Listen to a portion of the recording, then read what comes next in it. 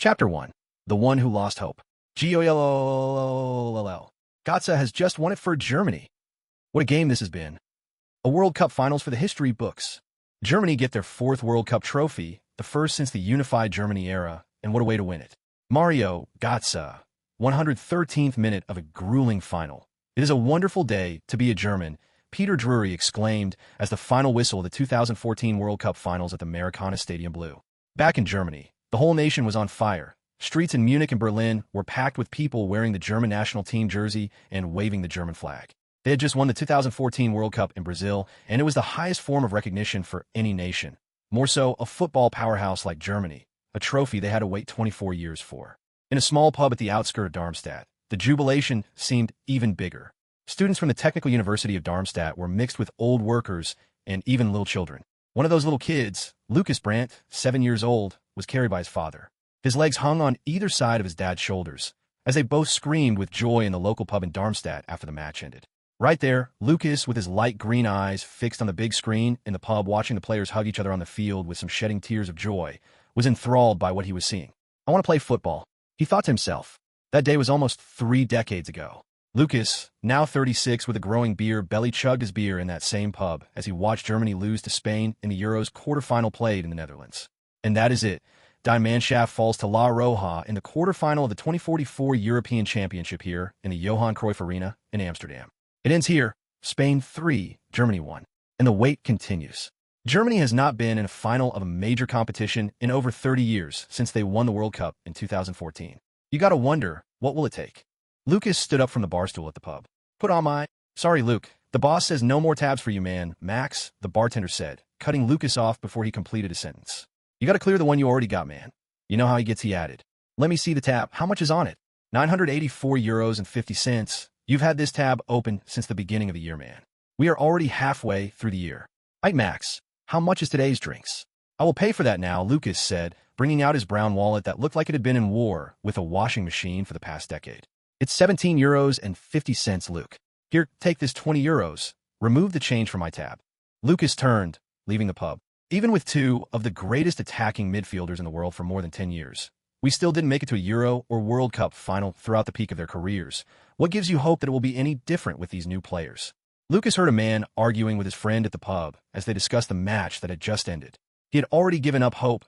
The emerald eyes that once shone bright with dreams and hope had been shattered countless times. After being dropped by the SV Darmstadt 98 Youth Academy at 16, he had decided his dreams were impossible to attain with the talent he had, and decided to cheer on Die Mannschaft from afar if he couldn't make his dreams come true. But even that had proven difficult. Years and years of World Cup group stage exits, Euros quarter/semifinal exits, and even failing to qualify for the 2042 World Cup in Kuwait, he had lost hope in even that consolation of seeing his country win a major tournament. After Qatar and Saudi successfully lobbied the WC hosting rights and won, Kuwait did too, and you know FIFA don't play about their dough. As he walked down the street on his way home, he thought to himself, what exactly is the purpose of this life I lived? As he kicked a little rock slowly down the road, reminiscing about the times he still believed in dreams coming true. I'm only 36, but why do I feel both like I have lived to the end of my life and still haven't accomplished anything in life? He had gone to Technical University of Darmstadt to study electrical engineering like his father, but dropped out after a year due to the sheer difficulty. No wife, no sibling, and no other close family in the town since his father passed 8 years ago. He had lived life alone in the apartment his father already paid off for before his passing, and although he had gotten used to that life, sometimes the loneliness gets too heavy. As he tried to kick the rock one more time and missed, he stopped, turned back, looked at the missed rock, and knew it was against the rules to go back and kick it again. But he tried it anyway. As he was turning back, he spotted a kid on the road, must have been at most 7 or 8 years old, go to pick up his ball which had rolled to the middle of the road. Who lets their kids play so close to a road like this without supervision? But just as he registered the thought, out of the corner of his eyes, he saw a black F-150 heading the child's way. He saw the car even before the driver saw the kid, because for some reason, he was already running towards the kid in the middle of the road before he heard the car horn blow. Hey kid, watch out! Bam! Lukas successfully got the kid out the way, but couldn't get himself to safety as the car clattered into him. Mister, are you okay? Somebody call 112 please. Bystanders gathered as they called the emergency service. He tried to respond, but couldn't move a bone in his body. This was a proper body check on Lukas by the F-150, so he had no chance of getting up. Lukas lay on the ground, blood oozing from the back of his head as he stared at the dark, empty sky. His vision started to get blurry. Yeah, is this it? This is how I go. This is just not fair. Thoughts swelled in Lucas' mind as he drifts out of consciousness. Knock, knock, knock. Come on, Luke, you have to eat something, please. A voice called from outside a room. The room was decorated with posters of football legends of German football. Beckenbauer, Gerd Müller, Klose, with a huge poster of Messi just above the headboard. It had a small-size single-person bed. A desk at the opposite end of the room had MacBook on it open with a YouTube video titled Defense Splitting Pass Tutorial paused in the middle of the video. On the chair in front of the desk, there was a SV Darmstadt jersey with almost worn-out boots on the floor beside it. Knock, knock, knock. The knocking sound came again. Luke, please open the door. You at least let me know you're okay before I leave for work, please.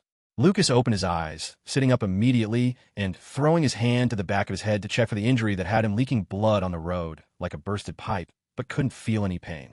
What the hell is this? He looked at his hands to see if there were any blood stains and was surprised by how young they looked. He stood up and looked around. It was the familiar house he had lived all his life, but he was in his old room.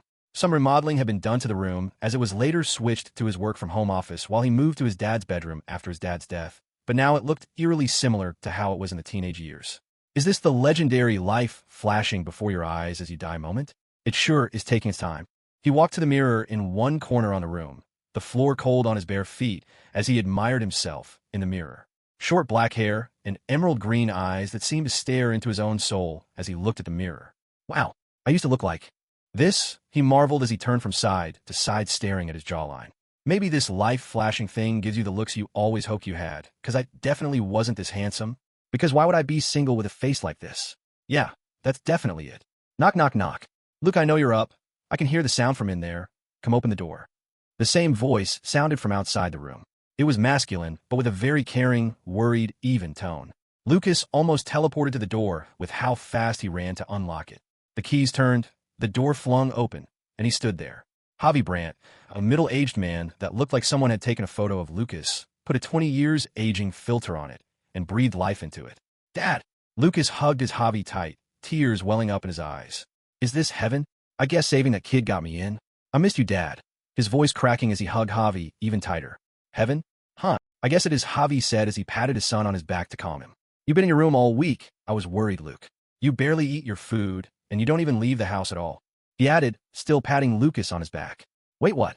That sounds strangely familiar to how I acted when I was cut from the SV Darmstadt 98 youth team, Lucas thought. I understand that you feel like your dream is dead, but it is not over if you don't give up, son. Keep your head up and keep fighting, and I'm sure you'll find yourself in a place that recognizes your worth. The hug broke, but confusion was now plastered on Lucas' face. Why would Dad be giving me the never-give-up talk in heaven? Isn't this supposed to be the ultimate goal? Chapter 2. 20 years ago. Lucas was now staring at Javi, but his mind had already wandered. I can still feel my heartbeat from seeing Dad. Do ghosts have heartbeats too? You okay, Luke? Javi asked, bringing him back to the present. Yeah, Dad, I'm okay. You said something about saving a kid. What were you talking about? Javi asked, confused. Oh, that. I was just saying nonsense. Don't mind me. Lucas deflected with an awkward smile as he looked away as if his eyes were about to give him away. Okay, but are you okay now? Javi asked, his confused face switching back to worry. Yeah, Dad, I promise I'm fine now. It's just one academy. There are others. This time, I won't give up. This time? What do you mean? Was there a previous time? No, of course not. I just meant I won't give up as time is still on my side. I am not even 16 yet. Look at Klose. He didn't debut until 20 and didn't even come through an academy, but he still had a wonderful career, right?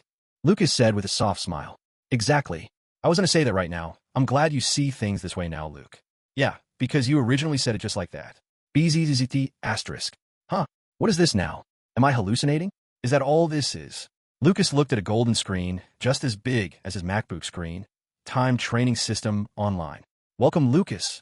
Lucas blinked, staring at the screen to confirm he wasn't imagining it. But even with his eyes closed, he could still see the screen with the golden hue emanating from each side of the screen like a divine being was behind the screen. What are you looking at? Javi interrupted as he waved his palm in front of Lucas' face. Lucas looked at the screen and then at his father, surprised that Javi couldn't see the screen right in front of him. What's nothing, Dad? Wait, look at the time. Aren't you late for work, Dad? Lucas swiftly changed the topic. Oh God, yeah, I'm late for work. Javi said as he looked at his watch. Please take care of yourself, Luke, okay? Javi said, placing his hands on Lucas' shoulders. I promise I will, Dad. Have a nice day. All right, bye, Luke. Your breakfast is on the table, and lunch is in the fridge. Please eat them this time, okay? Javi said as he held the front door open and looked back at Lukas. I will dad, bye. Lukas stared as Javi shut the door behind him. Dad's really alive. This is exactly how the house looked when I was in high school. He rushed back to his room and took his phone from under the pillow and tried to turn it on. It didn't. Oh yeah, this was when I used match replays as background noise. He went over to the desk, plugged his phone, and sat down on the chair in front of the desk. He looked at the date. April 6th, 2024. This is 20 years ago. He thought, did I really travel back in time? How is this even possible? He looked back at the YouTube video Defense Splitting Pass Tutorial. Recommended. Real Madrid 2-0 Borussia Dortmund. UCL final highlight. It had been 3 days since Dortmund fell to Madrid, and it was still all over the news, both on YouTube and TV channels. Since 2020, when Bayern clinched the trophy in a final against PSG, a German team hadn't gotten to a Champions League final.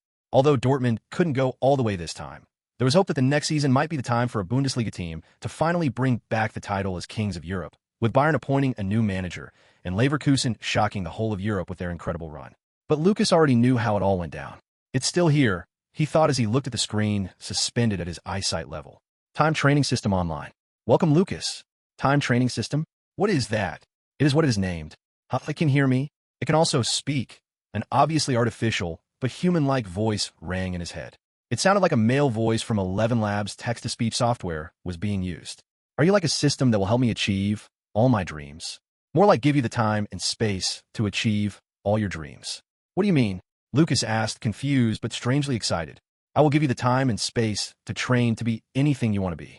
Lukas' eyes widened, finally understanding what the voice meant. Not all men are created equal. Some people only need to see something once to replicate it or even do it better. Some people can sit an exam after a 2-hour light study session and get higher grades than the one who studied all week. But what happens when you literally have all the time in the world to learn something? Of course, nobody has that. Most skills will only be useful for a limited time. What is the use of gaining master-level passing and vision in your early 40s? Unless you're Luka Modric, of course, but this system is claiming it can give you the time to train any skill you want. Please pick a career to train. Warning. Once selected, the career cannot be changed. All training must be related to selected careers development in some way. What careers are available?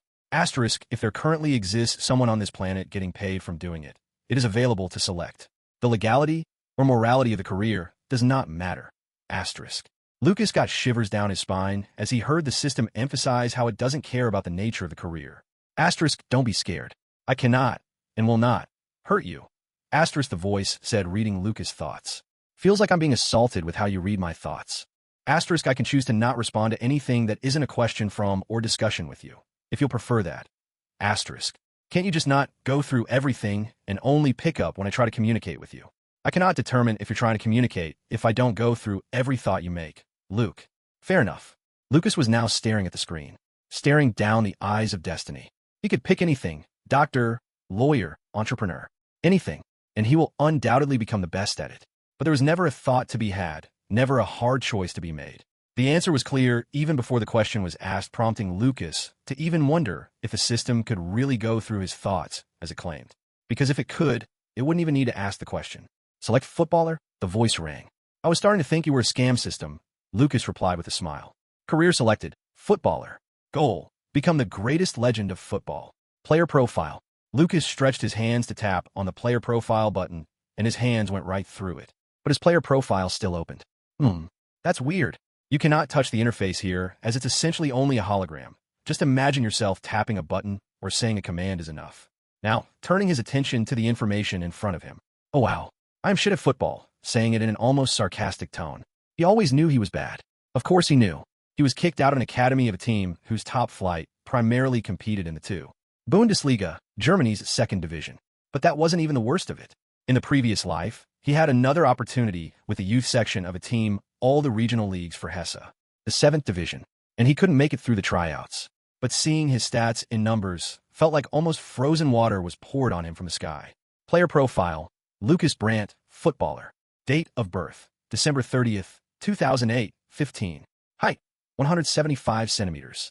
Weight, 61 kilograms. Career status, SV Darmstadt Academy reject. Rating, 38. Player stats, attack, off. Awareness, 38. Ball control, 39. Dribbling, 39. Tight possession, 37. Low pass, 40. Lofted pass, 35. Finishing, 38. Header, 47. Place kicking, 48. Curl, 48. Defense. Def awareness, 38. Tackling, 35. Aggression, 45. Def engagement, 45. Strength. Speed, 39. Acceleration, 35. Kicking power, 48. Jump, 47. Physical contact, 38. Balance, 40. Stamina, 50. Note, the average stat for a player at your age bracket in this planet is 50. The average academy player your age is to you what Messi is to almost everyone else. Well, that was uncalled for. Lukas remarked with a heartbroken smile as got to the end of the system's message. Chapter 3. The Legend Training Center, LTC. The average stat for your age bracket is 50. The only stat of his that was bang average was stamina at exactly 50. Except stamina, the rest are trash. Set pieces and heading look better than the others, though. No wonder those were my relatively strong suits. At the SV Darmstadt Academy, he hadn't been the best in his age at anything. Not even close to one of the best. But he was good enough to be ranked 8th at set pieces and could get on the end of cross with his head once in a while. So how do I increase my stats? I don't see anything about stat points or a method of adding points to stats. You said you're a time trainer who gives time to develop skills. How do I access that? Connecting to the training center. Please make sure you're somewhere you won't have to move. Lukas went back to his room, closed the door behind him, and laid down on his bed. Connecting in 5, 4, 3, 1. An almost blinding golden light shone from the screen. Lukas squinted as the light seemed to swallow him whole. Welcome to the Legend Training Center version 1.0 Lukas. LTC version 1.0 features. Time difference. 1 hour in the LTC equals 1 second in the real world. Maximum stay. 24 hours in LTC, every 24 hours in the real world. I get it. So if I spend 24 hours in here, it will be 24 seconds on Earth. Asterisk, technically speaking, you're still on Earth. But yeah, that's how it works. Asterisk, the voice buzzed. This time it felt like it was coming from the walls of the gym. Lukas looked around, but didn't think much about it as the voice was familiar, and maybe this is where the voice was always coming from. So what happens if I'm moved by someone on Earth while in here? Lukas asked, remembering the system's recommendation to go to a place he won't have to move. Asterisk, you'll be forcibly logged out of here, and no training point will be gained for that session. Asterisk, I have to be careful of when I log in for the daily session. Can't have that happen. Lukas made a mental note. What about food? I don't see anything to eat. 24 hours exercising without food? That's a suicide mission. Asterisk, you won't need food in here. Your physical body will only have gone 24 seconds in the real world, so you won't feel hunger, but you could get dehydrated. Once it's detected, you will be hydrated automatically by the LTC. Asterisk. Wow. Lukas couldn't hide his amazement as he looked around. He was in a fully equipped gym, with some training equipment that he had heard about or seen on YouTube videos of first-team players of big clubs during training, but never used even during his time in the SV Darmstadt Academy. Is that a 1080 sprint too? Lukas marveled as he looked at the sprint resistance device he had always heard about. He looked to his left, and there was a brown door. It looked like it was crafted by the best craftsman on Earth with a floral design carved out on the door. As he walked to the door and opened it, the system window appeared in front of him. Icon Arena. This is the training center's version of the Elite Skills Arena, ESA, Icon Arena. It is used to improve reaction speed, passing accuracy and timing, spatial awareness, and decision-making under time pressure. The variation of the Icon Arena will be automatically adjusted depending on the needs of the user. Doesn't just one of these cost hundreds of thousands of dollars to set up? Only the big teams get a chance to use something like this. As he looked around the arena setup, an enclosed circle about 6 meters in diameter, sensor boards all around the edges of the circle. This is top-tech stuff, Lukas thought as he looked around him. It seemed to have everything that could be remotely useful for his development. Heading back to the gym, Lukas closed the door to the Icon Arena behind him. He looked at the window, facing outward, where some kind of light that mimics the sun was coming from, and saw a huge training pitch in front of him. This is seriously insane. I am now itching to do some training after all this talking, Lukas said as he stretched from side to side. As he finished a stretch, he looked at himself to find that he was already in an Adidas training kit and ready for training. Is this automatic too? I definitely wasn't wearing this at home. Asterisk, you're welcome, asterisk. But what training regimen do I follow, though? Who will train me? I don't want to do things that won't be helpful to me, or worse still, something that will be detrimental to my development. Asterisk, of course, it will be yours truly, the time training system. Asterisk. Well, that's nice. But who gave you that name? Lukas asked with a smile. It doesn't roll out the tongue as easy as I'd like it to. You'll be TT from now on. Asterisk, what makes you think you can change my name at whim? The name's TT and nothing else. You don't have the authority. Asterisk. Exactly like I said. The name's TT from now on, Lukas cut in with a chuckle. Asterisk, who's the comedian here? You ready for today's session? Asterisk, TT buzzed, oblivious to the fact that it had just changed its name at passing remark from Lukas. Lukas, on the other hand, assumed TT was just trying to be cool, but actually liked the name. Also not knowing the full extent of the situation. You have been granted 2 gift packs for first time in the LTC. Open. Newbie Gift Pack 1. 10x training rewards multiplier for first session training each category. Asterisk, asterisk, asterisk. Newbie Gift Pack 2. Skill. Injured from training? Not me. Passive. LVL 5/5 granted. Skill description. Everyone keeps talking about injuries during training. Even sore muscles after training. What even are those? Why have I never experienced them? Skill effects. Minus 100% injury resistant during training. Minus 90% muscle fatigue resistance during training. No sore muscles due to training. Well, this overpowered skill came at a rather convenient time. Lukas said as his eyes squinted suspiciously. Asterisk ahem. You're welcome. Asterisk, TT said in a playful tone. Who am I to reject your kindness? Okay, let's start. I'm itching to go. Day 1 training. Objective, strength training. Tasks, 1,000 sit-ups completion rate, 0/1000. 1,000 push-ups completion rate, 0/1000.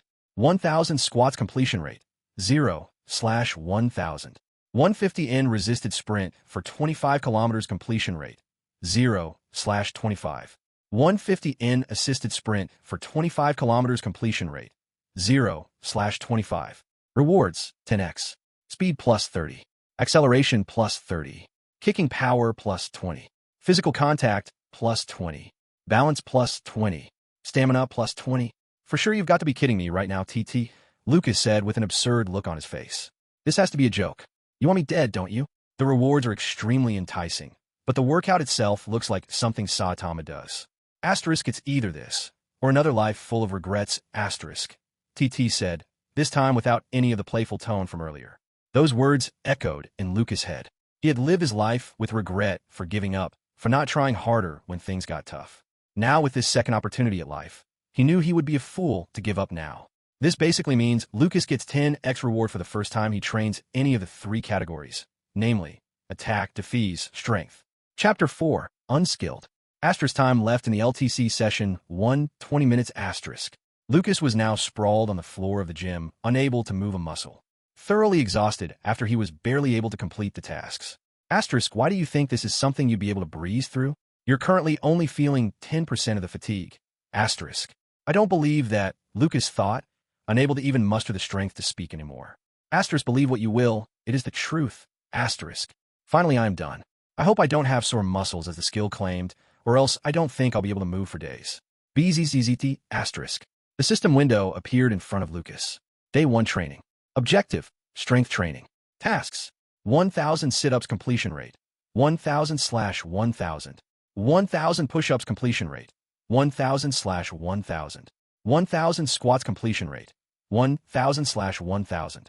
150 in resisted sprint for 25 kilometers completion rate, 25/25. 150 in assisted sprint for 25 kilometers completion rate, 25/25. Training session 1 completed. Rewards 10x.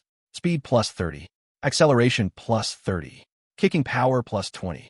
Physical contact plus 20. Balance plus 20. Stamina plus 20. The training was hell, but the results sure are nice. Lukas said with a smile as he forced himself to sit up from the floor. His muscles were still feeling the fatigue from the grueling training, but it was now possible to move after laying on the floor for a while. Rewards granted. Asterisk maximum daily LTC limit reached. You'll be logged out in 5, 4, 3, 2, 1 asterisk. TT's voice sounded as the blinding light from earlier shown. This time it was like the light radiated out of the whole gym instead of just the system screen. I'm never going to get used to this, am I? Lukas thought to himself as he closed his eyes shut and covered them with his palms too. When he opened his eyes, he found himself back in his room, lying on his bed, and it hadn't even been half a minute. He got up from the bed and was surprised at how fast he stood. There were no muscle pains or soreness from the workout session. He rotated his arms around his shoulder joint, bounced on his feet to check for any discomfort. Lukas was shocked with how much better his body felt to him. Just 1 session, and he felt like he had a spring in his step. I really want to be on the field to see how much I've actually improved. He went out to see the breakfast on the table. To him, it felt like a whole day since he last saw the breakfast, but it had now been at most a minute or 2. Lukas sat down at the dining table to enjoy his breakfast. Muesli served with yogurt, whole grain bread, and a cup of freshly squeezed orange juice. After a filling breakfast, Lukas took one slow look around. The TV, still playing the morning news. This time, about 2024 Euros, which will be hosted by Germany. The Euros will kick off in exactly 10 days, and with Germany hosting the competition and world-class players in the team, there is hope that this time, we just might win the cup. Obviously home advantage on our side. What do you think about our chances? Lothar Florian Plettenberg, a Sky Deutschland host on a Sky Sports show, asked Lothar Matthäus, German legend turned pundit. I think our chances aren't bad. Although they were all friendlies, and a few are against weaker nations, we still haven't lost a game in this year. I think the chances are high. We see how Nagelsmann has structured the team. Played on home soil. Kroos is back for his final tournament. Players like Wirtz, Musiala, and Havertz coming into this competition in top form. I think this competition is very much ours to lose. Lothar Matthäus, one of the greatest German footballers alive, said, expressing optimism at the chance of winning the European Premier national competition for the first time in 28 years. Yes, it has been a long wait, but this time, there is belief that it can happen. Florian added, hope my asterisk, Lukas thought with a scoff.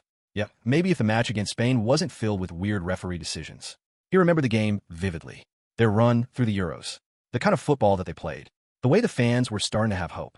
Then the quarterfinal that had buried that hope.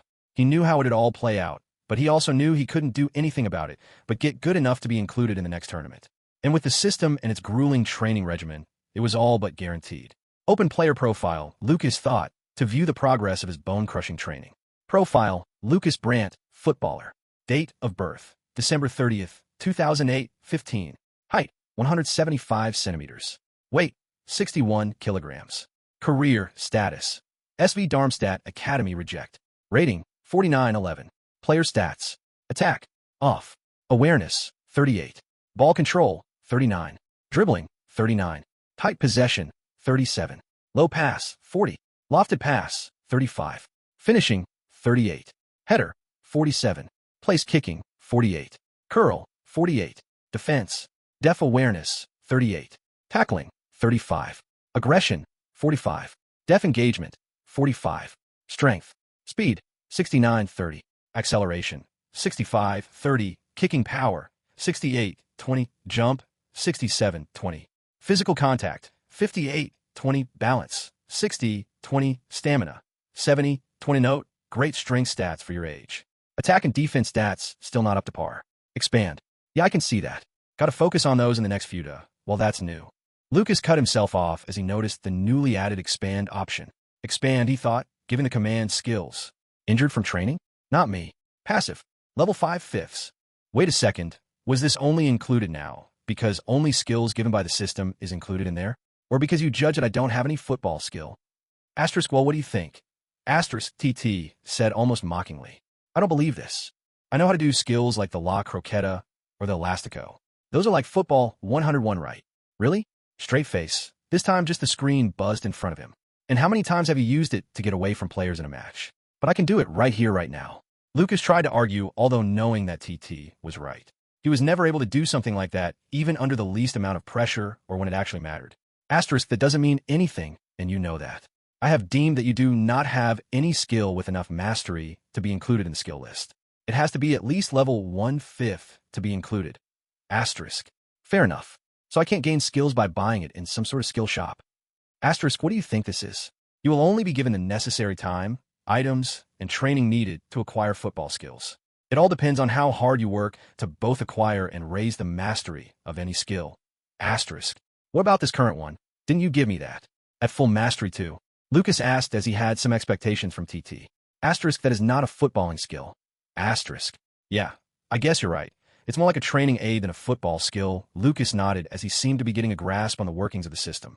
After viewing the player profile window, Lukas closed it as he went to take a shower. It was the 4th of June, and if he wanted to stop the nightmare that put a nail in the coffin for his dreams in his previous life, he had to get even better than he currently is. Chapter 5. A Silver Platter. Lukas got out of the shower, a blue towel wrapped around his waist, his still damp hair fraying in the wind as he blew a hair dryer through it. He walked into his room, walked past the full-body mirror close to the wardrobe, stopped, and backtracked. Wow, it sure is nice to be young again, Lukas said gently as he admired himself. But I definitely wasn't this fit. Throughout his days at the academy, he had always been fit enough to play average academy ball, but he didn't look this fit. visibly defined abs and pecs, a lean but fit physique. He looked like someone had drawn him a life. I probably could cut a sheet of paper with this jawline, he said, tracing his index finger along his jawline. Asterisk once again, you're welcome. Asterisk, TT's voice rang in his head again. Yeah, the mighty TT, I am forever grateful, Lukas said with a playful smile. He checked the time, and it was still 10:30 a.m. To him, it felt like a new day, but this was still his first day since he returned to the past. I should go see my friends at the academy. Lukas thought back on his last conversation with his former coach a week ago when he was dropped from the SV Darmstadt Academy. I'm sorry, Lukas, but the club has decided to drop you. Patrick Kurt, the manager of the SV Darmstadt U17 team, where Lukas played at the time, said to Lukas with a sorry expression. As you must have known, this season has been a tough season for the club. The first team suffered relegation from the Bundesliga on its first season after being promoted, even after all the spending from the management to keep us in. They are now rushing to cut costs, and for some reason they think the academy is a great place to start. I'm sorry, kid, he added, obviously feeling regret for not being able to stop the dismissal from happening. At this point, tears were already welling up in Lukas' eyes. He had heard the rumors of cuts when the first team's performance in the Bundesliga wasn't going according to plan, with SV Darmstadt sitting unopposed at the bottom of the league. He had prayed it wasn't going to get to that, but as the season progressed and the table shaped itself, SV Darmstadt still clung to their position, unwilling to surrender to FC Köln, VfL Bochum, or Union Berlin. It became clear that they wanted the position more than the other contenders, but it didn't really matter as Köln, Bochum, and Darmstadt all went down to the two. Bundesliga, with Union barely making it out. Now the season was over, the investments to stay in the Bundesliga deemed a failure. The chopping block was set, and Lukas was first up. Patrick looked at Lukas, who was still forcing himself to not break down in tears, embarrassingly in front of his about-to-be ex-manager. I know it's difficult, Lukas, and I wish I could help. I really do. But we can't risk facing further budget cuts from the management. If we do, we might not even be able to compete in the new U17 Bundesliga system that'll be implemented starting next season. We could only release you and some other players who aren't up to par, or the management won't get off my back. I understand, coach, Lukas responded, still heartbroken even though he had expected it when the coach called him to his office after training. You can always come see your friends at the academy during training. You've been here for 8 years, and you will always be a part of the Darmstadt family. Thanks, coach. His voice deflated as he walked out the manager's office. That was last week, but he hasn't gone to visit them yet. He couldn't even get himself to leave the house for the past week. After deciding to go to the academy, he got dressed with his casual wear. A blue baggy denim shorts and plain white t-shirt. A black Adidas Campus Aughts with white socks. The distance from his house to the academy grounds was walkable, but Lukas decided to take his bike. It sure is nice to see you, old friend, Lukas said with a smile as he unlocked his bike. When was the last time I rode this? I can't even remember, he added with a laugh. As he cycled through the neighborhood, Lukas looked around him, the very familiar but still strange surrounding. 20 years were enough time to change a lot of things. And in the future he came from, a lot had changed. Students from TUD were everywhere. Most were heading to the university. Some were in cafes drinking coffee or having a late breakfast due to an early morning lecture. It was a lively but cozy city, not as overcrowded as hub cities like Frankfurt, Berlin, or Munich. But this comes with its own disadvantages for Lukas because he knows to achieve his goals, he will definitely need to leave this cozy city of his and move to a big city at some point. This was something Lukas never did in his previous life. Something he never tried to do, getting out of his comfort zone. But with a second shot at life, it will be foolish not to. Lukas arrived at the SV98 Youth Academy in Castellane 61 and greeted the security personnel as he went into the facility. A decent-sized facility, it had 2 football pitches side by side, a smaller one for the U8 to U15 teams and a bigger one for the U17 and U19 teams. The first and reserve teams trained at a separate location. By the side of the smaller pitch stood a 2-story building for both administrative and training purposes. This was where match recordings were reviewed for tactical training, and where the academy's doctor and clinic were located. Though already familiar with the environment, Lukas still took his time to take it all in. It has been a while since I came here, Lukas thought to himself as he looked around. I see you took me up on my offer, kid. A familiar voice rang out from behind Lukas as he was staring at the U8 kids passing the ball to each other. Mr. Patrick, Lukas turned and answered with a smile as he saw his former coach. I didn't have much to do today, so I decided to come see the boys train, Lukas added as he shook hands with Patrick. You're welcome, anytime. You can join us in training today if you want, Patrick said. This surprised Lukas as he had never heard of an unaffiliated player being allowed into an official training even in the academy, unless for a tryout period. Is that allowed? Won't there be a problem? Lukas asked, managing to hide his surprise. It's fine.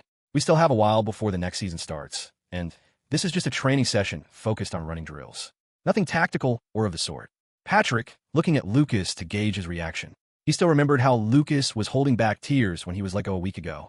And since he had been a member of the academy for 8 years, there was no harm in allowing him to train with them this once. Lukas smiled, turned back around to look at the other pitch where the U17 team were gathered doing some drills ran by the assistant manager. "I would love to if you'd have me," he responded. "Isn't this literally a way up served to me on a silver platter?" Lukas thought to himself.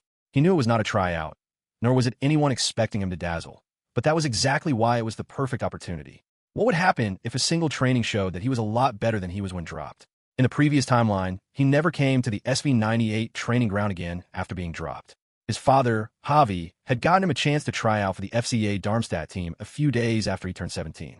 FCA Darmstadt, a team that competed in the 7th tier of the German Football League pyramid, the Gruppenliga, but he failed to even pass the tryouts. This was a devastating blow to his confidence as a footballer, and he moved his goal from playing to supporting the German national team. But that, too, didn't amount to anything. But now, with TT, he has been given a chance to prove he belongs in this sport, to prove that his passion and hard work were enough to push him to the top. And he wasn't going to give up that opportunity. Meet Layla at the reception desk. She will give you some training gear. You're not a guest, so you know where the locker rooms are. Change up and come to the pitch. "All right, sir," Lukas answered as he turned and headed to the reception area. Patrick watched him leave as he thought to himself, "I can't put my hands on exactly what, but something has changed with this kid in just 1 week I haven't seen him." He turned around and headed to the U17 players on the pitch. "Well, I guess we'll see." And see, he surely will. Chapter 6, Petty Minds. "Yo, look who's decided to come see us. It's been just a couple of days, but you look different." Joao Jimenez, a player for the SV98 U17 team, and one of the few friends Lukas had at the academy, said as Lukas stepped on the pitch. Lukas went up to him, a big smile on his face, as he gave him a hug. "It's been a while, Joao. How have you been?" "A while?" Joao asked, confused. "I was at your house just 2 days ago, man. Although you didn't even come out to greet me." "Oh yeah, that happened." Lukas thought to himself. Javi had invited Joao and a few other friends of Lukas from both the academy and his school on Sunday to try and get Lukas out his room, giving people his age to talk to, people that understood what he was going through. But he didn't even come out to greet the guests who came for him. That was pretty rude. "I'm sorry," Lukas said to Joao sincerely. "It's all right, man. I really understand. If I was cut, I'd probably be just as heartbroken," Joao said as he shook his head to show it's really no problem. "Isn't this dude supposed to be 17 now? How's he so mature in the way he thinks? I was such a fool to lose such a friend." Lukas thought to himself. Joao had been a close friend to Lukas since Joao joined the academy at 12, 2 years after Lukas.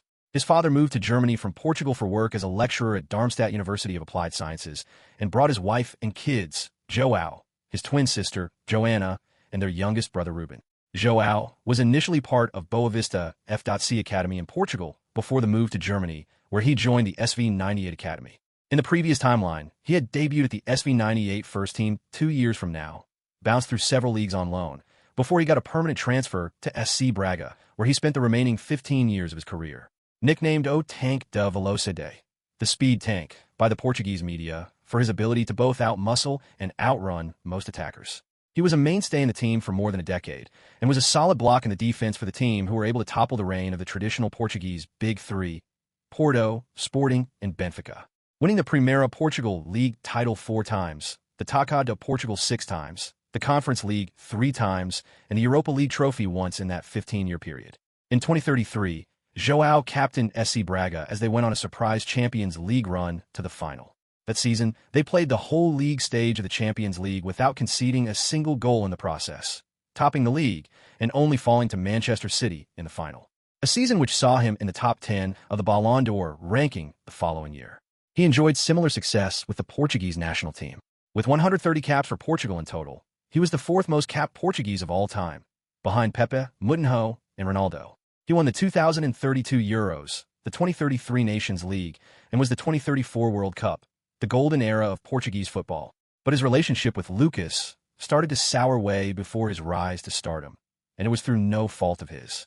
Lukas had started quietly growing resentful of the fact that he was dropped from the academy. A feeling of helplessness turned resentment, and then misdirected. He and Joao went to the same high school, and would occasionally have to leave school a bit earlier than others to attend to match preparations or the likes. But after Lukas was dropped, he could only watch his best friend do what they did together, and instead of pushing, training harder, and trying to get back on track, he started feeling helpless. This turned to envy. And as Joao's career took off, the envy bloomed into full, beautiful resentment. As his career went from strength to strength, so did Lukas' resentment. And so it started: screen calls, ignored texts, flimsy excuses when sent a match ticket. After many attempts by Joao, he also gave up trying to save the friendship. Lukas had lost a true loyal friend, a friend who was loyal enough to not leave his club, even when he was being courted by the mighty Madrid. It was a loss he never got over, but his fragile pride still didn't allow him to try and make things right between them. I'll message him later. He must be busy. He probably doesn't want to talk to me. These were excuses Lukas kept making, not knowing his life was close to its end. But, unlike everyone else, he got one more chance. It really is nice to see you again, J.O.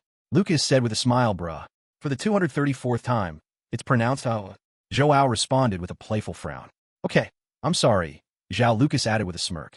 That's Chinese. Do I look Chinese? That's racist. I didn't mean it like teach. All right, girls, that's enough catching up. Coach Patrick said as he walked up to them. That's sexist. Lukas thought to himself. Let's continue the training. Patrick added. Yes, sir. Lukas responded as he walked with Patrick and Joao to the other players who were each doing their own thing as different groups.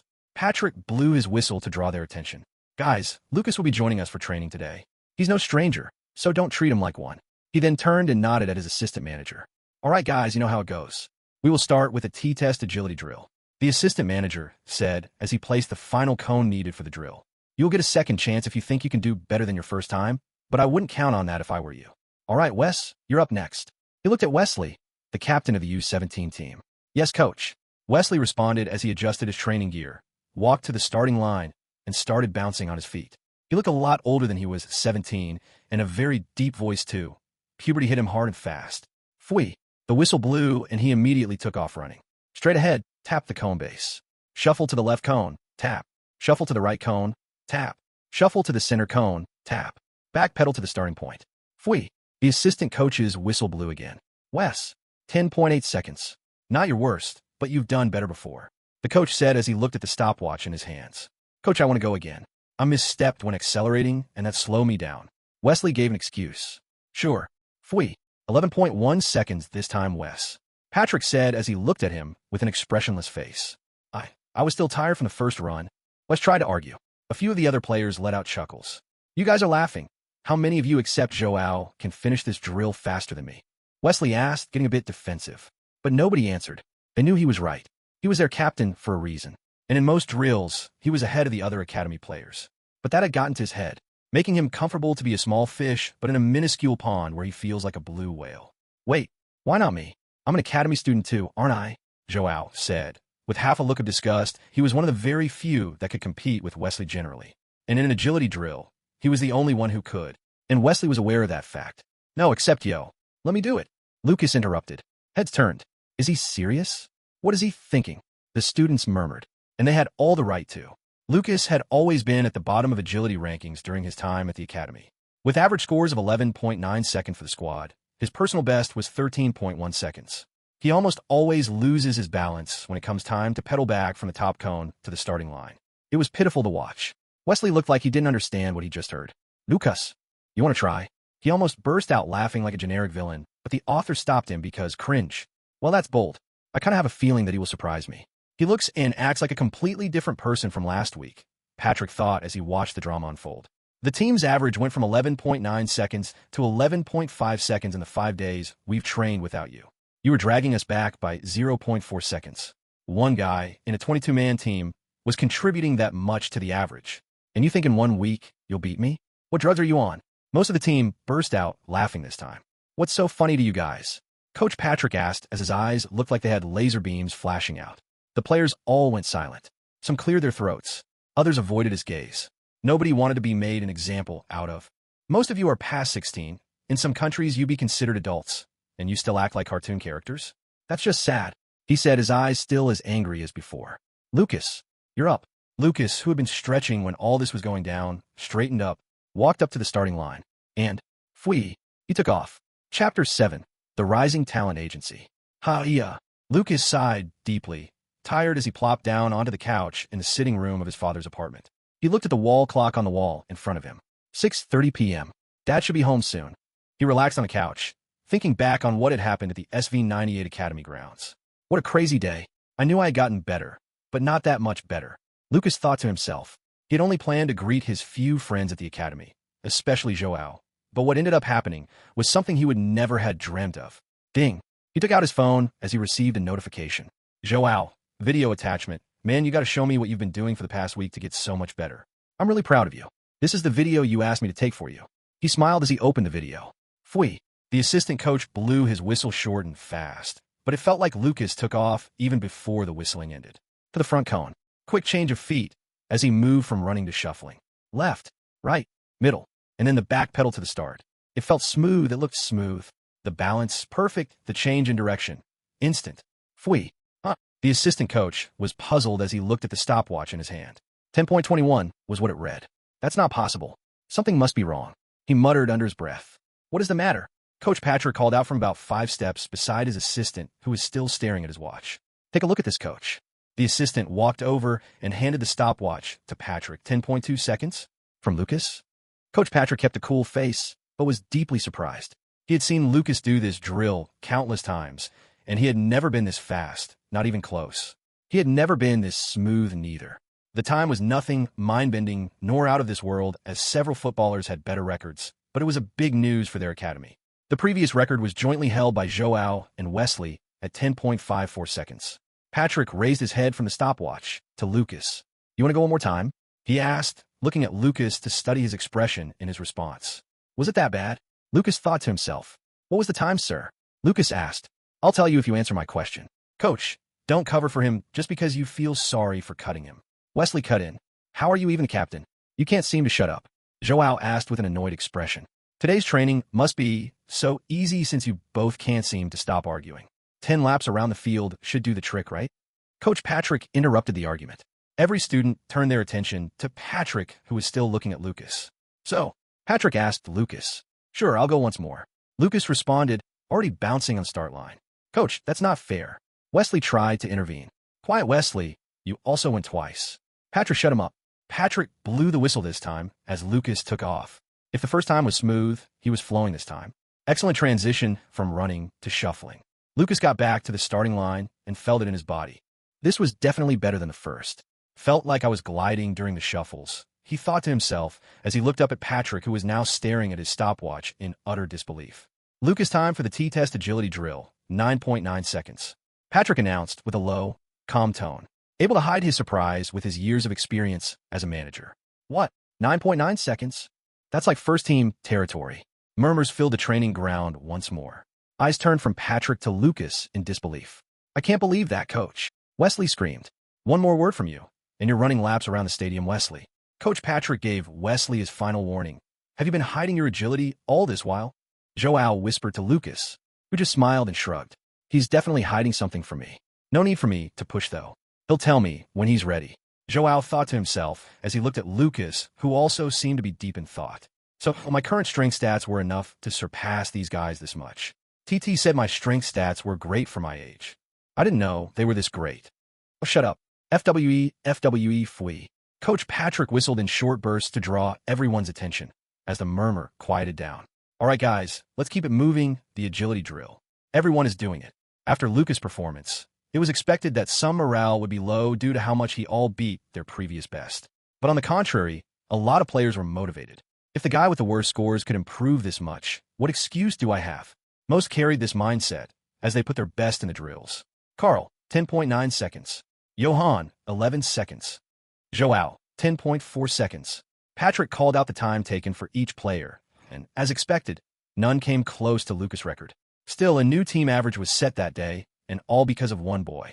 Marco Caston, a football agent and owner of Rising Talent Agency, RT, a fledgling football agency, was in his office located at Otto Mesmerstrasse 1. The office was one of the 3 offices on the 5th floor of a 7-story building. With just one other employee, Carla, a recent graduate of the Goethe University of Frankfurt, where she studied marketing. Come on, Pascal, don't you trust me? I left Sports 360 because they're too money hungry. Marco was on the phone with a client of his, or rather an ex-client of his when he worked at Sports 360 GmbH, one of the biggest sports talent agencies in Germany. He quit his job to start his company, as he found the way the big agencies treated their players like fresh meat. packaging them up, and selling them to the corporations without considering the dangers of such collaborations on the talent's career prospect. He entered the business world with great ideals. No dealings with companies with blemishes, no kickbacks. Every transaction must be open and transparent. But reality had slapped him, and hard. Almost got the thought of that ideal world slapped out of him. Since opening 6 months ago, he had been unable to sign any promising new player to the agencies, even with the help of a close friend at the Eintracht Frankfurt Academy. And as a result, RTA had been hemorrhaging cash. He was already neck in debt to start the company, and was starting to see that the world might not be as idealistic as he hoped. "I'm sorry, Marco. I really am. But I have to look after what's good for my career right now." The voice buzzed from the phone. "And that's me, Pascal. Have I ever done anything that wasn't good for your career? I got you the Puma deal, the Monster Energy deal, even your recent transfer to Chelsea. I brought the idea for all these deals and was able to see them through, not because I was at Sports 360, but because of my work ethic. That hasn't changed, Pascal." "You're right, Marco. But you can't claim that being part of a big agency like Sports 360 didn't at least help you set up meetings." Pascal's voice was neither upset nor apologetic. It sounded firm, unwavering, and Pascal could feel it. He knew he wouldn't be getting back his client. The call ended. Marco rubbed his forehead like he was getting migraine. The only good news was that the office was leased for a full year period, and he still had 6 months left on the lease. But everything else wasn't so good. The interest on the business loan was accruing, Carla's salary would be due in 2 weeks. These were expenses he had to make soon. Just as he was still thinking about what to do about the coming bills, he received the most career-defining phone call of his life. "Hello, this is Marco Karsten from the Rising Talent Agency. Who am I speaking to?" No answer. "Hello, who am I speaking to, please?" Marco asked again. "Hello, Mr. Marco. Nice to hear from you. My name is Lukas Brandt, and I would like to have a chat with you." Chapter 8, Thursday Appointment. Lukas Brandt? I don't think I know a Lukas Brandt, and he sounds like a teenager. Marco thought to himself after Lukas introduced himself. "Okay, Lukas, how can I be of help to you?" Although stressed from his work troubles, Marco tried to remain polite to the stranger on the phone. "I got your number from João Jimenez. I want to sign with Rising Talent Agency." João. Marco thought of one of his few players, a promising defender currently with the SV98 Academy. "Yes, he is a close friend of mine." Lukas responded. "You also play at the Academy?" "Not anymore. I was dropped a week ago." "Dropped from SV98 Academy? This is most likely a waste of my time, but let's hear him out." Marco decided to hear what Lukas had to say so as not to be rude, but he still had no plans to waste too much of his time. "Kid, I don't mean to burst your bubble, but telling someone you've been dropped by an academy of a 2. Bundesliga club isn't a great way to pitch yourself as a talent," Marco said to the phone, with no sign of annoyance in his voice. "I know what you're worried about, but the club made a mistake dropping me, and I'm already proving it." Lukas responded. Ding. A notification rang on Marco's iPhone 13 as Lukas was still talking. A video attachment sent from the same number he was on the call with. "I just sent you a video of the training session I had with the other academy players, including João today. I'm going to watch it now. If it's not interesting, I will be ending the call immediately," Marco said as he looked at the message notification. "Sure, no problem," Lukas replied. Marco tapped on his screen as the video played. A full sprint by the entire U17 team. They were about to run from the goalpost to the west of the stadium, to the center line, and back to the starting point. "You should consider working as a model. I think you'd have a better shot at that," Marco said as he saw Lukas in the video, setting up his phone to record the race that was about to happen. "Thank you, but I'll stick to football for now," Lukas responded from over the phone. Marco turned his attention to the 3-minute video now playing on the MacBook on his desk, thanks to Apple's seamless continuity feature, FWE. A whistle sounded from someone not in the video frame, probably the coach, as the players took off. It started out close, studs hitting the turf as each player struggled to not fall behind. But slowly, the faster players pulled forward. Wesley, João, Micah, another player with decent acceleration and speed. Nothing out of the norm, until a shadow zoomed past the players at the rear end of the group, the ones with the worst speed. Then the middle of the pack. Off course it was Lukas. He had given them a head start to see how fast he could really be compared to them. Now speeding past Micah, who had a face that seemed to say, "What the hell is happening right now?" Lukas, now in 3rd place, seemed to be getting even faster than he already was, eating up the space between him and the front 2. In a blink of an eye, Lukas was already neck and neck with both Wesley and João. Then came a time to turn back. This was when who had the best balance, deceleration and acceleration, is determined. Lukas didn't break a sweat. He started slowing down about 5 strides before the center line.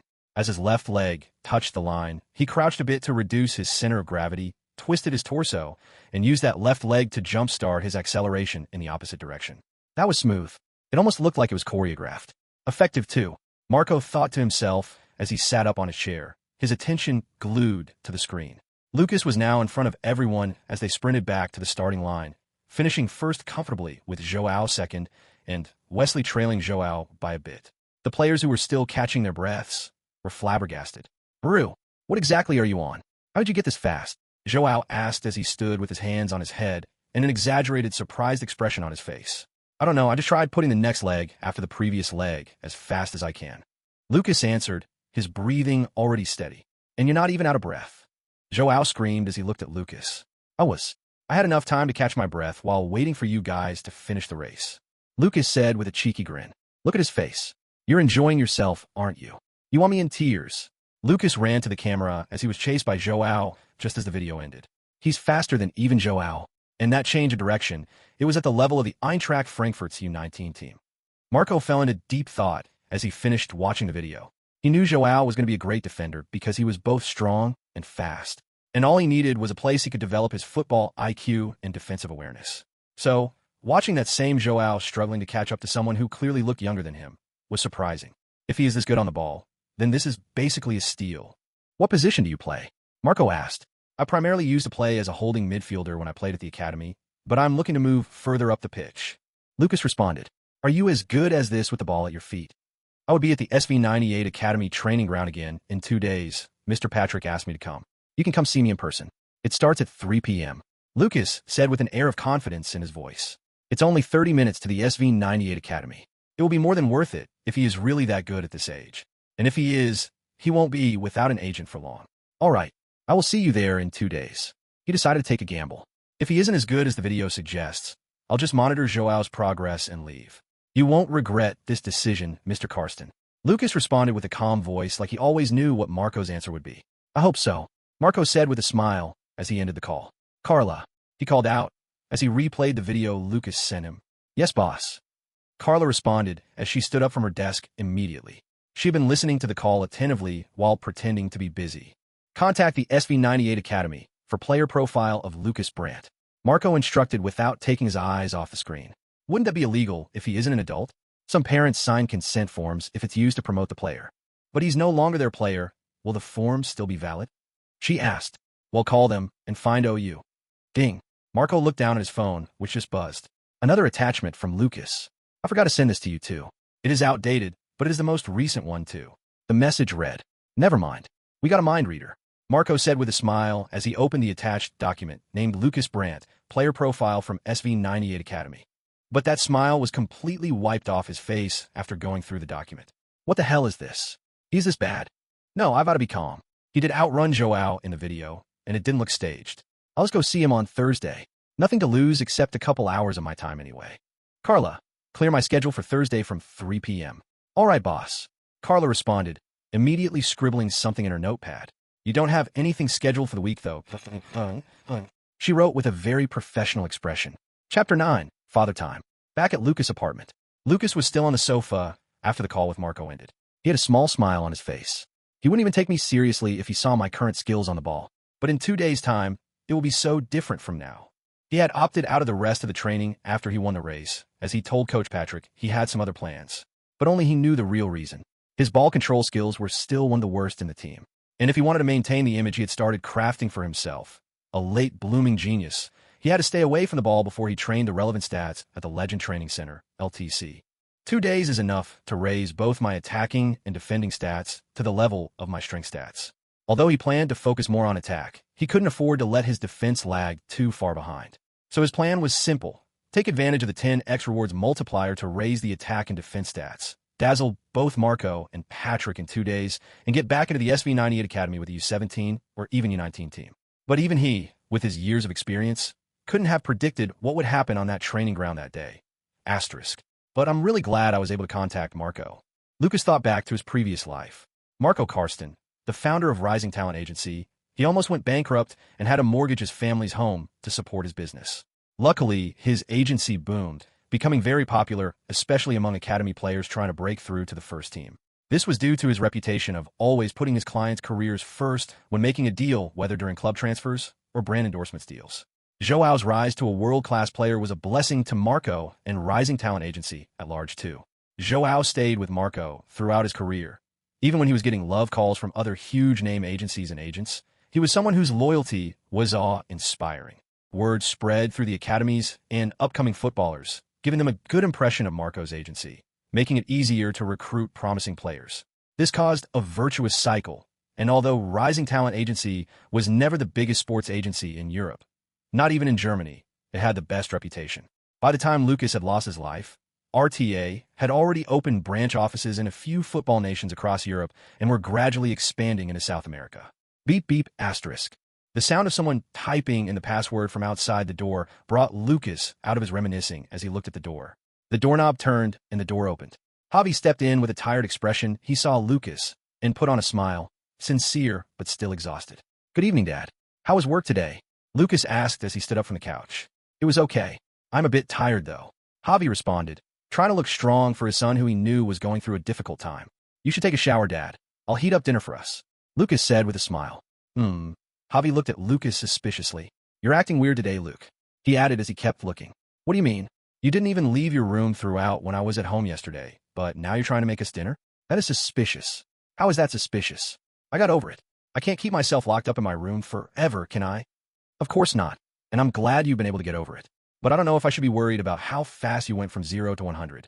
Overnight. I've had more than 20 years to feel sorry for myself. That is more than enough time. In this life, I will be changing the narrative instead of blaming the world for my lack of effort. Lukas thought to himself, haha, what's weird about that? Lukas laughed awkwardly. If I was going to let just one failure stop me, then I don't love football as much as I claim I do. A lot of today's professional players failed at some point. He added, yes, that's my boy. That is the mentality of a professional. Javi smiled as he put Lukas in a playful headlock and ruffled his dark hair. You think just like me, son?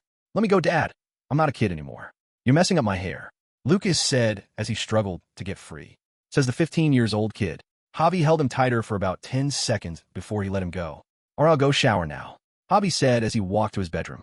Okay, I'll heat up our meal. Javi stopped at the door of his bedroom, turned to look at Lukas. I'm so glad to have you back, Luke. It's been a tough week. I know, Dad. I'm glad to be back too. The next morning, it was a bright day. Summer was here already, and the sun illuminated Javi's apartment through its multiple windows. Lukas, are you up? Javi knocked on the door to Lukas' bedroom. No sound. He turned the knob and looked inside. Lukas lay on his back on the bed with shorts and a sleeveless white vest. His hands were placed on top each other, covering his navel. His legs were crossed, his eyes were closed, and his breath was steady. If his chest wasn't rising and falling, I'd have thought he was dead. Why is he sleeping like this? Javi thought to himself.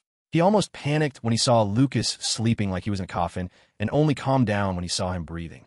Javi closed the door quietly and walked to the dining room where he had set breakfast for himself and Lukas. He needs to sleep enough to grow well. Javi muttered to himself with a smile before he gobbled up his breakfast at lightning speed. He was done in about 5 minutes. Javi cleared his plates, reached for his bag, and grabbed a pen and a sticky note from inside. Lunch is in the refrigerator. Make sure you go out today. I might be back home late tonight, so don't worry. Dad. He stuck the note on the dining table beside Lukas' breakfast, threw his bag on his shoulder as he rushed out the door. Asterisk, your father just left the house. Asterisk, TT's voice sounded in a familiar location, the Legend Training Center. This time, they weren't in the gym, though. They were out on the pitch. Damn it. I should have come for today's training after breakfast with Dad. Lukas set out of breath, regretfully, as he sweated profusely. He was sprinting down the pitch with the ball at his feet. A timer that counted down from 5 and seemed to reset whenever he touched the ball hung on the system window above him. Day 2 training. Objective, attacking session. Tasks, 100 times full pitch sprint. Max 5 seconds per touch. Minimum speed, 27 kilometers per hour, 16.7 miles per hour. In progress. La poussons kilent, 10 nulla. Current speed, 28.16 kilometers per hour, 17.5 miles per hour. Counter, 3. Expand for other tasks. Then he hit the ball a bit too hard. Counter, he chased with all his might. Oh no. This is like my 70th lap. Already, this demon only 28 counted. I can't lose this lap. Counter. He stretched his leg and touched the ball. Please restart. You have 30 seconds of rest. Asterisk. TT's voice reverberated in the field. Cold. Unforgiving. This was training mode, and there was no jokes during training mode. Damn it. Lukas thought as he found himself automatically at the edge of the pitch where he stayed his run from. You sure are merciless. I'm sure my toes grazed the ball before the timer ended. Asterisk, it did not. Asterisk, TT cut him off. Rest time, 14 seconds. I can't even get my sentences out. Asterisk 1 lap will be extracted if you surpass the 30 seconds rest limit. Asterisk. Well, you don't need to tell me that twice. Lukas heard all the motivation he needed. 2 hours later. Task 1 completed. Lop dis nulo, dis nulo. Lukas looked at the screen with a disgusted expression. I'm starting to get more convinced that you are a gift from hell. Is this my punishment for living a useless life? What sort of torturous training is this? I counted more than 450 laps. Lukas had many laps mercilessly canceled due to several reasons. Too slow, more than 5 seconds without touching the ball, spending more than 30 seconds in between laps. But even while complaining, he could feel the progress. It took him 50 tries just to get his first 10 laps, but only 20 to complete the last 10 laps. He didn't need to see the results from the system before he knew he had improved massively. This is just the start. Even if I have to walk through the depths of hell, I will never give myself a reason to not achieve my dream this time. Lukas' dream so far was rather simple. Become a footballer good enough to earn a few caps for Die Mannschaft. Maybe win a few trophies at club and national level. Although he had the LTC and was seeing that it was capable of, he still had some reservations. If talent without hard work leads to failed potential, talent with hard work leads to Cristiano Ronaldo. What does hard work without talent lead to? This was a question Lukas had asked himself when he found out the capabilities of the system he was gifted with. A system that claimed hard work was enough to be the best. He didn't have the answer to that question yet, so he couldn't predict what was in store for him. He couldn't even begin to imagine it. BZZT**. The system window appeared with a new message. Next task. Mimic the passes 200 times. Mimic the exact pass of the abstracts using the same passing lane, force, and technique used in the demonstration. Completion rate, 0/200. Lukas looked at the system window, confused. Abstracts. What are those? Chapter 10. Attacking Hell. Next task. Mimic the passes 200 times. Mimic the exact pass of the abstracts using the same passing lane, force, and technique used in the demonstration. Completion rate, 0/200. Lukas looked at the system window, confused. Abstracts? What are those?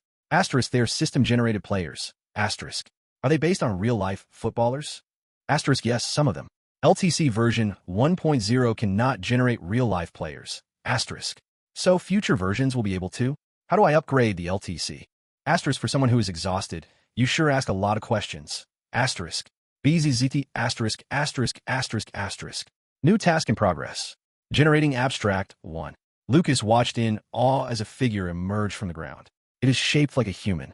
Lukas thought as he looked at the figure the system called abstract. The only difference is the lack of facial features and the skin color. The area where facial features were supposed to be located was blank. Another striking characteristic that the figure possessed was its greenish skin. The Hulk, it looked like the Hulk, but without the muscles nor a face. Abstract 1. This message was displayed on a green window located just above the figure's head. It stood there, as if on pause, alive, yet it didn't speak nor move. Lukas stared and the figure stood lifeless with eyes positioned on Lukas. Abstract 1 sounds boring. I'll just call you 1. Immediately, the name hovering above the figure's head changed. 1. Asterisk. Get ready. The next task is about to begin. Asterisk. TT's voice echoed in the stadium. Wow. Why am I getting excited? Asterisk. Because you don't know what you're about to go through. Asterisk. Pass 2 begins. Pass 1. Low pass with accuracy. Mimic the low pass of abstract 1. Completion rate, 0/100. Lukas found himself immediately at the center line. He looked to his left and saw 1 beside him. They both had a ball on their feet. 1 kicked the ball with the inside of its foot, and the ball traveled in a straight line for about 15 meters before coming to a stop. The path the ball took was graphically highlighted on the pitch as the ball moved, and Lukas watched slightly amazed.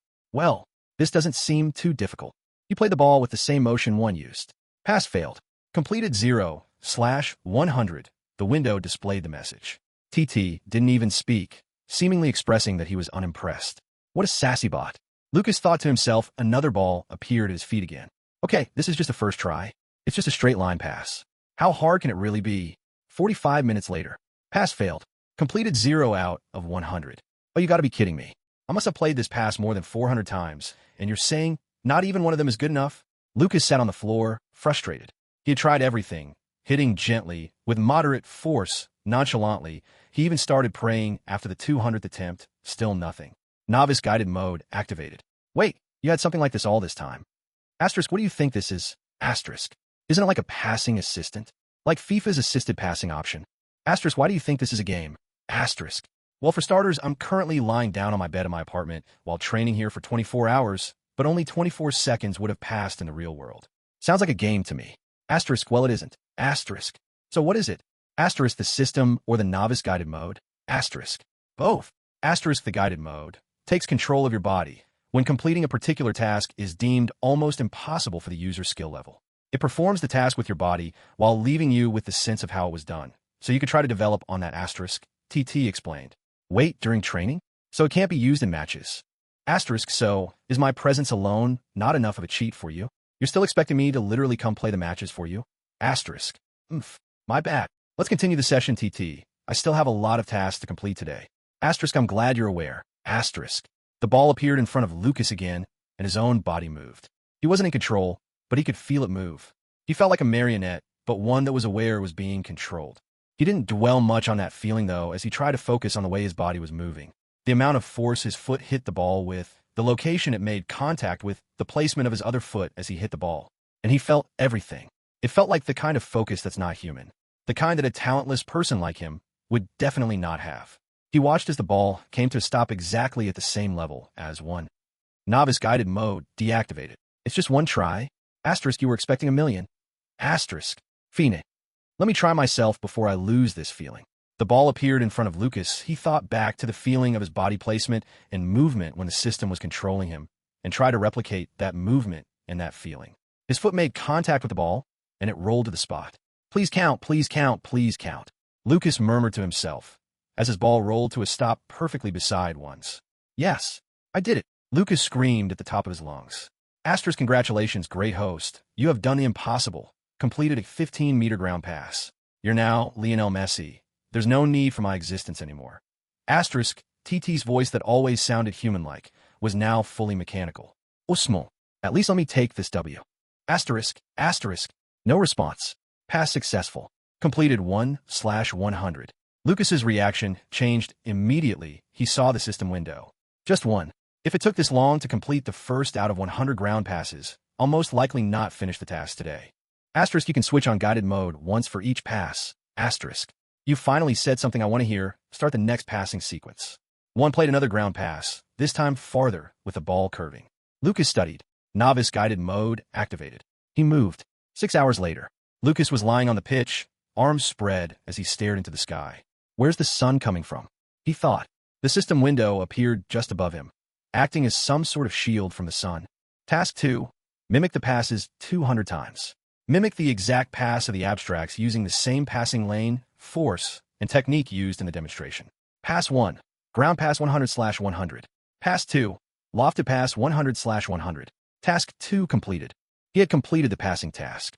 It took him 45 minutes to get the first pass, but since he started using the system's guided mode to feel the sensation of the motion through his body, he was able to recreate that feeling and make a pass in less than 50 trials. He finished the ground passes in 2 hours and spent 4 hours completing the lofted passes. I have now been here for about 9 hours. I could probably complete the attack training today. Task 3. Shooting and set-piece drills 0/200. Lukas had to shoot the ball from several points on the court. Sometimes it was in the format of a free kick, with abstracts serving as the walls. Only the corners of the net counted, and an abstract he nicknamed goalie was spawned in between the goalpost. He completed it in 5 hours. Task 3. Shooting and set-piece drills 200/200. Completed. Next. I'm on fire today. Lukas screamed as he continued his grueling training. He could see the stark difference in his skill in a particular area between his first attempt at the start of a task and his final attempt. And there's nothing more motivating than seeing the progress all that hard work was bringing. Task 4. Dribbling drills. 0/500 successful dribbles completed. The next drill was to improve his dribbling skills, and with his ball control skills already good from his first task of the day, so he figured it would not take him too long to finish. Or so he thought. No dribbling cones were used. Instead, one was the defender. The task was simple: go past one and score, then put the ball in the net. After 100 successful moves, another defender was spawned to increase the difficulty. A defender kept spawning after every 100 count of success, and by the final trial, Lukas had 5 defenders surrounding him, named from the numbers 1 to 5. 2 was the first to lunge at Lukas. Immediately the drill started at the halfway line, but he just flicked the ball upward as he jumped with it, evading 2's tackle. 1 and 3 tried to hold on to him as he pushed the ball forward and accelerated, their hands only catching the wind behind him. They gave chase, but Lukas was gone, and the gap didn't look like it was closing down. 4 and 5 stood side by side in front of the D outside the 18-yard box. Lukas didn't even raise his head to look at them. He executed a quick step over, and for Dovin to poke the ball, it went through his legs. Lukas raised his legs to shoot, but 5 dived in to block the shot with a tackle. With 1 through 4 also recovering quickly, he saw the tackle and changed his mind in the milliseconds window he had. He flicked the ball as it went over 5's body on the floor and hit an unnecessarily powerful shot, low and hard to the left. Goalie got a hand on it, but it was too powerful and from point-blank range. It had no chance of stopping it. Lukas watched the ball go in as he fell on his knees. It had taken 13 hours to complete the dribbling drill. I had no idea how bad my dribbling was before today. Training session 2 completed. Rewards 10x. Off. Awareness plus 20. Ball control plus 30. Dribbling plus 35. Tight possession plus 35. Low pass plus 25. Lofted pass plus 30. Finishing plus 30. Header plus 20. Place kicking plus 30. Curl plus 25. Still, I love the feeling of seeing this reward window, especially after all that. Makes it worthwhile. Lukas said with a broad smile as he lay flat on his back. Chapter 11. Give me 2 hours.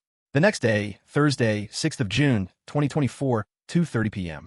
A black 2015 Volkswagen Passat 1.6 TDI came to a stop at the opposite end of the road where the SV98 Academy training ground was located. A man in black trousers and a blue button-up shirt tucked into his trousers. He had black framed glasses on, with a brown short hair and brown eyes. He closed the door to his car and pressed a button on his car remote to lock it. He then walked across the road and into the training ground area. The area was empty, except for the U17 Academy players who lived at the Academy grounds and came out early for warm-ups. Coach Patrick. The man called out to Patrick, who was coming out of the administration building and walking to the field. Oh, Marco? Nice to see you around here. Patrick looked at the man who called him.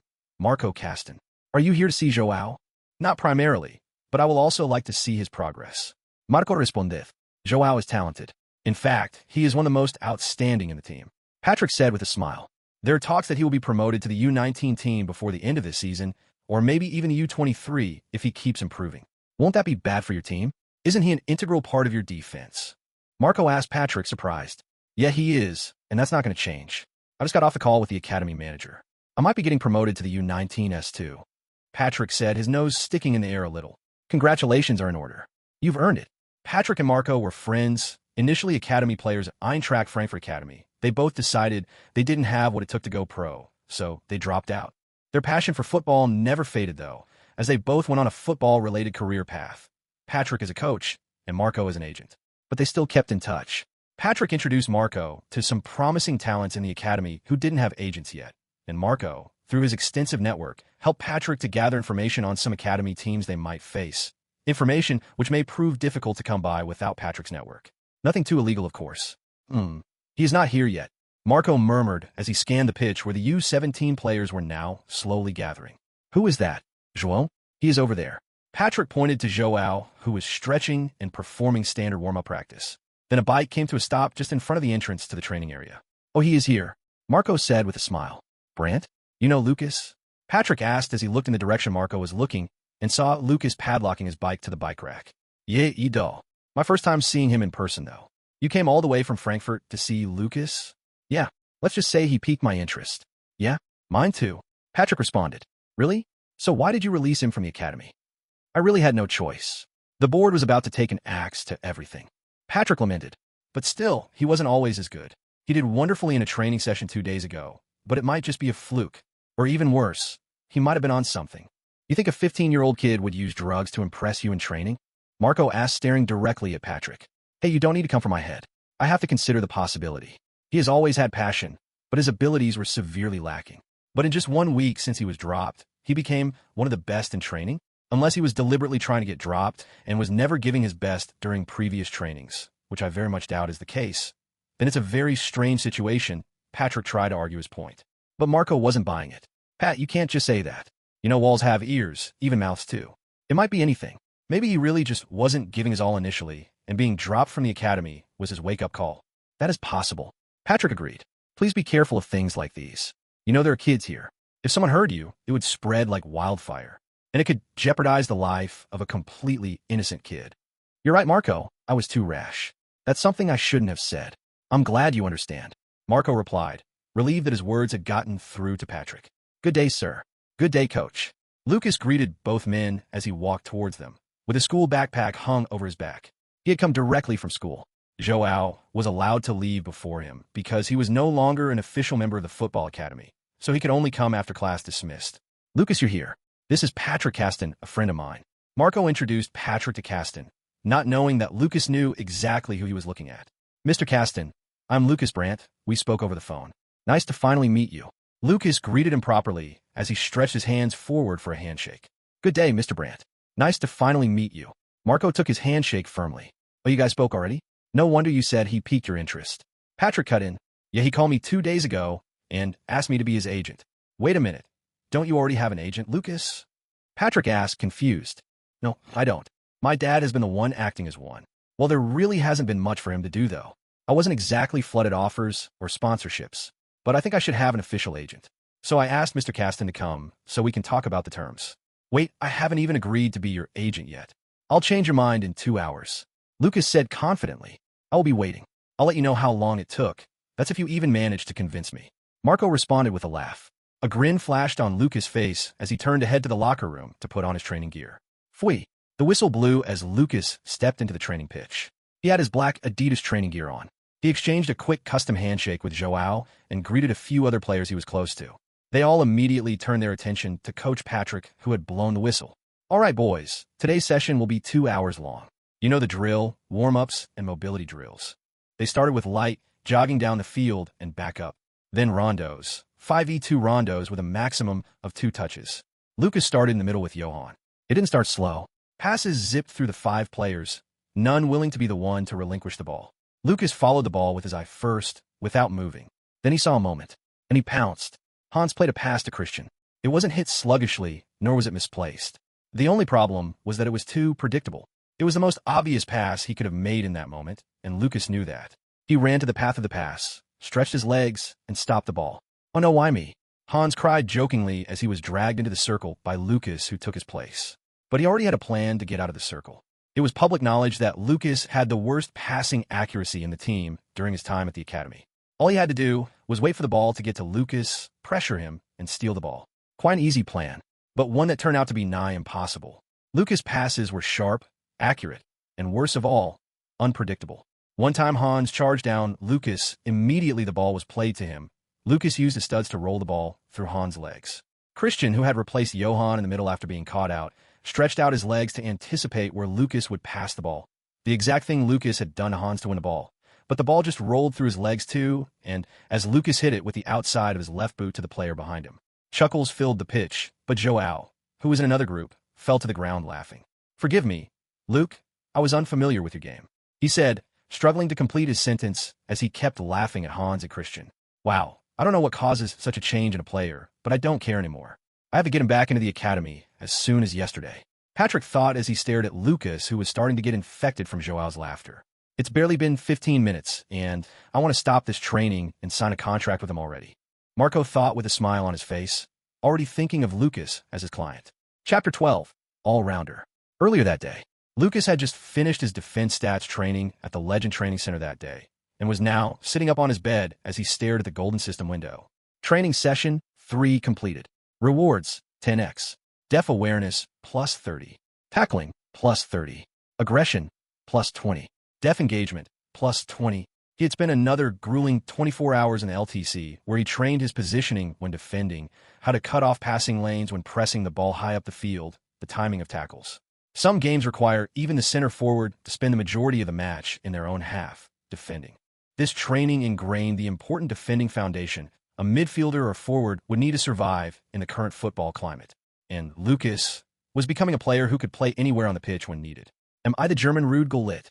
Lukas said out loud with a big smile on his face. Asterisk right now. "You're not even remotely close, asterisk." TT's voice rang in his head, ever so sarcastically. What a party pooper. But the most important part of that sentence is, right now. I have only had you for about 3 days, and see how much I have improved as a player all round. Imagine what it would be like in a few months, a year, 10 years. Asterisk, well, that says more about how powerful I am than about how talented you are. Asterisk. I know that, because I've lived a life where you weren't available. But I guess luck is a kind of skill too, and I'm as lucky as it gets. Wait a minute. Who are you? What have you done to my one and only TT? When did you start encouraging me? Asterisk, I have always been cheering you on. Asterisk. No, stop talking like that. You're giving me the heebie-jeebies. Lukas said as he mimicked a scared expression. Asterisk, who uses that word in 2024? Just for that, I'm now considering the option of deactivating your skill that stops you from getting muscle fatigue. Because it feels like your mouth is the sharpest after a workout session. Asterisk. Wait, you can do that. Asterisk, try me and find out. Asterisk. Oh, scary. Asterisk, you should be scared. Asterisk. I don't even have the strength to this back and forth thing with you. Open player profile. Oh, this isn't bad at all. I could probably be a sub for the first team in 2. Bundesliga with my current stats. Lukas thought as he looked at his information. Profile, Lukas Brandt, footballer. Date of birth, December 30th, 2008, 15. Height, 175 centimeters. Weight, 61 kilograms. Career status, SV Darmstadt Academy reject. Rating, 66-17. Player stats, attack, off. Awareness, 58-20. Ball control, 69-30. Dribbling, 74-35. Tight possession, 72-35. Low pass, 65-25. Lofted pass, 65-30. Finishing, 68-30. Header, 67-20. Place kicking, 78-30. Curl, 73-25. Defense, def awareness, 68-30. Tackling, 65-30. Aggression, 65-20. Def engagement, 65-20. Strength, speed, 69. Acceleration, 65. Kicking power, 68. Jump, 67. Physical contact, 58. Balance, 60. Stamina, 70. Note, all stats above average for players your age. Not enough to be above average. You should be the best. Expand. Typical TT. I can't even enjoy my stat increase in peace. Asterisk, don't you have to go to school or something? It's a Thursday morning and you've been heckling me all day. Asterisk. Oh no, you're right.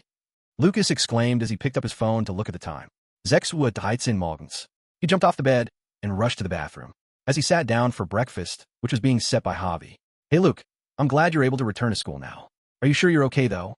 Javi asked as he set the bagel on the dining table. Dad, I am fine. I promise. Lukas responded as he stood up to assist his father. All right, son. Just call me if anything comes up. I will, Dad. By the way, I will be going to the SV98 Academy training ground after classes. Really? Going to see your friends? Yeah. And Coach Patrick says I could train with them anytime. Lukas responded as they both sat down to start eating. I also have an appointment with a football agent after the training.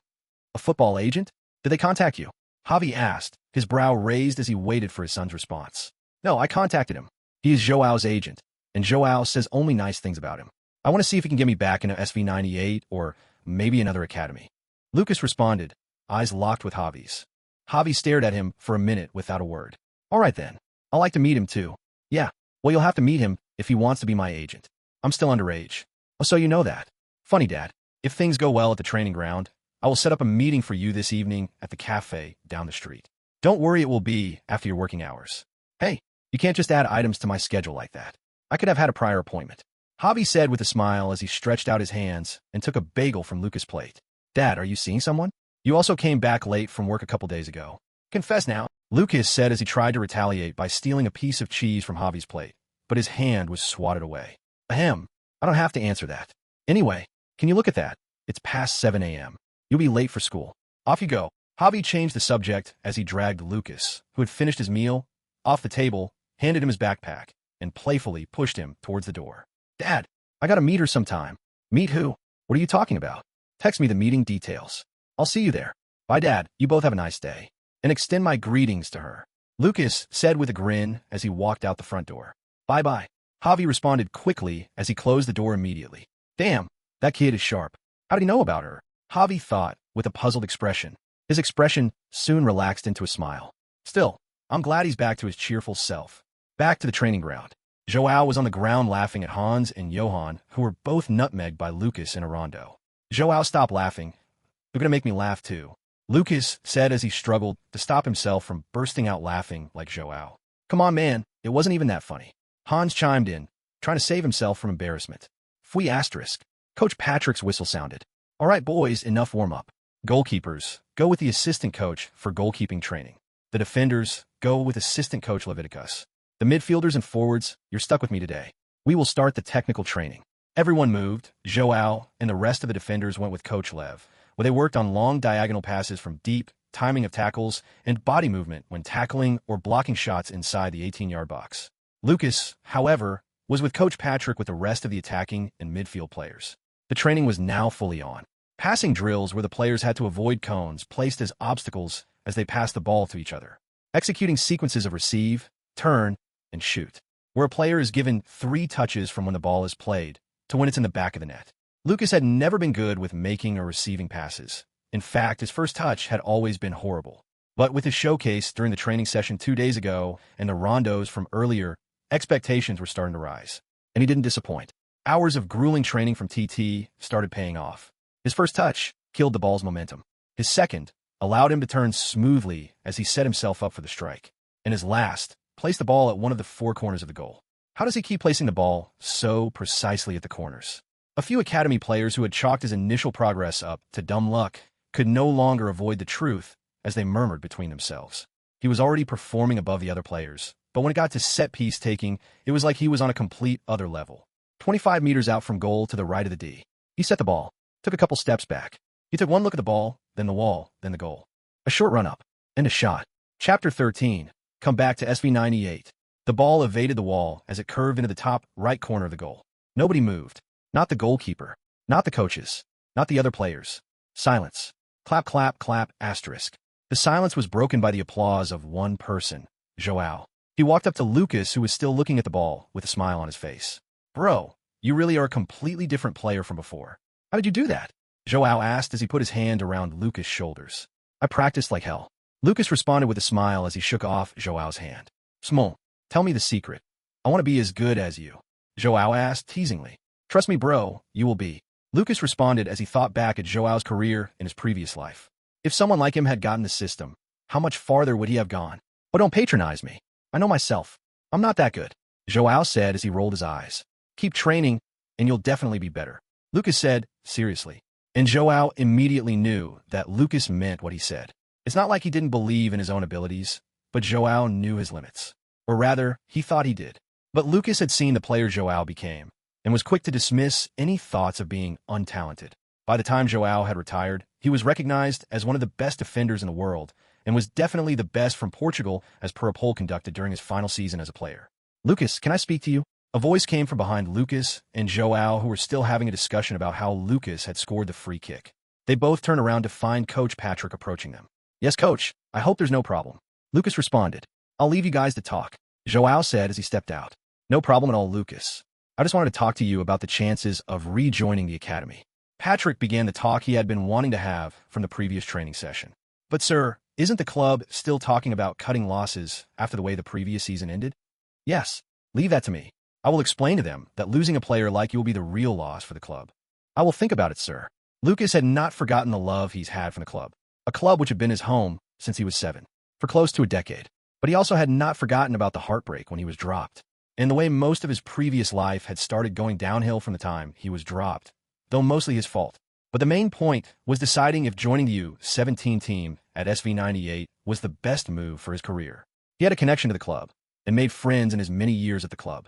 But if he wanted to achieve his goals in this second life, the first consideration would be his footballing career. And he had to answer the question, is rejoining SV98 the best move for his career right now? And at that moment, the answer to that question didn't seem to be a resounding yes. If you keep up this level for the upcoming season, I could get you into the reserves. You might even get some first-team football before the end of the season. Patrick added as he studied Lukas, who was in deep thought. Lukas wasn't dumb. He knew Marco was watching. He knew Marco was connected to several clubs' academies. With his current performance, he knew he could comfortably play at the U19 or U23 levels in top Bundesliga academies, or even be a starter for a Bundesliga team at the lower end of the table. But he had ambitions. He wanted to be a part of something big. TT had brought him hope, so he wanted to prove that it wasn't wasted on him. Thank you for your interest, sir. I will definitely think about it, and also talk to my father and my new agent about the best move for me. Lukas replied as he pointed to Marco Caston, who was now walking towards the duo. What are you guys discussing so intensely? Marco said in a playful tone and a smile as he walked up to them. None of your business, Marco. I am just coaching my player. Well, he is not your player, Pat. He is my client. Marco replied with a grin. Oh, so he's my agent now, huh? Cunning old man. Lukas thought as he looked at Marco. No, he's not your client, Marco. And even if he was, it's not like I'm trying to steal your client. I'm just trying to get him back into the club. Patrick chimed in. Did you give him a reply yet? Marco asked Lukas. No, I said I'll think about it. Good, Marco said to Lukas, then turned to Patrick. I'm assuming today's training is over, right? I have a lot to discuss with my client. Yes, it is for Lukas at least. We have to do some tactical analysis and training. But unfortunately, Lukas cannot be a part of that. Okay, that's good. Luke, go freshen up. Let's find a place to iron out the details of our deal. Marco said as he faced Lukas. All right, I'll be back in about 20 minutes. Lukas responded as he walked out to training ground. A voice called out his name from behind, as the sound of cleats on grass grew closer. Lukas stopped mid-stride and turned around to see who was calling. Wesley? What does he want with me this time? Lukas thought. Hey, Lux. What you did back there was sick, man. Lux? Where did I get that nickname? And when did Wesley and I become friends? He had known Wesley for a longer time in his present life than he has, but Wesley had never called him anything other than Lukas. But now, after a couple great training sessions, he was called Lux. Hey, Wesley. What's up? Is there a problem? No, there isn't, bro. I just want to apologize for the things I said in the previous training session.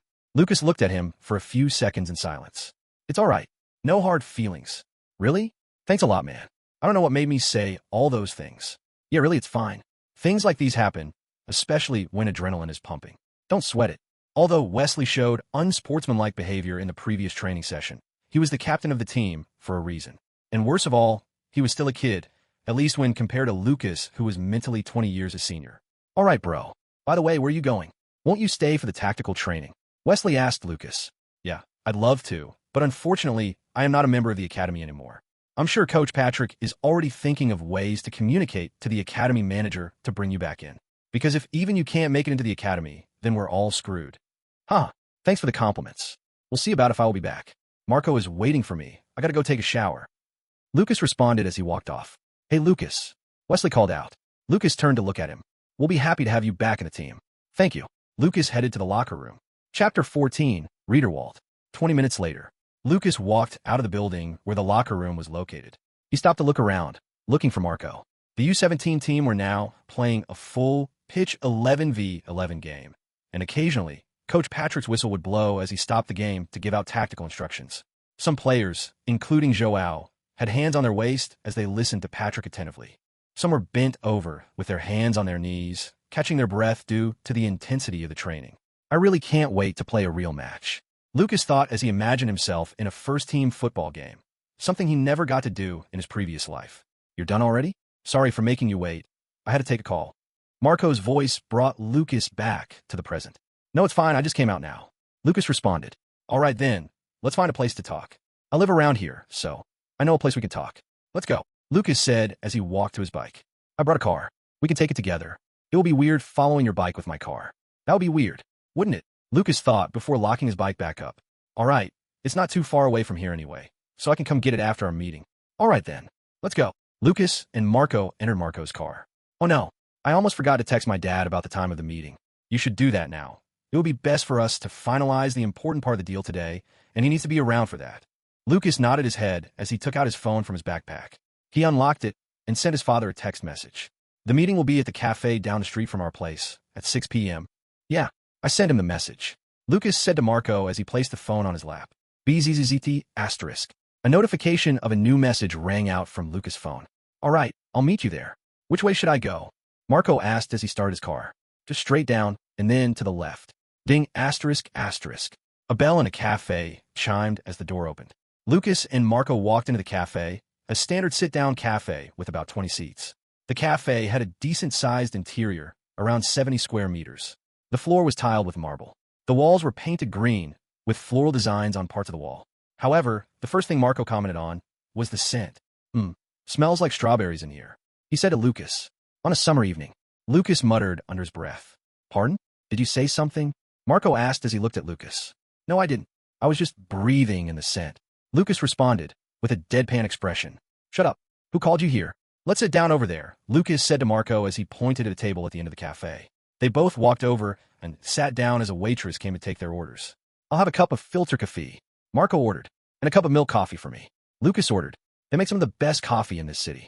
Lukas started the conversation as the waitress left to prepare their orders. Really? How would you even know that? I've lived here all my life. And you've drank coffee for how long? A couple decades now. A couple decades? Really now? Marco asked, obviously not taking Lukas seriously. Ahem, I'm in a couple years. Still, you have to trust me. It really is the best in the city. We will see about that. With the pleasantries out of the way, the real conversation started. I want you to join Rising Talent Agency, Lukas, Marco said as he stared directly at Lukas. So, I'm guessing I successfully convinced you. Lukas responded with a grin as he looked directly at Marco too. I was convinced as soon as the ball touched your leg the first time. Thanks for the compliment. I was the one who contacted you, so you don't want to join the RTA? But I've got a question. Sure, go ahead.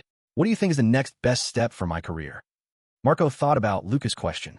He already had an answer for him, but he had other things to consider. Lukas was still young, in Marco's eyes at least, and he might not take the suggestion of leaving Darmstadt Academy, where he has friends and has trained all his life, too well. But if he had to make a suggestion considering only Lukas' development, the perfect option was obvious.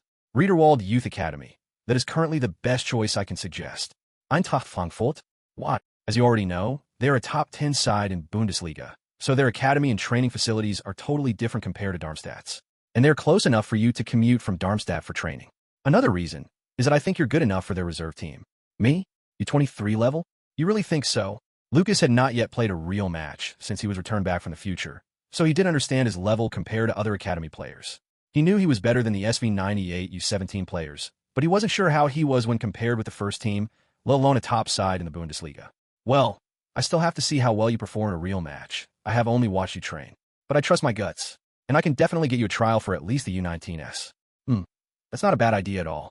I really want to see how much better TT has made me. I like that. Let's do it, Lukas said after thinking about Marco's idea. Great. I'll let you know once everything is set up. Patrick might not be happy about this, though. Yeah, he seemed to really want me back in the team, but he will understand. Yeah, he will. Marco agreed. Here's your coffee, the waitress said with a smile as she placed the cups of coffee on the table. Can I get you anything else? She asked. You want something else? Marco asked Lukas. No, we could go for dinner after the conversation with my dad. Lukas responded. All right then. Marco turned to the waitress. That will be all for now. Thank you. Enjoy your drink. She replied before walking off. Marco took a sip of his coffee. It tastes like filtered coffee. Of course it does. That's what you ordered, right? Lukas responded with a confused expression. Why are you acting confused? You said they had the best coffee in the city. This tastes like any regular coffee. I never said that. Lukas replied. Dead serious. You bloody liar. Where's the proof? That's slander. A smile finally broke out of Lukas' lips. Is this what I'll have to deal with from now on? Marco lamented to no one in particular. That's what I've been dealing with for 15 years now. A voice came up from behind them. It was Javi. You're here, Dad. Yeah. Hope I am not too late. Of course not. This is Mr. Marco Kasten. He's going to be my agent from now on. Lukas pointed to Marco seated opposite him. Hello, Mr. Brandt. My name's Marco Kasten. Hello. You can call me Javi. Since you'll be in charge of my son's football career from now on, let's drop the formalities. It's nice to meet you, Marco. The pleasure is all mine, Javi. I mean it when I say this, but your son is one of the most talented players of his age that I have seen. Is this man a scammer? Or is it that he just hasn't seen a lot of youth players? Why would he just lie through his teeth like that? Javi thought, as he started growing suspicious of Marco. Still, it is nice to hear someone complimenting my son, even though it's obvious he's lying. Javi thought, oblivious to how much better his son had gotten. Chapter 15, Fraudster. The men, including Lukas, discussed several things as the waitress came back to their table with Javi's coffee. They really do have the best coffee in the city, Javi said as he took a sip from his cup. That's what I told Marco. Lukas added, why do you guys keep saying that? This coffee is alright, but it's not the best. Marco do seguir. But it is though. Maybe it's an acquired taste. Javi responded. Well, we'll agree to disagree. Marco said, growing frustrated. It's an inside joke, Marco. Don't let it bother you. Javi said as he laughed. Yeah, an inside joke that has been going on probably since before my birth. Lukas added with a smile. Ahem. Okay then. So Lukas and I spoke about a few things before you came. Marco finally started the important conversation. Yeah? What was that? Javi asked as he looked at Lukas, then Marco. We talked about the next best move for my career. Lukas responded. Okay, so I'm guessing you're well connected. What are the options? Is it an academy for a Bundesliga team? I don't care about the league. I'm only worried about how far it is from home. Javi started asking a barrage of questions. He was worried. He had seen how crushed Lukas was when he was dropped, and didn't want his son to go through that again. Don't worry, Javi. The club we agreed on is in Frankfurt. Lukas can commute there for training and matches after his classes. If it's Frankfurt, then it's probably FSV Frankfurt, Javi said then looked at Lukas. It's not a bad place to start, Luke. What's he talking about? FSV Frankfurt plays at the 4th league. That's where my level is in his eyes. Lukas thought. Well, you can't exactly blame him, though. You think you'd be able to play in the 4th tier without me? TT's voice rang in Lukas' head ever so sarcastically. You're right. But mind your business. Yes, sir. Huh. I think there must have been some sort of misunderstanding. I didn't say anything about FSV Frankfurt. Marco said to Javi, then turned to face Lukas, who was trying hard not to burst out laughing. Wait, if you didn't mean FSV, what do you mean? There are few professional clubs in Frankfurt. You're forgetting about Eintracht, Marco said as he stared at Javi. Eintracht Frankfurt. Yeah, I can get him in a Riederwald Academy. And I believe he is good enough to play in the reserve team there at least. Javi stared at Marco, intensely. Lukas, you want to use the restroom?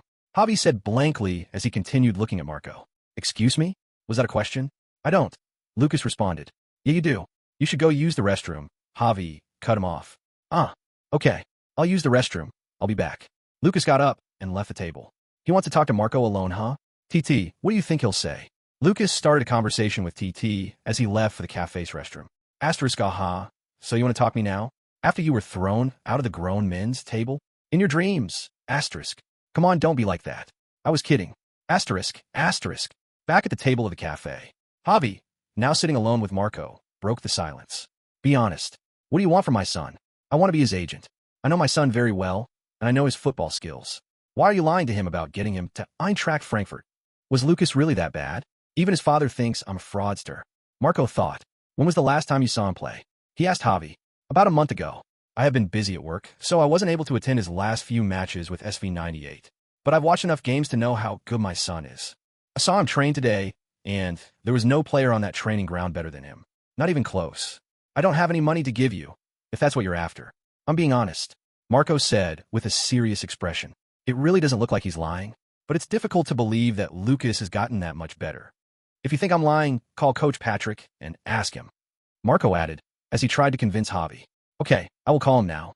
I have to confirm this before we continue our conversation. I know it's rude, but I hope you understand that this is a very unusual situation. And I'd rather be rude than see Luke go through what he did with SV98 again. Javi said as he pulled his phone out of his pocket. It's all right. I understand what you mean. Take your time and make the call. I can wait. Javi dialed Patrick's number and the line connected almost immediately. Hello, Mr. Brandt. What a coincidence I was about to call you. Patrick's voice came from the other side of the phone. Call me? Hope all is well, Coach. Of course all is well. I wanted to discuss the possibility of Lukas rejoining the academy. We will love to have him back. Lukas? Back at the academy? It hasn't even been 2 weeks since he was dropped. I know, but a lot has changed. He has trained with us twice since then, and he's a completely unrecognizable person. What kind of training has he been doing at home? I don't know. This is the first I'm hearing about this. Anyway, that doesn't matter. It's effective. Anyway, why did you call? Oh, I am here with an agent named Marco Kasten. He says he watched Lukas train. I just wanted to confirm that with you. I see him at Marco. He's a good friend of mine and an even better agent. I'm sure Lukas' career will be under great hands with him. Thanks for your feedback, Coach. No problem. Let's meet later and talk about what I mentioned earlier. It will be a great move. Okay, I will talk to Lukas and get back to you. The call ended, but Javi held the phone to his ear, gazing forward, but not looking at anything in particular. He had been shell-shocked. Patrick was just telling him how much they needed his son in the team. A feeling washed over Javi. It was not joy, nor surprise. It was relief. It was like a huge weight was lifted off his shoulders. He didn't want his son to go through the pain of being discarded again, but he also didn't want to be the one to kill his son's dreams. He had planned to gently suggest a lower league team to Lukas in hopes that he could play there. But now, there's a possibility Lukas might go to Top Club's academy. Do you believe me now? Marco asked with a grin. Yes. I deeply apologize for my rudeness earlier, Mr. Kasten. Javi apologized. It's fine. I believe you should always question people's motives, especially when it concerns your kid's future. Thanks for your understanding. The men spoke about Marco's contract with Lukas and his compensation plan. His agency fees were neither astronomical nor too low. They agreed on a 5-year contract, 3.5% of Lukas, with Lukas to have final veto power over which sponsorships to accept or decline. Okay then, I will draft the contract and send it to you as soon as possible, Marco said as they concluded the business talks. No problem. But tell me, how bad was Lukas' performance before? It's like everyone who knew him before find it hard to believe he could improve this much. Marco asked. I can't even explain it. I'm still finding it hard to completely believe the things you've said about Lukas' skills and training. Was I that bad? Lukas said as he walked back to the table. You're back, Javi asked his son. Yeah, Dad. Are you guys done with your discussion? Yeah, we have. We should go eat dinner. Javi said as he and Marco got up from their seats. You should be ready, Lukas. I will call the academy scout to inform him about you tonight. You'll probably be invited to start the tryouts from next week. I'll let you know when the details are confirmed. Marco said to Lukas as they walked out of the diner they had just eaten at. All right, I will be ready. Eintracht Frankfurt. I hope it all goes well. I can't wait. Lukas thought, feeling a surge of anticipation. Chapter 16, Balancing Act, Updated. Sunday, June 9th, 2024. Lukas and Javi were sprawled on the couch watching a sports show. It was covering several national teams and past football stars arriving in Germany for the 2024 Euros, which would officially kick off in 5 days. The Spanish national team has arrived at the Frankfurt International Airport. Spain, with a mixture of experience and young, exciting talent, will be looking to go all the way in this competition, but our team is not lacking either. A Sky Sports show host said. Lukas was watching. He knew the outcome of the competition and even the outcome of most important tournaments for the next 20 years. But unbeknownst to him, this would be the only national tournament that would end as it did in his past life. Because this is the last tournament he would not have a hand in shaping. I could make a fortune from betting. I was so invested that I know every score in this competition. Just betting on Spain to win all their matches in the competition would fetch a decent amount of money. Lukas thought with a smile. That would be foolish, though. No matter how bad things got, I never gambled in my previous life. It would be beyond dumb to start now. Asterisk, well, at least you have some common sense. I would have had to consider if you were the best choice for hosting the system if sports betting was something you seriously considered doing. Asterisk, TT said, his voice only audible to Lukas. Geez. Chill. I was kidding. Luke, who do you think will win this competition? Javi asked, Lukas' conversation with TT completely unknown to him. I think it will be whoever gets to the finals between Spain and Germany. Javi answered his own question. That is surprisingly close. Lukas thought, I think it'll be Spain. England might make it to the final again, though. Lukas answered, yeah, England has a chance too. Bellingham, Foden, Palmer. They all just had a phenomenal season, and England got to the final in 2022. I think they might get there again this time. Yeah, but I still think Spain beats them. Lukas said with certainty. How about Germany? Javi asked. Well, it's tough to say for sure. We didn't have to play the UEFA Euro qualifiers, and this is Julian Nagelsmann's first major competition. I think we will play exciting football, though, but might be tough to break down very good teams. Oh yeah? Why do you think so? Well, we don't really have anyone we can call a world-class center forward. There's Kai Havertz and Niklas Füllkrug, but none of them scored up to 20 goals in all competitions this season. But I think we have two of the best attacking midfielders in all of football right now, Wirtz and Musiala, and I want to see how Nagelsmann plays them. Lukas explained with his eyes fixed on the television. The room remained silent for about a minute with Javi not responding, prompting Lukas to turn to face Javi. He saw his father staring at him. When did you become an analyst, Luke? Javi asked, surprised. What are you talking about, Dad? Anyone who even remotely follows the national team news should know everything I just said. It's been all over the news and social media in the past week. Everyone giving opinions and making predictions. I just picked a few things from here and there. If you say so. Asterisk ring asterisk. He took it from his sitting room table and saw the caller ID, Marco Caston. He immediately accepted the call. Hello, Marco. How are you doing? Hello, Javi. I'm doing great. How's Lukas? Is he with you? Marco's voice came from the other end of the phone. Yes, he is with me. Javi put the phone back down on the table and turned on the speakerphone. Hello, Marco. You have good news for us. Lukas said out loud. Wonderful news. I'm a bit busy right now, so I can't come down to Darmstadt, so I will tell you over the phone. No problem. I'm guessing it's related to the move to Riederwald Academy. Exactly. It took some convincing. They didn't believe me when they heard about SV98, but I got you a tryout. That's wonderful news. Javi exclaimed. It's going to be with the U17 team, but I have no doubt you're past their level. So I had a deal with the scout. You'll have the tryout with the U17S, and if you're good enough, you'll be moved to the U19 immediately. That's actually a really good deal. What does the tryout start? Lukas asked. Wednesday, at 3 p.m. Can you make it? It will be tight, but I will figure something out. I will talk to your school, Luke. Don't worry. Javi reassured Lukas. Thanks, Dad. I'll meet you there on Wednesday to introduce you to the coach. I have a lot to do now, so I gotta go. See you. They said their goodbyes as the call ended. It really is happening. Lukas thought to himself after the call ended. He got up from the sofa and walked to his room. As soon as the door closed behind him, open player profile. Lukas called the system window to view his stats. Asterisk finally letting me out? Asterisk. What are you talking about? We spoke in the LTC this morning. Asterisk not to them. We did not. Asterisk. Wait, do you have a mind? How can you have an inner monologue? Asterisk, you weren't supposed to comment on that. It was addressed at them. Asterisk. Who's them? Asterisk, don't let that bother you. Here's your profile. Asterisk. Profile, Lukas Brandt, footballer. Date of birth, December 30th, 2008, 15. Height, 175 centimeters. Weight, 61 kilograms. Career status, Eintracht Academy tryouts. Rating, 74. Player stats, attack, off. Awareness, 62. Ball control, 72-3. Dribbling, 78-4. Tight possession, 76-4. Low pass, 68-3. Lofted pass, 68-3. Finishing, 71-3. Header, 69-2. Place kicking, 78-2. Curl, 76-3. Defense, def awareness, 71-3. Tackling, 68-3. Aggression, 67-2. Def engagement, 67-2. Strength, speed, 71-3. Acceleration, 68-3. Kicking power, 72. Jump, 69-2. Physical contact, 62. Balance, 62-2. Stamina, 72-2. Note, keep improving. Expand. It's not bad at all. The past few days of training has been worth it. But I don't know if this is good enough to get me in the U19 in Riederwald. After the initial 10x beginner bonus rewards wore off, Lukas adopted a model of training one stat section per day in hope of raising all his stats together. But with the tryouts coming in a few days, he had to focus on highlighting his strengths. Since I plan on playing up the field, I should focus on raising my strength stats for now. Attack already looks decent. Lukas came to the conclusion that it is better to be an attacking beast, even if that means his defensive stats are average, at least in the beginning of his career. After locking his position as an attacking force, he could then train his defensive game to close the gap.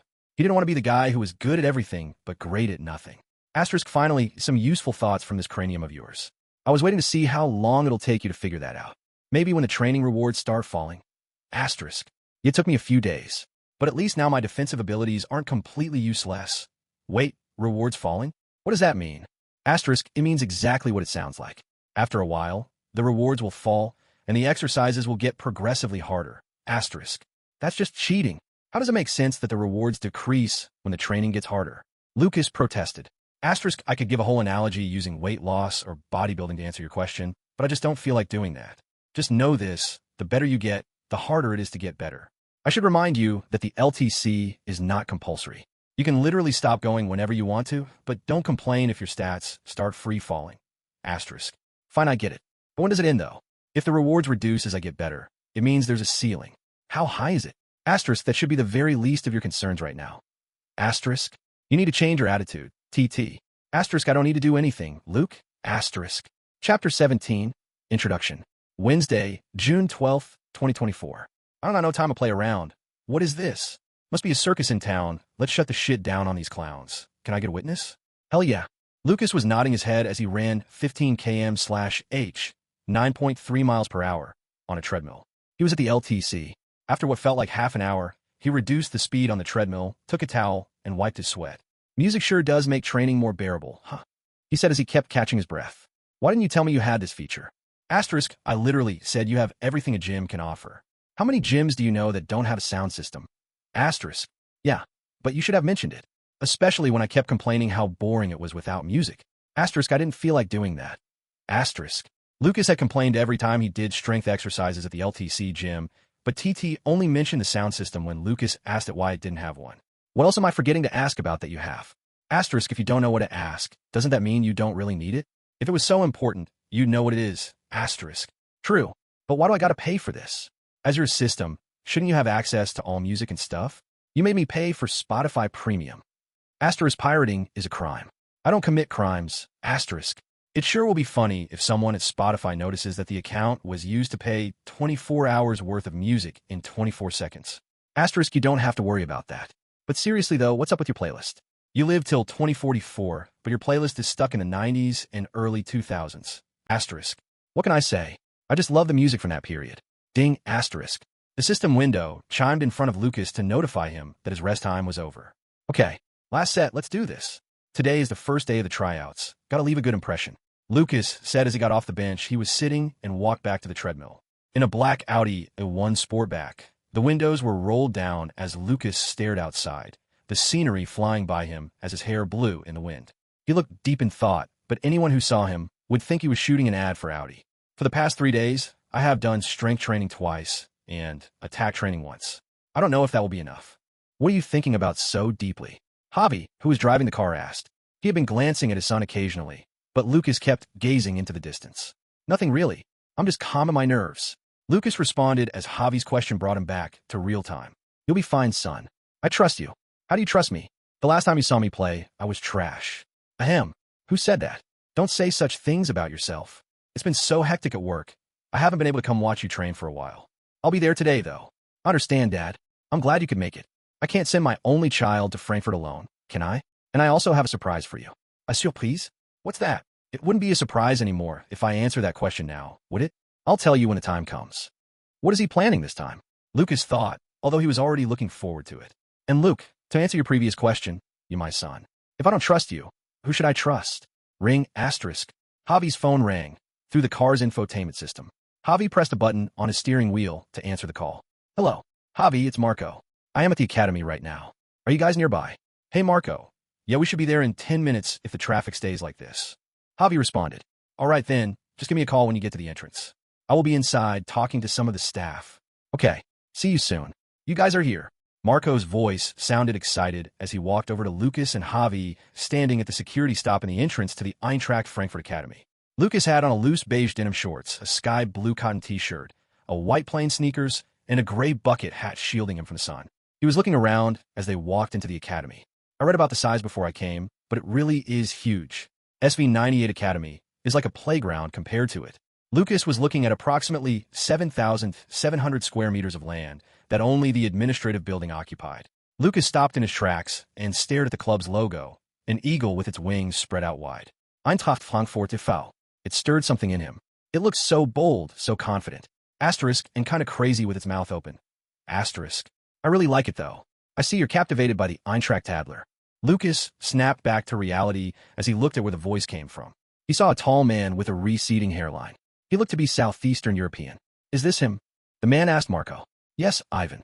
This is Lukas Brandt and his father Javi Brandt. Marco responded as he introduced the man to Javi and Lukas. This is Ivan. He is the scout for the U17 team here in Riederwald. Hello, Ivan. I am Javi, and this is my son, Lukas. Hello, Javi.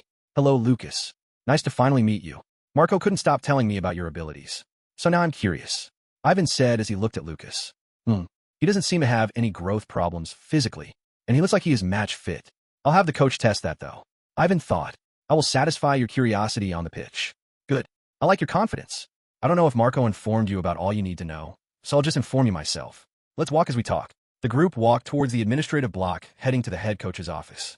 Lukas' eyes were glued to the U17 training ground, where some players were already ready for training and others were arriving. I'm happy to see you so interested. You will be getting in there soon, don't worry. Marco said as he noticed Lukas' gaze. It will be a 2-week training period. After the tryouts, if the coach likes what he sees in you, you will be brought in to the U17 team when the summer transfer window opens on the 1st of July. If you're really as good as Marco claims, you won't have a problem getting in. Ivan explained to the group. I will try not to let him down then. Lukas responded with a smile. He had worked hard for this day, and he planned on working even harder during the 2 weeks he would be training with the U17s. He was confident he would be a totally different player in 2 weeks than he currently is, especially if he focuses his LTC training on his strength and attacking stats. The staff in charge of training were gathered together in the head coach's office for a brief review of the day's training regimen. They discussed tactics, ironed up some details for the session, and were about to start moving before one of the assistant coaches spoke. Isn't today the day the new kid for the tryouts is coming? Is he here yet? New kid? The one that was dropped from SV98 Academy? Do we really need to waste our time on this? Another assistant coach asked. Players can get dropped from an academy for a variety of reasons. It won't hurt to give him a chance to see if he's someone we can develop. It's just a tryout. Who is bringing him? A hoarse voice asked. It's Mr. Kasten, coach. The first assistant replied. Oh, Marco. Then we should give him a chance to prove himself. They should be here anytime soon. You guys should go prep for the session. I'll join you soon. The staff left the head coach's office, and less than 5 minutes later. Knock knock asterisk. Come in. Hello, coach. I brought the new kid. Ivan said as he introduced them. This is Javi Brandt and his son Lukas. You already know Marco because who doesn't? You make it sound so weird. Hello, Seb. It's been a minute. Marco shook the coach's hand. Marco, it sure has. I heard you brought me a talent this time. Yes, I did. You will thank me for this, I promise you. Marco responded with a smile to the coach, then turned to Lukas. Hello, young man. I am Sebastian Hogg, the head coach for the U17 team here. Good day, coach. I hope you're ready, kid. Training starts in 15. Ivan here will take you to get your training bib. Let's see what you can do out there. Yes, sir. Lukas responded, calm as ever. Well, he doesn't look nervous. Let's see how he does. This should be exciting. Coach Sebastian thought as he watched the group leave his office. Chapter 18. First session. The coach is here. Some whispers spread between the young players as most finished their pre-training routine to acknowledge Coach Seb's presence. Who's that behind him? I don't think he's a newly promoted player from the U15 team. I played there until last season, and I don't know him. He looks like a model. I also look like a model. In your dreams. They were quietly talking about Lukas, who was walking behind Coach Seb. Lukas scanned the players in the field. I see a couple future Mannschaft players. It's really fun to see them at the starting point of their careers. All right, guys, listen up. Coach Seb called the players' attention to himself. He then stopped walking, turned around, and pointed to Lukas. This is Lukas Brandt. He'll be training with us for the next 2 weeks. Let's all be cordial, but remain competitive, though. Got it? Yes, coach. A few players responded, while some moved their gaze to Lukas, who was still looking across the players on the field. He was making a mental note of who was who. Hey, Lukas, my name's Christian. It's nice to meet you. A tall, slim boy with brown hair and eyes stretched his hands and gave Lukas a handshake. Hi, Christian. It's nice to meet you. Lukas responded with a smile. Where are you from? Christian asked. Darmstadt. Oh, that's not too far from here. The two boys chatted for a while. Christian, a Germany and Kosovo citizen, was the captain of the Eintracht Frankfurt U17 team. He was also a member of the German U17 squad, having played a couple of international games for Germany. All right, Christian, do the talking later. Let's see what the new guy's about. An assistant coach said as he walked up to where Lukas and Christian were chatting. The training started with regular warm-ups, a light jogging and stretching session, then moved on to technical drills. Two-touch passing, cone weave dribbling, 1v1 duel drills, ball control under pressure. As the technical drills went on, a prevailing face of shock was appearing on the faces of everyone on the field. What is he doing in the U17? Why is he training with us? Is the club trying to show off their new wonder kid? These thoughts were in the mind of some players on the pitch who found it ridiculous how easy Lukas made these drills look. In the 1v1 dribbling drill with Nicholas, a center back, Lukas slowly carried the ball towards a defender as Nicholas crouched down, his eyes fixed on the ball. A quick short step over, and Nicholas threw his left foot in, thinking he had read the pass. Lukas moved the ball quickly from his right foot to his left, la croqueta, as he rode past the challenge like it wasn't even there. One look up, and a laser shot right through the legs of the goalkeeper. His movement is so effective. It's impressive to watch. I don't know how much they'll let me keep him here, though. Coach Sebastian thought as he watched the sequence. Javi, who was watching with Marco from outside the pitch, couldn't believe his eyes. It felt like he was watching a completely different player, but he had a big smile on his face. Wow, he looks like he has gotten even better from the last time I saw him. Marco said as he watched Lukas weave through the cones, the ball almost glued to his foot. He really is my son. Javi responded. Fui asterisk. Coach Seb's whistle blew to stop the drills. All right, boys, we'll be playing 11v11, full court. You know how you normally form your teams. Side A will put on the bib. The players formed their team almost immediately, with Lukas standing on the sidelines. Come join my team, Christian said to Lukas. Who will you tell to leave for me to join? That would be rude. I will wait for the coach to sub me in. Don't worry if I play against you. I promise to go easy, Lukas said with a grin. Ha, look at this guy. All right then, I'll be waiting. Christian laughed as he walked back to his teammates. Coach Seb gave both teams some tactical instructions before blowing the whistle to start the match. He was also the referee. Lukas watched from the sidelines as the ball zipped through the field. Side A, Christian's side, had the ball, and it was immediately visible why he was the captain of the team. Christian was playing as a center midfielder and was single-handedly dictating the tempo of the game. So he has always had this style of play. Seeing him this composed with the ball, even from a young age, is so impressive. Lukas knew Christian as he went on to play for Germany's senior team in Lukas' previous life. He was known for his composure on the ball and his ability to pick out passes from deep in midfield.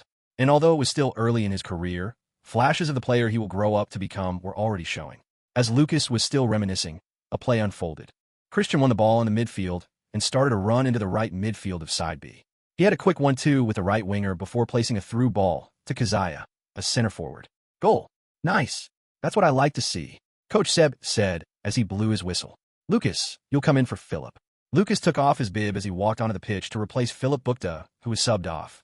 He was in Team B and slotted right into the midfield. And immediately, the game changed. Team A had been in control of the game from the start, but one man was now running the show. Lukas. He received a pass from Shine Amadi, the defensive midfielder, and before the ball got to him, he could feel Christian hounding down on him. He let the ball roll through his legs and Christian's before turning. Damn it, Christian thought as he turned to give chase. But Lukas was long gone. He was blazing through the midfield. He looked up and around him and saw a center back from side A readying to tackle him. Lukas stepped over the ball once, then twice. Then faked a third step over as he played the ball with the outside of his left foot through the legs of the defender. Perfectly weighted pass to find the side B striker. The net rippled. Wow, bursting out the skills, already huh? Christian commented as he nudged Lukas. I'm keeping my promise to you. Yeah right. Fui asterisk.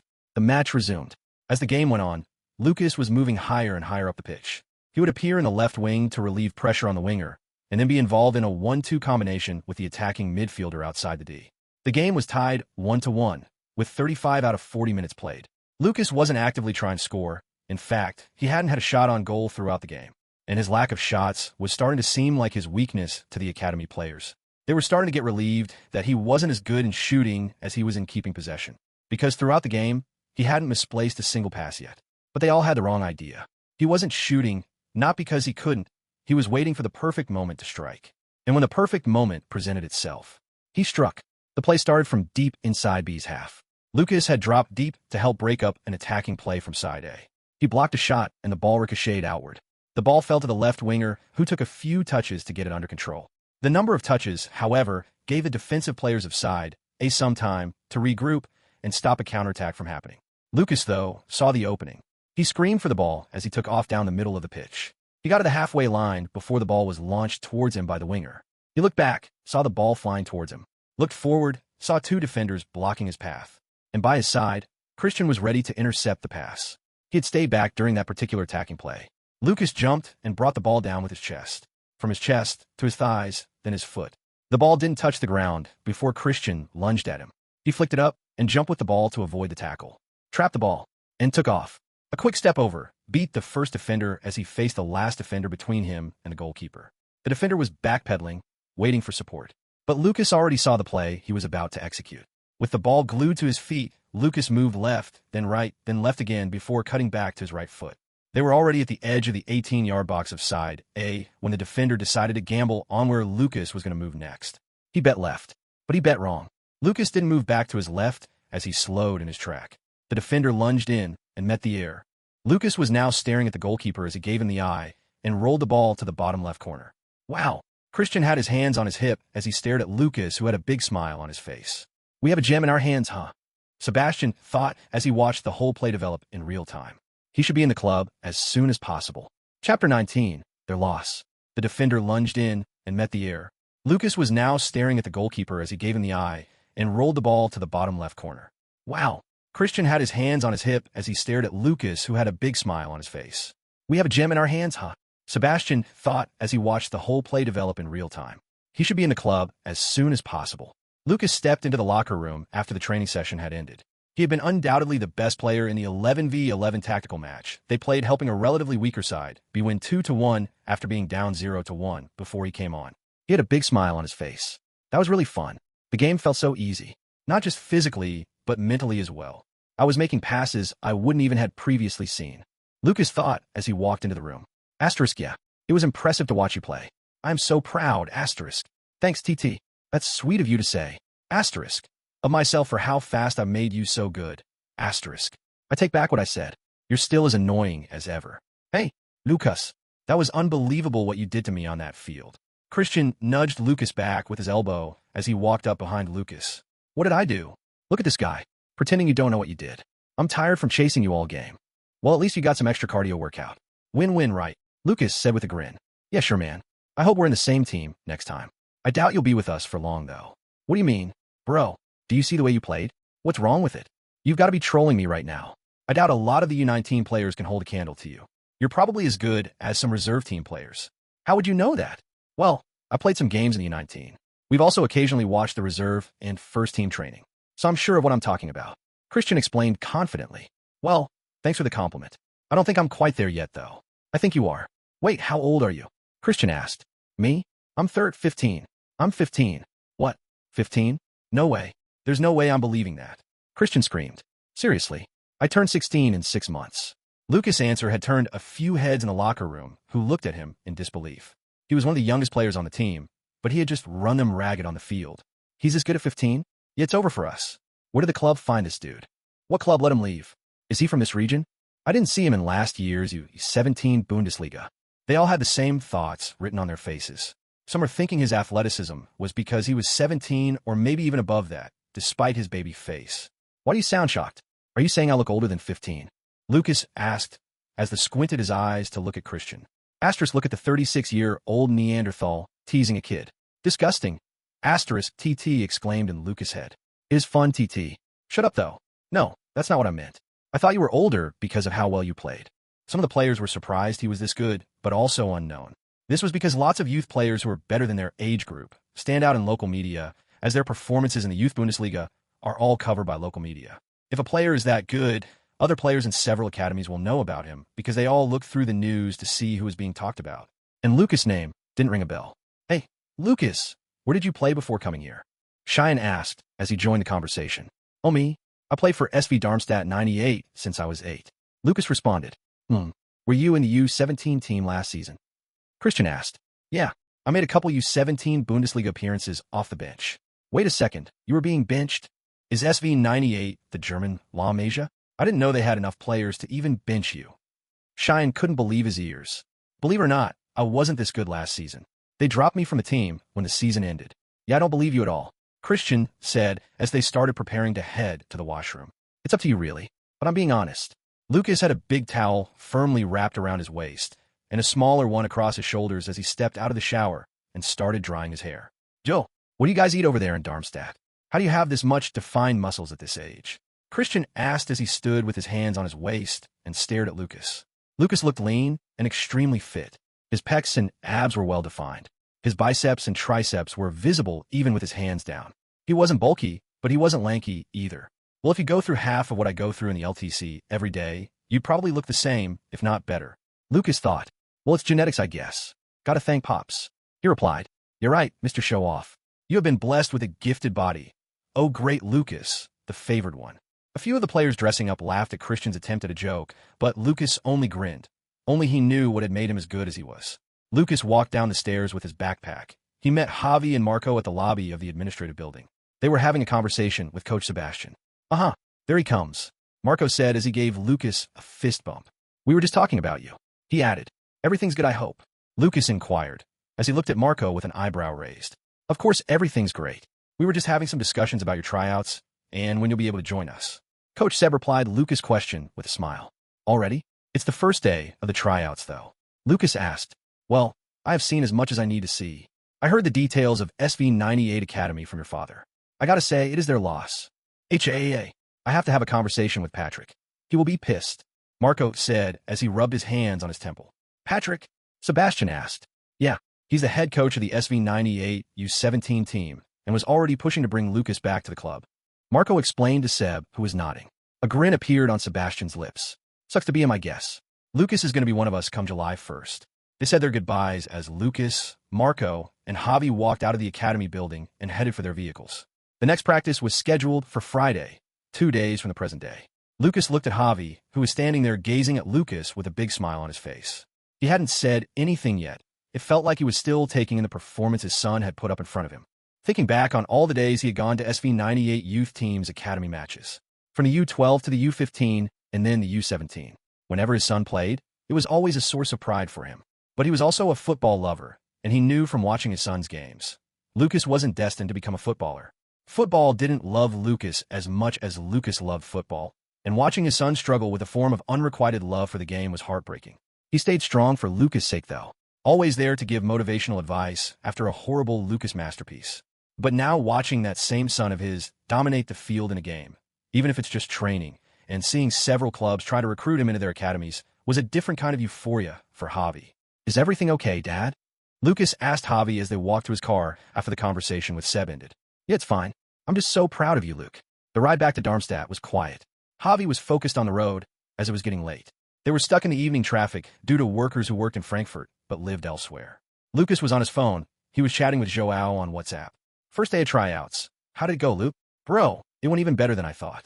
I scored and assisted a goal each in the practice match. Oh, Mr. Superstar is now starting to shine, huh? Bro, I haven't played an official match in forever. This was just practice with the U17s. You know you're 15, right? If someone heard you, they'd think you were 20-something. 30-something would be more accurate. Lukas thought.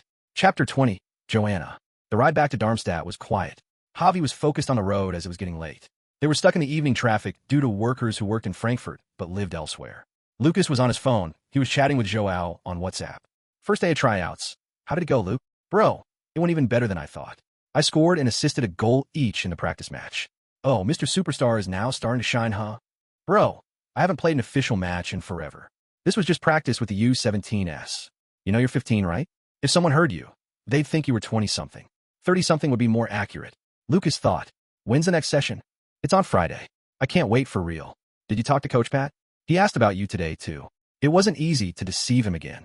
I will come by tomorrow to talk, though. Marco says he will call him tonight to talk, though. So it should all be sorted by tomorrow. Hopefully. Because I don't know how much I can keep avoiding his questions about you. I salute your sacrifice, bro. By the way, how is she? How is who? Who else? Joanna. Bro. Small. You're still going on with this sh*t, huh? What's wrong? I just asked a simple question. You see her in school. Why don't you speak to her there? Then you come here, and you're disturbing me about my sister. Bro, you won't understand. It's weird. Yeah, I understand. Because it's weirder when you're asking me about her. All right. My bad. Extend my regards to her. I ain't extending sh*t. Greet her when you see her. All right, bro. Later. Lukas smiled as he shut his phone off and turned to look outside the window as he thought about Joanna, Joao's twin sister. For as long as he could remember, he has had a crush on her. With the way he lived his previous life, though, he couldn't even muster up the courage to speak to her before she graduated high school. She attended the same school as Lukas and Joao, but was a couple years ahead of them. When Joao and Joanna came to enroll in a school after they first came to Germany, a preliminary evaluation saw Joao pushed a couple years back. This brought him to Lukas' class. After high school, she traveled to Madrid to study biochemistry. The last time Lukas heard about her, she was getting married. It was a huge deal as she was the twin sister of one of the best defenders in the world at the time. Lukas could only watch from his phone as he left congratulatory comments on the Instagram posts. Since coming back, though, he had been in a weird spot. He wanted to speak to her, but he also wasn't sure if it was the right thing to do. She was 17, and although he looked 15, he felt like he was 36. Since returning, he'd completely stopped going to Joao's house, something he used to do quite often just to see her. What am I even thinking about? She's going to meet someone and fall in love and get married. I can't get in the middle of that. Lukas thought as he stared out the car, the scenery gradually changing from skyscrapers to a more quieter, less developed surrounding. Asterisk, I know I'm a robot and all that, and I don't really get humans' complicated emotions. But you know you were single all through your previous life, right? Asterisk. Wait, how do you even know that? Asterisk, I got all your memories when we merged. Asterisk. All of them. That's creepy. Asterisk whatever. Like I was saying, you were single all your life. So unless you plan on repeating that life, you can't really stop yourself from disrupting the path of any person you end up with. Even taking a step further, just the fact that you have me and you're getting this good at football is going to have a massive butterfly effect. There will be people who won't get chances at teams because of your presence in that team. Managers might be sacked because of your performance against them. Teams might get relegated, and staff will lose their jobs because they lost to you. A lot of things, good and bad, will happen to people because of the new path you're taking in this life. So does that mean you should live your life exactly as you did previously just for fear of changing the lives of others for the worse? We both know the answer to that question. Asterisk. Wow, you really are wise. What kind of OpenAI text generation software are you? Lukas was stunned at T. Asterisk, don't compare me to that trash. You're gonna piss me off? Asterisk. But you sound really mad. Asterisk, how would you feel if I compared you to a centipede? It isn't even similar because centipedes are living organisms like you. The thing you guys call AI is not even intelligent. It's just artificial. Asterisk. Fine. Fine. I see you feel very strongly about ChatGPT. I won't mention it again. Asterisk, don't even dare. Asterisk. But on a more serious note, though, even if you're right about the butterfly effect my actions will undoubtedly cause, there's a difference between not knowing who is being affected and seeing someone's life change course, for maybe the worse because of my rebirth.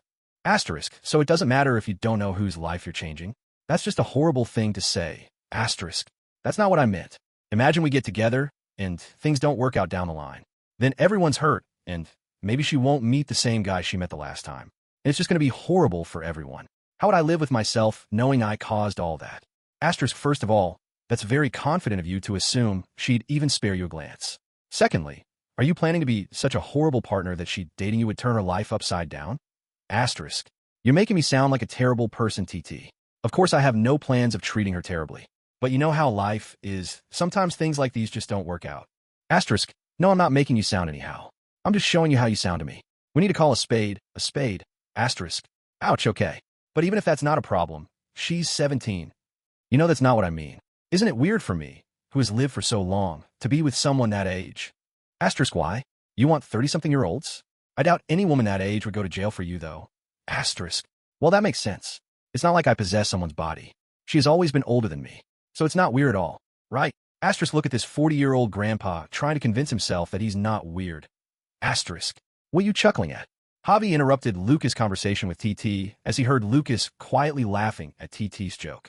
Did you go crazy from having a wonderful first day at Eintracht? He asked Lucas. That would be understandable, wouldn't it? Yeah, honestly, I would totally get it, because I feel like I'm going crazy too. The father and son duo laughed before the car fell back silent as they approached their destination. Dad, Lucas called out as Javi pulled into the parking spot. It's going to get a lot better from this point. I promise.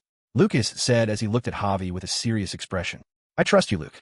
Javi replied with a smile. Asterisk, asterisk, asterisk. The next day, Lucas High School. Lucas was leaning on the railing on the third floor of a 4-story building. The building was painted orange with stripes of yellow decorating parts of the wall. Behind him was an open metal door, which led to a class with about 30 seats. The class, however, was half empty. Students were converged in groups, chatting and laughing. Some sat quietly on their own, eating or using their phones, while others were hunched over on their desks, presumably taking short naps. It was a 20-minute break after the second lesson of the day. Lucas was staring down the horizon. He hadn't been the biggest fan of school in his previous life. Not from lack of trying, but more from lack of interest in trying too hard. He had managed to pass enough to get his abitur, but ultimately dropped out of college. Unfortunately, he didn't follow the footsteps of his fellow dropouts like Mark Zuckerberg or Steve Jobs. He wasn't even close. But now his mind just wandered. Then he felt a soft tap on his shoulders. Hey Luke, where's Joao? A soft voice passed through his ears. It was just a normal question, but the voice sounded so soothing. He turned around, and there she was, like a dark-skinned goddess that decided to grace humanity with her presence. She had long black hair, neatly packed in a half ponytail with face-framing tendrils. She had no makeup on and casual clothes, jeans with a white blouse with white sneakers. But to Lucas, she looked mesmerizing. Veyo, Joao is over there. Lucas responded, trying his best to keep his cool as he pointed to Joao, who was sitting in one corner of the classroom, scrolling through his phone. Thanks, she replied as she flashed a smile before walking toward Joao. Wow, Lucas was smitten. Chapter 21, Surprise Modérateur. Like a dark-skinned goddess that decided to grace humanity with her presence. She had long black hair, neatly packed in a half ponytail with face-framing tendrils in front. She had no makeup on and casual clothes, jeans with a white blouse with white sneakers. But to Lucas, she looked mesmerizing. Veyo, Joao is over there. Lucas responded, trying his best to keep his cool as he pointed to Joao, who was sitting in one corner of the classroom, scrolling through his phone. Thanks, she replied as she flashed a smile before walking toward Joao. Wow, Lucas was smitten. Asterisk, asterisk, asterisk. Saturday, Riederwald Academy. This was Lucas' second session with the Eintracht Frankfurt Academy. The scene was lively. The Eintracht U19 team had just finished their warm-up at one side of the field and were performing pass and shoot drills. The U17 players were gradually converging at the opposite end of the same field to start their warm-up routines. Lucas was juggling the ball by the touchline. 58, 59, 60, 61, 62. All right, fine, I get your point. You are better at juggling, Christian said as he stuck out his leg to interrupt Lucas. Boom asterisk. Lucas launched the ball upward immediately. He saw Christian's foot. It felt like the ball spent an eternity up there. A blonde boy in the U19 squad nudged the player next to him and pointed at Lucas. He had been watching Lucas out the corner of his eye since he started juggling and just saw Lucas hit the ball way up. They both stood and watched as Lucas cushioned the ball with his chest, then to his left thigh, his right thigh. Then he launched the ball once more. $10 says it was a fluke. The kid next to the blonde hair boy said. Sure, it didn't look like a fluke. The blonde boy replied as he shook hands with the boy next to him. Lucas didn't try to use his chest this time. The ball came all the way down, but as if he had a sensor attached to his foot, Lucas used the inside of his foot to caress the ball just as it touched the ground. A soft thud sounded as the ball moved what looked like a couple inches before stopping. Oof! Some of the players on the pitch were amazed at Lucas' first touch. Lucas, who had been ingrained in his show, now looked around as he felt the amount of eyes on him. Both some staff of the U19 team were whispering to each other as they looked at him. Who's that kid? I don't remember our academy having someone like that. I heard he's a new trainee. He's here for a 2-week tryouts with the U17. U17? If he's that good with the ball, he should at least be with us. How many people in our team do you think can do what he just did? I'll talk to the coach. The U19 staff already wanted him on their team, but the U19 players had mixed reactions to what they just saw. Wow, that is impressive. I don't think I can do that. One U19 player said, it's a fluke. I doubt he'll be in U17 if he was really that good. Another responded, you think you can control the ball how he did? Twice. Even by accident. You owe me 10 euros, Marvin. The blonde kid said to the boy he had made the bet with. That doesn't count, Alex. He didn't control it like he did the first time. Marvin tried to argue. Oh, don't be shameless, Marvin. He controlled the ball. Alex countered. All right, Fina. Double or nothing. You sound like a gambling addict. But I'll indulge you today. Was the best this time? Alex replied. I heard the staff talking about a surprise match against the U17 today. That's why they made us train at the same time. If he is this good in a game, I'll give you 20 euros. Marvin proposed the new bet. How do we even judge that? A goal? He might not be an attacker. An assist? You can't define how good he is just because his attackers can't capitalize on chances he creates. So how will we judge it? Come on. We'll both watch. If he's good, we'll both know. All right then.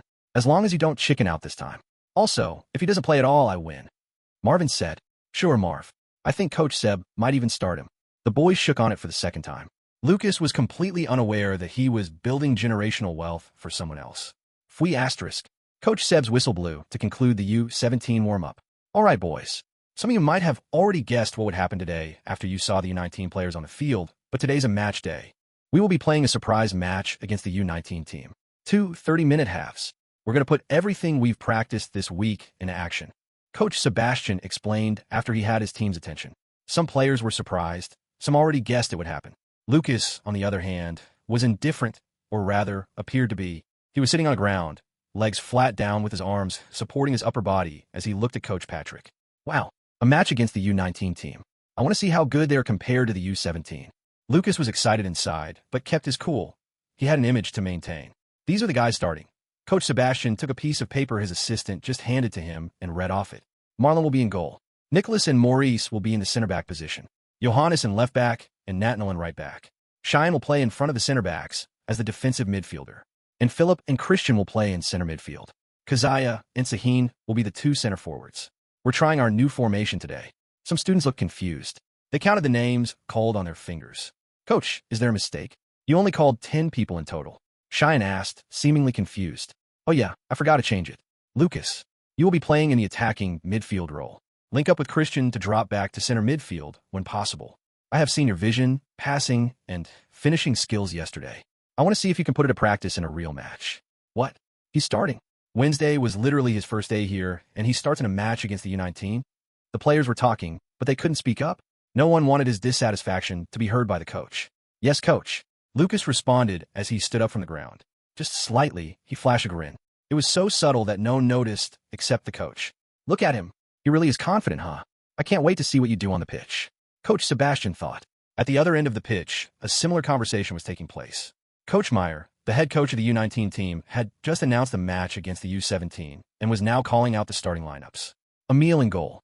Derek, Maurice, Akram, and Giannis in defense. Bikur, Jonah, and Marvin in midfield. And Alex, Rafael, and Jasha up top. I want us to dominate this game. No rookie mistakes allowed. Yes, coach. The players responded as the ones whose name weren't called looked a bit disappointed. And Marvin, Coach Meyer called out. Huh? Me? Yes, coach. Marvin responded, acting confused. Yes, you. No flashy footwork. I need neat football, not flashy one. Coach Meyer instructed, his eyes stern with warning. Yes, coach. Marvin responded. At the U17 side, the starting players were ready. Boys, we've trained enough to know what and what not to do on the pitch. Don't let them organize. They're older, yes, but that doesn't mean they're better than you. Most of you played with and against them already, so you should know what they're capable of. Don't let them treat you like kids. Go there and fight to win. Coach Sebastian was giving his own version of a pep talk. The players gathered around the coach as he spoke, then started dispersing to their positions. Some jumped to stretch their calves, others pounded their feet on the turf, as if getting their boots accustomed to the pitch. Nicholas and Maurice, the 2 center backs of the U17 team, were whispering something to each other. Lucas stood a few feet behind the 2 center forwards who were standing in the center circle. He was adjusting his training shorts as he stared at the U19 team they were about to face. It felt like his nerves were tingling. What is this feeling? Lucas thought as he barely managed to suppress a smile that was starting to creep up on his lips. He felt like he was about to have fun for the first time in his long life. Chapter 22, U19. The players gathered around the coach as he spoke, then dispersed to their positions. Some jumped to stretch their calves, others pounded their feet on the turf, as if getting their boots accustomed to the pitch. Nicholas and Maurice, the two center backs for the U17 team, were whispering something to each other. Lukas stood a few feet behind the two center forwards who were standing in the center circle. He was adjusting his shorts as he stared at the U19 team they were about to face. It felt like his nerves were tingling. What is this feeling? He thought as he barely managed to suppress a smile that was starting to creep up on his lips. He felt like he was about to have fun for the first time in his long life. As he scanned the other side of the pitch, he met the eyes of a black-haired boy with blue eyes. The boy was fiercely staring down at Lukas like he was about to put a laser beam through him. "Who's that? Why does he look like I owe him?" Lukas asked, surprised as he averted his gaze. It was Marvin. He was already starting to get wary of Lukas after his bet with Alex, especially after he noticed Lukas being picked for the starting lineup as Alex had said. "Yeah, there's no way he's that good. I'm going to put him in his place," Marvin thought to himself as he stared down Lukas FW**.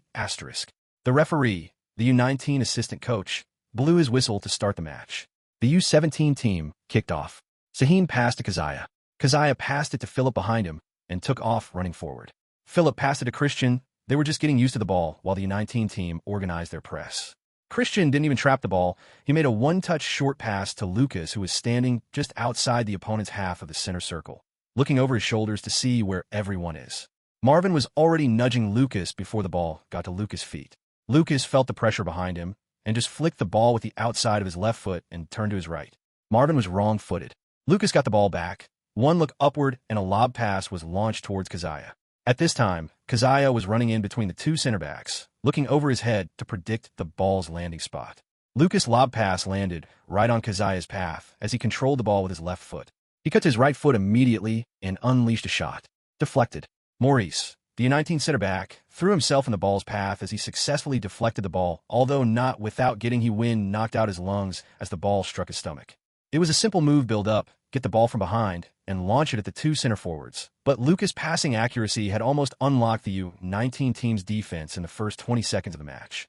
"Nice pass, Lukas," Christian said as he tapped Lukas on the back. He didn't respond.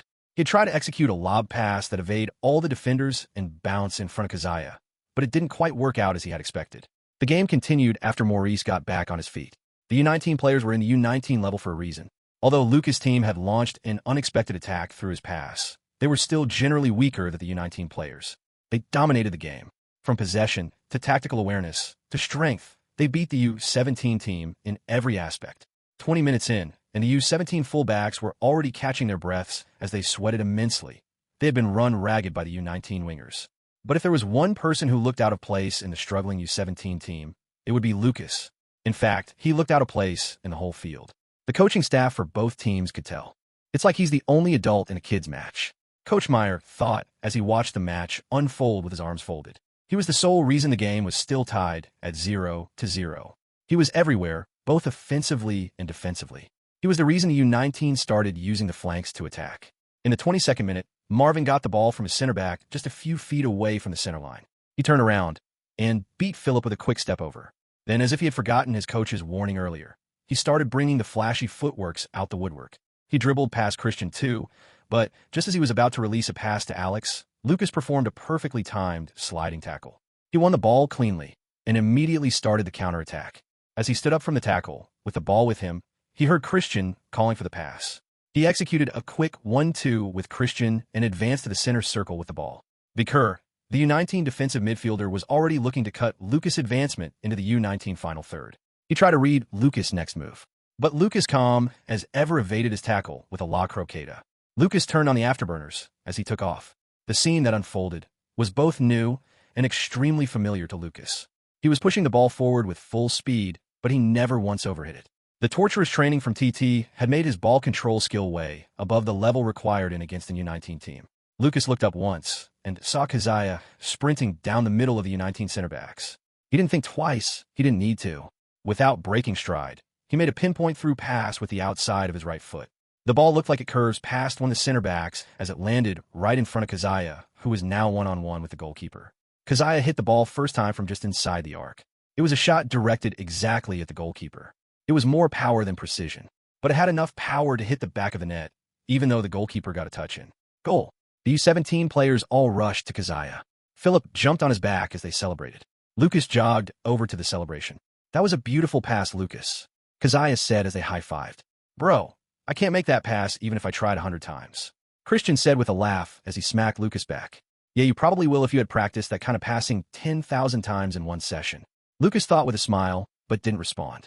They all jogged back to their position to continue the match. It was a friendly match between teams from the same academy, so the celebrations are normally muted. The only reason there was a big deal here was because of Lukas' assist and the fact that the U17 was leading the U19s. FWE**. The whistle blew to resume the match, and it seemed the goal had woken up some of the U19 players. They were now more purposeful in possession. Their passes were sharper. They didn't lose the ball from when they resumed, till when the first half whistle blew 6 minutes later. The whistle couldn't have come at a better time for the U17 team. The players who needed to hydrate drank water, and the coaches made some tactical adjustments, including some substitutions. The second half started how the first ended, total control by the U19. They played like the losing to the U17 would be an insult to their abilities. They were right. And it wasn't long before the press paid. Marvin intercepted a pass from Philip to Christian and immediately launched it to the left wing. The U19 left winger was faster than the U17 fullback and managed to cross the ball into the danger zone in the box. Alex rose the highest and met the ball cleanly with his head. Goal. 1-1. The celebration was non-existent. Just some sigh of relief and some pumping of fist as Alex took the ball from inside the net and ran back to the center circle to resume play. A draw would be akin to a defeat for the U19 team, but they were unaware that their struggle was futile. As they went back into position to restart the match, Lukas walked up to Christian. Give me the ball immediately you get it. There's something I want to try, he whispered to Christian. Christian was confused, but he had seen the way Lukas controlled the match, so he just nodded. The referee's whistle blew and the game resumed. Keziah passed the ball all the way back to the goalkeeper during the kickoff. The goalkeeper looked and saw Christian unmarked and sent the ball his way. Christian trapped the ball and turned, seeing Marvin closing in quickly. He immediately released the ball to Lukas, who was now by the left wing. The fullback was closing in, but Lukas had already seen him through the corner of his eyes. He smiled as he got ready to receive the ball. In his mind, the play was already complete and destined to end in a goal. Chapter 23, Rage. As they went back into position to restart the match, Lukas walked up to Christian. Give me the ball as soon as you get it. There's something I want to try, Lukas whispered to Christian. Christian was confused, but he had seen the way Lukas controlled the match, so he just nodded. The referee's whistle blew and the game resumed. Keziah passed the ball all the way back to the goalkeeper during the kickoff. The goalkeeper looked and saw Christian unmarked and sent the ball his way. Christian trapped the ball and turned to see Marvin closing in on him fast. He immediately released the ball to Lukas, who was now by the left wing. The fullback was closing in, but Lukas had already seen him through the corner of his eyes. Lukas opened his legs. The ball rolled through both his and the fullback's legs and turned to stop the ball from going out of play.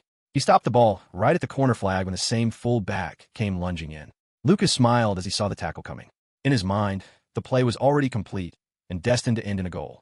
Lukas flicked the ball upward with the outside of his right foot and jumped to evade the tackle. He was now driving into the box from the left-hand side as reinforcements for the U19 team started arriving. A drop of the shoulder and a La Croqueta beat the center back that came to stop him. Lukas heard shouts from the Keziah and Christian, who were already in a good attacking position, but he had something else in mind. He took one look at the goalkeeper just as he got to the left 18-yard box line. He saw the keeper covering his near post, and a smile appeared on Lukas' lips. With the inside of his right foot, Lukas hit a ground shot that seemed to dance around the outstretched legs. Maurice, the second center back, threw his legs in to block the shot, but it just went through his legs. The goalkeeper got down fast and stretched his hands as wide as he could, but he was not getting anywhere close. The ball kissed the goal post and the side of the net before hitting the back of the net. It looked like Lukas had passed the ball into the net. What did I just watch? This was what the expression on everyone's face was saying. They were dumbfounded. Lukas, however, just stood as he watched the ball rest in the back of the net with a smile on his face. He couldn't remain as calm, though, as his teammates, starting from Christian, mobbed him. Is this why you asked for the ball? That's crazy. How did you curve that out of the goalkeeper's reach and back into the net from that angle? Lukas was flooded with questions as they jumped on him. He just smiled as they walked back to the center circle, where Alex was already waiting to kick off for the U19 team. The match resumed. This time, Lukas dropped back to help defend the lead. He was by far the best player on the field, but he knew if he left his team to defend on their own, they would lose the match. The attack from the U19 team came in waves, but the U17 defense refused to budge. Lukas' strength and defensive awareness were proving to be very important. It was a marvel to watch a 15-year-old go into a shoulder charge with a 19-year-old and come out on top. He looked at the board, 10 minutes left. The U19 had been pushing, and it felt like it was only a matter of time before they broke through. No matter how good Lukas is, he couldn't stop all the attacks from a team, especially when his defensive stats weren't his strongest suit. But then it happened. The U19 team's left winger was twisting and turning, trying to beat the fullback on his trail. He successfully beat him and was running into space to cross the ball into the 18-yard box for Alex. As he tried to cross, bam asterisk, he fell on the floor. Lukas had gone to support his left back, and just a single shoulder-to-shoulder challenge was all it took for the winger to hit the ground. The winger raised his hands to protest. The referee just motioned for him to get up. Lukas didn't even wait to see what the referee's call would be.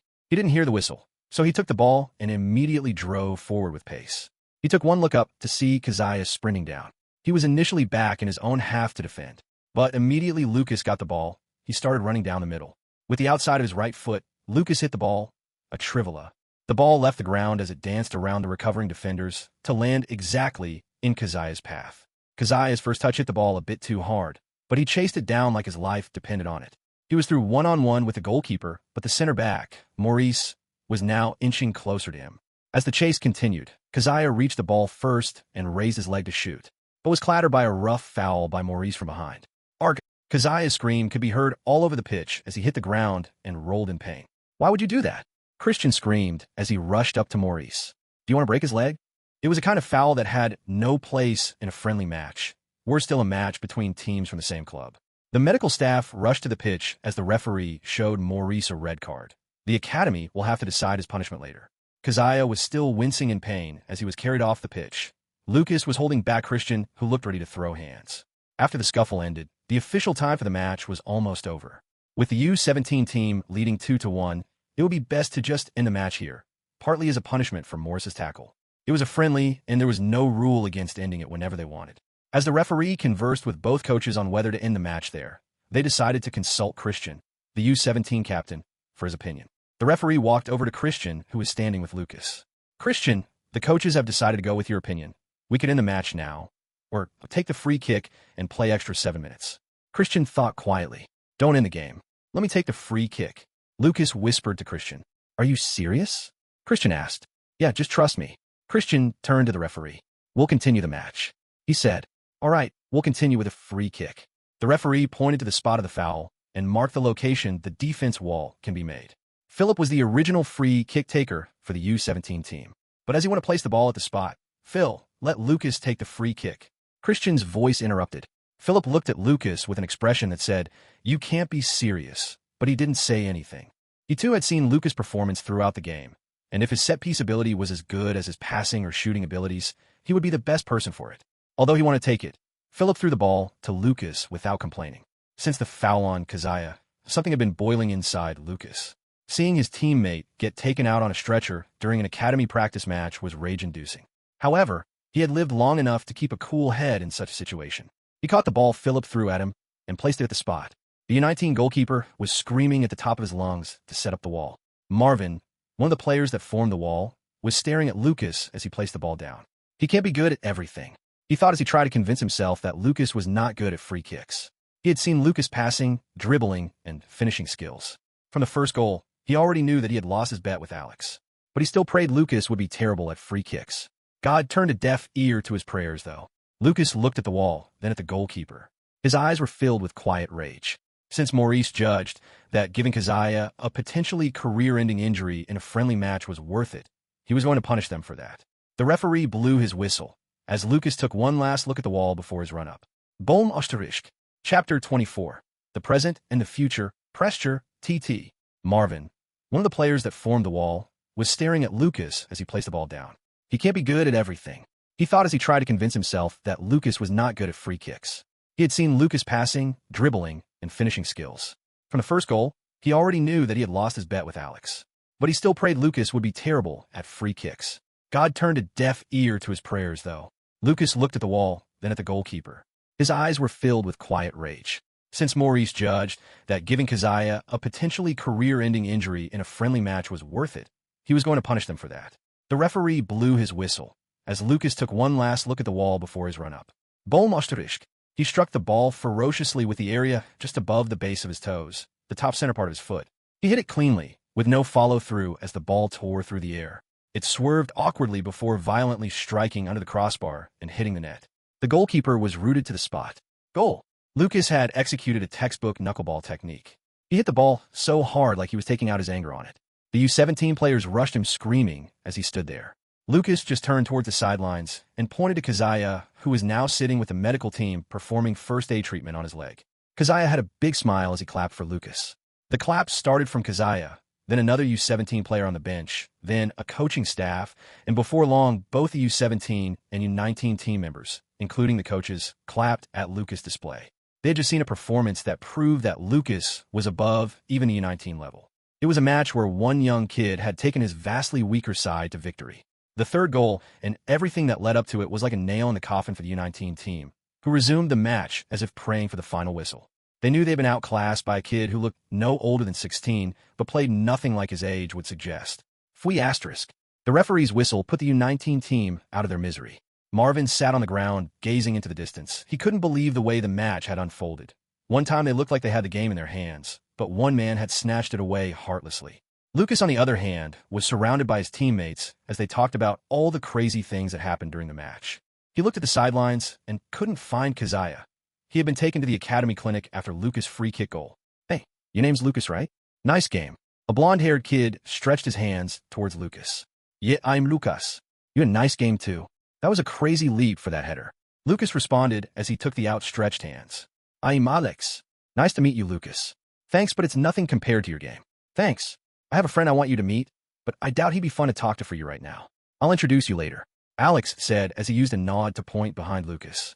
Lukas turned around to see a distraught Marvin looking at nothing in particular. Yeah, I think the introduction can wait, he said with a smile. I think we'll be seeing more of you soon. Personally, I think you're past even the U19 stage, but I think the club might find it difficult to push you higher than that for now. But that's good for me, though. If I can get half the passes you were feeding to your center forwards today, I'd break serious records. Alex said with a laugh. Thanks for the compliment. We'll see how it goes. Lukas responded. The training session was over, so the teams walked to their separate locker rooms. Hey, Lukas, Alex called out as they got to the corridor that separated the U17 and U19 locker rooms. Yeah, thanks for the 20 euros. Don't worry about it, Alex said as he walked out laughing. Has he gone crazy? Damn, losing sure is tough, Lukas thought as he walked into his locker room, in an office located at the top floor of the administrative block of Riederwald Academy. The office walls were painted white with red spatters on it like ink blots. On one side of the wall was a huge symbol of Eintracht Frankfurt. A brown table made of mahogany wood was standing in the center of the room with a long couch by the west wall. To the side, directly opposite the entrance door, was a table much bigger than the center table and filled with documents. An executive chair was behind this table, and a balding man who looked to be in his early to mid-50s was unable to take his eyes away from the field where the match had just ended. It was Alexander Richter, the head of the Riederwald Academy. He had watched everything, from the starting whistle to the final one. He had seen Lukas' performance, and although the field was currently being emptied out, his eyes were still glued to it. Richter had seen a lot of talented youngsters. There were some players who were just ahead of their peers. He hadn't seen anyone like Lukas, though. How calm he was under pressure, his vision to see passing lanes, his courage to try those daring passes, his precision to make the pass, his defensive awareness, his strength, his set-piece ability, all that at 15. He had made a call and gotten Lukas' file after he tried that defense-splitting pass in the first 20 seconds of the match. He looked at the file in his hands, Lukas' player profile. I need to get him into the club right now. July 1st, hopefully everything goes well. After what felt like 15 minutes of gazing at the pitch in deep thought, Richter finally turned around and walked to his seat. He stretched his hands and took the black telephone on his desk before starting to dial a number. I shouldn't call Glibbo. He won't be the coach anymore in 2 weeks. He put the phone back down before he finished dialing. Christian Glibbo was the head of the Eintracht Frankfurt reserve team at that time, but Richter knew he was virtually already replaced. The club was just waiting for Glibbo's contract to run out so they can appoint Dennis Schmidt, who had already signed to be his replacement. Richter picked up the phone again as he dialed another number. Ring asterisk. The phone only rang once before the call connected. Hello, Mr. Schmidt. This is Alexander Richter. Do you have a minute? Hello, Mr. Richter. I hope all is well. A gruff voice came through the phone. All is well. I just want to speak to you about a player I think your team would need. Really? Thanks for the help. I am currently not in Frankfurt. I will be returning tomorrow. I will come over to the academy on Monday for us to discuss it, if it's not too late. No, that works perfectly. See you on Monday. All right. See you. Dennis Schmidt, a young man in his early 30s, ended the call. He was in the hospitality section of the Munich Stadium, one of the best stadiums in Europe and the home ground of Bayern Munich, as he watched the stadium getting packed by the minute. There was still a few hours before the opening match for 2024 Euros, Germany versus Scotland, but the Allianz Arena was already bouncing with expectations. Dennis looked at the scenes outside. Fans jumping, the DFB flag waving proudly, chants breaking out from several sides of the pitch. The fans had turned the Allianz Arena into a cauldron, and Scotland was about to feel the heat. A recommended player, before I'm even the coach? Let's see the players Riederwald have. He thought to himself with a slight grin. Asterisk, asterisk, asterisk. In a local pub in Darmstadt, Lukas was seated on a stool with his father. Javi had a jar of beer, while Lukas was drinking a cup of orange juice. The pub was filled to the brim and was as loud as it gets. The color of the day was undoubtedly black and white, with red majority of the customers wearing a German national team jersey or a scarf or a combination of both. Lukas had a Thomas Muller shirt on as he looked around the pub in amusement. This is what it looked like at this time, huh? He thought with a smile. He was a regular at this pub, and even had an open tab by the time he died in the previous timeline. Mounted on one end of the pub was a huge flat-screen LG TV. A pre-match ad had just finished playing as the feed cut back to the field.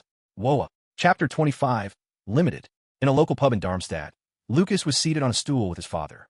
Javi had a jar of beer, while Lukas was drinking a cup of orange juice. The pub was filled to the brim and was as loud as it gets.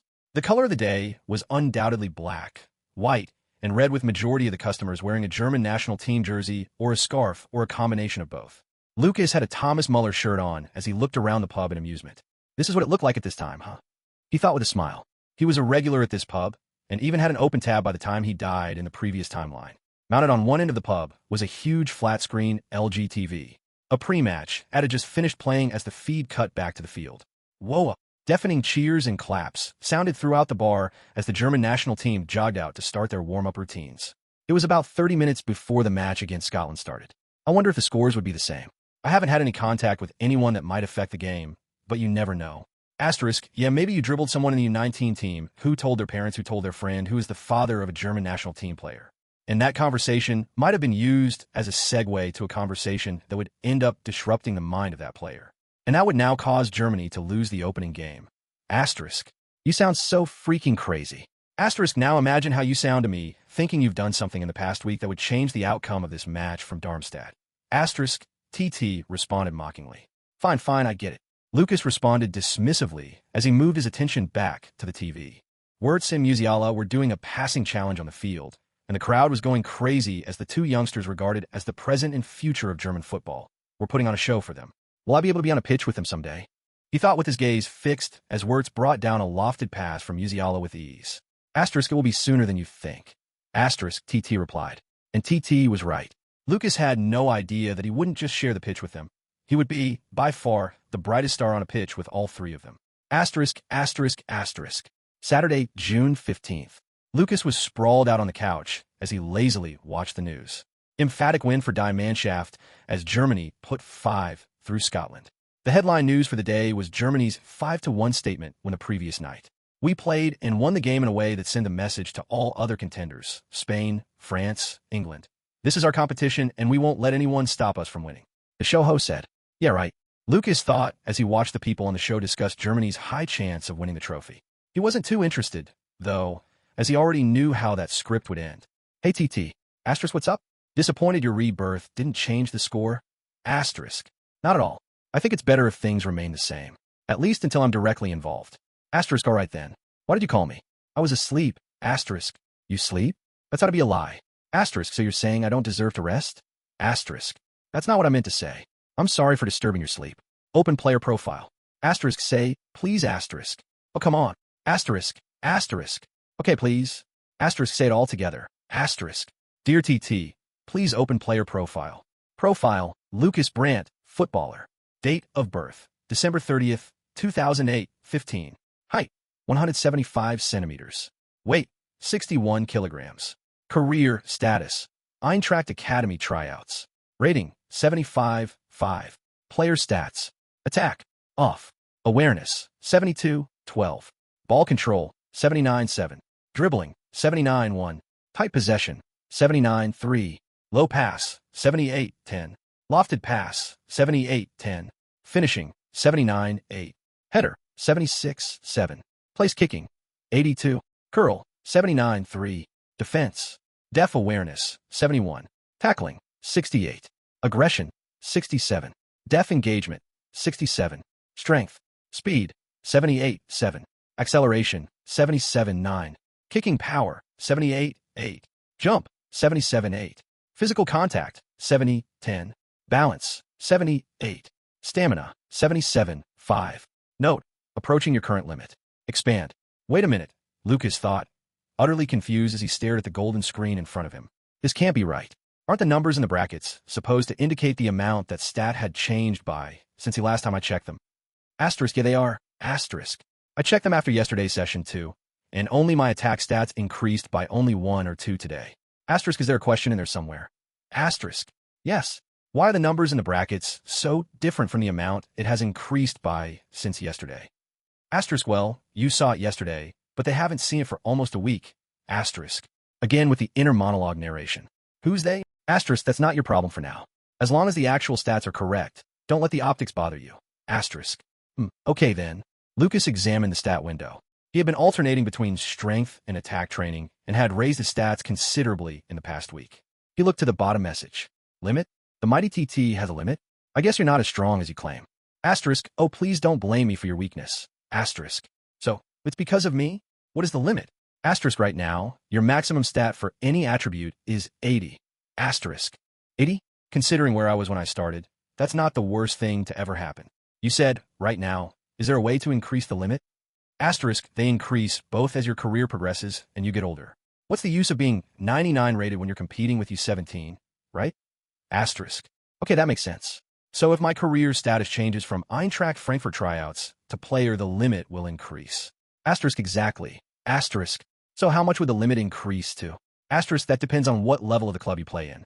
The exact number will be communicated to you if you officially become their player. Asterisk. Lukas sat up from the sofa, his eyes still glued to the screen as he thought about the conversation he was having with TT. The rewards he was getting from training had started falling, especially for attributes with higher stat points. The closer the stat got to 80, the slower it grew, and the harder the tasks he had to complete in the LTC to gain those rewards became. To get the place-kicking stat to 80, the only stat to hit the current limit, Lukas had to take a total of 17,526 free kicks over the course of 2 attacking training sessions. That hellish routine had even given him a kind of sixth sense for when his free kick was going in or not immediately he struck the ball. If I were to push every stat to its limit before I officially sign with the club, what would I do at the LTC for my daily training? I won't be able to gain reward from the daily sessions anymore, will I? Lukas was curious, but even he was doubtful he could raise every single attribute to its maximum value in 2 weeks. He still shuddered at the thought of what he went through to get just one attribute to its limit. Asterisk, I doubt you'll be able to worry about that. Just missing a lot of training would likely cause your stats to start dropping. But just in case, expand that and see your skills. Asterisk. That's scary to think about. Expand. Lukas said, as he couldn't begin to imagine what it'd be like for him to lose the stat points he almost died to gain. Skills. Injured from training? Not me. Passive. Level 5 out of 5. La croqueta. Active. Level 1/5. Step over. Active. Level 1/5. Oh wow, 2 new skills were added. Is this because I used them during yesterday's match? Asterisk, yes, exactly. So if your stat training ends, you can start your skill training. Asterisk. I really do have a lot to work on. Asterisk, exactly. So don't worry about what you do at the LTC. There's always going to be something for you to work on. Asterisk. Lukas knew he had a lot to do if he wanted to achieve his goals in this life. And he was ready for whatever training it might be. Hey, Lukas, what are you gazing out so intensely? Hobby's voice cut through Lukas' thoughts. Nothing, Dad. I was just thinking about yesterday's training session. Oh, hope it went well. Yes, Dad. It went really well. Not to sound cocky, but I have a feeling I'd be getting a contract soon. Haha, I like how confident you sound, Luke. I believe in you. Thanks, Dad. Lukas flashed a warm smile as they both turned their attention to the TV, now replaying highlights of yesterday's match. Chapter 26, Guess. Hey, Lukas, what are you gazing out so intensely? Hobby's voice cut through Lukas' thoughts. Nothing, Dad. I was just thinking about yesterday's training session. Oh, hope it went well. Yes, Dad. It went really well. Not to sound cocky, but I have a feeling I'd be getting a contract soon. Haha, I like how confident you sound, Luke. I believe in you. Thanks, Dad. Lukas flashed a warm smile as they both turned their attention to the TV, now replaying highlights of yesterday's match. Asterisk, asterisk, asterisk. 2 days later, Monday, June 17th, 2024. At the Riederwald Academy. The Academy manager's office was relatively quiet. On the TV screen, some highlights from several matches of Matchday, one of €24, was playing on mute. The scribbling of pen on paper and the low buzz of the air conditioning unit were the only sounds made in the office. Alexander Richter, the academy manager, was seated at his desk as he reviewed and signed some documents. Ring asterisk. The telephone on his desk rang a couple of times before he put down his pen and answered the call. Hello, Mr. Richter. Mr. Schmidt is here to see you. The receptionist's voice came through the phone. Yes, please send him in. Thank you. Richter responded before ending his call. A few seconds later, knock knock asterisk. Please come in. The door opened as a red-haired lady, who seemed to be in her late 20s, stepped in. She was Richter's secretary. Hello, sir. Mr. Schmidt is here. Following closely behind her was Dennis Schmidt. He was dressed in black trousers and a white t-shirt. Hello, Mr. Richter. I am Dennis Schmidt. It's nice to meet you. Mr. Schmidt, welcome. Please come in and have a seat. Richter said as he stood up from his chair and walked over to the sofa in the middle of the office where Dennis was standing. The men shook hands as they exchanged pleasantries. Mr. Schmidt, will you have a cup of tea or coffee? Richter asked Dennis. No, thank you. A cold glass of water would be great, please. Richter turned to his secretary, still standing by the door. A glass of water for him, and a cup of tea for me. Thank you. The lady turned around and left the room. Mr. Schmidt, sorry for calling you here when you must be busy preparing to officially take over the team. It's all right, sir. I'll be taking over the team in a couple weeks anyway, and I'll be needing all the help I can get from Riederwald if we are to succeed. The academy is where a majority of our players will be coming from, so it's good to get acquainted with the place and the people who have been running it so well as soon as possible. Thanks for your kind words. Richter responded with a smile. I mean it. Also, I have to come if there's a player so good that you want me to take a look at even before I officially took charge. Knock knock asterisk. The lady came back with a glass of water and a cup of tea for the men before leaving again. So who's this player that you wanted me to take a look at? Schmidt asked as he drank from his glass. He's not yet our player. He's currently having tryouts with the U17 team, but we plan to offer him a contract as soon as possible. He will be officially registered immediately the summer window opens. He's only having tryouts with the U17s, and they're already thinking about getting him to the reserve team? Is this a joke? Dennis thought, obviously confused by what he was hearing. Is he really that good? He asked as he looked straight at Richter. Without responding, Richter brought out his phone and sent a message to Dennis' phone. Ding asterisk. Dennis took his phone out of his pocket and opened the message, a Dropbox link to a video file. It's a match played on Friday last week. The U17 against the U19 team. I called you immediately after it ended. I won't tell you exactly who it is we were talking about. You'll be able to tell as soon as you start watching it. Please watch it when you can, and give me a call. Dennis stared at the file he had already started downloading before looking back at Richter. I guess it wouldn't hurt to watch it. At worst, I can at least roughly gauge the level of the Academy's elites from it. He thought, all right then, I'll watch it tonight and give you a call when I'm done. Take your time. Richter stood up from the sofa after the conversation. All right then, I won't take up any more of your time, he said as he extended his hand to shake Dennis. No problem, sir. Expect to hear from me soon, Dennis said as Richter walked him to the door. You'll be calling me real soon, I promise. I hope so too. Dennis walked out of the office as he headed to the elevator. If he's trying out with the U17 and not the U19, how good could he really be? And he will probably be very young too. To recommend someone like that to the reserve team? It's weird. Dennis was only one thought away from thinking that the conversation with Richter was to push a Nepo baby into the ranks.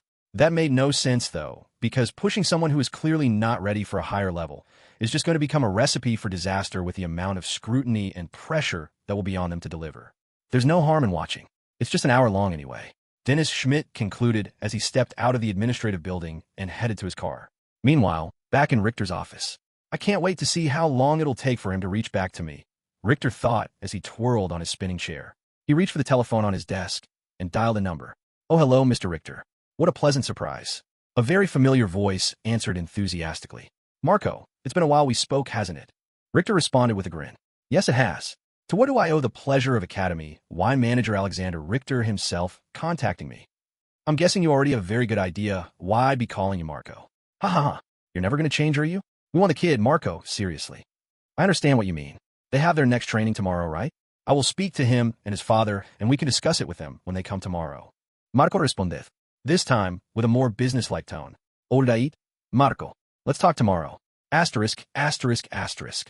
Later that night, at Javi's apartment, the family had just finished a late dinner as they sat together to watch France take on Austria in a match that wasn't really a nail-biter. You have to go to school tomorrow, you know that, right? Javi asked as the pre-match scenery unfolded on the screen. Yeah, I'll just watch the first half, Dad. Lucas responded as he got comfortable on the couch. By the way, I got a call from Marco while on my way back from work. He said he'd been trying to, but couldn't reach you. Really? I don't think there's anything wrong with my phone. Lukas got up and looked around him for his phone. After searching the living and dining rooms, he couldn't find it. He found it in his bedroom on Do Not Disturb. It was in the bedroom. Lukas said as he walked back into the living room. So what did he want? He didn't say. He just said the club needed us there with you tomorrow for a discussion. Really? That's great.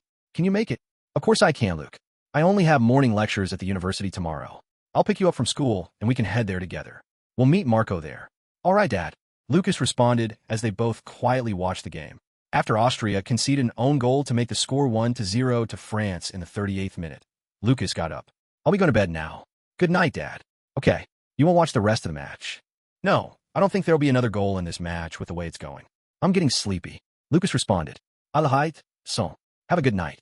As Lukas lay on his bed, he thought about the reason for the meeting with Marco. He already had a very good idea why, but he couldn't predict the level he was being signed to debut in. After his performance against the U19 team, he felt he was good enough to play at the U19 level. But a single game doesn't prove much. And since that game was a friendly between teams of the same academy, it proves even lesser. At least he was sure he could get a chance in the U19 team start, but what awaited him the next day was far more surprising. Chapter 27, Strikes. As Lukas lay on his bed, he thought about the reason for the meeting with Marco. He already had a good idea why, but he couldn't predict the level at which he would debut. After his performance against the U19 team, he felt he was good enough to play at the U19 level. But a single game doesn't prove much. And since that game was a friendly between teams of the same academy, it proves even less.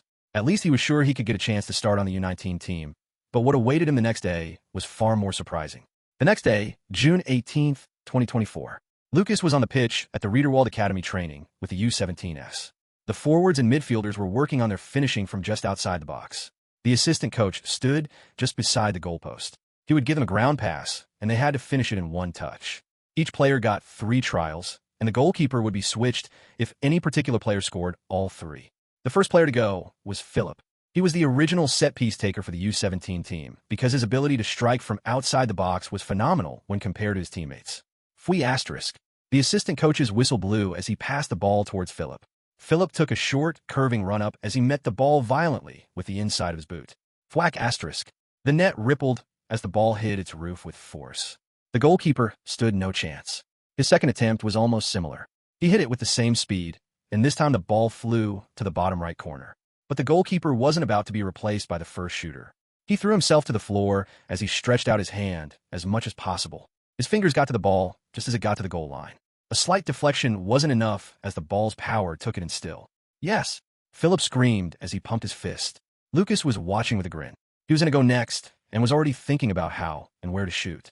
Philip's technique for his third attempt was no different from the first 2. He struck the ball like it owed him money, but this time he was unable to keep it down as the ball sailed over the bar slightly. He threw his hands on his head and mimicked falling to the floor, crying while the goalkeeper ran around the goalpost with his hands up like he had just saved a World Cup final penalty. Lukas, you're up next. The assistant shouted from his position. This caught the attention of the head coach, as well as the defensive players who were training with him. Lukas stepped out from the group, where he was watching Philip's performance. He stood about 5 feet behind the semicircle on the outside of the 18-yard box. The whistle came, then the ball followed. Lukas arched his body to the left, took a few steps forward, and met the ball with the inside of his right boot. The contact was so silent, it was as if he had caressed the ball. It was the complete opposite of the technique Philip used. The ball arched through the air as it headed for the top right corner. The goalkeeper dived. Much like the sound the ball made when Lukas hit it, the ball hugged the net as it went in, completely quiet. It was like Lukas was giving a lesson on control instead of power. The ball wasn't as fast as Philip's, but it was hit with deadly accuracy. That was nice, Christian murmured. I could do that, Philip said, standing beside him. Yeah, but you decided to send a pass to Pelé instead. The group chuckled at Christian's joke, but stopped as Lukas' second trial came. The ball came his way the same way the first did, flat and driven. He mimicked his first run-up, curving his run to the left as he raised his right leg like he was about to curl it to the top right corner once more. The goalkeeper bit the feint as he subconsciously moved to ready himself for the dive. What came instead was a ground shot from the inside of his right foot, right back at the left side of the goal, where the pass from the coach had come from. The shot skidded towards the goal with ferocity. It kissed the left goal post before banging the metal railing that held the net to the ground at the back of the post. The goalkeeper wasn't left wrong-footed. He didn't even move as the ball went past him. If Lukas' first shot was to showcase his ability to curl the ball, the second showed his ability to hit an accurate strike and keep it down. Oof, I gotta admit, he fooled me too, Philip said as he watched Lukas. Yeah, of course he did. I knew all along, though. Christian teased as he nudged him in his back. Yeah, right. After the training, Lukas' third and final attempt would be described as beautiful to watch. The pass from the assistant coach had hit a marble on the ground, which caused the ball to bounce a bit as it got to him. It wasn't as clean a ground pass as the previous two passes. Lukas didn't run. He didn't need to. He twisted his body to the left as he balanced himself to strike it with his left foot. Just as the ball wobbled toward him, he met it cleanly just as it was about to leave the ground. The strike was directly through his laces, down the middle of the ball. The ball rocketed to the bottom left corner of the goal. It stayed just off the pitch's grass by what seemed like a hair's width margin as it rocketed into the net, like a homage to Thiago's famous goal. The goalkeeper stood, no chance whatsoever. Lukas just stood with his hands on his waist as he watched the ball strike the net. He knew he had hit it very cleanly and was sure the keeper wasn't getting to it. Coach Sebastian stared at Lukas, impressed. The other players, however, were more than impressed. They had just seen a 15-year-old boy do something they knew they couldn't do. Can you do that too? Christian asked Philip as he tried to stop himself from laughing. Philip gave a bitter smile as he sat down on the ground. He didn't even have the strength to respond to Christian anymore. Not bad, Javi whispered to Marco.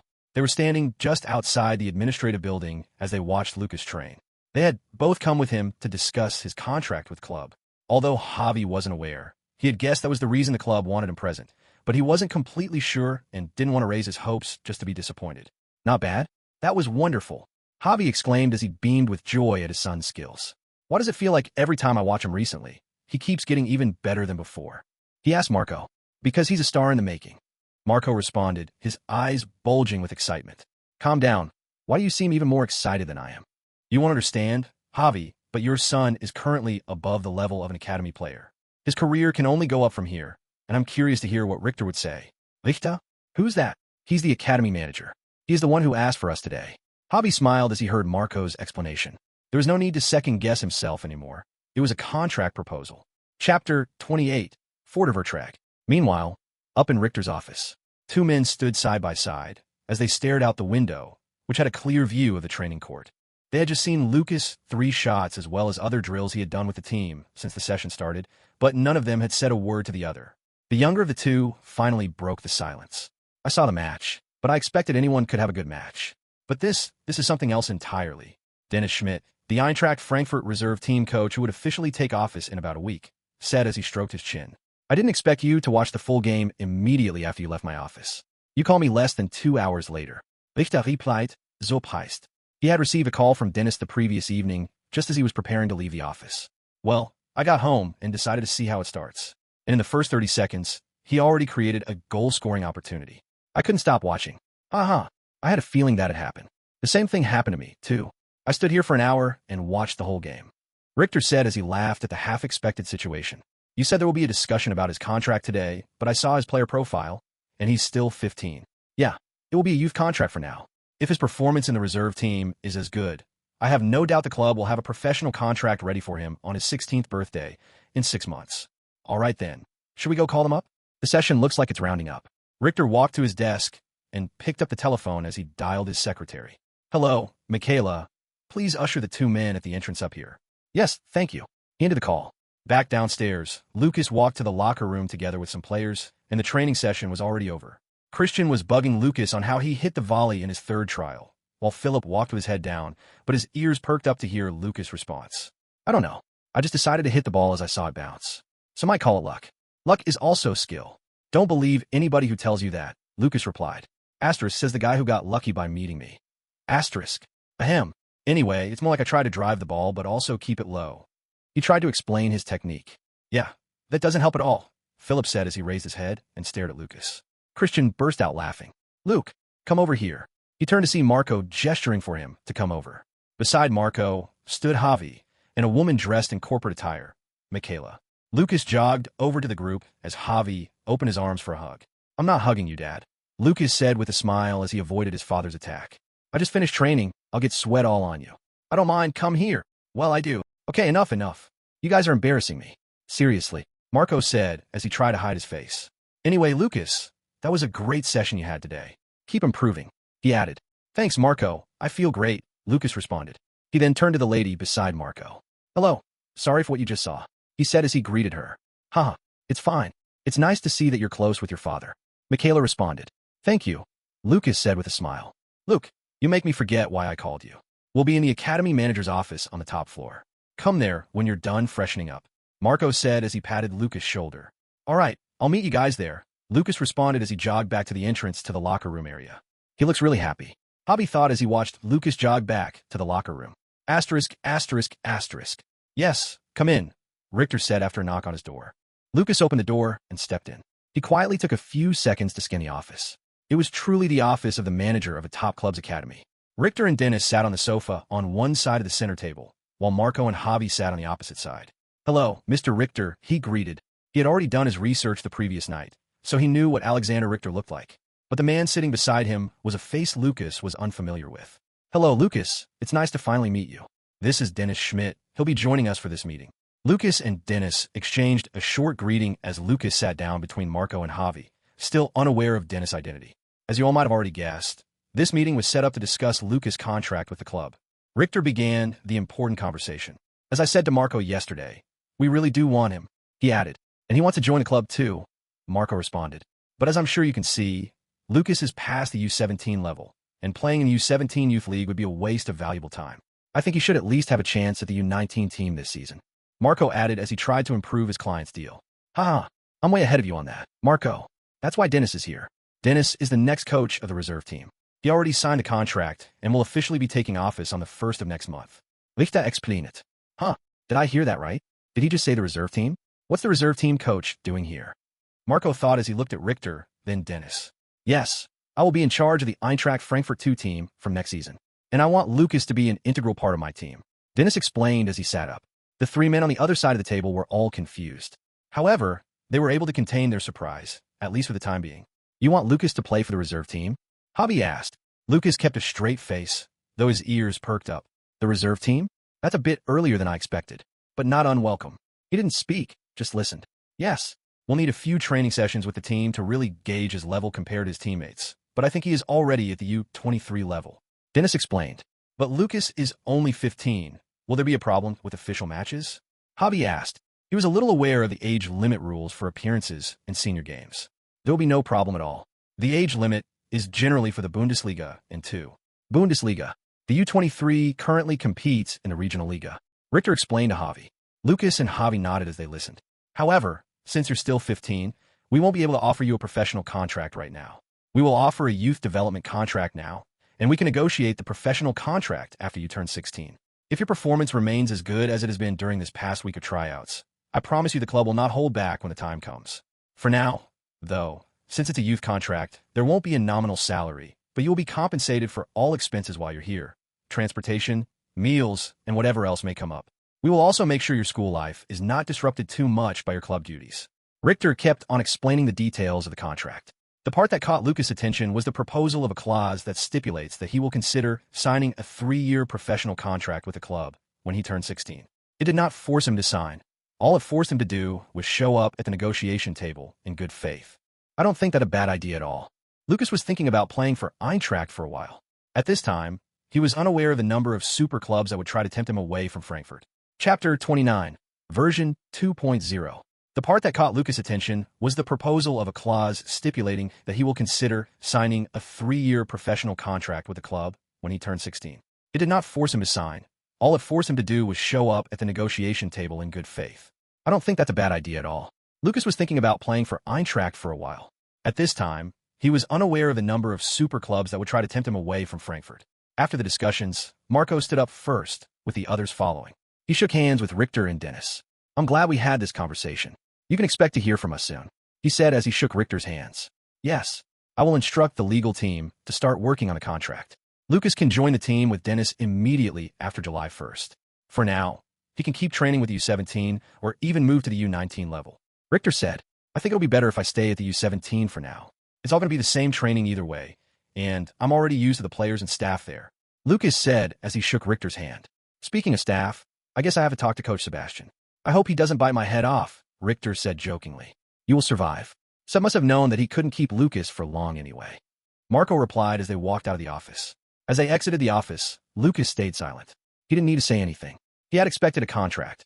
What he hadn't expected was to be fast-tracked this aggressively. Still, it wasn't something he felt unprepared for. In a last life, I never even got close to this level. This time, it's only going to be my starting point. The drive back to Darmstadt was anything but quiet. Javi kept asking Lukas how he was feeling every 10 minutes, starting a whole new conversation about him playing for the U23s at just 15. Luke, when you join the team, you gotta train even harder so there's no bad news. Yeah, Dad, I know. I promise I won't stop working hard. I doubt TT will let me slack off anyway. I'm so proud of you, Luke. I promise I will attend as many of your games as possible. I'll definitely be there for your first game, though. Thanks, Dad. Javi was much more excited than Lukas. He was now seeing his son, who had been in love with football his whole life, getting a decent shot at being a professional, and couldn't contain his excitement. By the way, I have a surprise for you. You still haven't told me what it is, Dad. Lukas protested as Javi had told him about this surprise earlier. Don't worry, you'll find out soon. June 23rd, 2024. On a wide standard football field. You know you shouldn't throw stones if you live in a glass house. And if you got a glass jaw, you should watch your mouth. 'Cause I'll break your face. Have your ass running, mumbling to the Jake. You going against me, dog, you're making a mistake. I'll split ya, leave you looking like them Michael Jackson jackets with all them zippers. The beats from the music filled the pitch. It felt like the air was playing the music because it was equally as audible no matter what part of the field someone stood. But there were no actual sound systems in sight. One man and a bunch of green people were on the field. The man would receive a pass from a green person at the center line and was expected to dribble past 4 other green people and score. The tackles weren't friendly. They stopped at nothing to bring him down. Clawing, grabbing, pulling, chopping at his ankles, sliding tackles, and body checks. But no referee in sight. It was in the LTC, and Lukas was training his attacking skills, dribbling in particular. Earlier, he had worked on shooting. First-time finishes, 2 touches, headers, outside curlers, and long-range drives. After what felt like the 1,000th attempt. Dribbling task, 2, 52, 50 completed. Rewards. Dribbling +1. Tight possession +1. Ball control +1. Lukas stared at the screen, frustrated as he fell to the floor. Only 1 for all of that is very harsh. Don't you think so? He had worked tirelessly for about 40 hours at this session, and had spent about 25 of those 40 hours just to complete the dribbling task. His legs were still feeling the sting from the several nibbles and tackles from the abstracts during the task. Asterisk, you're lucky you're even getting something. Soon, you might finish a task way harder than this and not get anything. Enjoy your honeymoon period while you can. Asterisk. TT's voice was neither cold nor teasing, as it normally was. Instead, he said it like he was just sharing the information, nothing attached. Yes, I understand you, sir. So what other new features does the LTC version 2.0 have, besides fewer rewards for more training? The LTC had begun upgrading on the day Lukas and Javi signed the official contract with Eintracht Frankfurt. The update was finally completed that day, and one of its perks was increasing the time Lukas can spend in there in a day from 24 hours to 48 hours. Another was declassifying the training. Since the training required to raise each stat would get harder, the sessions changed from a broad classification, attacking training sessions, strength training sessions, defensive training sessions, to more specific names for each stat being trained.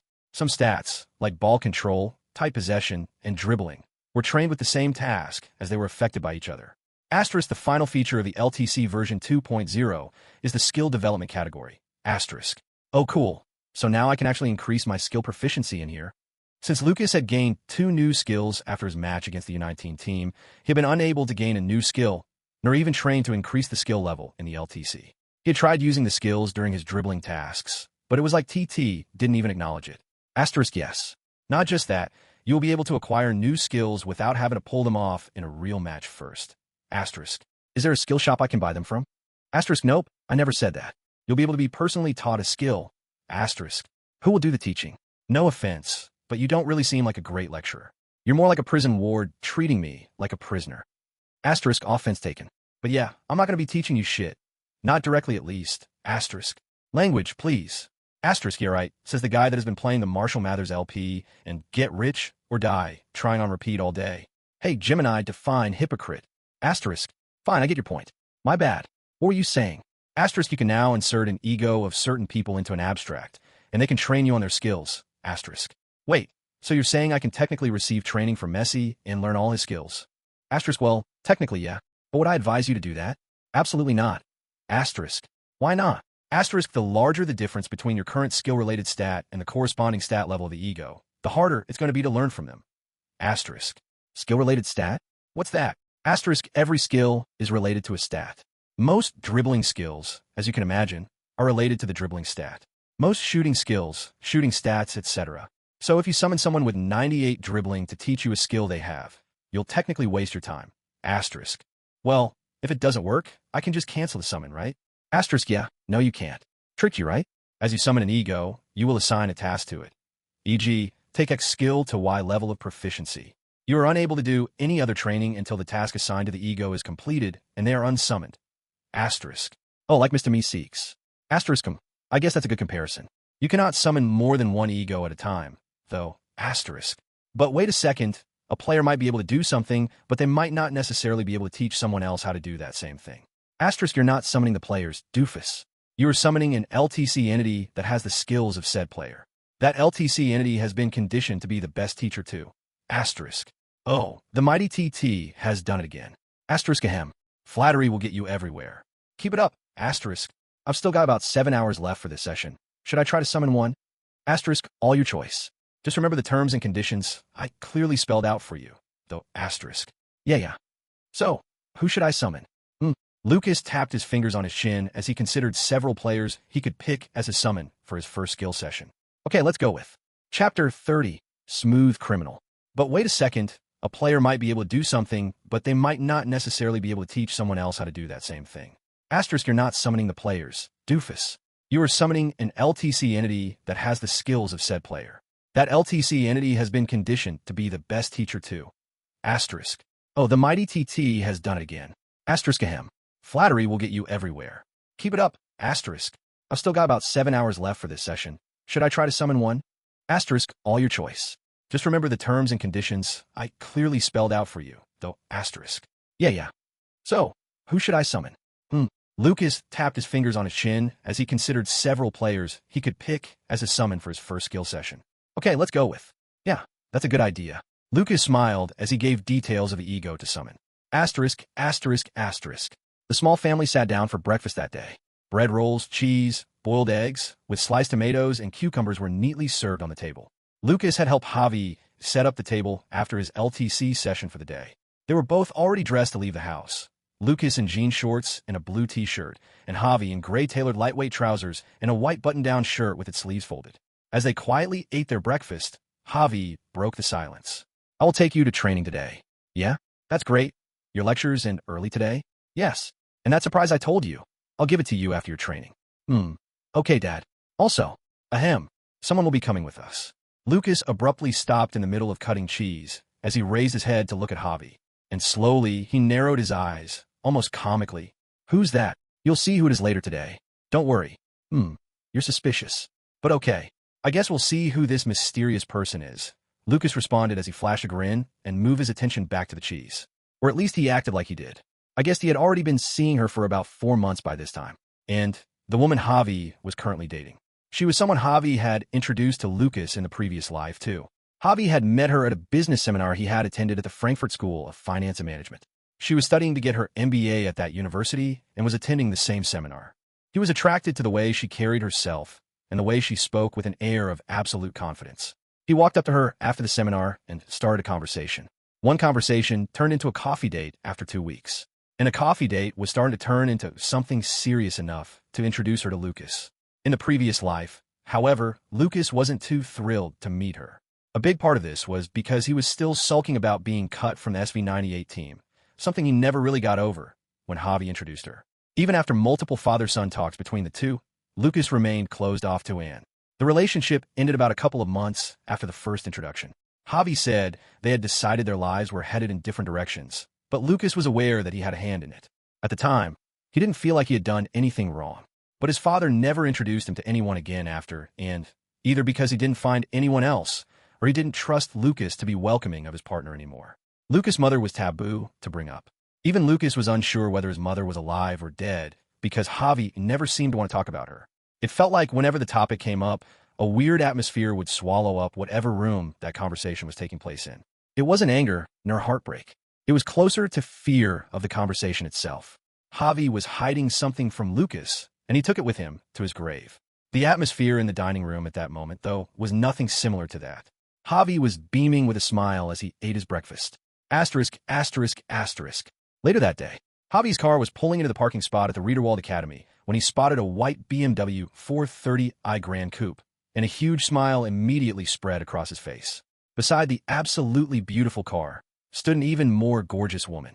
She was about 175 centimeters, 5 feet 9 inches, tall, and looked in her late 20s, but she was in her mid-30s.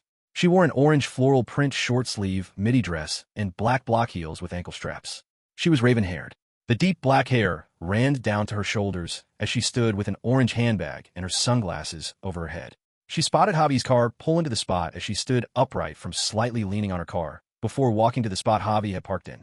"Hey, Annie, I hope I didn't make you wait too long," Javi asked as he stepped out of the car at impressive speed and mindlessly slammed the door behind him, his eyes completely fixated on her. "Hey, Javi, no, my final seminar today ended earlier than scheduled, so I decided to come earlier. I haven't been here for long. You don't have to worry," she replied as they hugged for a while. "How are you doing, Annie?" he asked as he gave her a light peck. "I'm fine, dear. Although I feel like you calling me Annie, there was just you paraphrasing the joke you've told every time we met," she replied as she returned the favor. "Haha, I'm sorry, I just can't stop myself. Blame Michael," Javi said as he and Anna laughed, all in their own world. Ahem. The sound of Lukas clearing his throat as loudly as he could from the other side of the car was what ended the lovey-dovey session. "Hello, I'm guessing you're Lukas. I'm in Becker, your dad's friend. I have heard so much about you from him. It's nice to finally meet you," and introduced herself as she stretched her hands towards Lukas, who was now walking to the side of the car they stood at. "Yes, Ms. Becker, I'm Lukas. It's nice to finally meet you, too, although Dad wouldn't tell me anything no matter how much I asked," Lukas replied as he shook her hand briefly. "What, Ms. Becker? Please call me, and although Javi insists on calling me Annie." She then turned around to Javi, who was standing behind her. "I see I'm not important enough to talk about," she said as she made a face that looked like she was about to burst into tears. Lullis couldn't see her.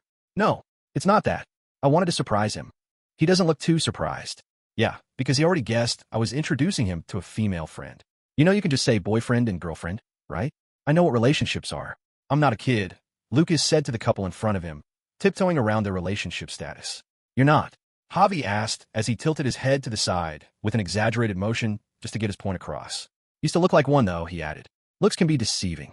"Oh, Javi, you never told me your son was this wise," and interrupted the father-son semi-bickering. "Yeah, he has a smart mouth today. HAA. I don't have time for this. It's almost training time. And it's nice to meet you again. You guys have a nice time. Dad, please don't forget to come pick me up in 2 hours. Don't worry, we'll be staying here to watch you train. And I still haven't given you the surprise yet." "Huh?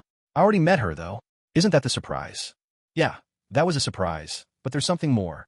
"What's it?" "It won't be a surprise if I tell you now, would it?" "Dad, how many times will you use that sentence? Come on, please tell me. You'll find out after training." "You're teasing him too much," and added, "Yes, please tell him that. Just trust me, Luke, you're gonna love it." "Okay, I'll wait." As he spoke with Javi and several other U17 players were arriving for the training. "I have to go now. Bye." Lukas waved them goodbye as he jogged over to Christian and Philip, who were waiting for him by the gate. "I wonder what he's being so secretive about," he thought. "Hey, Luke, who was that beside your dad? Is it your mom?" Philip asked as they walked into the hallway leading to the locker room. "She's my dad's girlfriend. They look really good together. I hope it all works out this time," Lukas thought as they walked into the locker room. Chapter 31. First Touch. "I wonder what he's being so secretive about," he thought. "Hey, Luke, who was that beside your dad? Is that your mom?" Philip asked as they walked into the hallway leading to the locker room. "She's my dad's girlfriend. They look really good together.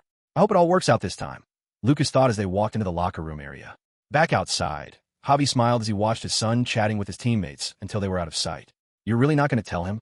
and asked as she gently squeezed Javi's hands. "Yeah, he's going to be so surprised when he finds out." Javi reached into his breast pocket with a hand that wasn't handcuffed to and pulled out 3 tickets. UEFA Euro 2024 Germany. Group A. Match Day 3. Germany versus Switzerland. June 23rd, 2024, 2100 hours. Venue, Deutsche Bank Park. "I still can't believe you got 3 tickets for the same match through a lottery. What are the chances?" "I applied for the lottery and didn't get even one. I tried to check for the price on a resale market, but it was astronomical. To think you'll get 3 tickets from the first phase of a lottery is very surprising." Javi stared at the tickets in his hand with a smile on his face. "But wait a second. You initially said you had 2 tickets. How did it become 3? Javi asked, still staring at the tickets. "Ahem. So I had 2, but a friend of mine got one. So when they said they wouldn't be able to attend, I bought it from them." Really? Hope they didn't charge you a crazy markup?" "No, of course not. She's a close friend, so yeah, face value. I promise." And responded a bit hesitantly as she looked around to avoid eye contact with Javi. "You really are lucky," he said, completely oblivious to the fact that he had just been force-fed a half-truth. Well, it's technically not a lie. Mom didn't give me any of the tickets for free anyway. N's mother was a high-ranking official at the DFB, and she received tickets to the game, which are allocated to the staff of the association, as well as the players and their families. She initially planned to have a date with Javi, where they would go see the match at the Deutsche Bank Park, but didn't know Javi had a son yet. After she learned about Lukas, she asked her mother for one more ticket and had to find a way to tell Javi without exposing that her family works at the DFB. I'll tell him later. All right, I'm glad it all worked out. Luke will be so surprised. Let's go watch the session, Javi said as they started walking, arms still interlocked. The couple got some refreshments from a kiosk nearby before sitting at the visitor section to watch the training. Lukas was juggling the ball on the field, alternating between his left and right legs as he tried, walking while continuing to juggle the ball. He took about 25 steps before he lost control of it. Finally, there's something I can beat you at, Christian said excitedly as he did the same thing Lukas attempted, but went even farther than Lukas. Yes, I admit defeat, sir. No one comes close to you. Lukas smiled as he responded to Christian's taunt. Then a thought crossed his mind. I wonder how much my LTC skill training from today would affect that skill in real life. He had summoned an ego and started skill training. Even 8 hours later, when he reached the limit for the amount of time he could spend in the LTC in one day, he hadn't gotten close to acquiring the skill. But notwithstanding, there was progress. Hey, Christian, I want you to help me with something. What's that? Christian asked as he slammed the ball he was juggling upwards. Semi-high passes. The type of fullback might send to a winger in a match. I want to train my first touch. Okay then, I'll go to the other side. Christian trotted over with the ball to the other side of the pitch while Lukas backed up to the opposite side. Ready when you are, Christian screamed. Lukas raised his right hand and gestured for the Christian to send the ball, a signal that meant he was ready. Christian launched the ball towards Lukas' direction, a lob pass. The ball arched beautifully as it headed straight to Lukas. Lukas' eyes were glued to the ball as he moved to its predicted landing point. With the outside of his left foot, he brought down the ball, killing its momentum. The ball, however, rolled a few feet away from him. It's still not even close to his level. Lukas looked at the ball as he thought about the LTC session earlier that day. Asterisk, asterisk, asterisk. During the LTC session that morning, after TT had explained the new version 2.0 features of the LTC, Lukas was about to give the command on whom to summon for his first skill training session. Lukas tapped his fingers on his chin as he considered several players he could pick as a summon for his first skill session. Okay, let's go with him. Yeah, that's a good idea. Asterisk, who will you summon? Asterisk. Shouldn't you know that already? You are in my mind, aren't you? Asterisk, I don't read your mind in here. Asterisk. You don't?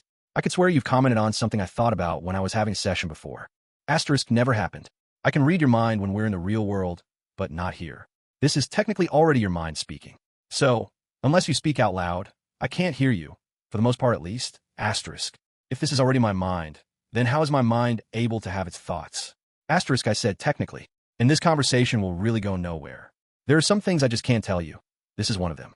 So what's your choice? Asterisk. So you can't hear me now? Asterisk, asterisk. I should smack you. Asterisk, don't think shit about me. Asterisk. Caught you. You heard that. Asterisk, I don't need to read your mind to know when you're thinking about an insult. Asterisk. Yeah, right. Anyway, how do I summon the ego? Asterisk, just tell me what you want. Asterisk. Summon Riyad Mahrez. The glowing window appeared. Riyad Mahrez. Al-Ali/Algeria. Own skills. First touch, close control. Level 5 out of 5. Faint shot. Level 5 out of 5. Dazzling dribbling. Level 4 out of 5. Outside curler. Level 4 out of 5. Please select a skill to train. Lukas read through the list carefully. I don't have any of the skills here. TT, how does it work if it's a skill I don't have? Will I acquire it at level 1/5 when I choose it, then train it to go higher? Asterisk, of course not. Why would you think that? Level 1/5 means you're able to use that skill on the court, although haphazardly. That skill level won't just be gifted to you. If you select a skill you don't have, you'll start training until you get to the level of 1/5. Then it'll be added to your skill window. Asterisk. I see. I select Dazzling Dribbling. Error. Synthesized skill. Unable to learn. Do not meet requirements. The system window showed an error message that left Lukas confused. What's this? Are there skill requirements? Synthesized skill? What's that? Asterisk, a skill like Dazzling Dribbling is a synthesis of several dribbling skills. To learn a skill like that, you have to acquire at least 5 different dribbling skills. Then you can combine them all to form this skill. Asterisk. I see. So this is the requirement. Are there any other kinds of requirements for learning a skill? Asterisk, I mentioned skill-related stats before, right? To be able to learn any skill, its corresponding stat or stats must be up to a certain number. The number is different for each skill. Asterisk. Well, that sounded very important. You didn't think to mention that while talking about the skill training? Asterisk meh. I didn't feel like doing that. Asterisk. Where can I file a report? Lazy system. Asterisk. Well, good luck with that. Asterisk. Lukas chuckled as he continued setting up the ego summon. Learn first touch, close control. First touch, close control skill. Requirement. Ball control, 75. Requirement met. Pick the level of training. Level of training? Asterisk. It's the level you want the training stop at. It goes from 1 to 5. Pick level 1 if it's a skill you just want to acquire. Remember, all future sessions will be the same skill training until that skill gets to the level you select. Asterisk. That's interesting. Level 2, Lukas gave the final instructions for setting up the ego. Ego summon in progress. Ego, Riyad Mahrez. Mission, first touch close control skill training till level 2 out of 5. Just as Lukas read the screen, he felt a tap on his back. Hey Lukas. Oh my god. That scared the crap out of me. He screamed as he jumped and turned to see who had touched him. Don't be scared. I'm Riyad Ego Mahrez. I'll be teaching you the first touch skill from now on. Chapter 32, Walled Stadium. Ego summon in progress. Ego, Riyad Mahrez. Mission, first touch close control skill training till level 2 out of 5. Just as Lukas read the screen, he felt a tap on his back. Hey Lukas. Oh my god. That scared the crap out of me. He screamed as he jumped and turned to see who had touched him. Don't be scared. I am Riyad Ego Mahrez. I'll be teaching you the first touch skill from now on. Lukas was dumbfounded as he stared at the character in front of him. Unlike the abstracts Lukas had finally gotten used to, it was completely human-like. It was way past the uncanny valley. It felt like Mahrez himself was in the LTC. It looked and sounded exactly like Riyad, very coarse voice. It had the same kind of LTC-branded training kit Lukas had on. This is insane, Lukas thought as he stared at the being standing and staring back at him. What are you staring at? We will be starting immediately. Ah yes. Okay. The first, and most important part of the first touch skill, is to predict where the ball will land accurately. Even the best touch won't save you if you misread the ball's flight. Watch this. Ego Mahrez moved to the right wing of the pitch, where they were standing. At the left back position, an abstract spawned. Lukas watched attentively as the abstract hit a perfect lofted pass towards Mahrez. He didn't have to make any unnecessary movements as the ball fell perfectly by the side of his foot. It was like a kill switch had been flipped. The ball died right at his foot. No roll, no bounce, nothing. You saw what I did, right? I stopped it cause this is practice. In a real match, you'll most likely be getting chased down even before the ball meets you. So you should think of beating your marker with that first touch. Damn, that was impressive. How do I know what part of the foot to use? It all depends on what you want to do with that first touch. And different people are able to perform the same skill with a different part of their foot. But one constant thing, they do not have to think about what part of the foot they want to use. How does someone like you do it? It becomes muscle memory once you practice enough. You just see the ball, see the player, and you'll already know what to do. For that to be the case, though, you need to practice like your life depends on it. And that's exactly what I'm here for. The ego flashed a sly grin. Why do I have a feeling this is just TT cosplaying as Mahrez to put me through hell? Lukas thought as he looked at the ego, who was smiling mischievously. All right, I'm ready. Good, now run. Your first training is how to predict the landing area of the ball. Mahrez lobbed the ball, and Lukas started tracking it. The skill training was on. Asterisk, asterisk, asterisk.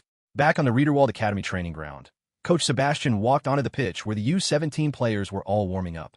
The majority of them, however, were sneaking glances at one part of the field. He followed their eyesight to find Lukas receiving a pass from Christian. The ball from Christian was overhit, causing it to go too high. Lukas had his eyes in the sky as he backpedaled to where the ball would land. With a raised left foot, he plucked the ball out of the air. It stuck perfectly to his leg as he brought it down. Ugh! Finally! Christian screamed as he ran towards Lukas. It's still not enough, Lukas thought as he looked at the ball. However, this time, a small smile was tugging at the corners of his lips. Not just Christian, everyone was impressed. Especially Anne, who was watching with Javi. Wow, you said he was good, but that doesn't do him justice. He's really good, she said as her eyes were glued to the part of the pitch where Lukas was, and grew up in a family of football lovers. Her father, who passed away when she was 10, was a retired player for a semi-pro team in Berlin. Her mother has worked for the Deutscher Fußballbund for over 30 years, and her siblings were all directly or indirectly working in the football business. The love for the game flowed through her veins. So when she heard from Javi that his son was an aspiring footballer and was trying out for Eintracht Frankfurt after being dropped from SV98, she thought he would just be another academy player who had passion but lacked talent. But just from the way Lukas was controlling passes from Christian, she could tell there was a lot more to see. Should I tell her about him? She contemplated deep in thought. No, not yet. Javi said he'll be playing for the reserves starting next week. She will find out anyway if there's a 15-year-old tearing up the regional liga with the reserve team. She's that tapped in. And concluded, she was thinking of telling her mother, who worked with the DFB's U21 men's team, about Lukas. But she decided against it. Back at the field, Coach Sebastian approached Lukas. That was impressive. No wonder the B team manager is hell-bent on snatching you up. Thanks for the compliment, sir. And thank you for the training so far. I have really improved a lot. Yes, you have. You get even better in every new session. It leaves me lost for words. I always try to be better than yesterday, sir. That's a great mindset to have going forward. Always strive to be a better version of yourself tomorrow, even if just by a bit. It adds up. I'll keep that in mind, sir. I heard this will be your last training with us. Is that right? Yes, sir. Unfortunately, I have to take my end-of-year exam this week. When I'm done, I'll be reporting directly to the U23. Yeah, that's unfortunate, but you can't neglect your academic life. I know I only coached you for barely a couple of weeks, but I'm really glad I could be a part of your early career. Keep this up, and the sky is the limit. Thanks, Coach. I will be forever grateful for everything. You're welcome, but I still have you for today, so... Fui asterisk. Coach Sebastian cut himself off as he blew his whistle. Everybody, 5 laps around the field. The last person gets 3 more laps. Let's go. The entire team took off. In the middle of the pack was Lukas, smiling as he ran. Asterisk, asterisk, asterisk. Dad, why are we here? Lukas was dumbfounded as he looked around where Javi had brought them. 2 tower-like structures stood on either side of the huge stadium. Lukas was standing in front of it, but couldn't see where the walls ended. The signature white and red design of the entrance was accentuated by the sun setting behind it. At the top of the 65-meter structure, the letters stood in deep blue. Deutsche Bank Park. They were at the walled stadium, now known as Deutsche Bank Park, the home ground of Eintracht Frankfurt. This must be your first time here, right? Javi asked as he put his arm across his son's shoulders and admired the structure with Lukas. The area was booming with people who came out in droves to support the German national team. Chants and drums could be heard from inside the stadium already, while some people who couldn't get a ticket continued the chants outside the stadium. Lukas, however, was lost in his world. This is beautiful, he thought as he stared at the entrance to the stadium. He had only been here once in his previous life for a World Cup qualifiers hosted at the stadium. Although he acknowledged their position in the Bundesliga, he wasn't exactly an avid fan of Eintracht Frankfurt in his past life. But to think he will be playing in this stadium very soon, if all goes according to plan.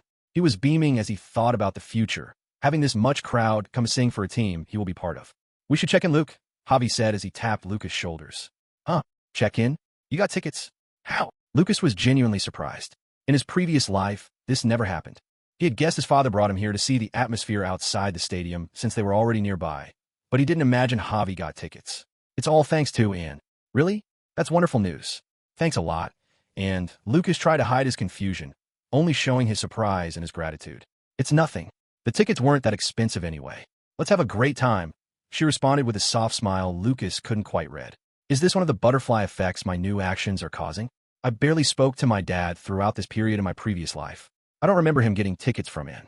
What changed? Lukas' mind was filled with thoughts, but he knew he couldn't answer them. And do the answers even matter? All that was important at the moment was that Lukas was stepping into the Deutsche Bank Park.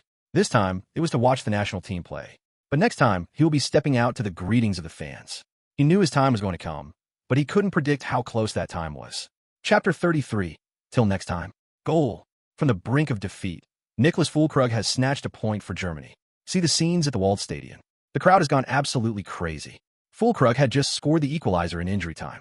Germany already qualified for the knockout stages, but a loss would have left them in second place, which might put them in a tough tie during the round of 16. Javi and shot up from their seats as they screamed with the crowd around them. Javi was waving a white and black German national team scarf, while Anne had gotten a little German flag painted on the side of her face. Lukas, did you see that? Why are you still sitting? Javi crouched as he screamed questions into Lukas' ear, the crowd drowning out half the words he said. This is how it was supposed to happen. Nothing surprising, Lukas responded as he slowly stood up looking around at the boiling atmosphere. Speak up. I can't hear you. I said I was just too stunned to move. Lukas clapped as he belatedly joined in the celebration. It went the same way as last time. We almost lost this game. The game was an early sign of the state of German football for the coming decade. Even though they dominated the game by every metric, they conceded a goal in the 28th minute and couldn't equalize until the last minute. They had all the possession, but it was like they became toothless in front of the goal. The hope was that their attacking midfielders would produce a moment of magic that'll make the net bulge, because since close, they've lacked a real force. Someone who could act as the tip of the spear during an attack. With Switzerland tightening its defense in this game, Germany was able to get only 3 shots on target from 18 attempted shots. FWE Fui. With the referee's whistle, the game ended not long after the restart. The crowd was still bouncing. Sure, they had seen their team struggle to finish chances, but they had come out of the match relatively unscathed. With the point, they led Group A and were looking forward to a more favorable draw for the first knockout match. The German team was going to different parts of the pitch to applaud the supporters who had come to see them. Kimmich, Rudiger, and Musiala were walking toward the side of the stands where Lukas' group were sitting, applauding the fans, when Javi pulled out a cardboard sign from seemingly out of nowhere, stuck it in Lukas' hands, and raised them up. "Jamal, please, can I get your shirt?" "Huh? What is he doing this time?" Lukas was confused as he stared at Javi, who was holding his hands up. Kimmich locked eyes with Lukas before he nudged Musiala beside him and pointed to the sign. In one smooth sequence, Musiala peeled the shirt off his back, balled it up, pointed at Lukas, and tossed it his way. "No way. Really?" Lukas thought as he stared at the shirt on his hands. His thoughts all jumbled up as he tried to keep a calm exterior. Musiala. 10. He stared at the shirt he was holding, originally white with stripes of red, black, and yellow at the shoulder area, which was now heavily stained from the tackles Musiala had gotten throughout the match.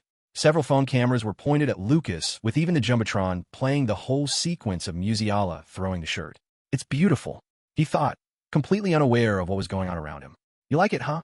You should be thanking me." Javi tapped Lukas, pulling him back to reality. "Thanks a lot, Dad. How did you do that? When did you prepare the sign?" "During the halftime break when I said I was going to the restroom," Javi replied with a proud smile.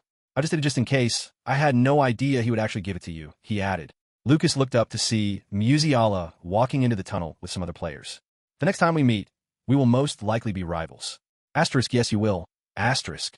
The group, Javi, and Lukas, got up to leave the arena. Asterisk, asterisk, asterisk. "Luke, were you able to answer the 4th question?" Joao nudged Lukas back as he joined him in the school's diner for lunch. Lukas was having a bowl of rice, a hard-boiled egg, and chicken sauce. Joao sat opposite him as he brought out his own lunch. "Yeah, I tried. I wrote down something. I don't know if it's correct, though." "Bro, I couldn't even think of something to write."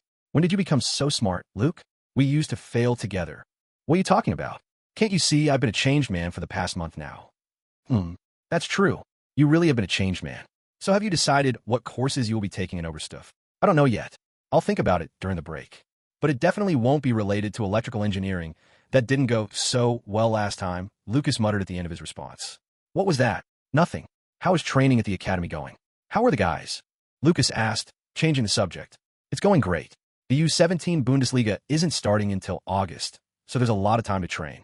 But I think I might be getting promoted to the U19 this season. Wesley and I have been training with him occasionally." "Congrats, bro.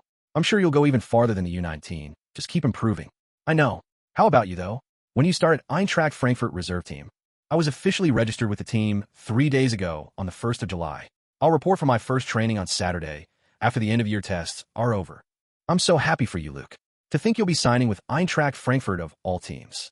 That's really impressive, and I hope you make it there." Asterisk, he has no choice. Asterisk. "Shut up. You know he can't hear you right." Asterisk, it's fun to disturb your train of thought when you're having a conversation. Asterisk. "Stop interrupting my conversations." "Thanks, Joao. I hope you make it too. In fact, I'm sure you'll make it." Asterisk, you switch the recipients. Luke. Asterisk. "Interrupting your conversations with whom?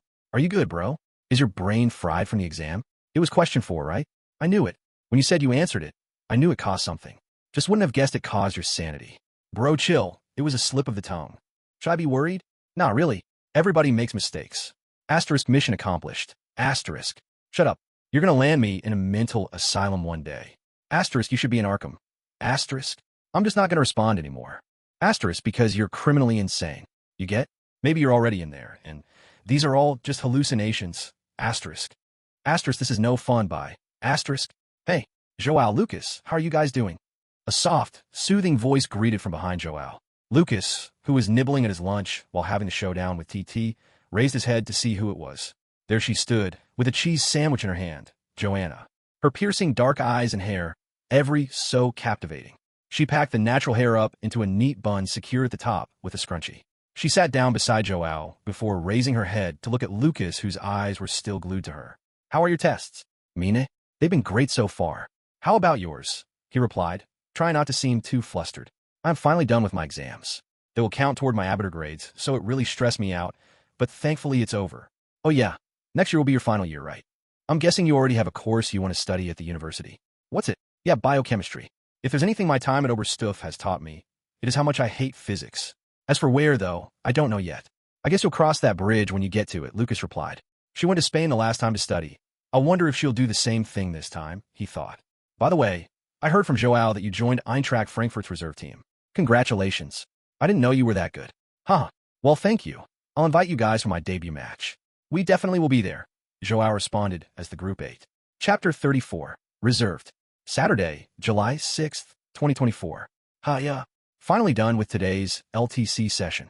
TT, you gotta start reducing this intensity. I'm gonna D. Where have you ever heard someone my age sprint 17 kilometers in 1 hour? That's just impossible and torturous. Asterisk, you did it though, didn't you? You're having your first session with the reserve team today. You don't want to be just another kid there, do you? Asterisk. Lukas couldn't respond, mostly because he had used his last breath to complete the previous sentence and was now sprawled on the gym floor, but also because TT's words were the truth. I can't be just another guy on the team, not with all this training. Lukas' mindset was gradually shifting. He had started with the thought of just being good enough to play professional football, but slowly, after each session, his ambition grew. It was as if TT was slowly beating some drive into his skull with each training session. Please open player profile. Profile, Lukas Brandt, footballer. Date of birth, December 30th, 2008, 15. Height, 175 centimeters. Weight, 61 kilograms. Career status, Eintracht Frankfurt 2. Rating, 79.4. Player stats, attack, off. Awareness, 76.6. Ball control, 84. Dribbling, 81. Tight possession, 81. Low pass, 77.4. Lofted pass, 77.4. Finishing, 79.4. Header, 76.4. Place kicking, 80. Curl, 79.2. Defense, def awareness, 71. Tackling, 68. Aggression, 67. Def engagement, 67. Strength, speed, 77.3. Acceleration, 76.4. Kicking power, 78.3. Jump, 73.4. Physical contact, 75. Balance, 72.5. Stamina, 78.4. Note, some stats are at the limit. Expand. This is nice to see. Expand. Skills. Injured from training? Not me. Passive. Level 5 out of 5. First touch ball control. Level 2 out of 5. La croqueta. Active. Level 1/5. Step over. Active. Level 1/5. I still can't believe how long it took to get this skill to level 2. Lukas had spent 3 days on only skill training just to acquire the skill and get it to level 2. Considering that he could now spend 48 hours inside the LTC per real-life day, he spent 144 straight hours training the skill. Still, it is worth it. Since completing the skill training session, his first touch has been miles ahead of his previous self. He hadn't been able to try it out in an official match yet, but he could feel the difference in his control. It was a situation where he felt like he could pull it off, even though he had never done it before. When will I get my stat limits increased? Asterisk, after each birthday, there will be a major increase in the ceiling. After each major achievement, there will be a minor increase. Asterisk. What is considered a major achievement? Asterisk could be a bunch of things: major trophy wins, big game involvements, personal award wins, and more. The ceiling will be increased based on the weight of that achievement. Asterisk. Oh, I understand. So, for example, winning the DFB Pokal and winning the Champions League will be measured differently. Asterisk, vastly differently, yes. Asterisk. Gotcha, Lukas said as he stood up from the gym floor and got into position for his after-training stretches. Asterisk, asterisk, asterisk. Same day, around 10 a.m. Lukas had on a casual outfit with a brown backpack slung over his left shoulder as he walked. He barely stepped through the familiar entrance of the Riederwald Academy when a voice screamed his name from behind him. You, Lukas? He turned around to see Christian running towards him, his backpack dangling behind him as he ran. Long time, bro. Christian threw his hand around Lukas' neck. Yeah, no. Lukas evaded Christian's hand. How have you been? You haven't been coming to training for 2 weeks now. Yeah, I had tests, so I couldn't come. But I'm done with this semester, so I'll be here regularly. That's great. I heard the news. Congratulations. What news? You signed for the reserve team. Oh, that news. Thanks, but it's nothing crazy. Look at you, showing off. It doesn't fit you. Do you know how many of us would dream of getting a single match in the reserve team? We are almost all older than you, but you get to play with them when some of us are still struggling to make it out of the U17. Yeah, not you, though. I heard you were promoted to the U19. Congrats. Yeah, I was so excited I cried, bro. I still get shivers when I think about the day the coach told me. You'll be surprised how many shivers I get when I think about my life. I'm sure you'll keep climbing. You better hurry, cause I won't wait too long for you at the reserve team. Yeah. I'll make sure to get promoted again, ASAP. The boys walked until they got to the separation point for the reserve and U19 locker rooms. The locker room, not much different from the U17s, was empty when Lukas got in. He changed into his training gear and headed to the reserve team training pitch. Asterisk. Is that the kid? He looks so young. That's because he is young. He's 15. He must be really good if he was brought to the reserve team at 15. I heard he hasn't played any matches for the lower levels, though. Apparently, he came for tryouts with the U17, Richter saw him train, and made the new coach bring him. That's bull. Where does someone like you even get that information? I have my sources. Yeah, right. Who will bring a 15-year-old to the reserve team just because they had a few good training sessions in the U17? That is unrealistic ASF. That's what I heard. And my source is reliable. Lukas could hear the whispers loud and clear. They weren't even trying to hide it. Fui asterisk. He walked up to Lukas, who was standing with the ball between his legs as he stretched out his hamstrings. You can finally join us. I heard you haven't trained for 2 weeks. I hope that doesn't mean your fitness level has fallen. Of course not, coach. I didn't come to Riederwald, but I still made sure not to stop training. Well, I will see if that's true. There's a level I expect from players in this team. If you're good enough, you'll play. If not, I don't mind sending you back to the U19 or U17 for some more development. I understand, coach. Good. Show me what you've got. Dennis then turned to the rest of the team. All right, guys, kill the noise. I doubt I have to introduce him because I know you all check each other's details on transfermarket.com, so you must have seen his name there as part of the squad, but this is Lukas Brandt. He's going to be with us from now on. That's all the introduction for now. You'll see the rest on the pitch. FWE asterisk. Dennis' whistle sounded as the team began their drills. And immediately, they all knew why he was on the team. Asterisk. 10 days later, July 26th, 2024. Riederwald, Eintracht Frankfurt reserve team's training ground. Lukas had just delivered another master performance class during the training session. Top passing accuracy, top shooting accuracy, the best set-piece taker in the team by a mile. But the atmosphere was a bit heavy. In the past 10 days, Eintracht Frankfurt 2 had played 2 club friendlies, against Nuremberg 2, which they lost 5-1, and against Borussia Dortmund 2, which they drew 1-1. For these 2 games, Lukas was kept on the bench. It was not a wonderful start to his time at Eintracht Frankfurt 2. He was confused about why he wasn't, at least, given a few minutes at the games to get acquainted with the matches and tactics. But he didn't say anything to Coach Dennis. It wasn't that Dennis was unsatisfied with his level. The whole team could see he could easily be the best attacking player on the team. During training, any team he plays with is guaranteed to win, and he always contributed significantly to that win. Even some players who had stints in the first team agreed Lukas was more than good enough to start. Coach Dennis, however, just kept repeating the same sentence after each training. Lukas, you will get your time, trust me, or a variation of it. The Regional Liga, which the team competes in, will officially begin the next day with an away match against Stuttgart Kickers. The team was set to travel to Stuttgart early the next morning by train. So Lukas spent the night at the academy dormitory. Asterisk. Fui asterisk. Lukas sat on the bench as the referee's whistle blew to start the match. He was on the bench once again, and the first match of the season was on. At this time, unbeknownst to him, this wasn't just the first match of the Regional Liga season. It was the match he introduced himself to the 29 Eintracht Frankfurt diehard fans who took time out of their busy day to come support the reserve team in an away match. This group of people will forever be grateful, though, as they would witness the debut of the greatest human to ever play the beautiful game. Chapter 35, First Game. Fui asterisk. Lukas sat on the bench as the referee's whistle blew to start the match. He was on the bench once again as the first match of the season kicked off. At this time, unbeknownst to him, this wasn't just the first match of the Regional Liga season. It was the match he introduced himself to the 29 Eintracht Frankfurt diehard fans who took time out of their busy day to come support the reserve team in an away match. This group of people will forever be grateful, though, as they would witness the debut of the greatest human to ever play the beautiful game. Asterisk. The referee blew his whistle for halftime, and the scoreboard displayed the score as the players all walked down the tunnel to the dressing room. Stuttgarter Kickers 0-0, Eintracht Frankfurt 2. For Lukas, it had been quite a boring game to watch. His team spent most of the half chasing the ball.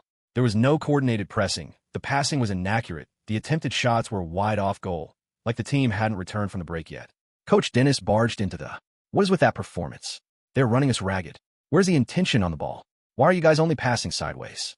Where are the forward runs? I thought we improved after our game against Dortmund. This is no longer the preseason friendlies. This is the league. And you all know the senior team coach will be watching this match. Unless you want to play for the reserve for the rest of your career, you guys should wake up. Coach Dennis lectured the players sternly. It was his first official match as the team's coach, and he would love to start his job with a win. He looked at Lukas, his eyes lingering for a second, but didn't say anything to him. After the break, the second half started, and as if to slight the coach for his halftime lecture, his team seemed to play even worse than in the first half. This time, Stuttgart punished them ruthlessly. In the 50th minute, a long ball forward from the Stuttgart kicker's left back beat Eintracht 2's whole defense, which was pushing upward without any motive. The pass created a one-on-one situation between the Stuttgart center forward and the Eintracht 2 goalkeeper. The center forward did not miss. Goal 1-0. The goal seemed to have been the wake-up call the team needed. Their passing was now more accurate, they defended better, and it seemed they were coming back into the game. Especially after a Stuttgart player was shown a red card for dangerous foul play in the 63rd minute. 3 minutes after the red card, however, Eintracht 2 was down 2-0 after a botched clearance by the Eintracht goalkeeper landed on the lap of the Stuttgart center forward, who ruthlessly volleyed it into the goal. Lukas watched the match unfold without looking away from the field even once. The second half had surely been more entertaining than the first. He raised his head to look at Coach Dennis, standing at the touchline. Dennis had his arms folded as he tapped his feet to a rhythm only he could hear. He was completely focused on the pitch. Lukas knew his time would come, if not in this match, maybe the next one. But it didn't take long for his time to come. Lukas, warm up, you're up in 5 minutes. Coach Dennis's words were conveyed to Lukas by the assistant coach. Lukas stood up immediately and went to warm up. In the largely empty stands, the few away fans were gathered in one spot as they tried to cheer their team. The second goal had been a huge blow to the fans' morale, with the home crowd getting even louder. The only positive for them, so far, was that they had one extra player on the pitch due to the red card. But their team just looked disorganized and unable to capitalize on the advantage. This match is over. New season, same team. I could mention 1,000 more productive things I could have done with my time and sit here and watch us play like shit, even with a one-man advantage. Guys, this is a new manager. Let's give him time to instill his tactics into the team before we start judging. The away fans chatted among themselves with occasional claps when their player did something remotely impressive. Then a man who was wearing the Eintracht Frankfurt home shirt pointed to the touchline where a young boy with a number 36 jersey was receiving final instructions from Coach Dennis. It seems they are bringing in a new player. He wasn't in the team last season. Maybe it's a promoted player. Hopefully, Riederwald will finally give us someone to work with. He looks so young. We'll see if he's any good. The ball went out for a throw-in, and the referee blew his whistle to halt the play for the substitution. The fourth official's board went up. Number 27 out. Number 36 in. Lukas briefly patted the back of his departing teammate before darting onto the field and slotted right into the midfield position. During training, he had always trained as an attacking midfielder due to his ability to both pick out accurate passes and also finish. His first professional match with adults, even when considering his present and past lives. He had a calm expression, already looking over his shoulders to see where everyone was, but his mind was anything but calm. He had lived with a buried dream in his previous life, and this was his first most significant step in making that dream a reality. The match resumed. A throw-in by the home team's left back. It was a long throw towards the center line to move the ball away from their final third. Stuttgart's number 6 and Eintracht's number 8 both jumped to win the ball. The ball was headed by the Stuttgart player and was directed towards the left wing. And just when the winger thought the ball was his, he relaxed, waiting for the ball to get to him. The ball, however, never made it to his leg. It was in front of him, then it wasn't. Lukas was already sprinting down the field with the ball. He carried it for about 20 meters before raising his head. He could hear the shouts from the wingers as he approached the final third of the home team. The left back who had taken the throw-in was now hounding Lukas, trying to nick the ball away. Lukas slowed down. He took one look up to see the striker making a run. He took a deep breath, and with one swift motion, he rolled the ball with the studs of his right boot to evade the left back's tackle, and with the same right foot, executed a triple across into the penalty area. There were 5 players in the opposition box, 3 defenders and 2 forwards. The ball, however, was pinpoint accurate. With a glancing header, the ball was directed towards the left corner. The goalkeeper was rooted to his spot as the ball nestled in the back of the net. Goal! The 20-plus away fans went crazy as they hugged each other. It was a borderline useless match. The stands were empty. No broadcasting or commentary was provided. Not even a single local media representative in sight. Yet the fans were still overjoyed. Oh my God, what a pass. Finally, the academy has given us a decent player. His first touch, and he creates a goal? I hope it's not a fluke. Back on the pitch, the players mobbed the goal scorer, who was pointing at Lukas. As they walked back to restart the game, Lukas whispered to the striker, "Stay high. You'll get another ball." The game resumed. Lukas's substitution seemed to light a spark in the team. Now with only one goal to cover and having a one-man advantage, they were playing with purpose. And in the heart of every attack, there was one constant, Lukas. As the game went on, his initial nervousness was nowhere to be found. His heart rate was elevated, but only because he was running a lot. Almost all attacking sequences flowed through him. With Lukas conducting, Eintracht Frankfurt 2 was banging on the door. In the 75th minute, a through ball from Lukas put the left striker, who scored the first goal, face-to-face with the goalkeeper with acres of space. But he fired the ball into the evening sky. The home team's defense was looking impossible to crack. They were determined to hold the lead till the end. But they were facing a legend in the making. They couldn't stop the force forever. And Lukas made the last 10 minutes of the game seem like it would never end. Chapter 36, Feed Me. With Lukas conducting, Eintracht Frankfurt 2 were banging on the door. In the 75th minute, a through ball from Lukas put the center forward, who scored the first goal, face-to-face with the goalkeeper with acres of space. But he fired the ball into the evening sky. The home team's defense was looking impossible to crack. They were determined to hold the lead till the end. But they were facing a legend in the making. They couldn't stop the force forever. And Lukas made the last 10 minutes of the game seem like it would never end. 81st minute. The Stuttgarter's coach was now screaming defensive instructions at the top of his lungs. Due to the minimal crowd, the instructions could be heard reverberating through the field. Ryan, Mark, Jacob, follow him. Don't let the kid turn. Lukas had only been on the field for 10 minutes, but he was proving to be a real headache for the team. Lukas drifted out wide to the left-hand side. From a midfield, the ball was launched at him. With his eyes glued to the ball's trajectory, he adjusted his position to anticipate the ball's landing spot. He glanced back down to see a home team player closing down on him. As the ball landed right at the spot he had predicted, he controlled the ball with the outside of his right foot, dragging it away from the swinging foot of the defender. Just as he got away from the first, the second defender was already blocking his path. Lukas looked to his side and saw a teammate standing in space just outside the penalty arc. He had successfully drawn the attention of the opposition team due to how he controlled the game since coming on. But the game was not a 1 versus 11. The second defender was well built, buff even, and he planned to test Lukas' strength, and he charged in with a shoulder challenge. Lukas, however, had no intention of engaging in a challenge he would lose. He passed the ball to his teammate standing outside the penalty arc and jumped backwards to evade the shoulder charge. Shoot! Lukas screamed as the ball got to the intended target, and his teammate obliged. Boom! Asterisk. He unleashed a first-time shot. A home team player in the box threw himself at the ball's path, hoping for at least a deflection that would reduce the shot's power, or take it off target. The ball scraped his knee, but continued on its path. The goalkeeper dived, full stretch towards the top left corner where the ball was headed.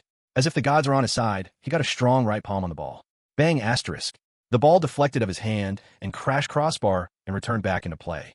As if stunned, the defenders were a second slow to clear the ball, not just the home team. It seemed everyone on the pitch had expected the ball to go in. The player who took the shot was now standing still, head in arms. The delay was barely a couple seconds long, but one person was ready to take advantage of that slight error in judgment.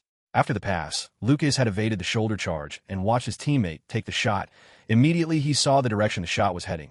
Left top corner, he moved to position himself by the left-hand side of the penalty box. As the ball crashed into the crossbar, it headed towards Lukas's position. While the defenders were ball watching, he brought the ball down with his chest, and before it hit the ground, he unleashed a volley. The ball flew towards the opposite corner of the post. The goalkeeper, who had just pulled off a wonderful save, tried again but couldn't stop it this time. Goal! The away fans exploded once more. Lukas ran towards where they were gathered and pumped his fist as his teammates jumped on him. Oh my God, this is crazy! The fans screamed as they hugged each other. They celebrated even more than the players on the field. Dad, what's his name? A young boy wearing an Omar Marmish jersey asked his father, standing next to him. I don't know. He has the name Brandt on his shirt. Let me see if there's an update on the team list.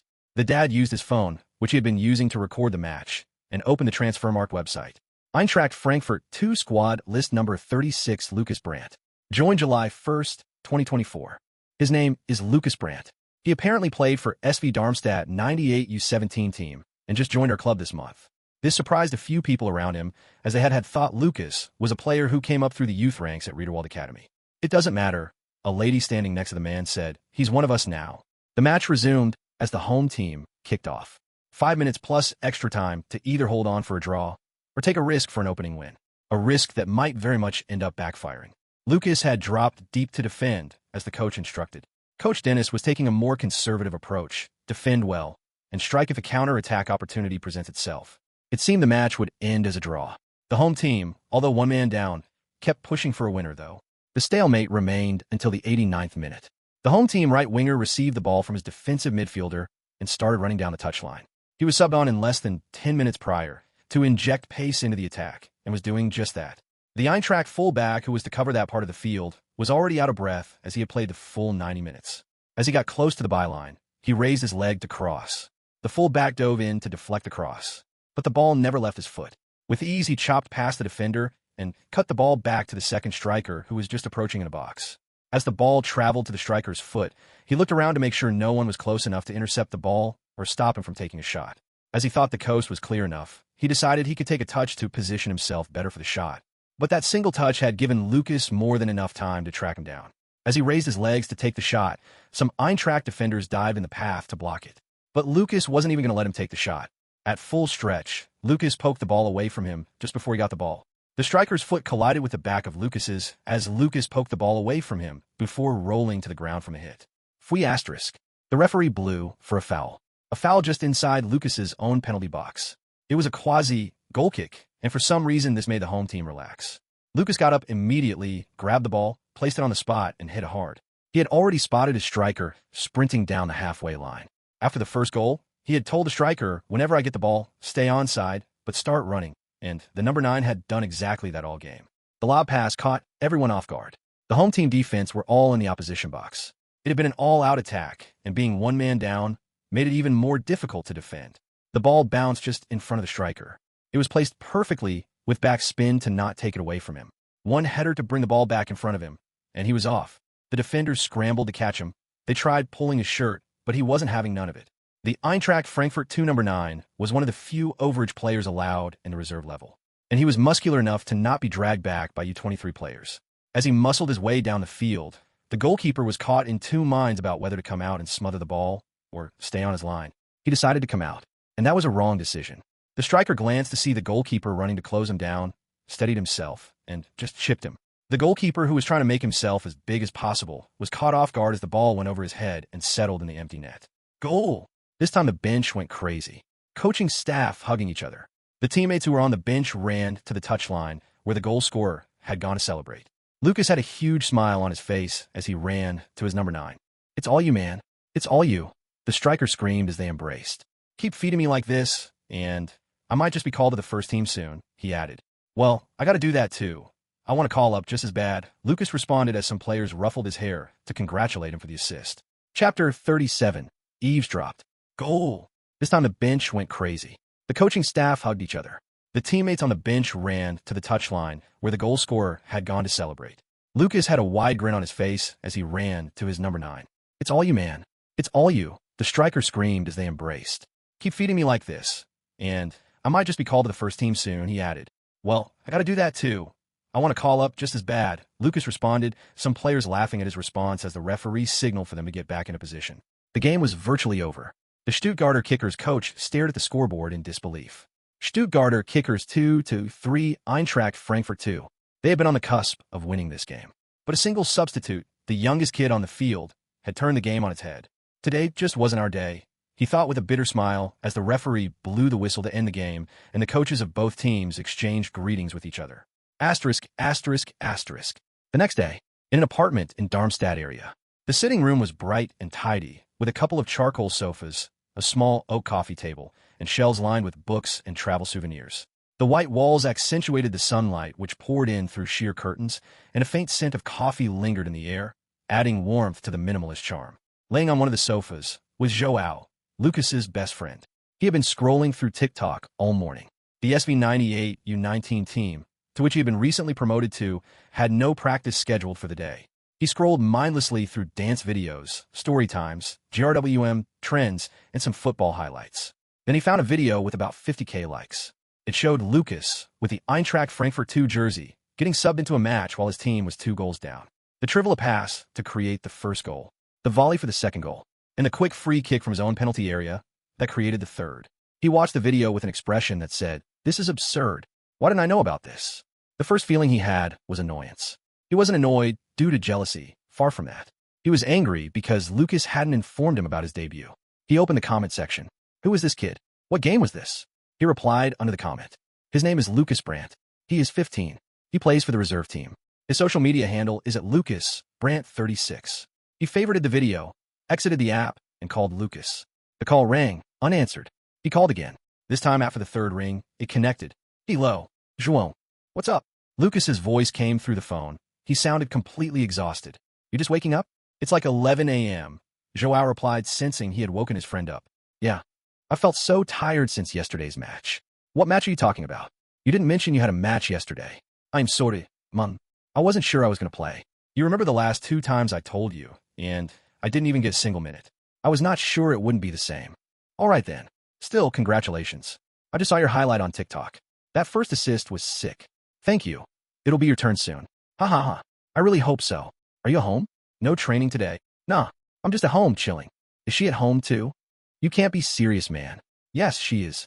Why? Should I give her the phone? Is there a time you're not thinking about my sister? Of course. Maybe when I'm on the pitch. Are you asking me? You're not even sure. Still. She's home, right?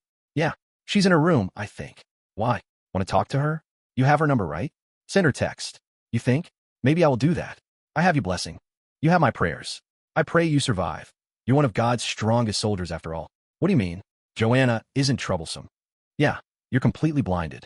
Let's talk again if you start dating. No, when we start dating. Yeah. Good luck. Anyway, when is your next match? We have a home game on Friday, August 2nd. Also, I think you can find the information about the matches online. Maybe I might forget to inform you due to training or something. Okay, that's good. I'll try and attend. Yeah? If it doesn't affect your training, you're always welcome. All right, I have to go watch some match recordings. Since you've already started dropping man of the match performances in the regional liga, I can't fall so far behind. Yeah, hurry up. I need someone that can stop me. Huh, funny guy. Bye. All right, later. The call ended. Was that Lukas on the phone? Joanna, her voice calm and composed, asked as she walked into the room with her phone in her hands in landscape mode, presumably watching a movie. How long have you been there? João asked, a bit freaked out.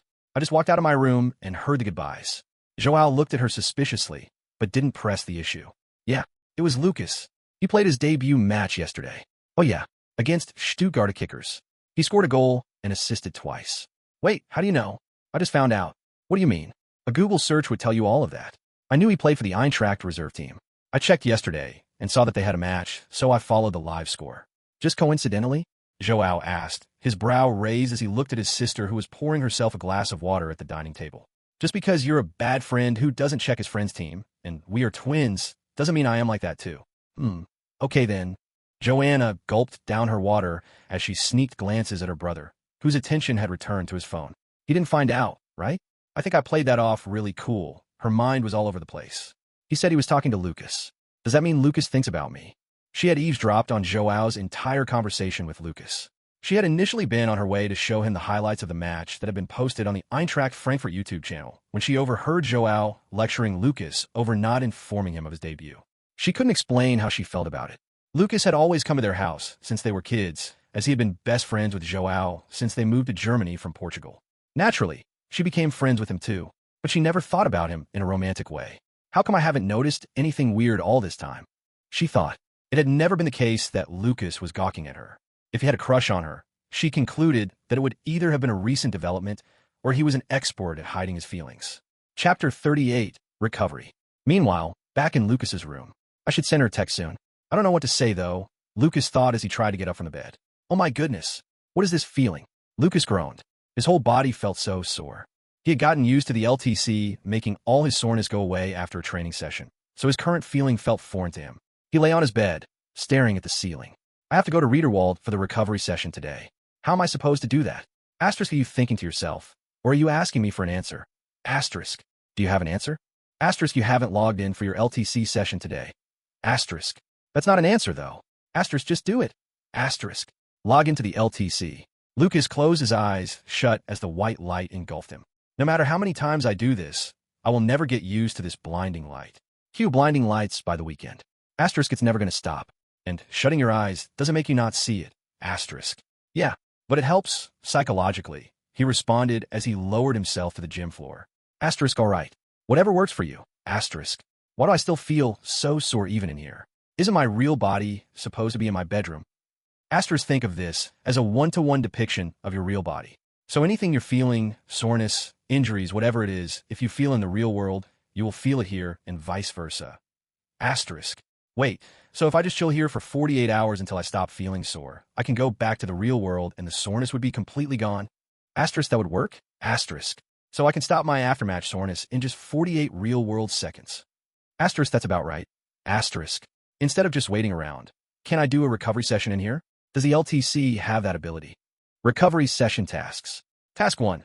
Foam rolling for calves, hamstrings, quads, glutes, and lower back. 100 seconds per zone. Task 2. Dynamic mobility routines.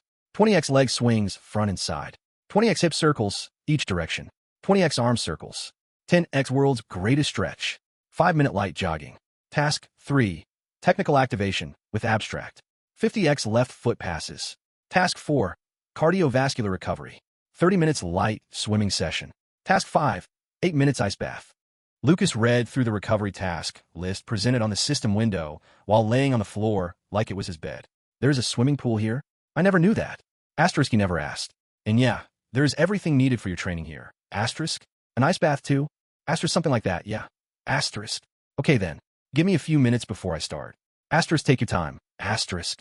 Lukas lay on the floor for almost half an hour, bored and tired, as he tried to count how many panels the ceiling of the LTC gym had. 79, 80, 81. It's always different each time I count it. TT, you're doing something to it, right? Asterisk, you probably just don't know how to count. Asterisk. Yeah, right. Anyway, that's enough rest. I should start the session. Lukas grunted as he forced himself up from the floor and walked towards the part of the gym with foam roller. Asterisk, asterisk, asterisk. The ice bath was just you freezing the pool. Lukas screamed as he ran out of the pool, a towel wrapped around his waist as water dripped down his hair onto his face. Asterisk, it's technically an ice bath, isn't it? When you asked me, I didn't say yes, I said something like that. Asterisk, smart mouth, huh? Asterisk, sorry for not warning you. But how do you feel? Asterisk. The question made Lukas pause in his steps and bounced on his feet. He had successfully completed the recovery session, and there was a stark difference between how he felt before and after the session. It's not 100%, but I feel better by a mile. Asterisk, yeah, obviously you'll have to eat and rest to get to 100%. You can rest here, but you'll have to go back to the real world to eat. Asterisk. Well, I might as well rest for a few hours before leaving, he thought as he walked into the tactical training room. He didn't have to change his clothes, as they changed automatically depending on what part of the center he was in. The room was as huge as a theater, but it had just one seat in the middle and was completely dark. As he sat down on the seat, play the Spain versus Germany match, played on July 5th, 2024, he gave out the instruction. Immediately, the scene shifted. The empty dark room transformed into a huge stage. The atmosphere at its peak as Lukas sat in an area just beside the bench.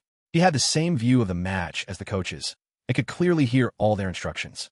It was another feature added to the LTC after its upgrade to version 2.0. It was like the match was unfolding live in front of him. This is still so crazy to experience. It's like I'm right there. As the whistle blew, Lukas sat up on his chair, his elbow on his knees, and his fingers propping up his jaw as he became engulfed in the match. As the match edged closer to the end of the first 90 minutes, both Luis de la Fuente and Julian Nagelsmann were screaming instructions at the top of their lungs. Lukas watched how the players reacted to the instructions. Even with the fans virtually swallowing up the coach's words, some players were able to understand their coach's tactics just by following the hand gestures. He watched Wirtz equalize in the 89th minute to take the game into extra time and Mikel Merino's 119th minute dagger to the heart of 84 million-plus Germans. Asterisk, asterisk, asterisk. Lukas walked into his sitting room. He sat down on the sofa and opened up Netflix. Just one episode, and I'll leave for Frankfurt, he muttered, trying to convince himself he could stop any time. Just as he went to continue Breaking Bad, a TV show he had watched from the beginning to the end more than 10 times, Javi stepped in. Hey, if it isn't my debutante. Once again, I'm really sorry I couldn't make it to Stuttgart yesterday. I had a short meeting with my thesis advisor which turned out to be a 5-hour discussion.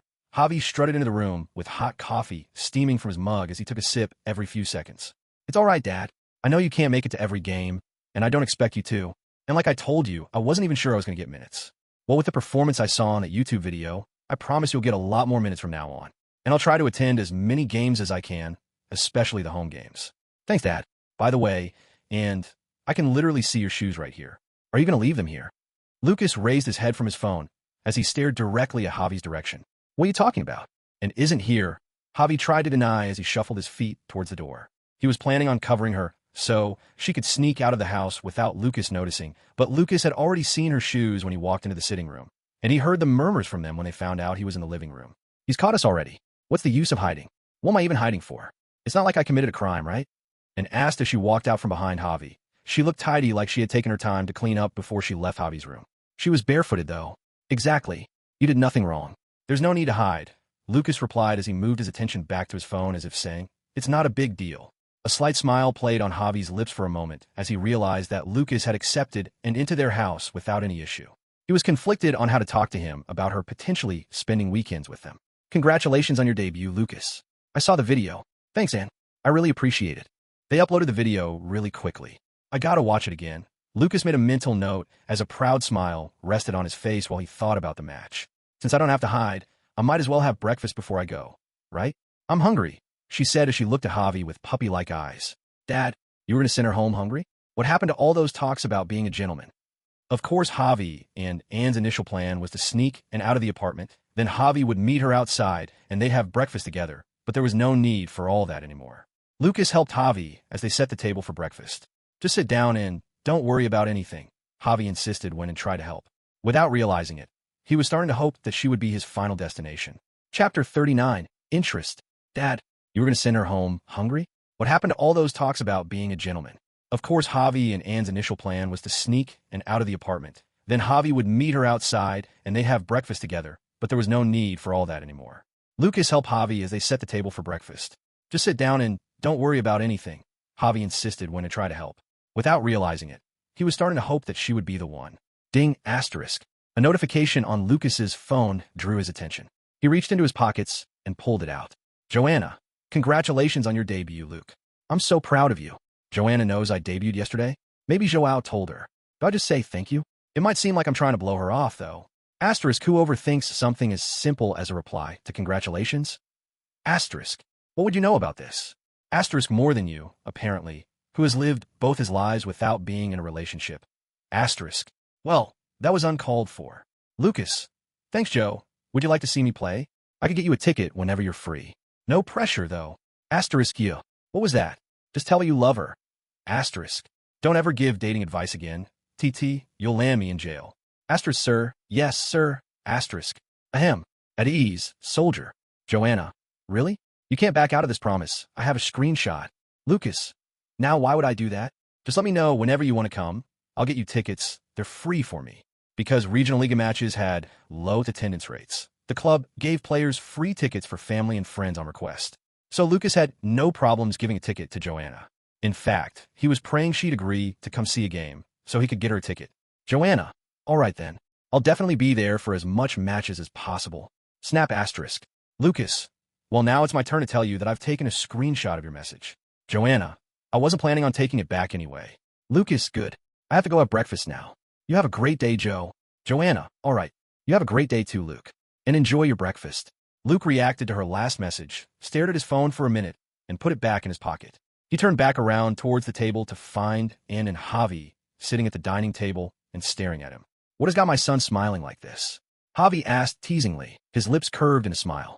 It's nothing, Dad. Don't worry about it, he responded, trying to suppress his smile. Come on, it's not nothing. Tell me, Javi pressed. Leave the kid alone, Javi. He will tell you when he's comfortable, and interrupted, lightly smacking Javi's hand which was resting on the table. She then turned to Lukas.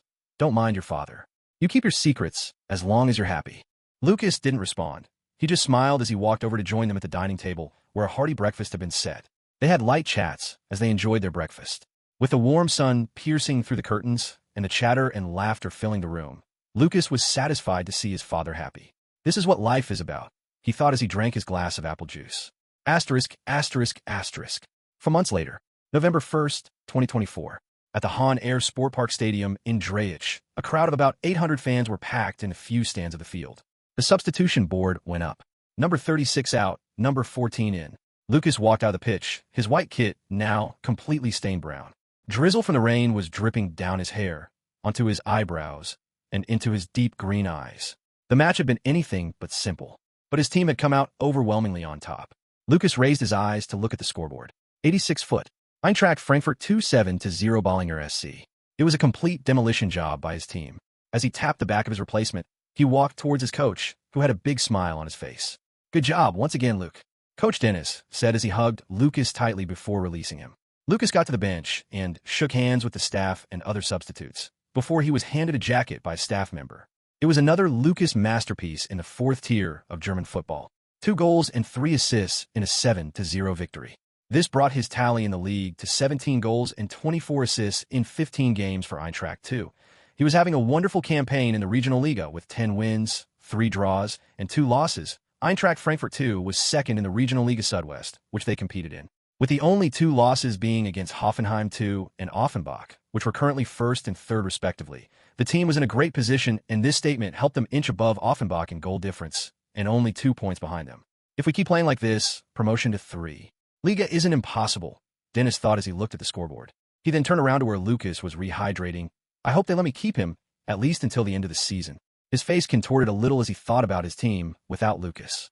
Up in the stands, a man with a gray-colored raincoat sat down, expression neutral as he watched Lukas walk off the pitch. He reached for his pants pocket from under the raincoat. Quite a bad decision due to how awkward it looked, and pulled out his phone. We should make our move as soon as possible. He's the real deal. He typed out this message to a contact, closed the phone, and put it back in his pockets the same way he took them out. After a few minutes, the referee blew the final whistle to end the match. Another win for Eintracht 2, another man-of-the-match performance by their youngster. Even though an official award wasn't given at the end of the match, there was no doubt who it would have gone to. As Lukas walked down the tunnel, Luke, he heard a loud voice scream his name from the stands. The coarseness of the voice caused him to halt in his steps and look towards the direction the scream came from. It was instinctive. He looked over to see Javi and sitting side by side waving signs. Beside them were Joao and Joanna. They had attended as much of Lukas's games as they could. After the U19 Bundesliga resumed in August, Lukas had been attending Joao's matches when he was free too. Although it got harder after school resumed, they still made time to come support each other. That's my son, number 36, Lukas Brandt. The signs Javi and were waving proudly made Lukas chuckle as he continued his walk after giving the group a wave. Asterisk, asterisk, asterisk.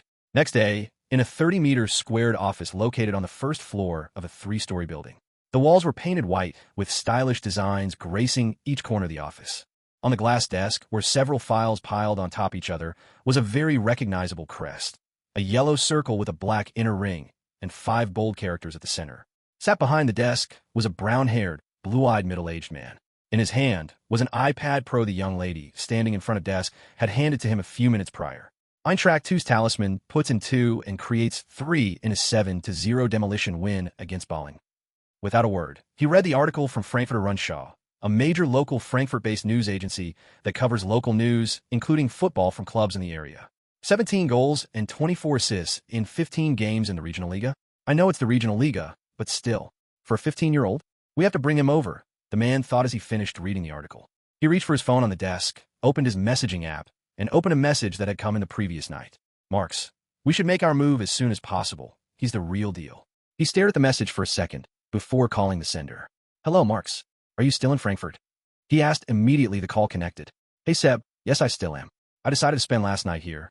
I should be back before the day ends. Stay there for now. You'll be initiating contact with the kid. Have you decided to sign him? For someone to go from a dropout at Darmstadt Academy in June to the highest goal scorer in the Regional Liga in November is not simple. Bringing him over won't hurt us. At worst, we gain depth. At best, a star. Chapter 40. The meeting date updated. Hello, Marks. Are you still in Frankfurt? He asked immediately after the call connected. Hey, Seb. Yes, I still am. I decided to spend last night here. I should be back before the day ends. Stay there for now. You'll be initiating contact with the kid. Have you decided to sign him? For someone to go from a dropout at Darmstadt Academy in June to the highest goal scorer in the Regional Liga in November is not simple. Bringing him over won't hurt us. Still, Frankfurt won't let him go easily. He's only 15 and already the best player in the reserve team. He has only been there for 4 months. We'll offer them something they can't refuse. Besides, I don't think he has a strong attachment to the club, and he still hasn't signed a professional contract. All right, it might be hard, but I will try to convince his agent. Before that, I will contact Eintracht to notify them of our intent. Make sure you let his agent know we plan to place him directly in the 3 Liga with the reserve team this season, and he will definitely get first-team appearances starting from next season if his performance remains the same or improves. All right, I will arrange a meeting with his agent, and I'll call you after the meeting. The call ended as the man referred to a Kell tapped his hands on his desk. He was Sebastian Kell, the sporting director of Borussia Dortmund, and he had his eyes on Lukas. After what seemed like a minute of contemplating, Kel looked up from his desk at the lady who had been standing silently. Tell the legal team to send a letter of intent for Lukas Brandt to Eintracht Frankfurt. Yes, sir. Make sure they hint that we are ready to give the club substantial compensation compared to how long they've spent developing him. Okay, sir, she responded before leaving the office. Lukas Brandt, we have to get him, Kel thought as he reached back for his phone to make a call. Asterisk, asterisk, asterisk. 2 days later, November 4th, 2024. At the Eintracht Frankfurt Fußball AG headquarters located southeast of the Deutsche Bank Park Stadium, Coach Dennis Schmidt walked down the hallway of the second floor of the building hastily. Knock knock, asterisk. You're here? Please have a seat, a man in his early 40s said, gesturing for Dennis to sit on the cushion in the office. Dennis looked around at the individuals in that office, all recognizable faces of the club. They were in the office of Markus Krosch, the CEO of the football division of Eintracht Frankfurt. Also in the room was Timo Hardung, the sporting director, Dino Topmaler, the head coach, and Ole Siegel, an executive assistant. Dennis exchanged pleasantries with the individuals in the room before sitting down beside Dino Topmaler, with whom he was acquainted. All right, I'm sure you guys have an idea why we're here. Dortmund wants Lukas. We got their letter of intent today. Krosch started the conversation as he walked toward the sofa his guests were sitting. You're not honestly considering giving a player like Lukas to Borussia, are you? Dennis asked, slightly agitated. They claim they're willing to compensate as well. With the current market and Lukas Brandt's performance in the reserve and his age, we could request an amount north of 10 million euros. That's in pure profits for a player we've only had for 4 months. Hardung, the sporting director, replied. 10 million? Give him 2 more years, and I promise you'll not even bat an eye at an offer 5 or 6 times larger. Yeah, but it's also possible he won't be able to perform in the Bundesliga, and his value can plummet if that happens. What's the rush? The kid is 15. With the way he's playing, we have a shot at promoting to the 3 Liga. If we are successful, there'll be a better league to sharpen him. He could also start getting some minutes with the first team if Coach Topmaler is interested. At that time, Dennis Schmidt was engaged in a back-and-forth with Timo Hardung over whether selling Lukas now was a good decision. Coach Topmaler hadn't said a word yet, and Krosch just sat on the sofa where Hardung was sitting and listened to the conversation. He understood the concerns Hardung was bringing up, but he also knew the board would be on his neck if Lukas moved to Dortmund for peanuts and they sell him for a huge amount in a few years' time. Or even worse, he becomes a standout player for them. Eintracht Frankfurt had been on the rise in recent seasons. From winning the DFB Pokal in the 17-18 season to break a 30-year trophyless run, to winning the 21-22 Europa League trophy, which allowed them to participate in the 23-24 Champions League competition. Their first time participating in the competition since 1960. It felt like they had nowhere to go but up, and that seemed plausible, as they were currently 3rd in the league, only behind Bayern Munich and Bayer Leverkusen. What do you think, Dino? Krosch asked for the head coach's opinion. If the club doesn't need the money, let's keep him. We are following his progress with the reserve team, and although we are currently in a great spot in the league, anything can happen during the season. I think Dennis is right. He could turn out to be a great asset to the club, Coach Dino explained. Trust me, Coach, he will turn out to be a great asset to the club. How many 15-year-olds do you remember being this good with the reserve team, topping the goal scorer and assist charts? Dennis added, Timo, I think we should listen to the coaches for now. We'll keep an eye on the kid's performance and decide on a course of action soon. So we're rejecting Dortmund's request to make contact? Hardung asked. Krosch thought for a second. This was a decision that ultimately had to be made by him. To Krosch, Eintracht was building a club that could, at least, compete for a Champions League spot against clubs like Leipzig and Dortmund.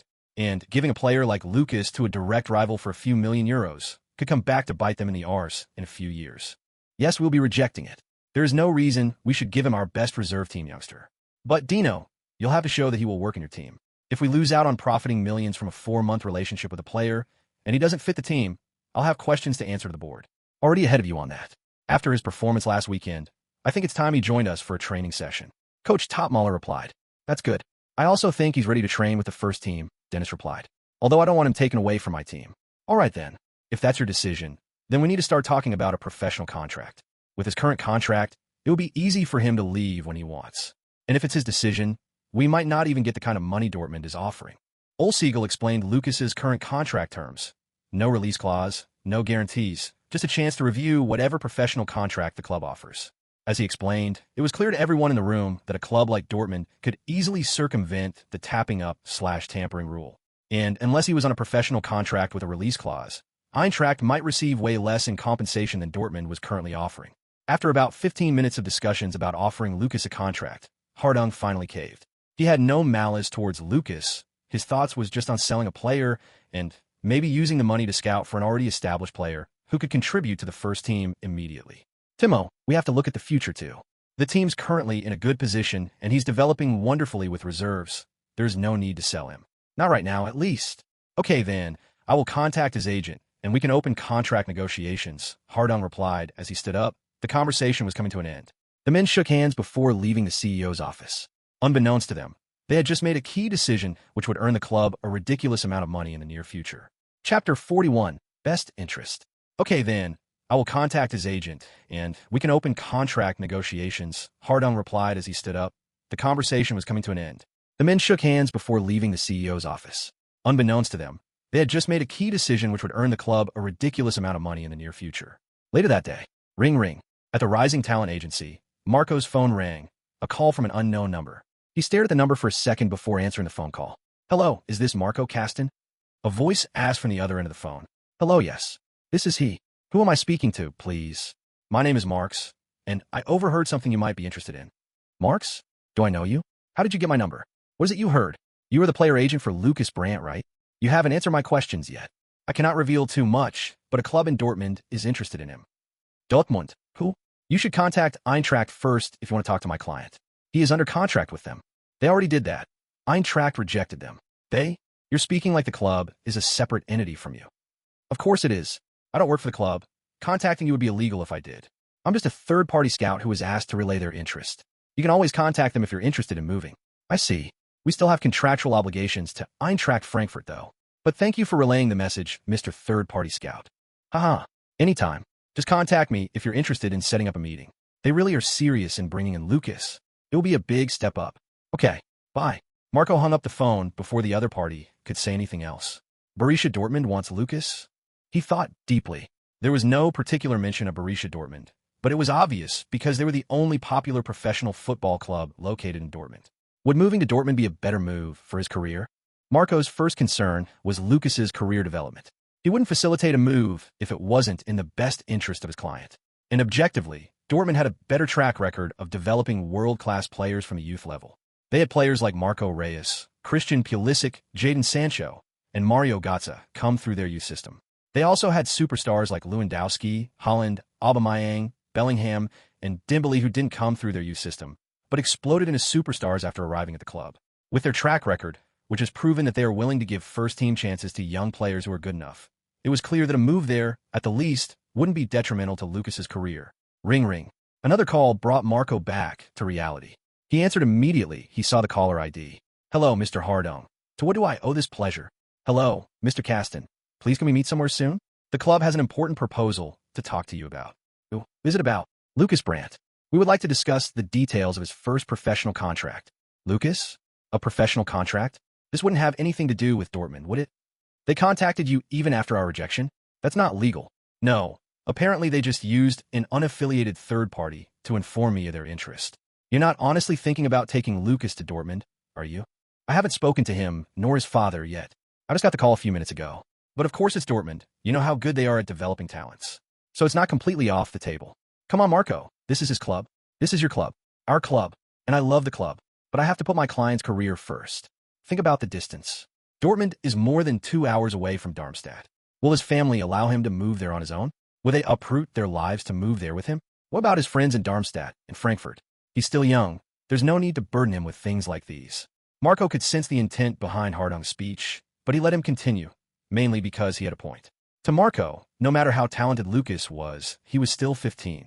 That's a young age to tell a kid to move to a completely new city. Javi might not even agree to it. And even though Eintracht was no Dortmund, its youth system was no joke either. If Lukas continued developing in Frankfurt, there would be nothing stopping him from moving to any city or country he wants when he gets older in a few more years. But the decision would ultimately be made by Lukas and Javi, and he had to let his client know about all the options on the table before giving a definite answer to Hardong. I will talk to Lukas and his father, and we will get back to you. Please, Marco, explain to them how we are the better option, all things considered. I will get back to you as soon as I can. He hung up the phone for the second time. Lukas, they're already scrambling for your signature before you played a minute of first-team football. He stood up from his seat, took his jacket laying on his desk, and headed for the door. I wonder what it'll be like after you make your first-team debut. He thought as he left for a meeting. Asterisk, asterisk, asterisk. Tuesday, November 5th, 2024. Bro, have you seen this? Look at the highlights. At the school cafeteria, Joao joined Lucas's table with his lunch as he showed Lucas a TikTok compilation of his highlights that season. The quality of the videos wasn't superb, but anyone could see Lucas working his magic. It was captioned #36 Lukas Brandt, boy against men, and showed his numerous goals and assists. Lucas watched the edit quietly, and by the time it was done, he had a slight grin tugging at the corners of his lips. Ahem, I didn't know I looked like that on the pitch. Come on, man, you're lying. You're definitely clip farming. 17 goals and 24 assists in 15 games? There's already speculation that you might feature in the first team soon. I don't even have a professional contract yet, and I haven't heard any news about even training with them. Well, I'm sure you will soon, because you'll be turning 16 in about 2 months, and several clubs will definitely be lurking to see if they have a chance. Frankfurt would be stupid to not offer you a good deal. I don't know about all that, man. All I know is I just need to keep playing well. What will happen, will happen. That's a great mindset. How about you? How's it going with Darmstadt U19? It's going all right. I'm getting minutes at the U19 Bundesliga, and I can feel myself getting better with every game. That's the spirit, man. Just keep pushing. Ding. Lucas got a text message while in the middle of the conversation. Dad, Luke, Marco just called me. He asked to meet us after your training today. There are a few things he wants to discuss with us. I'll pick you up after your class. Lucas, all right, Dad. I'll wait for you. Who was that? Joao asked, as he poked his head from the opposite side of the table to look at Lucas's phone. It's my dad. He says Marco wanted to meet up and talk in Frankfurt after today's session. What do you think it's about? A professional contract? Maybe interest from another club? Or maybe even both? Let's not get ahead of ourselves. I'll let you know if you're right. I bet I'm right, though. By the way, I've been meaning to ask, what's going on between you and her? Joao used his eyes to point towards Joanna, who had just stepped into the cafeteria, taken her lunch, and headed to a separate table where a few of her classmates were sitting. What do you mean? Wasn't she also at the game on Friday? There's nothing going on. She's in her final year of high school, so I'm sure she's quite busy. It's just weird, man. I tried to get her to come with me to see you after that match, but she insisted on going back immediately. What's weird about that? She might have been hurrying to catch the train or something. No way. Your dad offered to take us back to Darmstadt, but she insisted she had to take the train. I was worried about her, so I took the train with her. I don't know how to explain it, but it's like she's been avoiding you for a while now. Is this because of what happened the other day? He thought as he walked out of the cafeteria. Chapter 42, Decision. No way. Your dad offered to take us back to Darmstadt, but she insisted she had to take the train. I was worried about her, so I took the train with her. I don't know how to explain it, but it's like she's been avoiding you for a while now. Lucas just ate his meal quietly from this point and occasionally glanced towards where she was sitting. After finishing his lunch, he stood up from the table and took one last glance at her. His body locked up as their eyes met, just for a moment, though it felt like a full minute. Is this because of what happened the other day? He thought as he walked out of the cafeteria. Asterisk, asterisk, asterisk. Nice pass, Luke. The assistant coach clapped his hands after Lucas executed a defense, splitting through pass to the striker, who buried it in the back of the net. They were at the Riederwald training facility and were just completing a half-field 30-minute 5-a-side match. How do you always do that, man? Christian Lists, a Hungarian who joined Eintracht Frankfurt the same time as Lucas, asked. They had grown closer due to joining at the same time and playing very similar positions, so they trained together. Christian played both as a midfielder and a winger. Lucas had been learning how to play as a winger from him, and he had been learning how to pass and shoot like Lucas. Do what? I just saw him run, I saw the space, and I played the pass, Lucas responded. Yeah, right. Like it's that easy. Hey, Lucas. Coach Dennis called out from the touchline, where he had been watching the training from. Lucas stopped walking out of the pitch and turned around. Come over for a second. Yes, coach. Do you have plans after this? There is someone who wants to see you. I have to meet my agent after the training. Don't worry, it won't take time at all. 10 minutes at most. All right then. That should be fine. Okay, come with me. Lucas followed Dennis as they walked into the administrative building and into Dennis's office. Inside the office stood a man. He was staring at one of the black and white photos which were hung on the wall. It was a photo of the club playing the 1960 European Cup against Real Madrid. You know you could have come down to the pitch to watch the training, right? Dennis asked the man. No, I'd rather you guys train in peace. There'd be a lot of speculation if the players saw me. Well, that's true. Anyway, I brought our star. Let me introduce you guys. Lucas, this is Coach Dino Topmuller, the head coach of the first team. Dino, this is Lukas Brandt, our man of the moment. Hello, Lucas. It's nice to finally meet you. Dino extended his hand for a handshake, which Lucas took firmly. The pleasure is all mine, sir. I've been following your progress with the reserve team since your debut, and I'm very impressed. Thank you, sir. How about joining us for a session next week? Can I do that? That would be wonderful, sir. I will be there. Yes. At this club, we value giving opportunities to those who are ready. It doesn't matter how old you are. If you're good enough, you're old enough. Thank you so much, sir. I will do my best to not let you down. That's all I ask of you. I will see you on Monday then. All right, sir. Goodbye. Lukas greeted them before leaving the office. Did you watch the session from up here? Dennis asked after Lukas had left the office as he walked to his desk. Yeah, his vision and ability to thread passes are superb. That's not even his best attribute. It's not. Yeah, I think he is a better set-piece taker than a lot of forwards in the first team. His free kicks are that good. He has scored 6 of them from 20 chances in the reserve team. When Dino heard Dennis's claim, he found it ridiculous. Even if the defending in the regional liga isn't great, to have a 30% conversion rate of 15, that's unheard of. Well, I guess we'll see just how good he is when he comes for training. Asterisk, asterisk, asterisk. On the ride back home in Javi's car, Lukas was ingrained in thought about all the conversations he had that day. From meeting Coach Topmaler and being invited to the first team session, to meeting Marco and being informed about Dortmund's interest in Eintracht proposal. It felt like a lot was happening at once. And the first thing Lukas thought about was, is Joao also from the future? How did he predict both of them so accurately? Javi, on the other hand, had his own concerns when he heard about Dortmund from Marco. He knew his son's career might benefit greatly from a move to Dortmund, as highlighted by Marco. But he also wasn't ready to send his only child 3 hours away from home. Frankfurt was only half an hour away from Darmstadt with a high-speed train, but Dortmund was located in a completely different state.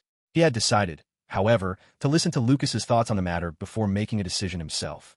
As he drove, he glanced at Lukas and saw him quietly staring forward, his right index finger tapping on his thigh to a tube only he could hear. While stuck in traffic, Javi turned to Lukas. What do you think, Luke? About what? What else? The talk with Marco, of course. There's nothing to think about. I want to stay here. Really? But Dortmund is great. Like Marco said, they have a proven system of raising youngsters. Well, Frankfurt is not too bad either. And the difference isn't good enough for me to uproot my life and move all the way to Dortmund.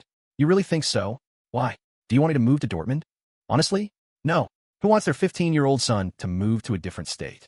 But I know it might be good for your career. Not necessarily. I didn't mention it, but I've been invited to the first team practice. Oh wow. Really? That's wonderful news. You're right. Now all of a sudden 3. Liga doesn't seem that enticing. Exactly. And I currently feel like I will get more opportunities with this team than if I move there. Yeah? Why do you think so? I don't know. It's just a feeling. Okay then. You should always listen to your guts. If you've made your decision, I'll contact Marco when we get home to inform Frankfurt of your decision. Thanks, Dad. I'm so proud of you, Luke. The car ride was quiet from this point on as they drove out of traffic. As Javi pulled into the parking spot and turned off the engine, do you think she'll be proud of me too? Lukas asked. Ooh, Mom. Javi stopped for a moment as he opened the door. Then he turned around and looked at his son. She'd be proud of you, Luke. He responded as he rubbed Lukas's hair. As if trying to hide his facial expression, he turned back around and quickly stepped out of the vehicle. So he's still not going to talk about her. He thought as he got off the car too. Asterisk, asterisk, asterisk. Monday, November 12th, 2024. Javi knocked and opened the door to Lukas's room. He was laying on the bed, sleeping on his right side with both arms tucked between his knees. Javi looked at the time. It's 5:47 a.m. I thought he'd be unable to sleep at all due to today's training. Javi had woken up early and was unable to go back to sleep, so he made breakfast, but it still wasn't 6 a.m. yet. If he's cold, why does he insist on sleeping in shorts? He thought as he quietly stepped into Lukas's room and covered him with a blanket which had been kicked to the floor. He sat down by the bedside as he looked at his son sleep. I guess you've started getting curious about her, but I still don't know if telling you would be the right thing to do. I don't even think I can bear to tell you the truth about her. When you find out, though, I hope you forgive me. Just as the words left his mouth, Lukas stirred, nodding slightly, as if answering him in his sleep. Are you awake? There was no response to his question. It must have been a dream. I wonder what he's dreaming about. Lukas, however, wasn't dreaming. He was burying balls in the back of the net. Chapter 43, Profit Camp, SU. He sat down by the bedside as he watched his son sleep. I guess you've started getting curious about her, but I still don't know if telling you would be the right thing to do. I don't even think I can bear to tell you the truth about her. Just as the words left his mouth, Lukas stirred, nodding slightly, as if answering him in his sleep. Are you awake? There was no response to his question. It must have been a dream. I wonder what he's dreaming about. Lukas, however, wasn't dreaming. He was burying balls in the back of the net. He was at the LTC. Across from an abstract came from a corner kick. With several other abstracts nudging and dragging him down, Lukas ran, broke away from their grip, leaped as high as he could, and met the ball cleanly. The goalkeeping abstract dived. He stood no chance. The net bulged. Finishing task completed. Score 500 times. 500/500. Rewards. Off. Awareness +1.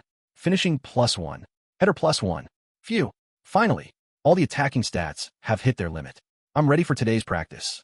Lukas fell on the floor as the abstracts disappeared. Asterisk, yes you are. You've worked so hard, and I'm so proud of you. Asterisk. You. Stop that. Asterisk, stop what? Asterisk. Whatever it is you're currently doing. Asterisk, why do I even bother being encouraging? Asterisk. I wonder. It's not your style. Open player profile.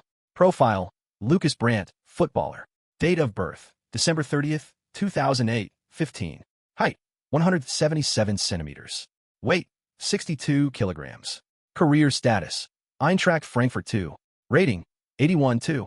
Player stats, attack, off. Awareness, 84. Ball control, 80.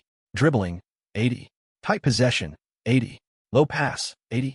Lofted pass, 83. Finishing, 81. Header, 84. Set piece, 80. Curl, 81. Defense, def awareness, 71. Tackling, 68. Aggression, 67. Def engagement, 67. Strength, speed, 83. Acceleration, 84. Kicking power, 82. Jump, 87. Physical contact, 80-10. Balance, 88. Stamina, 82. Note, most stats at their limits. Must train to not regress. Expand. It had taken Lukas 4 months to raise all his attacking and strength stats to 80. That's about 8 months because he spent 48 hours every time he entered the LTC, and he did not miss a single day of training. A lot of that time was spent raising his strength stats, which were highly lacking compared to his attack stats. As Lukas stared at the stat window, he wondered, should I start increasing my defense stats now? After some thought, he decided against it, though, and chose to spend the next month learning as much dribbling, passing, and shooting skills as he could. At least until his birthday, when his stat limit would be raised. TT, I want to summon an ego. Asterisk, which player? Asterisk. Wait, can you summon even retired players? Or must the player be active? Asterisk, any footballer who has ever played in a professional match in any time period. Asterisk. Wow, that is kind of impressive. I want to summon Mesut Ozil. Mesut Ozil. Retired. Own skills. No-look passes. Level 5 out of 5. Disguise through balls. Level 5 out of 5. Outside foot flicks. Level 5 out of 5. Drag back and turn. Level 5 out of 5. Chipped finishes. Level 5 out of 5. Ozil bounce. Level 5 out of 5. Please select a skill to train. Can I select multiple skills to train? Asterisk, yes. Just remember you won't be able to do any other training until all the skills you picked reach the level you selected. Asterisk. Nicey, Lukas said as he jokingly rubbed his hands together and licked his lips like he was about to have dinner. Asterisk, asterisk, asterisk. As the hobby's car door clicked shut behind him, Lukas stepped onto the pavement and stared at the entrance to Eintracht Frankfurt's Profi Camp. The sleek, modern building stood proudly before him, its glass facade reflecting the muted Frankfurt sky. Above the automatic sliding doors, bold silver letters read, Im Herzen von Europa 1. And just beside the entrance, a majestic stone eagle stood poised on its pedestal, wings outstretched as if guarding the home of legends. He took a breath and stood still, eyes fixed on the doors before him. This wasn't just a training ground. It was the gateway to dreams, the place where talent was sharpened into greatness. And he had just arrived. Hey Lukas, Javi, you're here. Marco greeted as he walked to them, and they shook hands. Javi had informed Marco before they arrived at the complex, so he was already waiting for them at the entrance when they arrived. This is Xaver Zembrod, an assistant coach. Marco introduced the middle-aged man who was with him. Lukas Brandt, nice to finally meet you. I'll be in your care, coach. After the pleasantries, Zembrod led them into the facility. The Profi Camp, spanning more than 11,000 square meters, was the engine of the machine known to the world as Eintracht Frankfurt Football Club. It contained all training facilities for the men's and women's first teams, all staff offices and accommodations for both staff and players. Having only opened in late 2021, the design was state-of-the-art, with everything the club needs to run effectively located in this area. It made the club easier to manage both financially and logistically. Javi seemed even more enamored with the place than Lukas as they walked into the building. After clearing security, he had to stop himself from acting in an embarrassing manner when he saw Hugo Ekatike coming down the stairs with his training kit on. He's way taller than he looks on screen. Hugo waved to Coach Zembrod as he headed to the training ground. Follow me, I will show you the locker room. A kit has already been prepared for you. Change and meet us at the training ground. Coach Dino is waiting for you, Coach Zembrod said to Lukas as he directed him to the locker room. You can do it, Luke. I'll be rooting for you. Javi screamed, prompting Lukas to walk even faster. Look at him. He's just shy, he added. Javi, want to take a look around? I know this place like the back of my hand. Let me show you around, Marco offered. Javi was more than happy to oblige as they walked off to the opposite direction Lukas and Zimbrod had gone to. The locker room was almost empty as Lukas stepped in. He stood just at the entrance as he looked at the only person in the room. A white kid in his early 20s with short blonde hair. He was sitting on the bench inside the room adjusting his boots, presumably gearing up for training. He had on an AirPods Max and was tapping his left foot to a tune while fixing his right boot. Lukas spotted the kit that had been assigned to him, as Zimbrod said, and moved towards them. "Who are you? What are you doing here?" the boy asked. He was startled by the movement, looked up and saw a face he didn't recognize. "Hello, I'm Lukas Brandt. I play with the reserve team. Coach Dino invited me to train." Lukas responded as he walked over to the boy and stretched his hand for a handshake. "Lukas Brandt? The reserve team," the boy said as he removed his headphones. "It's nice to meet you. I'm Hugo Larson." Hugo took Lukas's hand as they exchanged greetings. "I know. I watch you play a lot. Since you play for the reserves, I'm guessing you guys must have used some of our game footage for tactical training." "Yes, exactly." Chapter 44. First team, first session. "Lukas Brandt? The reserve team?" the boy asked as he removed his headphones. "It's nice to meet you. I'm Hugo Larson." Hugo took Lukas's hand as they exchanged greetings. "I know. I watch you play a lot. Since you play for the reserves, you guys probably used our game footage for tactics, right?" "Yes, exactly." "Well, welcome. You can put on your training kit. I'll wait for you. Let's head to the training ground together." "Okay, thanks." Lukas moved back to the locker where his training gear was kept and started changing. Asterisk, asterisk, asterisk. The pitch feels great. This was Lukas's first thought when he stepped onto the training pitch and lightly stomped his studs into the tuff. The difference between this pitch and the one used by the reserve team was immediately obvious. As Lukas and Larson stepped on the pitch, a few heads turned to see who it was. Those who saw Lukas kept looking. Is he an academy player? What's he doing here? He looked so young. No one spoke, but by looking around, Lukas could guess what was going through their minds. "Oh my goodness, it's Super Mario." Lukas was excited to see the player who made him fall in love with football. He kept the feelings inside, though, as he put on the best poker face he possibly could. It was Mario Götze in the flesh. He was juggling a ball. Now, in his 30s, he was way past his prime, but as the saying goes, form is temporary, but class is permanent. It was clear he was a footballer in a very high class. He held a very special location in Lukas's heart, though. "Dino, he's here." Coach Zimbrod alerted Coach Topmaler, who was with all the assistant coaches and training staff, to discuss the day's session. Coach Topmaler glanced across the pitch, and with a huge smile strolled over to where Lukas was standing. "Hello, Coach," Lukas greeted when Dino got closer. "Lukas, welcome. I hope you're ready." "Yes, sir. I promise you won't be disappointed." "That's good. Assistant Coach Morgado, over there, will give you the necessary motoring devices you'll need to wear during training.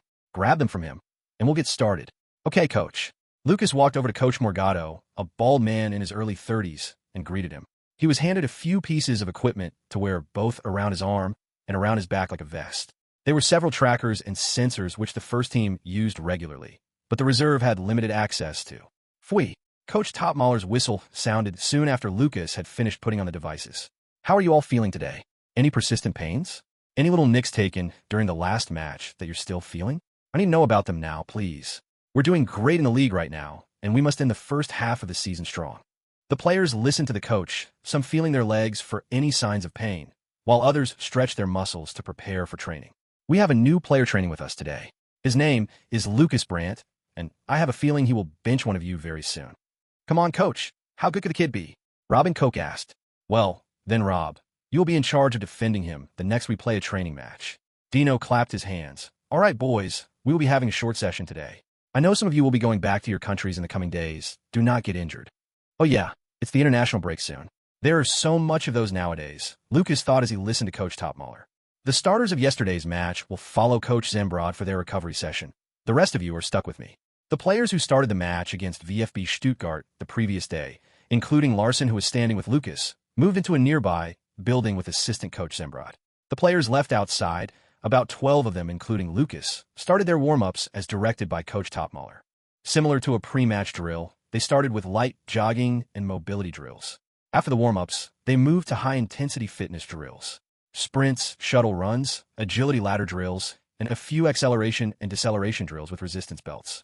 By the end of the fitness drills, a few players were already bent over, hands on their knees as they quietly caught their breath. Lukas, however, was standing straight up. His heart rate was elevated, but his breathing was normal.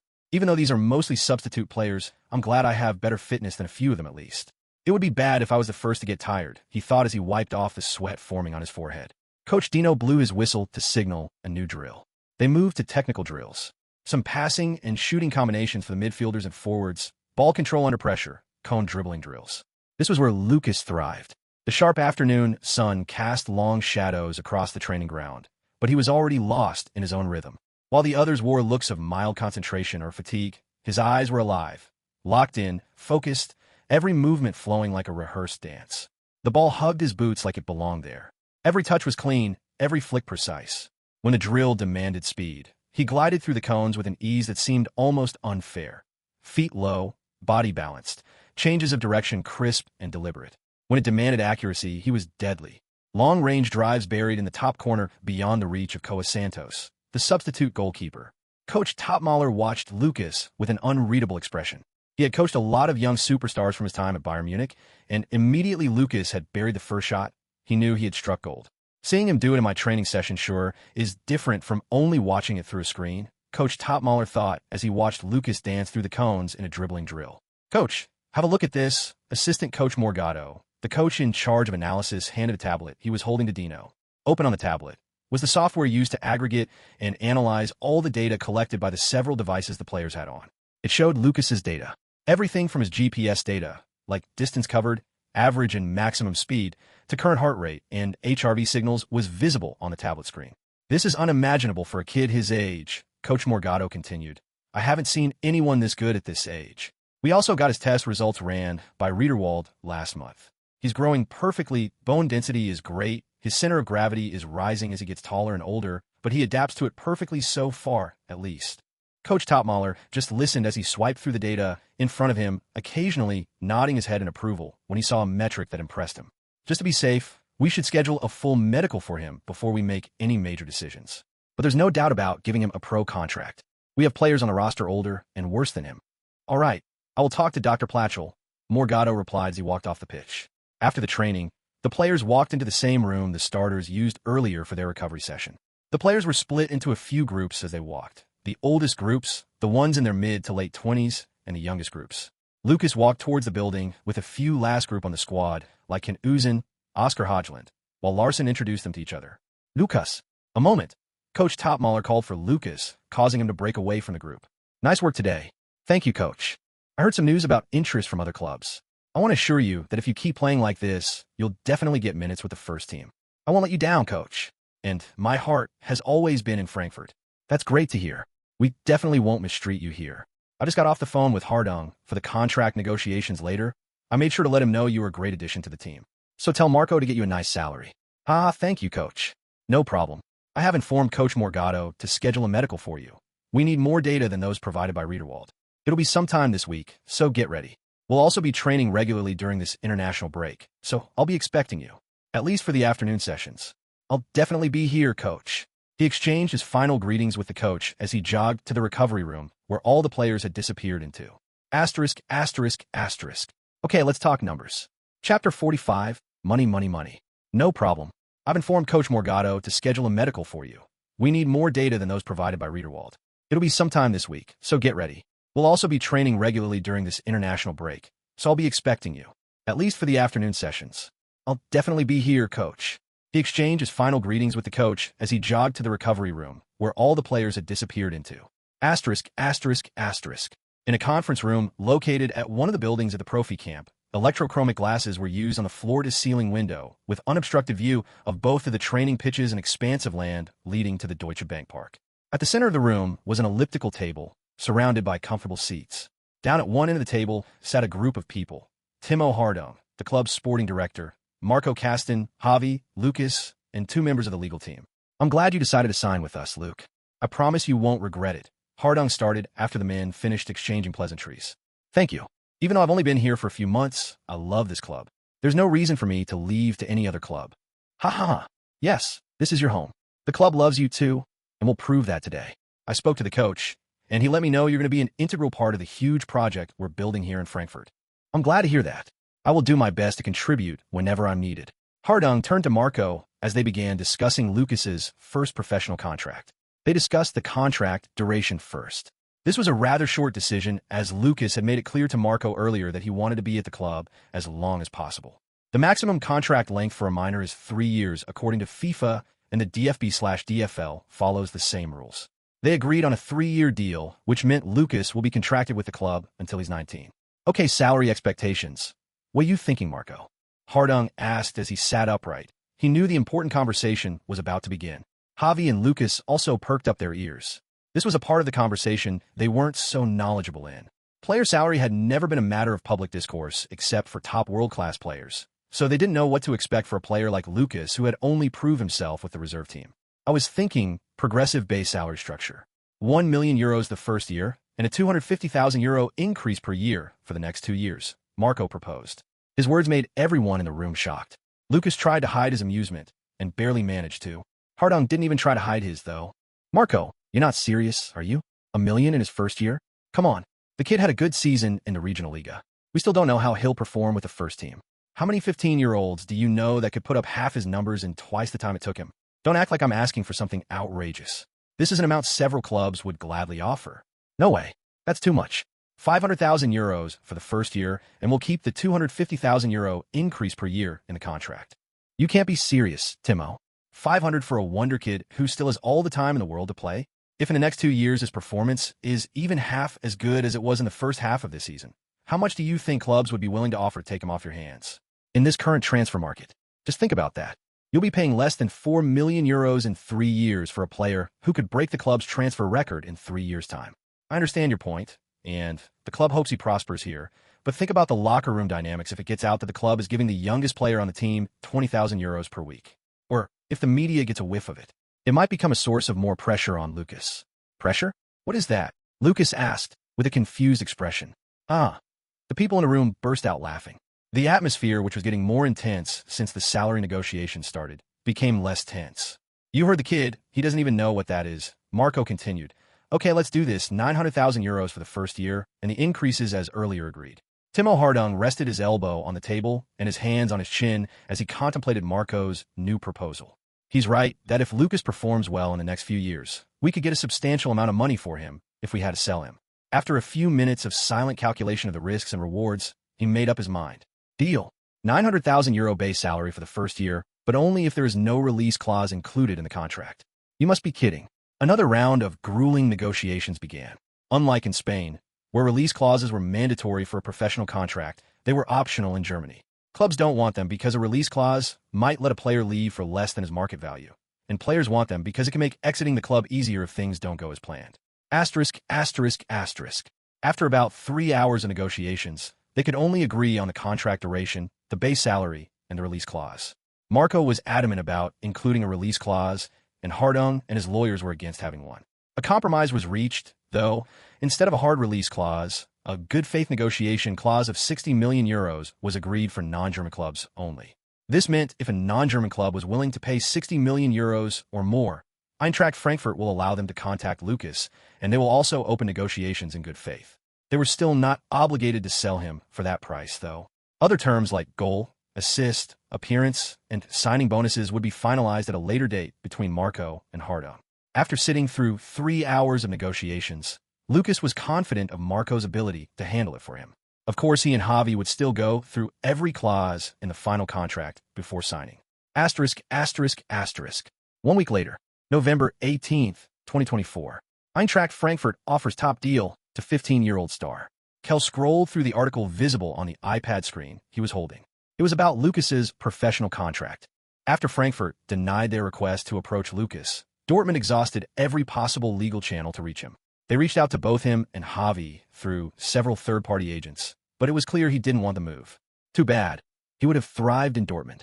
This isn't included in the article, but our sources told us he was given 1 million euros as base annual salary. The lady, presumably his secretary, who was standing in front of his desk, said. A 7-figure salary for a player who had a decent half-season in the reserve team? They are taking a huge risk, Kel replied. But it would pay off massively if he turns out to be as good as they believe him to be, he thought. So what do we do now, sir? What else can we do? If we can get him, we have to look elsewhere. How are the talks with Chelsea for Carney Chukwuemeka? Since we're unable to get Lukas, we should at least be able to get him. It's progressing well, sir. I believe we should be able to complete the transfer when the window opens. Good. Also, I spoke to Denise Bellingham 2 days ago. I think we should focus our efforts on bringing Job over next season. All right, sir. The lady bowed slightly before leaving the office. Lukas. Not even listening to our offer was a poor career move, and you'll learn that on the pitch. He smiled as he tapped his pen on his desk. Asterisk, asterisk, asterisk. Mr. Professional Footballer. Greetings to you, Joao said jokingly as he mock-bowed when Lukas walked into the class. A few classmates burst out laughing when Lukas turned right around and walked out the door. "Oh, come back, I'm kidding," he screamed as he went after Lukas. "All of a sudden you're a rich man." "No, I'm not. I haven't signed a contract yet. We just opened discussions. I won't even be able to sign it until I'm 16. "Yes, and we have to celebrate your birthday in style." "What style?" "I'm just going to have a little gathering at home." "Yeah, no way in hell will that happen under my watch. Leave the planning to me. It's going to be a great day." I don't trust you at all." Chapter 46, Der Big Ask. "Oh, come back, I'm kidding," he shouted, laughing as he went after Lukas. "All of a sudden, you're a rich man." "No, I'm not. I haven't signed a contract yet. We just opened discussions. I won't even be able to sign it until I'm 16.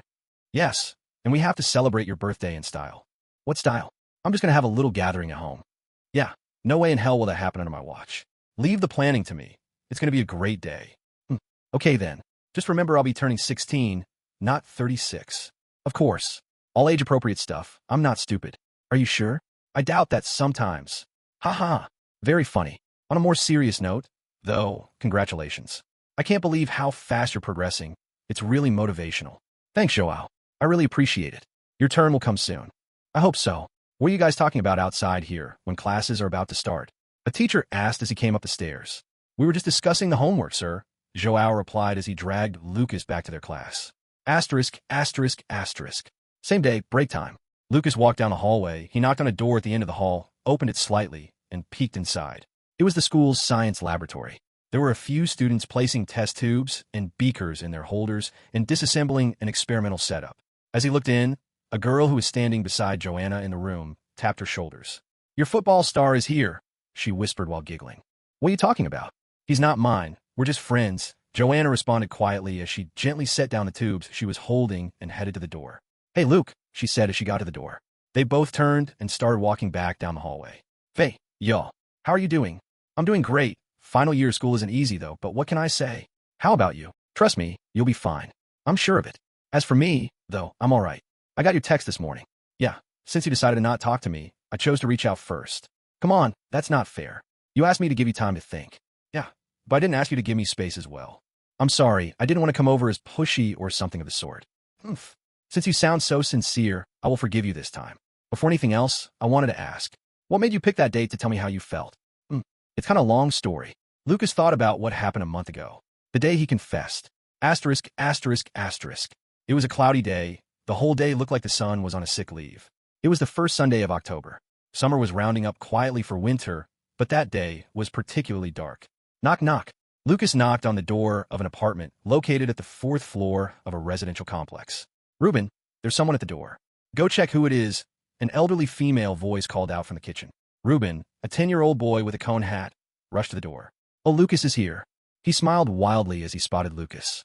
"Happy birthday, Ruben." "Here." Lukas handed the kid a wrapped box, which he took immediately and ran to his room. Lukas walked into the apartment and closed the door behind him. He looked around the beautifully decorated sitting room.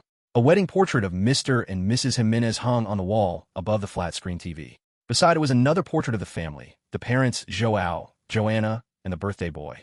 "It's been a very long time since I was here," he thought as he looked around.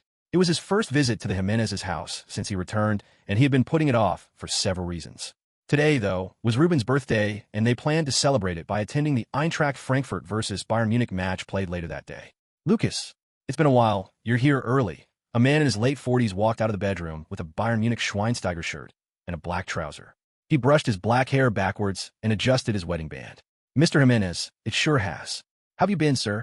Lukas greeted the man who might one day be his father-in-law. "Lukas, it's nice to see you. I'm Fine. I heard about your performance with Eintracht Frankfurt reserve team. My kids won't stop talking about it. Congratulations." "Thank you, sir. I see you're not going to support us today." "Unfortunately not. It will always be Bayern Munich. By the way, I heard you got us the tickets. It must have been difficult to get." "It wasn't too difficult, sir. Don't worry about it. Unfortunately, we will be cheering on different teams, though."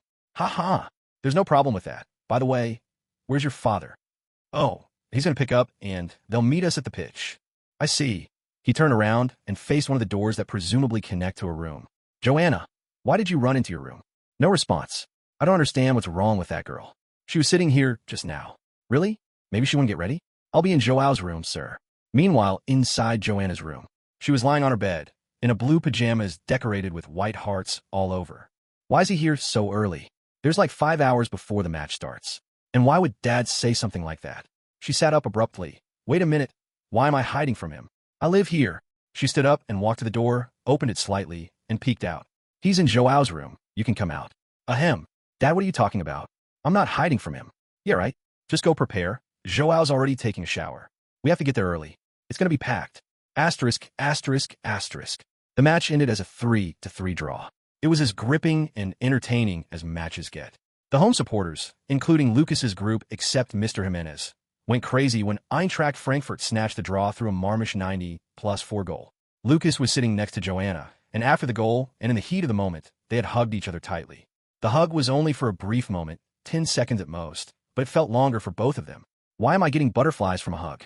Get a grip, Joanna. He's your brother's best friend, she thought as she occasionally sneaked glances at Lucas.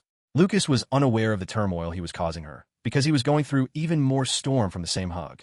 This was a guy who lived his first life single. He had crushes, people he found attractive, but that never went anywhere further than a crush. He never even talked to most of them. Asterisk, don't think about it too much. Luke, you miss 100% of the shots you don't take. Just ask her on a date. If she agrees, great. If she doesn't, it is what it is. What's the worst that could happen? Asterisk. You'll not say that if you'd seen the way some people were rejected online.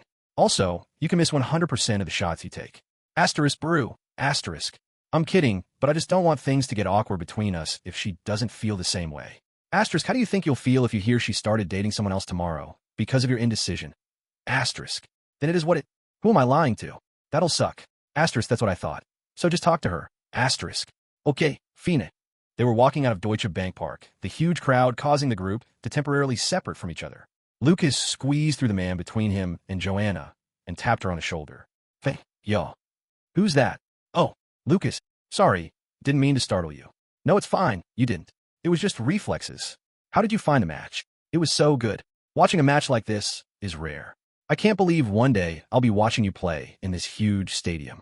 Ahem. Thanks for believing in me. You're welcome. If I don't believe in you, who would I believe in? She responded as they walked out of the stadium together in awkward silence. Throughout their walk, Lucas was encouraging himself to go ask her for a date. Lucas, it's simple. Just say, would you like to have dinner with me sometime? How hard can that be? Asterisk, exactly. That's simple and innocent. Just don't say anything crazy. Asterisk. Shut up. You're disturbing my brain. I'm trying to piece the words together. What if she says no? What do I say? Even worse, what if she says yes? Then what do I do? Asterisk, I already feel sorry for this poor girl. Don't think about it too much. Just say how you practiced. Nothing wrong with dinner. Asterisk. After a few more minutes of practicing the speech in his head, forming the replies he would give depending on her answer, he gathered up the courage to open his mouth and try to sound as natural as possible. Hey, yo. Yep. She raised her head from her phone. Asterisk, remember, do you want to have dinner with me? It's only 8 words long. Asterisk. Do you want to be my girlfriend? Chapter 47. Turning point. Asterisk, I already feel sorry for this poor girl. Don't think about it too much. Just say how you practiced. Nothing wrong with dinner. Asterisk. After a few more minutes of practicing the speech in his head, forming the replies he would give depending on her answer, he gathered up the courage to open his mouth and try to sound as natural as possible. Hey, Joe. Yep. She raised her head from her phone. Asterisk, remember, do you want to have dinner with me? It's only 8 words long. Asterisk. Do you want to be my girlfriend? Asterisk, asterisk, asterisk. Asterisk, you have to be kidding me. After all that practice, you couldn't say a simple 8-word sentence? Asterisk. I panicked. Lucas was sitting in Javi's car, riding home from the match after confessing to Joanna. Luckily for him, he didn't have to hear her response. The rest of their families joined them before she could say anything. You think her having more time to think would be a good or bad thing? Maybe she was going to say yes, but after thinking about it, she changes her mind. Asterisk, it's always a good thing. It's better she changes her mind before accepting than to change her mind a few weeks into the relationship. Asterisk. That's true, I guess. Lucas responded to TT as he closed his eyes and tried to calm the nerves that racked up during his talk with her. Meanwhile, in Mr. Jimenez's car, Hey, Joanna, stop fidgeting so much. You're distracting me, Joao said as he pushed his sister who had been restless the whole ride. Joanna didn't respond to his antics as she usually would and just lay her head on the headrest and close her eyes. What's the matter? Did something happen? He asked. Nothing happened. I'm just tired. I see. A lie, of course. She wasn't tired, just stunned and speechless. Lucas's confession had caught her off guard, and she was looking for the words to say to him. Thank God the others joined us at that moment, because what would I have said? Yes. No. I'll think about it. I'm not even sure he was being serious. He looked serious, though. It could have been a prank. He's never pulled a prank on me before. And this would be a hell of a weird way to start. Who even asked someone to be their girlfriend out of nowhere? Her thoughts were all over the place, even as they got home. She went straight into her room and locked the door behind her. Then she plopped down to the bed and decided to give serious thought to Lucas's question. She knew she was feeling something for Lukas. Ever since she eavesdropped on his call with her brother, she had been thinking about him a lot. But she also knew the probability of things working out between them was quite low unless one of them would make a major sacrifice. She would be graduating high school in about 9 months and was still thinking if she should apply for university already from her final year or take a 1-year break. Ding, asterisk. She picked up her phone and looked at the notification. Message from Lukas. She peeked at the message through the notification bar, careful not to open the chat. Lukas, hey. I'm sorry for saying something like that so suddenly, but I meant it. She threw the phone back on the bed after reading the message and buried her face in the pillow. What am I even supposed to say now? About 30 minutes later, Joanna was still drafting and deleting a response to Lucas's message in the Notes app. Lukas finally got a response. He had been checking his phone almost every minute since he sent that message. When he heard his phone chime, he surprised Javi with how fast he stood up to go get it. They were having a late dinner while his phone was charging. He grabbed it, unplugged it, and unlocked it. Joanna, hey Luke, it's all right. There's no need for you to apologize. I was surprised, but there's nothing wrong with what you said. As for the answer to your question, can you give me some time to think about it? He read it with a pounding heart, then carefully typed, sure. Take as much time as you need. Asterisk, asterisk, asterisk. I never knew how funny that story would sound to you. Not very funny for me, though, Lukas said as he stared at Joanna, who was stopping herself from laughing. No, I'm sorry, but you gotta admit, that was kind of funny, she replied as she sipped her drink. When Lukas was telling the story, they had gone to the school's canteen, gotten snacks and drinks, and were currently sitting in the cafeteria talking. He had told her the story of the day, he asked her out, but he left out the parts containing conversations with TT. If it's just dinner you're asking me to, we could do that, she said, trying to sound casual as she sipped her drink. Yeah. It will be nice. When will you be free? I'm busy most times with training. And I know you're busy too with your final year exams preparations, so no rush. How thoughtful of you. Yeah. We'll keep in touch and pick a date we're both free. That's great. Also, I don't have to remind you not to tell Joao any of this, right? Why not? He's known I like you for a very long time. Yeah, but I don't want him to know that I know. Not for now, at least. He'll start bugging me about it. All right, then. I won't say anything if you don't say anything. Good. Ring asterisk. The bell rang to signal the end of the break, and they both stood up and headed to their separate classes. Asterisk, asterisk, asterisk. About a month later, December 18th, 2024. At the men team's training ground in Profi Camp. I.e., Luke, over here. Go, go, go. Behind you. Omar, on your right. Calls for the ball and instructions were being screamed all over the pitch. They were deep into the day's training session. It was a 7v7 half-court match. Lukas received the ball and immediately started getting calls from several players on his team. Hugo Larsson was coming to mark him from behind, but Lukas didn't even let him get close. A twist of the hip in one direction and a turn in the other direction fooled Larsson. Nice, Luke. I like that. Coach Topmaler applauded from the touchline. After the turn, Lukas threaded a pass through the legs of the defender into the path of Ekatyke, who buried the ball in the net with one touch. It was a smooth attacking play. Beautiful, Topmaler said as he blew the whistle to signal the end of the training match. Lucas's team had won 3-1. Lukas had been training with the first team ever since his first session and only went to the reserves on the last training before a match and on match days. The Regional Liga were currently on a 2-month break, though, and they hadn't played a match since December 7th. Bro, how do you even make passes like that? Are you De Bruyne's secret son? Marmish asked, laughing as he nudged Lukas on the back with his elbow. Ha, I wish, he responded, although I should probably summon him next for training. If Ozil could make me this good, how much better would KDB make me? He had only finished his training with Ozil summon a few days ago and was now spending time doing basic training to make sure his stats don't regress. After freshening up, Lukas headed up to CEO Krosh's office. Knock, knock. Yes, come in. Lukas opened the door and saw a bunch of familiar faces, everyone present during his first contract negotiations, and Krosh. He stepped in, greeted the men, and sat beside his father. A few days ago, Marco had informed Javi that the contract was ready to be reviewed, so he came with Lukas to Frankfurt that day. How are you finding the first team training sessions, Lukas? Krosh asked. It's great. I can feel myself getting better day by day. That's great to know. At this club, we prioritize steady growth over everything. And this contract will serve as the proof. Timo Hardung, The sporting director slid the draft of the contract over to the side of the table Lukas, Javi, and Marco were sitting. Marco opened the contract and handed it over to Lukas. He had already been sent a soft copy of the contract, so he knew all of its details. Considering your sustained performance since we started the discussions, we decided to keep your salary at $1 million for the first year, as your agent initially suggested. We also increased the yearly increment to €300,000 per year. The appearance, goal, and assist bonuses are also quite good for a first professional contract. That's nice, Lukas thought as he skimmed through the contract while listening to Hardong. The good faith negotiation fee, though, was set at €75 million. Chapter 48, Professional. Considering your sustained performance since we started the discussions, we decided to keep your salary at €1 million for the first year, as your agent initially suggested. We also increased the yearly increment to €300,000 per year.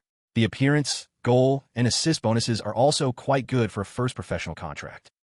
That's nice, Lukas thought as he skimmed through the contract while listening to Hardong. The good faith negotiation fee, though, was set at €75 million. Javi flipped through another copy of the contract Hardong handed to him. They got to the page detailing the salaries and bonuses Hardong had just mentioned. They were as follows. €245 signing bonus. €10,000 a first-team appearance bonus, or €5,000 for squad inclusion without playing. €7,500 per goal in the Bundesliga/DFB Pokal. €12,000 per goal in a European competition.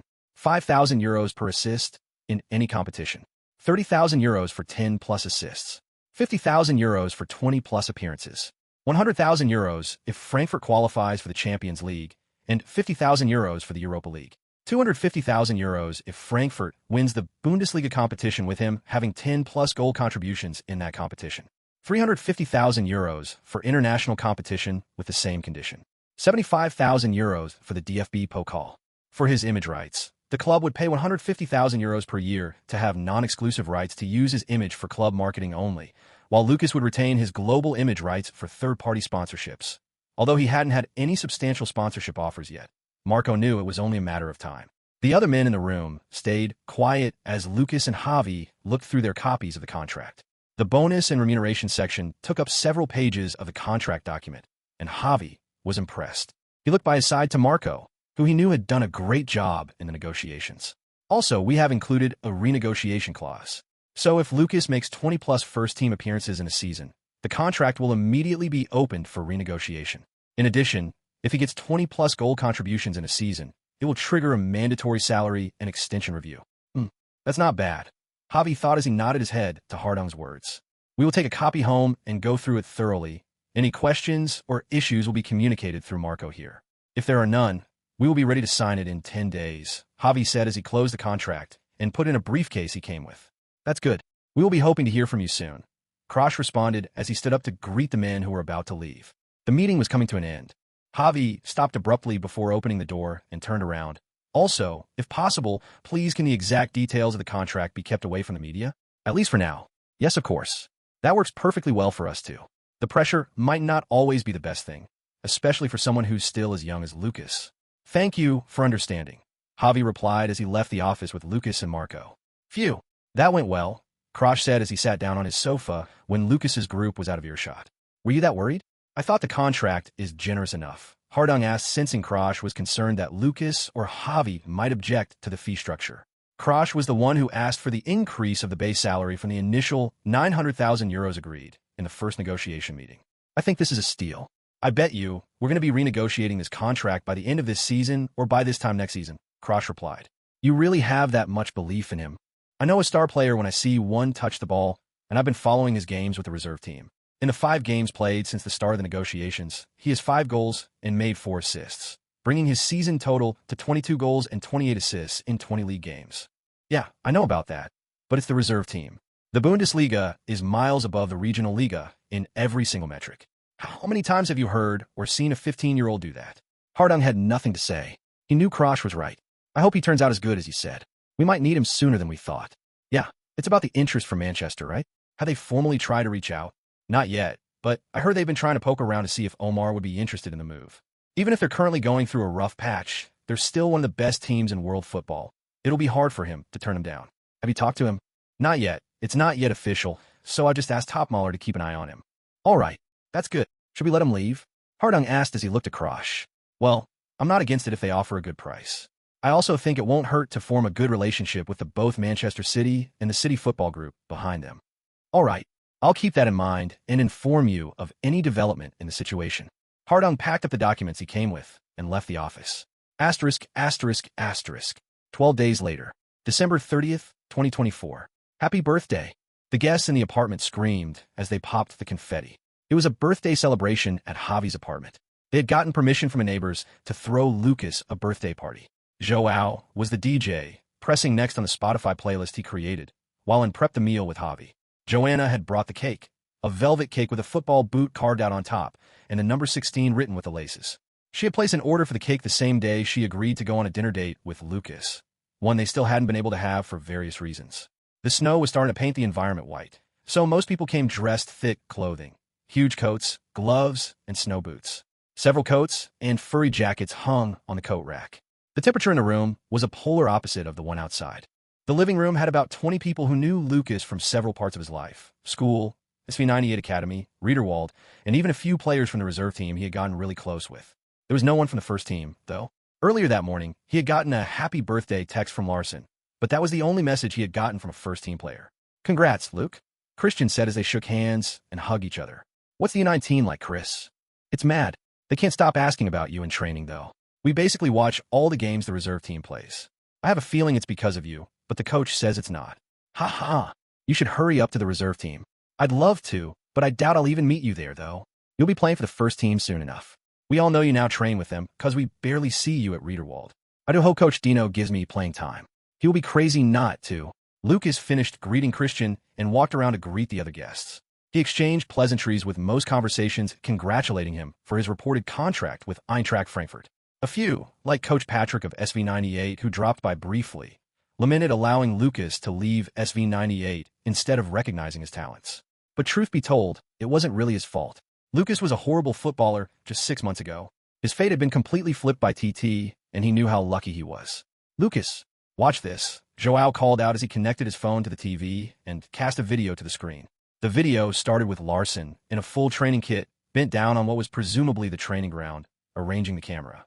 Is it recording? Yeah, okay, good, he said as he rushed back to some people who were already positioned a few steps behind him. Coach Topmaler, Hugo Ekatike, Kevin Trapp, and Naf Ansgar were standing behind Larson. Larson waved to the camera. Happy birthday, Luke. As you know, we've got training today, and although you were exempted, we were unfortunately not. Happy birthday from the team, Luke. Lukas was shocked as he watched the players each take a moment to wish him a happy birthday. He had trained with the first team only for a brief moment and never even played an official match with them. So for these stars to take the time off training to record a video message and send it to him was something he never expected. Without even playing an official match, his performances on the training ground had already won the acknowledgement of his teammates. Lukas was shocked as he watched the players each take a moment to wish him a happy birthday. He had trained with the first team only for a brief moment and never even played an official match with them. So for these stars to take the time off training to record a video message and send it to him was something he never expected. Without even playing an official match, his performances on the training ground had already won the acknowledgement of his teammates. Now you've turned 16, hurry up and sign the contract so you can come play for us, Topmaler said, prompting laughter from the rest of the team as the video ended. The guests who had come to celebrate Lukas's birthday were left utterly stunned. Apart from the Jimenez family and the few Eintracht Frankfurt players in attendance, the other guests were unaware that Lukas was already training with the first team. He tried to keep his career progress away from most people, only divulging details to people he was extremely close to. Wesley from the SV98 Academy turned to Lukas and said, "You're already training with the first team? And they already like you enough to make a video like this for you." He had been at the Darmstadt Academy even before Lukas, so he knew what kind of player Lukas was. It was a massive surprise to learn that the same Lukas, who was once one of the least talented players on the team, would move to the first team of a top 3 Bundesliga club in only about 6 months. "What can I say? They are very nice people," Lukas responded. "Yeah, nobody is buying that. Congratulations, though. I really mean it. Thank you." A few other friends from school gathered around Lukas, asking about his relationship with some of the stars on the team, like Marmish and Ekatike. Some even playfully asked for autographs from Lukas, banking on his potential to become a star. "All right, guys, food is ready," Javi said as he started serving the guests. They ate and played the latest FC25, which had just been released a few months prior, on Joao's PS5, which he brought with him to the party. Asterisk, asterisk, asterisk. It was around 9 p.m., and all the guests had already left the house. Javi and Lukas were tidying the living room, while Joao was disconnecting his gaming console from the television. Joanna insisted on helping and do the dishes. They were not guests. They were closer to family. The sound of dishes and cutlery clanking could be heard in the kitchen while and hummed the tune to the soft music that was coming from the stereo. She had snatched the DJ task from Joao a few hours ago after complaining about his taste in music. Be careful with the knives. They are sharp, and warned as Joanna reached for the knives. Yes, Ma, she replied. Thank you for helping me out, Joe. It's nothing, and Lukas and Javi have always been great help to us since we moved to the country. We're like family. No wonder he wants to make you family. Clank, asterisk. Joanna's heart skipped, and the knife she was holding fell back into the sink, making a loud noise as metal struck metal. Oh my God, are you okay? And asked as she rushed to Joanna with a worried expression and held her hands to check for any injuries. I'm fine, Anne. It didn't cut me. I was just startled. I'm glad you are okay, she replied as she breathed a sigh of relief and walked back to her section. Wait, why were you startled? It's not like I said anything surprising. Yeah, no, I just didn't know you knew about Lukas and I. No need to be shy. Of course I know about it. I'd be a fool if I didn't notice how you looked at each other. But as far as I know, you guys aren't dating yet, right? Yeah, we aren't. Why is that? He still doesn't want to ask you out? He did. We decided to go on a dinner date about a month ago, but we've not been able to pick a date. And put down the dish she was holding, wiped her hands with a clean cloth by the side, and turned toward Joanna. What really is the matter? I don't believe Lukas would plan to go on a date with you, and a month would pass by without him picking a date. You're right. He's been suggesting dates, but I've been busy. Come on, Joanna, we both know that's not why. Talk to me.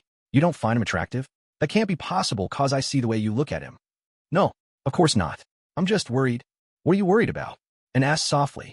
He's still so young. He might not be sure of what he wants. He might only like me because we grew up together and I've always been around. I see. You're worried about his football career. Don't get me wrong, I love that for him. But we both know he's going places. Once he debuts for the first team, a lot of girls will throw themselves at him. What if by then he sees someone he finds more attractive than me? What if he leaves Frankfurt? Maybe a transfer to another country? What would happen to us then? What if he grows up and gets bored of me? Then what do I do? That is a lot. And those are all valid concerns, Joe. But you gotta remember this. There is nothing guaranteed in this life. Look at me, I spent half of my 20s engaged to someone, and it didn't work out. But all of that led to me and Javi finding each other. I wouldn't trade it for anything else. She placed her hands on Joanna's shoulder. Trust your guts. You've known Lukas for a long time. Since he asked you out, has he ever pressured you? Or even done something that'd make you feel uncomfortable? I don't think it's a thoughtless decision on his part. You've known him longer than I have, but since I've met Lukas, I've always felt he didn't behave like his age. Take a leap of faith, and if you fall and it doesn't work out, you get back up. But if you don't even try, I promise when you get older, you'll always think, I wonder what would have happened if I gave him a chance. Trust me. Joanna listened to Anne's advice carefully and made up her mind at the spot. Thank you. And Lukas is lucky to have you as his mother. Oh my, what are you talking about? Javi and I haven't gotten to that stage yet, and replied as she quickly turned around to hide the huge smile on her face. The calm and collected and now nowhere to be seen as she blushed heavily. Dad, what are you doing standing over there? Come help me put this sofa in order. Lukas called out. Javi, who had been standing by the kitchen door eavesdropping on the conversation between and Joanna, put his index finger to his lips as he tiptoed away from the area. Shut up. You're going to get me in trouble. Luke, Javi whispered as he lightly flicked Lukas's forehead. Ouch, what was that for? Lukas asked, gripping his forehead to exaggerate the pain. I didn't hit you that hard.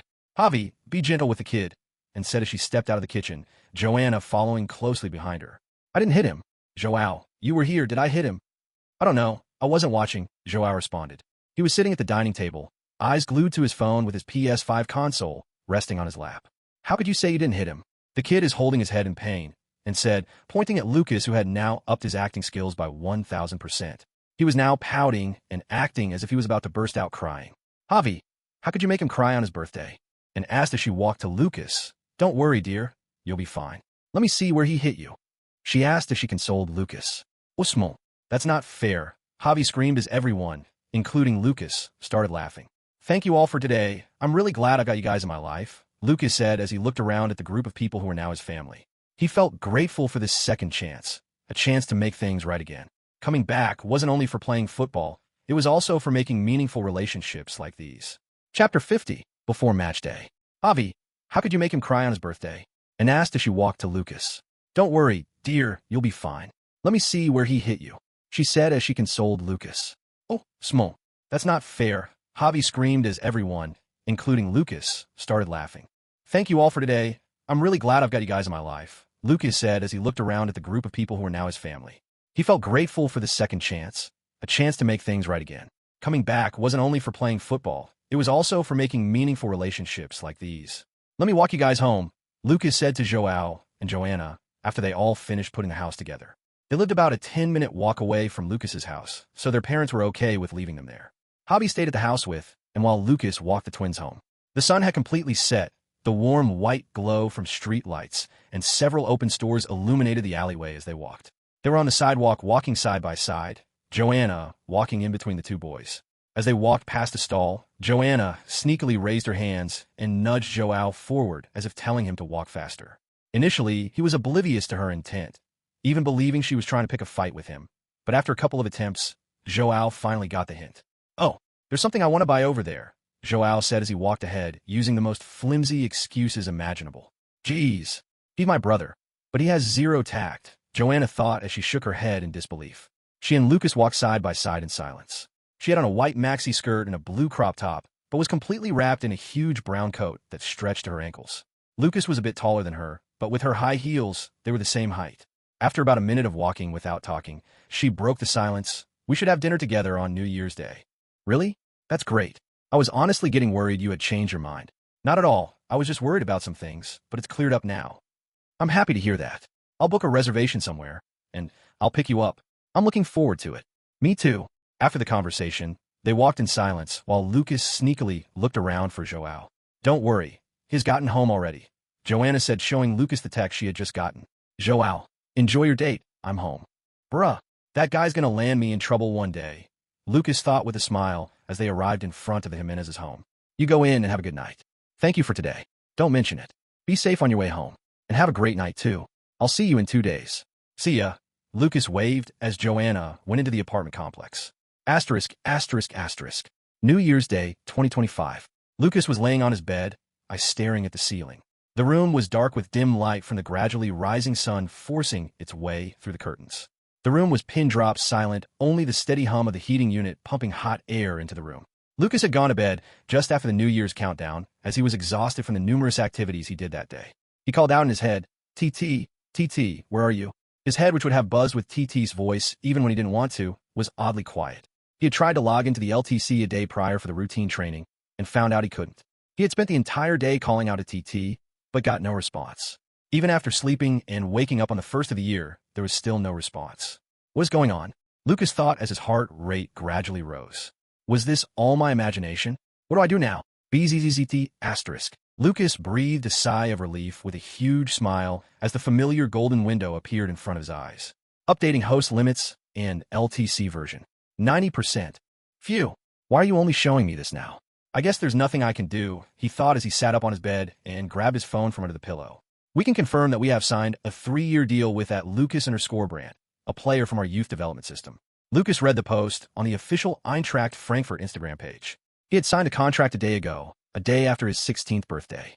After signing the contract, he went to Marco's office where he changed his Instagram username from @Lukas_Brandt36 to just @Lukas_Brandt, with Marco buying the username from the previous user. This was because the number 36 jersey was being worn by Ansgar Knopf and Lukas was given the number 49. He navigated to his Instagram profile. Lukas Brandt. 1558K 120. Post followers following. He posted pictures from his games in the reserve team and was getting a decent amount of following due to how many goal contributions he made at the Regional Liga. Congratulations were flooding in both through comments and private message as he muted the notifications after replying to the people close to him. It's going to be a wonderful day, Lukas thought with a smile as he stood up to have a light workout session, since the LTC wasn't ready yet. It was the day of his date night with Joanna, and he had planned as much as he possibly could. *****. 10 days later, January 10th, 2025, at the recovery room of the Profi camp. The team had just finished the final training of a grueling 3-day back-to-back session to regain fitness after the Christmas break.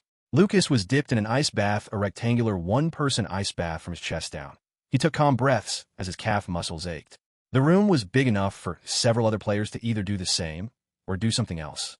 A few sat on the bench discussing plans for the next game, which was the next day. Marmish sat by a corner, his phone in his hands with a serious expression as he chatted with someone. Mario Gotza walked up to him and sat beside him. Is it true? He asked. Is what true? Come on, you know what I'm asking about. City. Congrats, man. You should be excited. I am. I just wish it could have waited till the summer window. But they said they needed me as soon as possible. Then go. You've done a lot for the club, and the fans have been aware of your contributions since you joined. Thank you. And I know that. I just wish I played with him. Omar used his head to point towards Lukas, who was getting out of the bath. Haha. Yeah, I would regret not being on the pitch with him, too. Super Mario nodded as he laughed. Gather around, boys. The coach wants to have a word with you guys. Stefan Buck, one of the assistant coaches, screamed as he entered the room, drawing attention from the players. Listen, guys, Coach Topmaler started after the players gathered. I know you must have been hearing things from the internet about some of us leaving and whatnot, but for tomorrow's game, I'm going to need you all at 100% tomorrow, no distractions. We didn't end the first half of the season well. We have to start this half strongly. Frankfurt ended the first half of the season on a 5-game winless streak, which saw them knocked out of the DFB Pokal by Leipzig in the round of 16, and only pick 1 out of 9 available points in their last 3 league matches. The players all listened attentively. They knew they had to do better. He brought out his phone and sent a message. The traveling squad list for the match has been sent to the group chat. If you find your name there, be prepared. We leave in 4 hours. The team dispersed as they all checked their phones. In the locker room, the players were changing from their training kits to casual wear while the sound of water hitting tiles could be heard from the shower area. Oh, that's crazy, Ansgar murmured as he scrolled through the list on the group chat. He turned towards Lukas, who was placing his boots in his locker. Do you have to go back to Darmstadt? Yeah, I do. I will be supporting you guys from my living room. Lukas responded with a smile. Huh, what are you talking about? Didn't you see the list? Lukas stopped in the middle of zipping his training bag and looked up at Ansgar. What do you mean by that? He asked as his eyes widened in expectation. Check the group chat. Lukas removed his phone from his pocket and showed it to Ansgar. I'm not in the group chat yet. Joe, Luke, Kongrats, Mun, you're traveling with us. Larson ran into the locker room screaming. Chapter 51, loading. Huh, what are you talking about? Didn't you see the list? Lukas stopped in the middle of zipping his training bag and looked up at Ansgar. What do you mean by that? He asked as his eyes widened in expectation. Check the group chat. Lukas removed his phone from his pocket and showed it to Ansgar. I'm not in the group chat yet. Joe, Luke, Kongrats, Mun, you're traveling with us. Larson screamed as he entered the locker room. Really? Let me see. Lukas's heart skipped a beat as he tried to remain composed. He took the phone from Larson and looked through the message. Matchday travel. FC St. Pauli vs. Eintracht Frankfurt. Date, Saturday, 2030 KO. Departure, Friday, 1600 hours. Team bus from Deutsche Bank Park to Frankfurt Airport. Hotel, the Fontenay, Hamburg. Dress code, club tracksuit. Traveling squad. 1 Trap G. 2 Kawan Santos G. 3 De Hout. For Coke. 5 Medinovic. 6 Gatsa. 3 Lawshon. 8 Skiri. 9 Marmish. 10 Ekatike. 11 Chibi. 12 Tuda. 1 Uchinjuzun. 14 Aronson. 15 Hasabi. 16 Off. 17 Date. 18 Kaunku. 19 Collins. 20 Christensen. 21 Brandt. Lukas's eyes widened as he saw his name at the end of the list, but he calmly sat down on the bench. He knew he was good enough to play in the Bundesliga, but never expected Coach Topmaler to give him a chance this early on. Congrats, Luke. You deserve it. A few players congratulated him on making the match squad. Kevin Trapp, the captain, walked up to Lukas and patted him on the shoulder.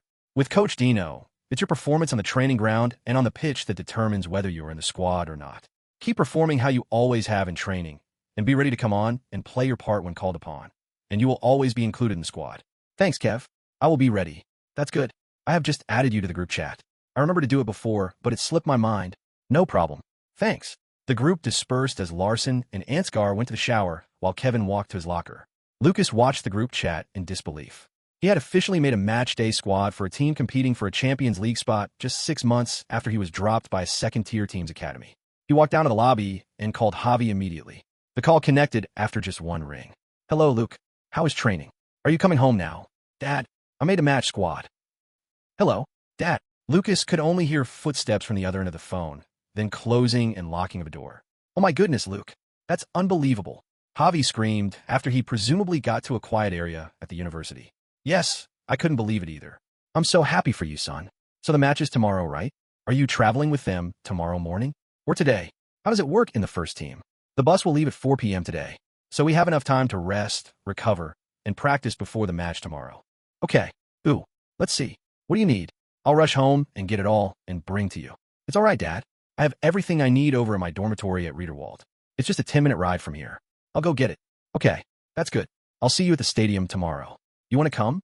I don't even know if I'll get any playing time, though. I wouldn't miss your debut match for the world. Lukas smiled as he breathed a silent sigh of relief. Okay, I'll send you the e-ticket. Asterisk, asterisk, asterisk. About 5 hours later, a black team bus pulled up directly onto the tarmac beside the waiting aircraft. The players began to stir from their naps and idle chats. There was no rush, no crowded terminal, no need to wrestle with strangers over boarding groups. This wasn't a commercial flight. It was their flight. The jet bore no club crest on the outside, but the moment they stepped onto the mobile stairs and into the cabin, the Eintracht Frankfurt atmosphere wrapped around them like a second kit. The subtle hum of the engines blended with the quiet shuffle of boots and duffel bags as the squad filed in, many already wearing noise-canceling headphones and travel tracksuits bearing the eagle crest. Lukas placed his little luggage in the top compartment and lay down on a vacant seat beside a window just by the left wing of the aircraft. The seat was almost fully reclined, with more legroom and space than a standard business class seat. Overhead screens displayed the flight route, Frankfurt to Hamburg, and just beside the main galley, the team chef and flight attendant were setting up trays of grilled chicken, rice, and steamed vegetables, portioned and seasoned to fit each player's dietary plan. A few of the staff were sipping espresso from the built-in machine while looking over matchday logistics. The flight took off after about 20 minutes of settling in. There were no screaming kids, no long announcements, just the occasional murmur over the intercom. Estimated arrival in Hamburg in 48 minutes. Team staff, please ensure medical bags are secure. Lukas lay on his reclined seat, eyes closed, with his noise-canceling headphones on as he listened to a mellow piano concert to relax. Asterisk, what did I miss? What is this sound blessing our ears? Asterisk, a very familiar voice sounded in Lukas's head. It was like the voice of someone who just woke up from a deep sleep. Geez, you scared me. Lukas sat up, suddenly his eyes wide open as he looked around. What's the matter? Ekatike, who was sitting in the seat directly in front of Lukas, turned and asked. Oh, it's nothing. The music suddenly switched to something entirely. Oh, I know that feeling. Spotify playlist, right? Yay. Lukas responded as he laid back down on his chair. Where have you been? Asterisk, I was updating. Didn't you see the progress bar? Asterisk. It was on 99% for 10 whole days. Not cool, man. Asterisk, yay. That was my bad. I'm back now, though. What's happened in my absence? Why are you on a flight? Asterisk. You normally just read my memories and find out. Asterisk, well, I've been bored, so I want to talk. Asterisk. We're on our way to an away match at Hamburg. Asterisk, oh nice. You made the team. Our Lukas is all grown up now. Asterisk. Shut up. Is the LTC updated? Asterisk, yeah. You can log in whenever you want. Asterisk. Maybe after the game. I don't want to go through the mental fatigue a session would cause right now. Asterisk, good choice, because there's a lot to unpack. A lot was patched with the new update. Asterisk. I see. I'll get some rest now. Let's talk about that later. Lukas responded as he drifted off to a light sleep. Asterisk, asterisk, asterisk. Hello and welcome to the Millerner Stadion in Hamburg, home of FC St. Pauli and currently packed with 30,000 fans who have come to support their club in the opening game of the second half of this season.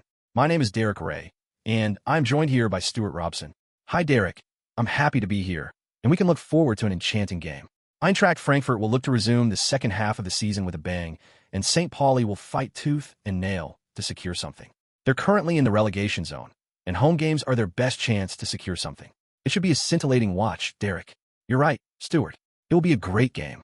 The players headed out down the tunnel, Frankfurt in their away white, red, and black kit, while St. Pauli wore their sleek, distinctive brown home kit with a box design. After the pre-match formalities, the referee blew his whistle to signal the beginning of the match. In a familiar sitting room with dark sofa and a wedding picture above the TV, Joao was sitting on the sofa, switching through channels. There's nothing to watch, he lamented. After a minute, something caught his eye that made him go back to the previous channel. Marmish chasing down the ball St. Pauli had just kicked off. Might as well watch the game to see how Lukas's teammates play, he thought as he got comfortable. And it's kickoff. Happy New Year! If you're just joining us, the Bundesliga is back in action with the first match of 2025.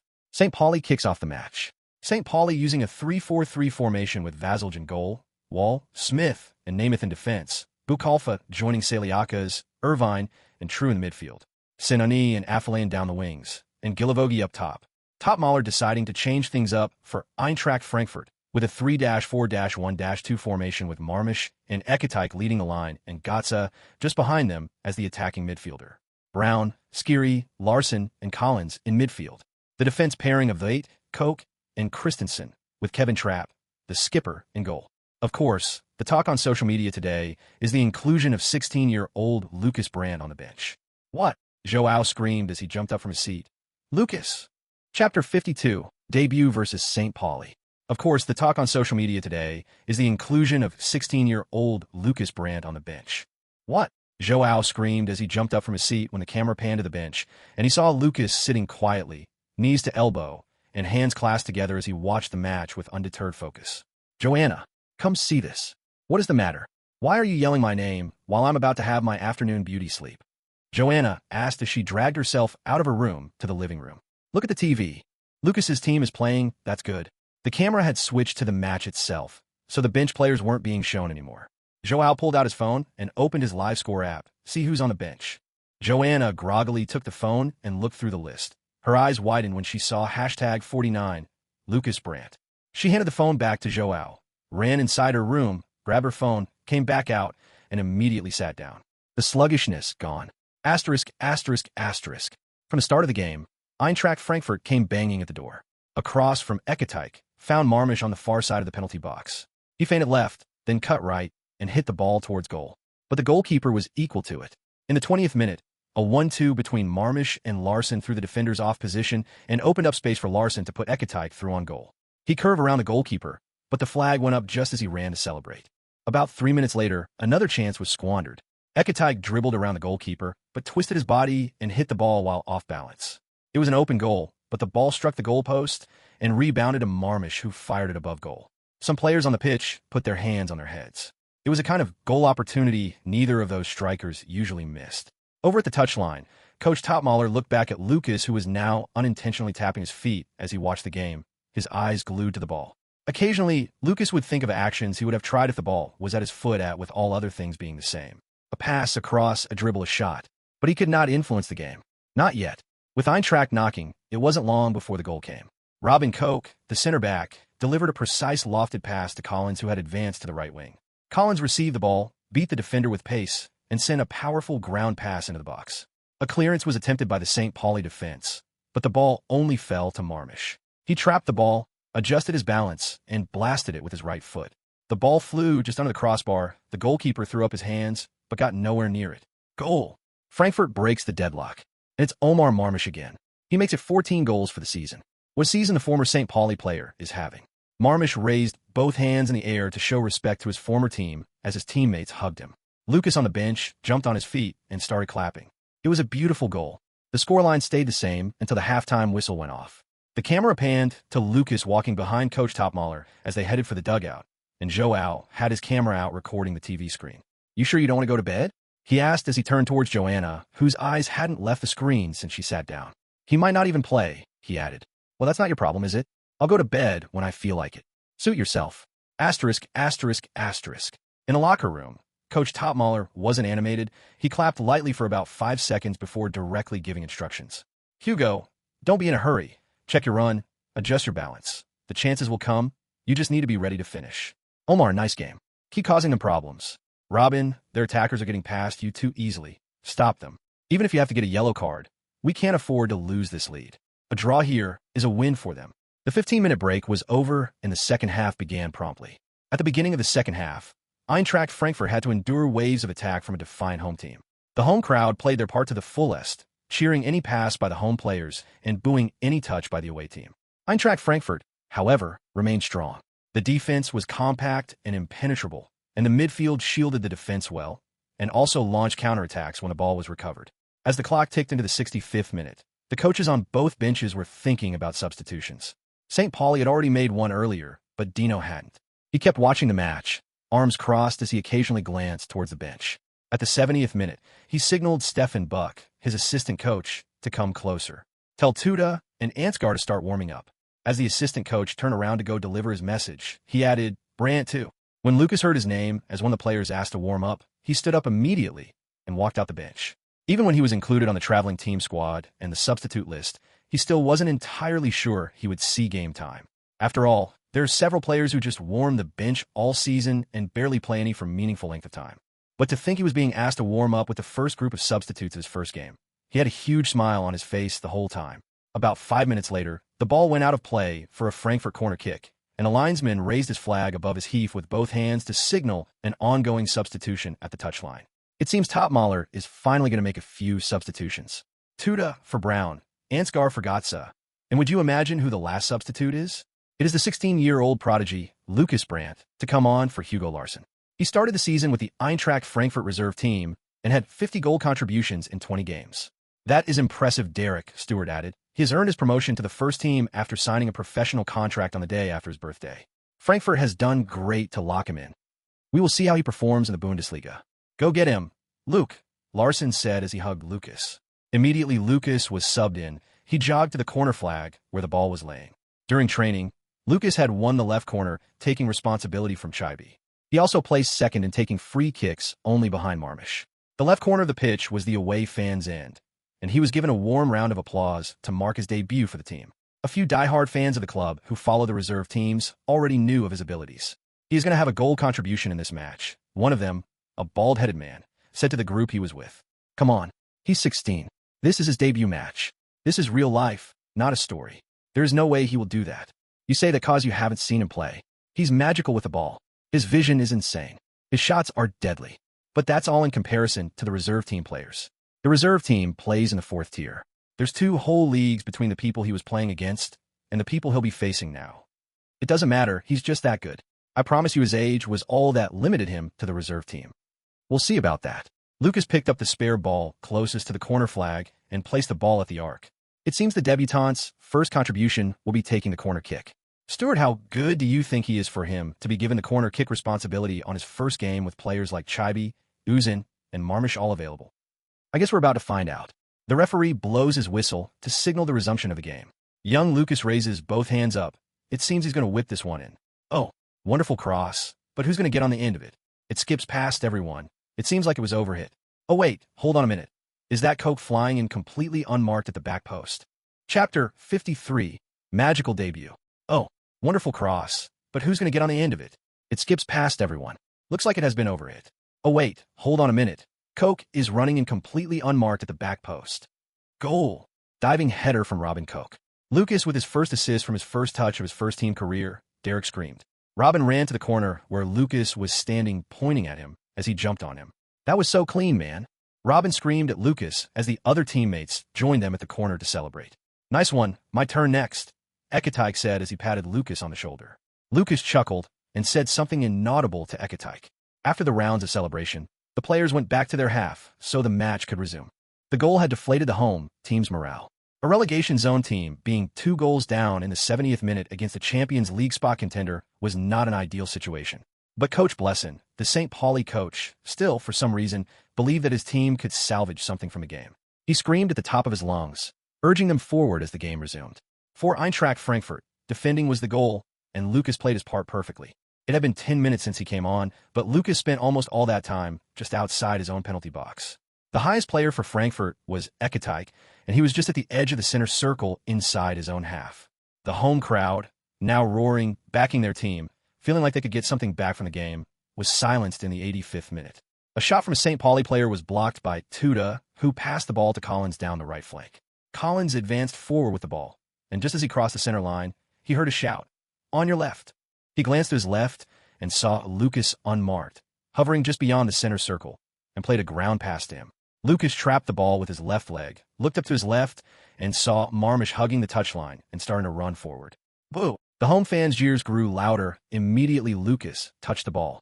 He had delivered a beautiful corner kick with his first touch on the ball, and they weren't going to let a 16-year-old debutant use their favorite team to shine.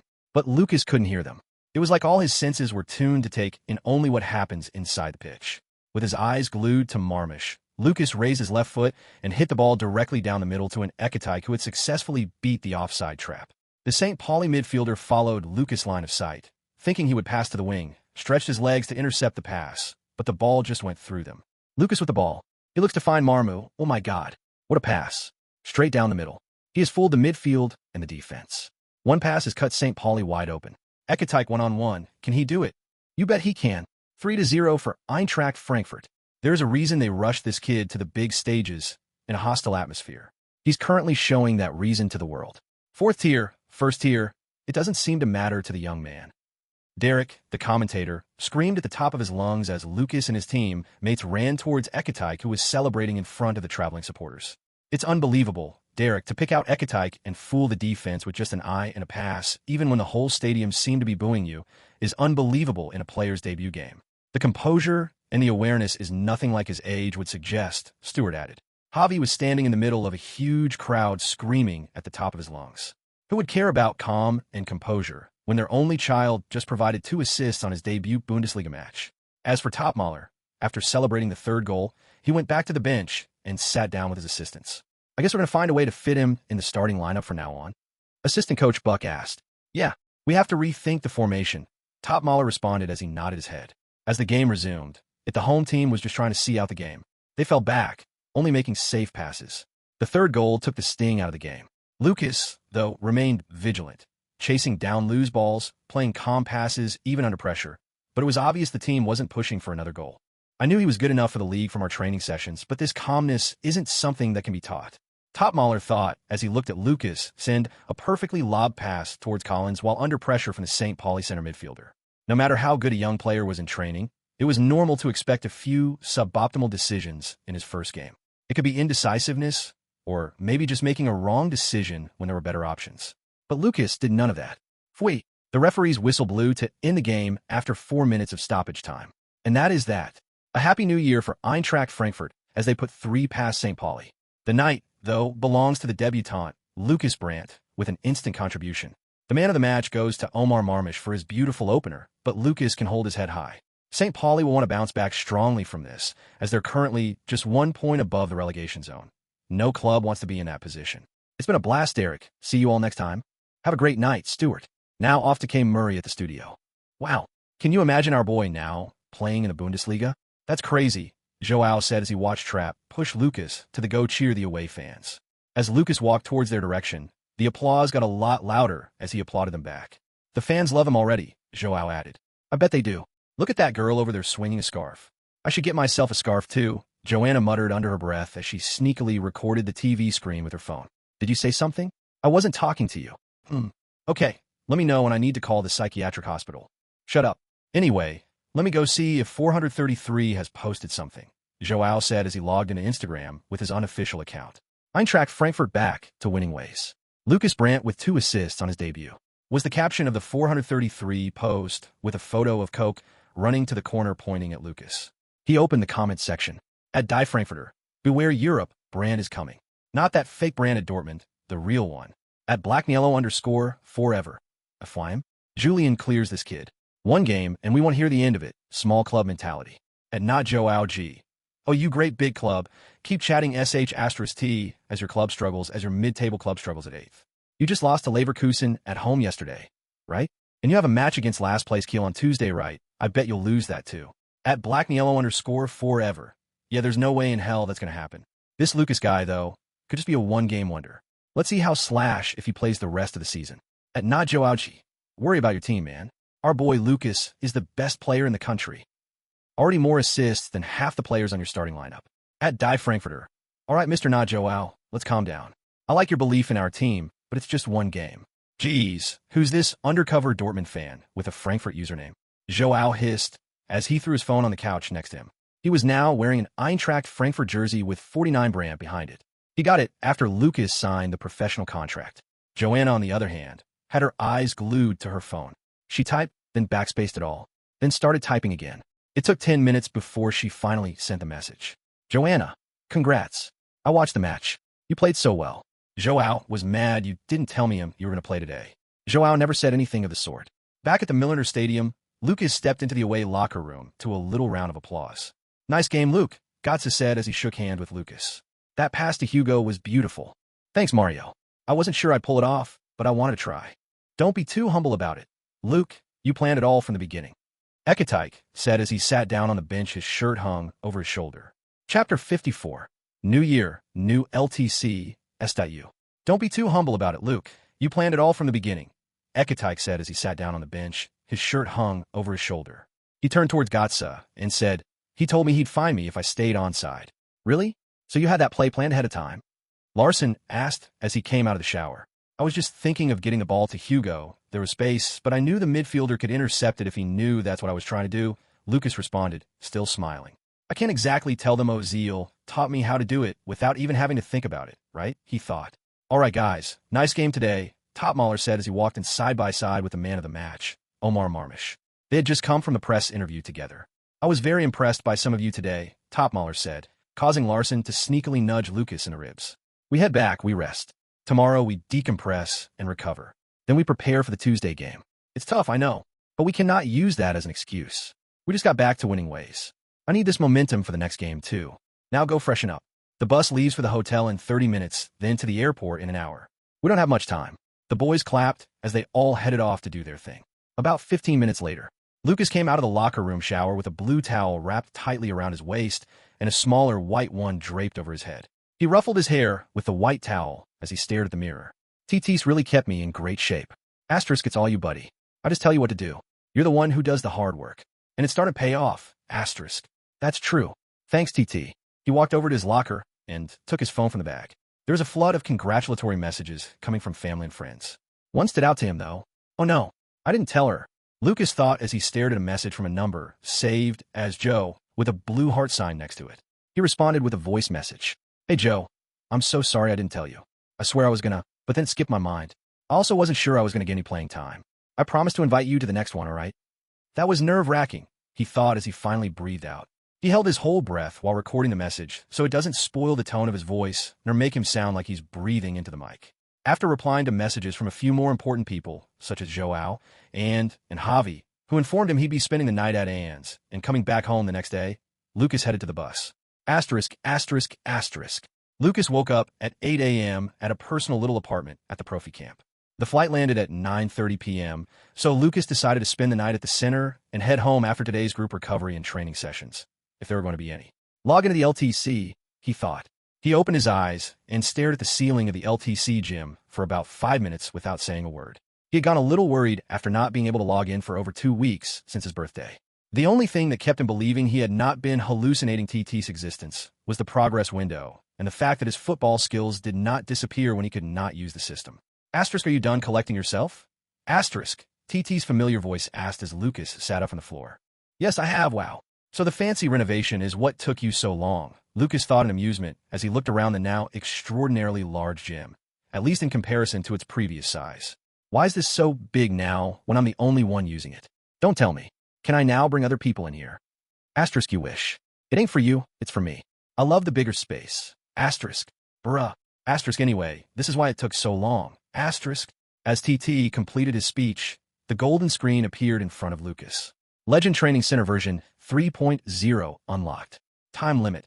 72 hours in LTC every day in the real world. Oh nice. Version 3 with an increased time limit. What else can it do? Asterisk, you'll find out. But first, the limits has been upgraded. See your profile. Asterisk. The profile window appeared in front of Lukas. Profile, Lukas Brandt, footballer. Date of birth, December 30th, 2008, 16. Height, 178 centimeters. Weight, 62 kilograms. Career status, Eintracht Frankfurt first team. Position, attacking midfielder, asterisk, new asterisk. Current limit, 85, asterisk, new asterisk. Rating, 81. Player stats, attack, off. Awareness, 80. Ball control, 80. Dribbling, 80. Tight possession, 80. Low pass, 80. Lofted pass, 80. Finishing, 80. Header, 80. Set piece, 80. Curl, 80. Defense, def awareness, 75, 4. Tackling, 74, 6. Aggression, 71, 4. Def engagement, 73. Strength, speed, 80. Acceleration, 80. Kicking power, 80. Jump, 80. Physical contact, 80. Balance, 80. Stamina, 80. Note, good enough for to be a nice Bundesliga player. Not bad, not bad, Lukas said as he stroked his chin while going throughout the system window. Wait a minute, where are my skills? Where's the expand button? Asterisk, oh, that has been changed to its own skill window. So you can call it up without having to view the whole status window separately. Asterisk. Big brain move right there, TT. Open the skill window. Skills. Injured from training? Not me. Passive. Level 4/5, 1. First touch ball control. Level 2 out of 5. La croqueta. Active. Level 2 out of 5, 1. Step over. Active. Level 2 out of 5, 1. Nola pass. Level 2 out of 5. Disguise through pass. Level 2 out of 5. Chipped finishing. Level 2 out of 5. Ozil bounce. Level 1 5th. Wait a second. Why has the passive skills proficiency reduced? Does this mean I will be feeling more soreness and pains after the workouts? Asterisk, you've gotten smarter since you last came here. I'm proud of you. Asterisk, I'm being serious. Will this keep happening? Asterisk, your body could not withstand the pains from full training when you got me, so it was set that way. Since you've gotten older and stronger, it has been adjusted to fit your current limits. As you get stronger and able to withstand more longer sessions, the skills proficiency level will reduce. But you don't have anything to worry about. It'll never get so bad that you won't be able to walk after training. Asterisk, I have a feeling you just lied to me. You're definitely going to make it so I can't walk, aren't you? Asterisk, I am pleading the 5th asterisk. The last time I checked, we weren't in the US, so that means nothing to me whatsoever. Asterisk, I got my point across, though. Asterisk, anyway, what do I start with? I still feel sore from the match. I should do a recovery session first. Asterisk, your choice. Asterisk. Asterisk, asterisk, asterisk. You see that over there? That space shouldn't exist, Robin. Kev, you should scream at him to cover it. Assistant Coach Buck said to Robin Koch and Kevin Trapp. The whole first team was seated in a room, replaying videos from the match against St. Pauli. It was the 13th of January, and the team was preparing for their home match against SC Freiburg the next day. Coach Topmaler sat to the side, contemplating a completely different situation from what the players were thinking about. So he's really going to leave? Chapter 55, Home Away from Home, by Gerald_Icom. So he's really going to leave? Well, I guess there's no way they'd turn down Man City. And from a business point of view, it's a perfect time to sell a player whom they got as a free agent less than 2 years ago. Possibly 75 million euros of pure profit from sales. It's great for the accounting books. He had spoken with Timo Hardong the previous day, who told him that the sale of Marmish was very likely. So he was already thinking of how to set up the team without arguably the best player in the squad. Marmish was crucial to the team because of his versatility. He could play as a winger or more centrally as the lead striker. He was comfortable with the ball at his feet and could pick out teammates from deep when needed. He could also strike a mean free kick when he was in the mood. I can play Ansgar with Ekatike up top, or Gatsa and Ekatike, or just a single center forward with one midfielder joining him up there when we are in attack. But who would it be? Ansgar is better on the wings. Mario might not be able to last more than 60 minutes with the kind of play I want. As Topmaler sat in deep thought, drawing, adjusting, and erasing game plans inside his head, his eyes lit up. How could I forget about him? He thought, as his eyes shot to Lukas, who was scribbling something down on a Samsung tablet he had on his lap while occasionally glancing at the pitch. He's still very young, but he doesn't play like it. I don't know if his body would be able to withstand the toll that position would take on him, though. In the medical test the club ran on Lukas a few months ago, the results came back showing that he was in fantastic condition for someone his age. But Topmaler still had some reservations because Lukas was still in his rapid growth phase, physically. There were already cautionary tales like Makoko, who was rushed into the Dortmund first team after turning 16, but couldn't adapt to the league with his still developing body. Injuries followed, and his form dropped dramatically for a player once hailed as a generational talent. On the other hand, one of the best players in the world right now was a 17-year-old kid who put on a masterclass performance in the European Championship when he was still 16. However, unlike Makoko, Yamal's story was still just beginning. There was no telling how long it would take before the number of games and tackles he received as a growing kid starts affecting his performances. One horrible injury is all it usually takes, Topmaler thought as he stared at Lukas and gently shook his head. If only he was just a year older. If only he was a year older, it would have been a lot better. All right, boys, that's it for today. No playing about today. Go home, rest. We'll meet here at 10 a.m. tomorrow to have the last session before the game. If you're a minute late, you're off the match day squad, Topmaler concluded as the players left the tactical room. A few of them walked with Marmish. They had all seen the post from Fabrizio Romano and Pletigol reporting that the move was nearly done. They were all professionals, so there was not much questioning going on, just silent nods of approval and hugs that lasted a bit longer than usual. He had only been with the team for a short period, but he had won everyone's heart. Lukas shook hands with Marmish and a few other players. You're heading back to Darmstadt now? Larson asked as he shook Lukas. Nah, I'm moving here. The club gave me a place at the complex. What about school? Moving here too. Karl von Weinberg Schule. Oh, I've heard of it. It's a nice school. The club offered him a spot at the Profi camp. And with that came a transfer to Karl von Weinberg Schule, Eintracht Frankfurt's partner school for elite athletes. For the first time, football and school wouldn't be fighting each other. They'd finally be on the same team. As Lukas stepped into his small apartment on the third floor of one of the dormitory complexes in the Profi camp, he took a deep breath then sprawled out on the couch. It was a one-bedroom apartment with a sitting room, a kitchen, and a bathroom, specifically made for just one person. The cleaning staff had everything cleaned and neatly arranged a day ago, and the apartment had a nice mini scent.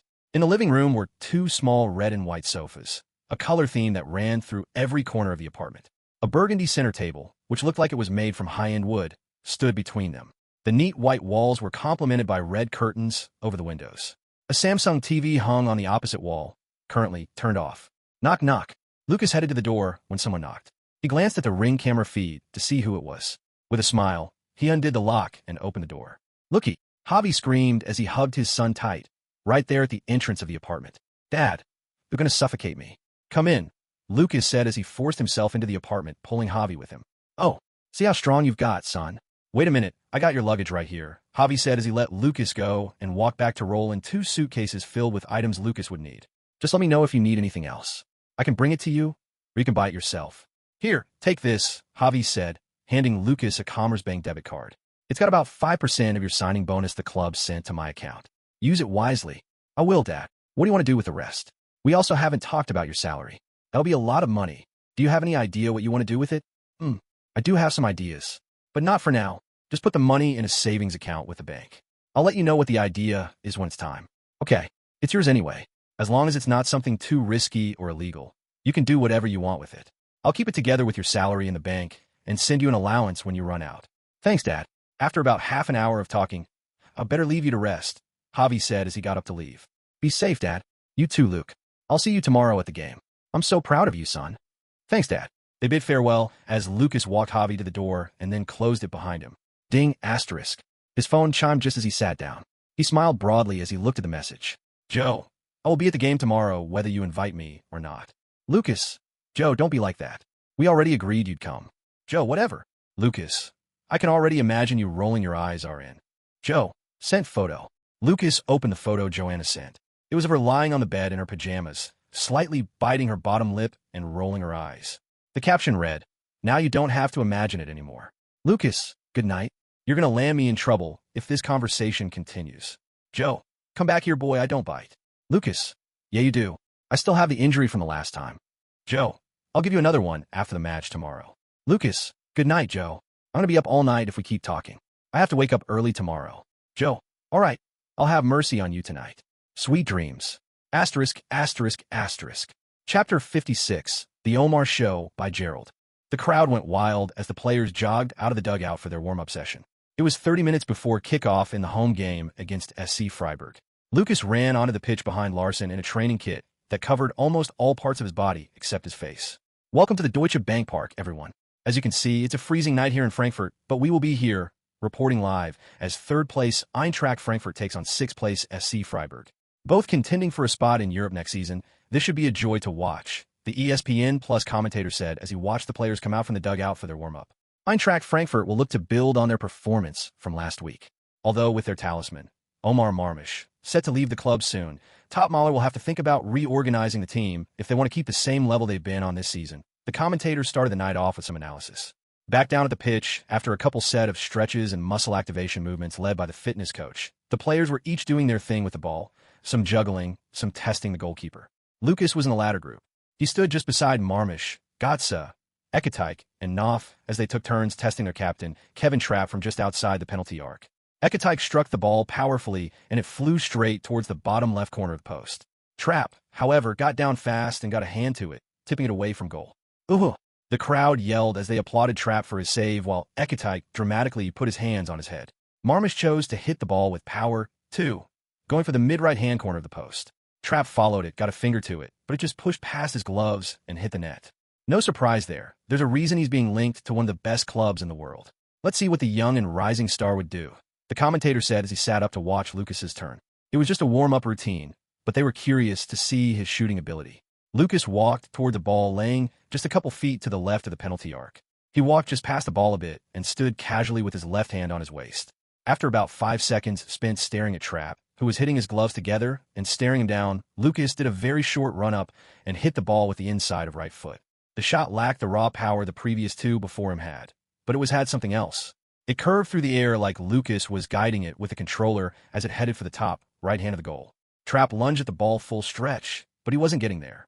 Lukas had a huge smile on his trap, shook his head, and turned to dig the ball out of the back of the net. Alf. Well, I guess they're letting him take set pieces for a reason. Oh, we're so back. What marmish. Let him go. A man in a huge black coat said as he clapped loudly. Sitting right next to him was the Brandt and Jimenez gang, Javi and Joao and Joanna. They all had different versions of the Eintracht Frankfurt jersey with his number and name behind them. They were all smiles as they heard people compliment the player they had all come to support. Javi squeezed Anne's hand, which was stuck inside the side pocket of his coat tightly, while she quietly rested her head on his shoulders as they watched the players who had gone in after the warm-ups come out for the match. Today again, Lukas was on the bench, sitting calmly with his bib on as he tapped his foot on the ground to a slow rhythm in his mind. Coach Topmaler had decided to keep him as a sub and introduce him depending on how the game goes. Topmaler has decided to keep the same starting lineup in the 3-0 win against St. Pauli last week. They will be looking to build on that. This, however, might be the last game for their highest goal scorer, Omar Marmish, with his imminent transfer to Manchester City. Fui.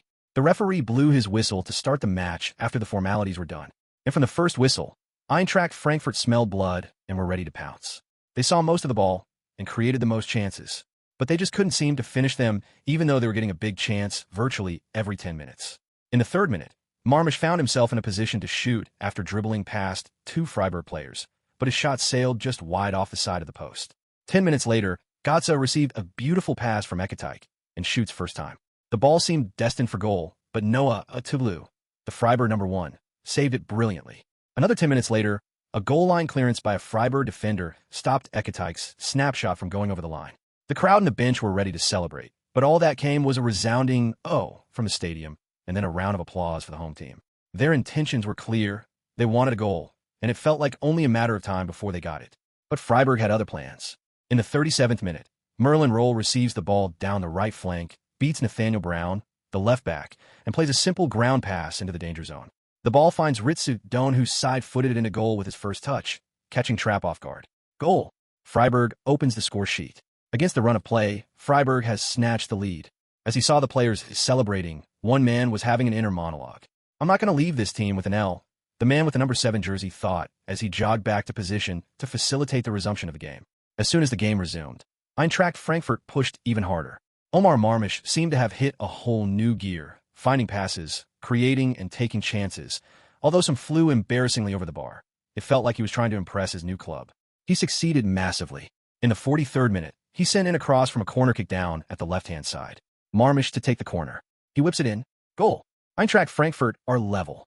Glancing header from Koch to bring the score to 1-1 just before the break. Koch has now scored 2 headers in the last 2 matches. The whistle blew a little after the resumption of the game, and the players headed down the tunnel. It happened for them in the 65th minute. Nathaniel Brown received the ball just outside the left-hand side of the penalty box. He cut to the left and passed it to Marmish. He took it first time, but a sliding block from a defender blocked the ball, which fell kindly for him again. The Freiburg goalkeeper had already committed to the direction the block shot was heading, so Marmish just slotted it to the opposite side of the post. Goal. And Frankfurt are in the lead, a well-deserved lead.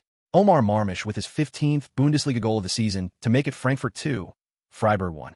After conceding the second goal, Freiburg went all out on attack to try and get a goal back. Almost every team in this position would take this gamble. Sometimes it pays off, sometimes it doesn't. But the gamble wasn't paying off today. Chopter Chinzic she shopte, exact replika. In the 71st minute, after a beautiful dribble to beat the pressure deep in his own half, Marmish found Gotza, who released a one-touch through pass towards Ekatike, who was already on the run. 2 Freiburg defenders chased him, but his long legs always kept him just ahead of reach. He kept his cool, waited for the goalkeeper to commit, raised the ball above him, and immediately went to celebrate even before the ball landed in the net. What a play. What a goal. It's 3-1 to Frankfurt. This match is now completely theirs to lose. Quick feet from Marmish to play through the pressure and find Gotza, who delivered a sublime pass. The commentator said as they watched the replay of the third goal. Lukas still sitting on the bench. He was asked to warm up initially, but then wasn't subbed in. He already accepted that he wouldn't be playing in this game. The win was already secured anyway, so there wasn't much he could contribute to the match. I want to play at least a few minutes, though, Lukas thought. It didn't matter if it was meaningless. He just wanted to play the game. His family was here to support him, and he wanted to give them something to cheer for.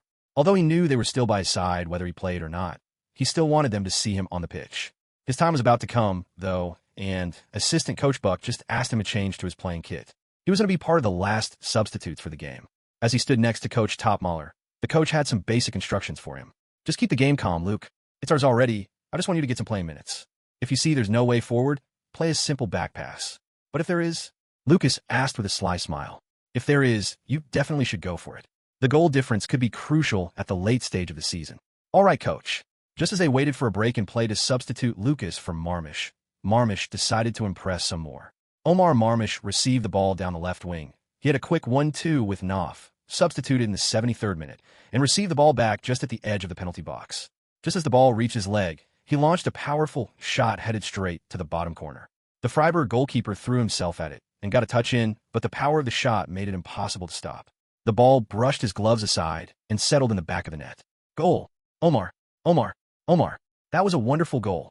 All the City fans who are currently watching this game will be smiling from ear to ear. Marmish powers it in to make it 2 for him and 4 for Frankfurt. This game is over. Up in the stands, Lucas's group cheered as loudly as they could, Joao holding his head when the ball nestled into the net. I definitely would end up in the hospital if I throw myself at that kind of shot. Geez. Thank God my team still plays in the 2. Bundesliga. Not long after the game resumed, the ball went out for a throw-in, and the assistant referee raised his flag to signal a substitution. Substitutions coming in for Eintracht Frankfurt, the stadium announcer said through the loudspeakers, drawing the attention of Javi's group. There were 3 players standing on by the touchline as the 4th official held up the sign. Oscar Hodgland came in for Larson, Tuda for Christensen, and finally, Lucas for Mario Götze. Coach Topmaler decided to let Marmish play the full game. Since this could be his last game, I might as well get the most out of it, was his thought process. The fans applauded as he stepped into the pitch, with the gang being one of the loudest fans when Lucas ran onto the pitch. Are they that happy to see the kid? He assisted in his debut, but is he that good already? A lady standing on the row behind them asked the man she was with, presumably her partner, because their hands were intertwined. They must be related. Look, they're all wearing his number. And that man looks so much like him too. It must be his father, or brother. The man responded to the lady. Yes, Javi looked that young. Ouch, what was that for? Javi squirmed as and squeezed his hands tighter. Your nose was getting longer from the compliment. I don't blame them, though. Sometimes you look like Lucas's older brother. Of course I do. Gotta take care of myself. He leaned in towards Anne's ear and whispered, otherwise I'd run out of breath with you, and just slapped his arm as she turned the other way. Back on the pitch, the substitutions were all on, and the game resumed with a throw from Frankfurt deep into their own half. Tuda, who had just come on, launched the ball towards Oscar Hodgland down at the center line. Egestein, a Freiburg midfielder, and Oscar both jumped for the ball. Oscar got the header in, flicking it down the right flank to Marmish. Marmish skipped past his marker, but another was already blocking his escape route. They had learnt not to give him too much space the hard way. As he contemplated his next move, he heard a shot on his left, Omar, and recognized the voice immediately. With one short look to his left, he fired a shot-like pass towards Lucas. The ball came at Lucas with speed, but lost all its momentum immediately after it touched his left leg, only rebounding slightly. The touch kept the ball perfectly under his control. This was right on the edge of Freiburg's final third. Aaron Dinksey, who was back defending, saw the pass from Marmish and stuck a foot in, hoping to poke the ball off Lucas if he had a heavy first touch. Lucas just pushed the ball from one leg to another, then forward as he skipped across Dinksey's outstretched leg, an elastico. He glanced up to see his options, but Marmish was double-teamed and Ekatike was coming back from an offside position. A pass at that moment would be advantageous for the defender. He decided to drive forward with the ball, his eyes steadily scanning for opportunities as the ball stayed stuck to his feet. At this point, Ginter and Rosenfelder, Freiburg's 2 center backs, were slowly retreating into the box as backups arrived quickly. Lucas was just arriving at the area beside the penalty arc, the same place he had struck the ball from during warm-ups, when the crowd yelled, "Shoot!" They wanted the game to end with a bang. They were already 3 goals ahead in the 84th minute, so the game was basically over, barring some unforeseen circumstances. But if there's one team a home team would always want, it would be more goals. Lucas with the ball. He beats Dinksey. He's getting to the penalty box. Where's the defense? Egestein has decided to come out of his box to commit to the tackle. Oh, Lucas hooks it over his sliding feet. Is there a chance from there? He goes for it. OH my world. The young man has done it. Marvelous curling shot right into the top corner. The goalkeeper stood absolutely no chance. He did exactly that during the warm-ups too. It's like he was saying, I'm going to show this to you beforehand, and you still won't be able to stop it. Asterisk, asterisk, asterisk. /n official chapter for August 3rd. Last chapter for today. All of my stockpiled chapters are gone. Thank you all for the continued support with GTs. The GT chapters will be undoubtedly released during the week. See you all next time. Rit.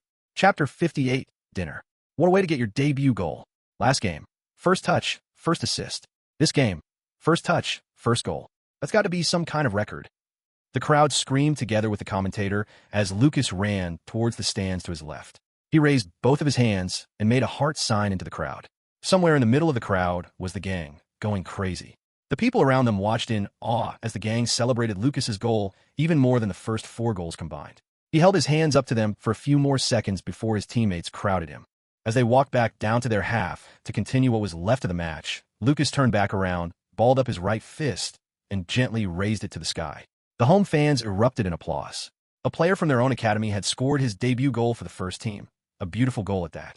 At this point, they couldn't imagine they had just witnessed the first career goal of a player who would go on to be undoubtedly one of the 2 greatest footballers of all time. And he wouldn't be number 2, either.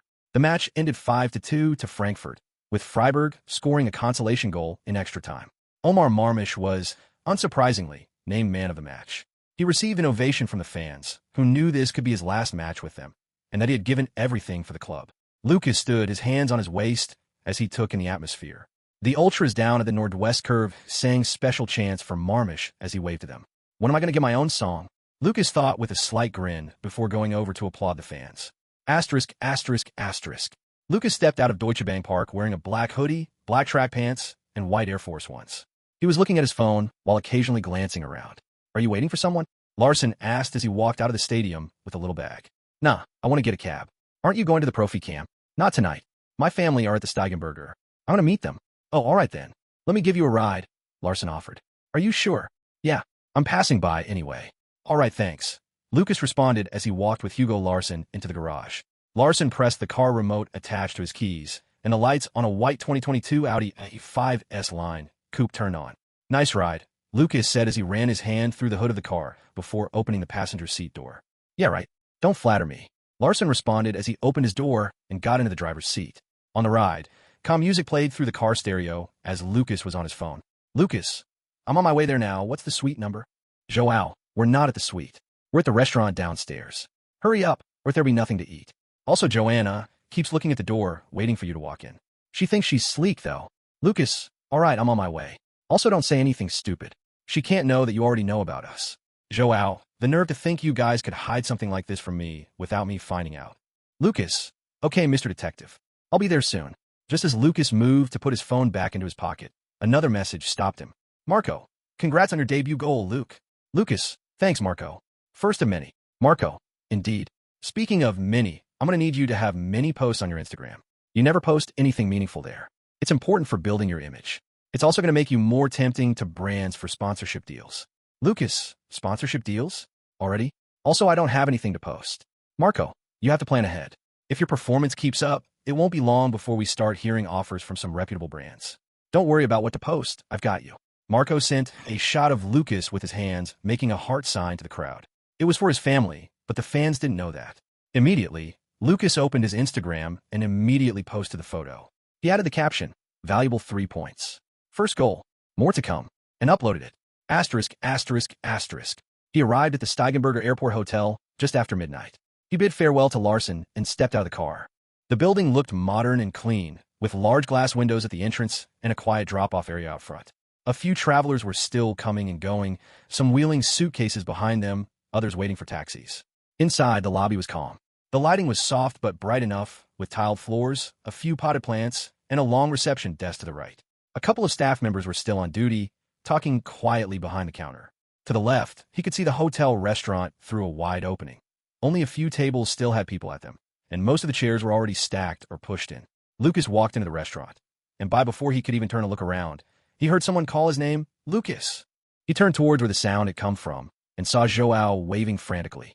This boy is going to embarrass me, Lukas thought as he quickly walked over to the table to prevent his name from being yelled in the quiet hotel restaurant again. After a short greeting with the gang, Lukas turned to Joao. Bruh, why would you do that? Lukas asked as he sat down. It was a rectangular table for 6. The twins sat on one of the longer sides of the table, and his soon-to-be parents, and Javi, sat on the other side. Lukas sat at the head of the table on the seat adjacent to Joanna. I wanted to let you know where we were, Joao responded. We already ordered. I hope you don't mind. And asked. It's fine. I'm not as hungry as I thought I'd be. And I heard their food is great, so I'll just eat a little of whatever you guys ordered. That's great. Congratulations on your debut goal, Javi chimed in. This facilitated another round of congratulations from the gang. How did you curl the shot, bro? The goalkeeper couldn't even get a touch in, and it looked like there was no power to the shot, Joao asked, intrigued. It's more about accuracy than power, although there was some speed to the ball, else the goalkeeper would have gotten there on time. I knew where I wanted the ball to go, so I just directed it there. I was lucky, though. Ekatike made a run that dragged one of the defenders, so I was able to get a shot without any deflections. Otherwise, it probably wouldn't have gone in. Anyway, what about you? How's the U19 Bundesliga going? I'm sorry, I haven't been able to come to your recent games. I look at the live score sometimes, but I can't really see your contribution since you're not a striker. It's going well. As the conversation continued, Lukas felt something caressing his left hand just by the side of the table, but out of sight for everyone sitting at the table. He looked down and saw Joanna interlock her right-hand fingers with his left. He looked up at her, and she had the most unreadable poker face, slowly and awkwardly eating with her left hand. He turned to Javi, and they were both listening to Joao going on about how his time with the Darmstadt U19 team was going. He already had a few training sessions with the first team and was hoping to make a debut in the coming season. Lukas, however, was registering none of that. It was like all his other senses had been turned off, and his sense of touch had been extremely magnified as he caressed Joanna's soft hands. After about 10 minutes, he put down the fork and brought out his phone. How are your hands so soft? He typed to Joanna.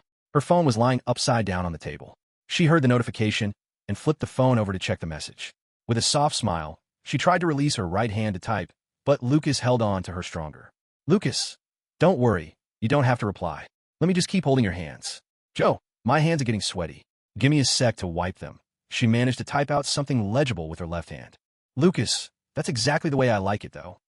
After she struggled for a bit more, he finally decided to let her go, and she immediately wiped her hands of the sweat. These guys aren't even trying to hide this stuff anymore, Joao thought as he looked at his sister and slowly shook his head with a smile. Chapter 59, The Date. These guys aren't even trying to hide this stuff anymore, Joao thought as he looked at his sister and slowly shook his head with a smile. He had been glancing at them ever since Lukas stopped responding and only continued the conversation to keep Javi and Anne's attention. Asterisk, asterisk, asterisk. The elevator dinged, and they stepped out onto the 6th floor. Rooms 612, 614, and 616, all lined up like they planned it months ago. Instead of having dinners at high-end restaurants, which would have been nigh impossible to book due to how short a notice he got, he decided they'd take a walk at Rosenho Park and then hang out in a cafe after that. There wasn't much time to plan something substantial.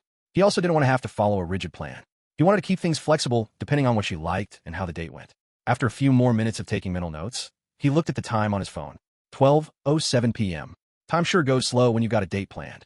About 6 hours later, Lukas was standing in front of the building where the Jimenezes lived. The sun was already setting when Lukas arrived at Joanna's. He walked there. He was wearing a plain white t-shirt under a dark navy button-up jacket, which was lightweight and casual. His pants were light beige, straight-cut and slightly relaxed, with a small cuff at the bottom. On his feet, he had clean white sneakers that matched the easygoing vibe of the outfit. He had one hand in his pocket, sunglasses on, and wireless earbuds in, giving off a simple, put-together look without trying too hard. As he got to the front of the building, he brought out his phone and called her. Hey, Luke, are you here? Joanna's soft voice came through the phone. She answered before he even brought the phone to his ear, almost as if she had been waiting for his call. Faye, yo, I'm right outside the building. Should I come in? No need. I'll be down in a sec, she responded as she ended the call immediately. Lukas waited by the entrance to the apartment complex, checking his phone out of habit more than anything, when he heard the door open. He looked up, and there she was. She had on a light brown, long-sleeve crop top, snug and ribbed, with a few small buttons near the neckline. Her pants caught his attention next. High-waisted and wide-legged, they were a deeper brown, kind of flowy but structured, with big side pockets that added a bit of edge. They made her look tall and effortlessly put together. She had paired the whole thing with clean white sneakers and a little brown knitted handbag, and it all just worked. Everything looked like she had put a great deal of thought into appearing as casual as possible while staying classy. You look really nice, he said, finally able to get the words out as she walked up. Like, really nice. She gave a small grin and nudged his arm. Took you long enough to notice. So what do you have planned? I hope I'm not dressed too casually for it. She asked, a bit concerned. No, you're dressed the perfect amount of casual for it. It took a few minutes for them to arrive at the park. The sky was getting darker, and the street lights were gradually coming on. The moon was shining brightly, illuminating the park, giving the area a sense of ambience and mystery as they walked. The Christmas decorations and lights still lit up some areas of the park, giving it a celebratory atmosphere. A few other couples or group of friends could be seen either walking, looking around, or just sitting somewhere talking, but it was a quiet environment, perfect for an intimate conversation. How did you convince your parents to let you leave this late? Lukas asked as they walked past a field of roses with the light from the moon seeming to alter the colors of the roses to something even more mesmerizing. Joanna was squatting down, patting a stalk of rose while Lukas stood beside her watching her light up with a smile just from smelling the roses. I told him I was going to meet a school friend, and I'll be back in a few hours. How about you? How did you convince Javi? Me? I didn't have to. I told him I was going on a date with you, and he immediately allowed me to go. Really? You did? What did he say? Joanna asked as she turned over to look at Lukas, who was staring at her with his deep green eyes.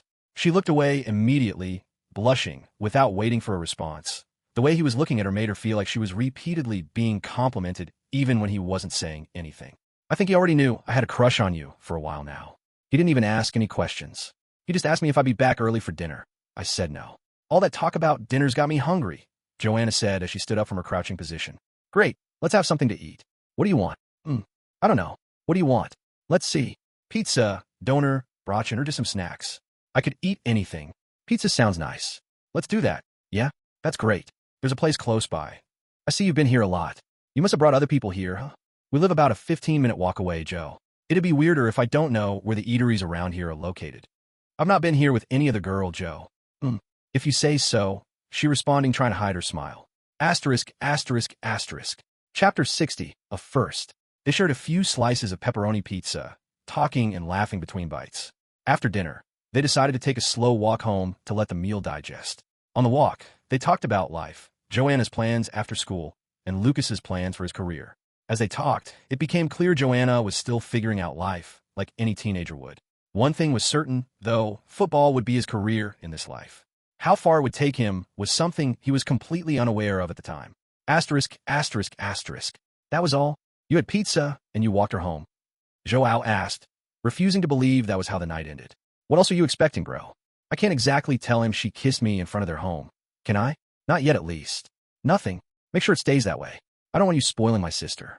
Is it the only date you went on? Technically, yes. That was the only one. What do you mean, technically? We met a few other times at your place throughout that first week of the year. Lukas thought, but didn't say anything. Asterisk, asterisk, asterisk. After the dinner on that first date, as they got to Joanna's house, it was a few minutes before 10 p.m. They were so deep in conversation that they slowed their pace as they approached the building. You have to go. Your parents would be getting worried, Lukas said as he handed Joanna her handbag which he had been carrying from the pizzeria. Okay, Joanna replied as she reluctantly took the bag from him while trying to hide her disappointment. Don't worry. I'll come see Joao tomorrow, Lukas said as he picked up on her mood. Yeah? What time? I'm sure he'd be glad to see you. Maybe later in the day. Around 4 to 5 p.m. Okay, I'll be EXP. I mean, he will be expecting you. I'll let him know. They just approached the front of the building and the motion-activated light in front of the building turned on. I had a great time tonight. Me too, Lukas responded. Good night, Luke. Good night. Yeah.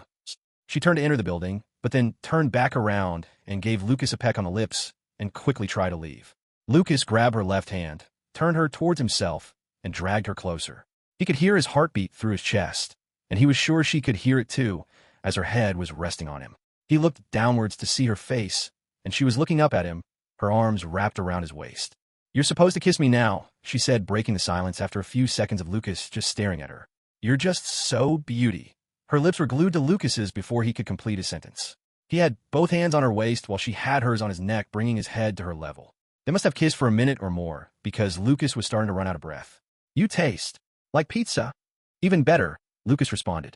I have to go back in now. Someone might see us. They had been standing still in front of the building, kissing, that even a motion-activated light turned off. It just came back on when they started talking. All right, have a good night, Joe. I'll see you tomorrow.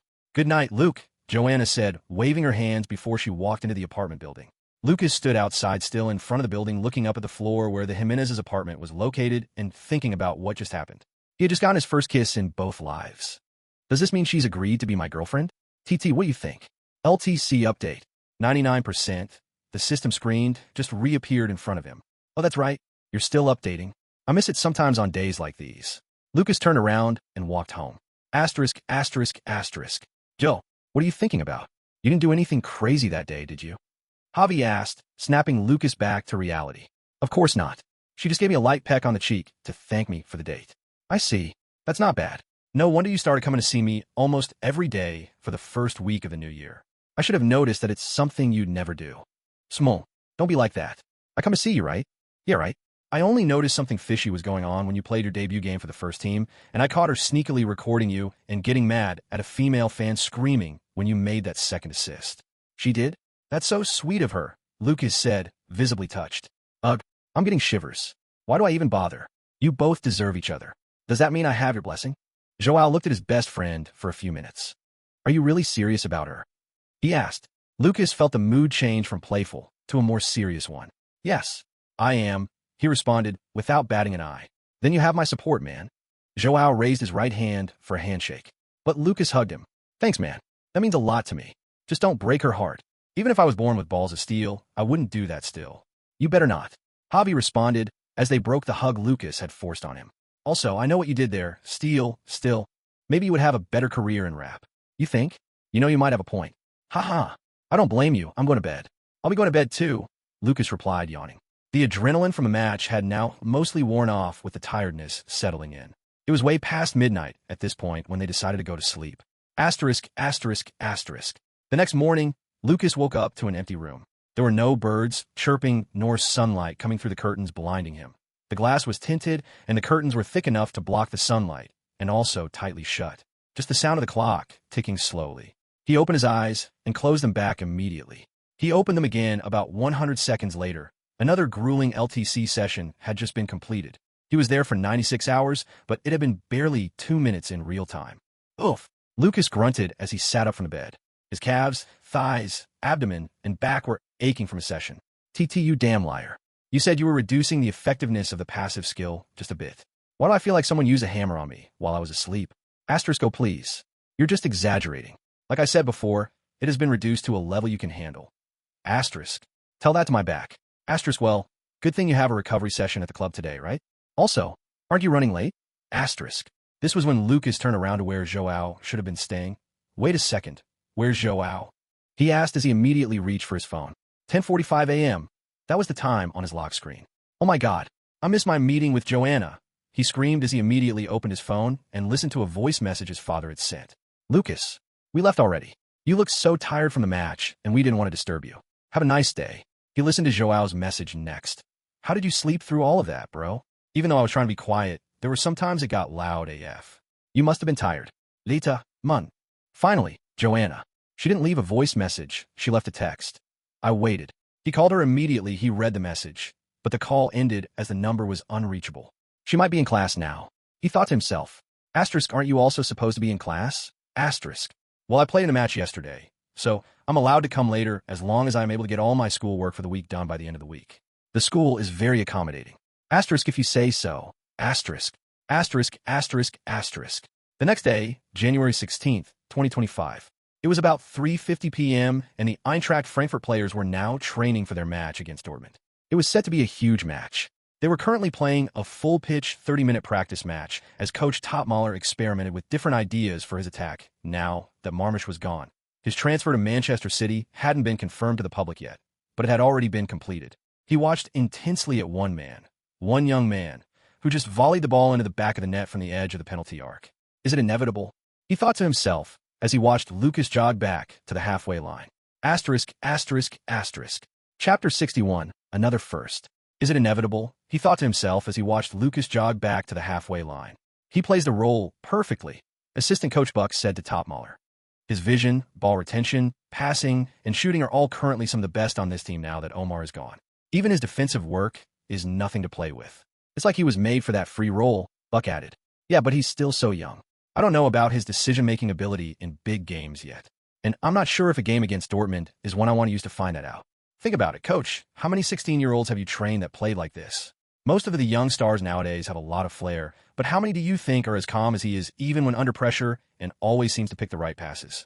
If he's not good enough, at halftime you can either switch his position or just take him out of the match.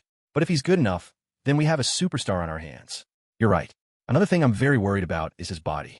He's only 16. If he gets too much game time, it could put a lot of strain on his growing body.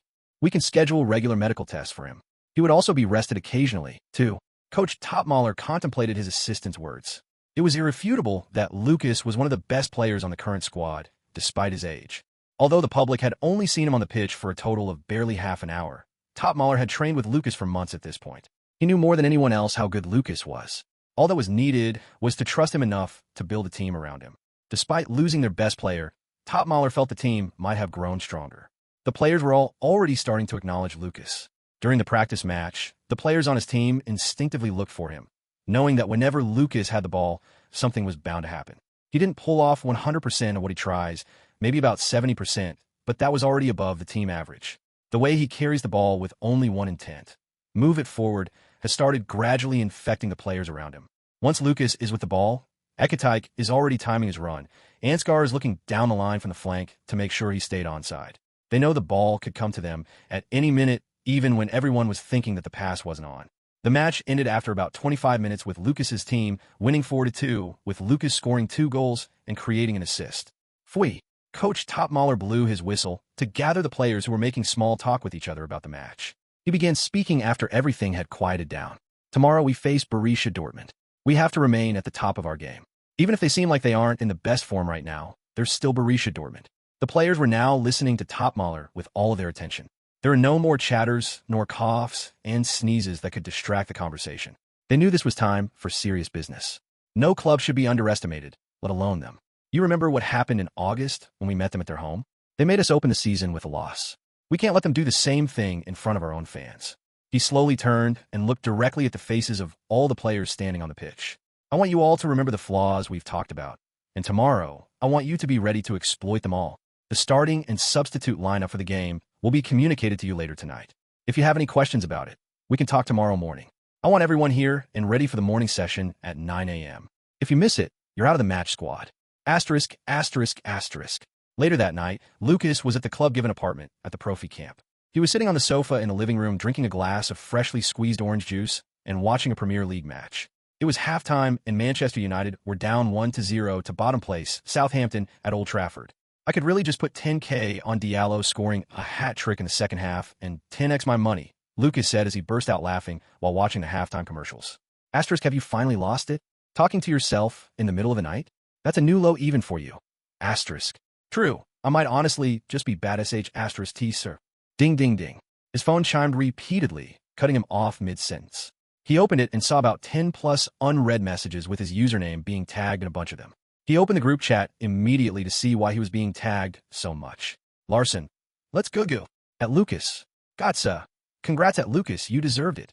Ansgar. We've got to start media training our star in the making. Ekatike. If I don't get a hat trick of assists from you tomorrow, I'm going to crash out. Before he could scroll through the wave of congratulations in the chat and get to the original message, he was already beaming with a smile as he could already guess why he was being congratulated that much. His thoughts were confirmed when he got a message from assistant coach Buck. Starting 11 for tomorrow.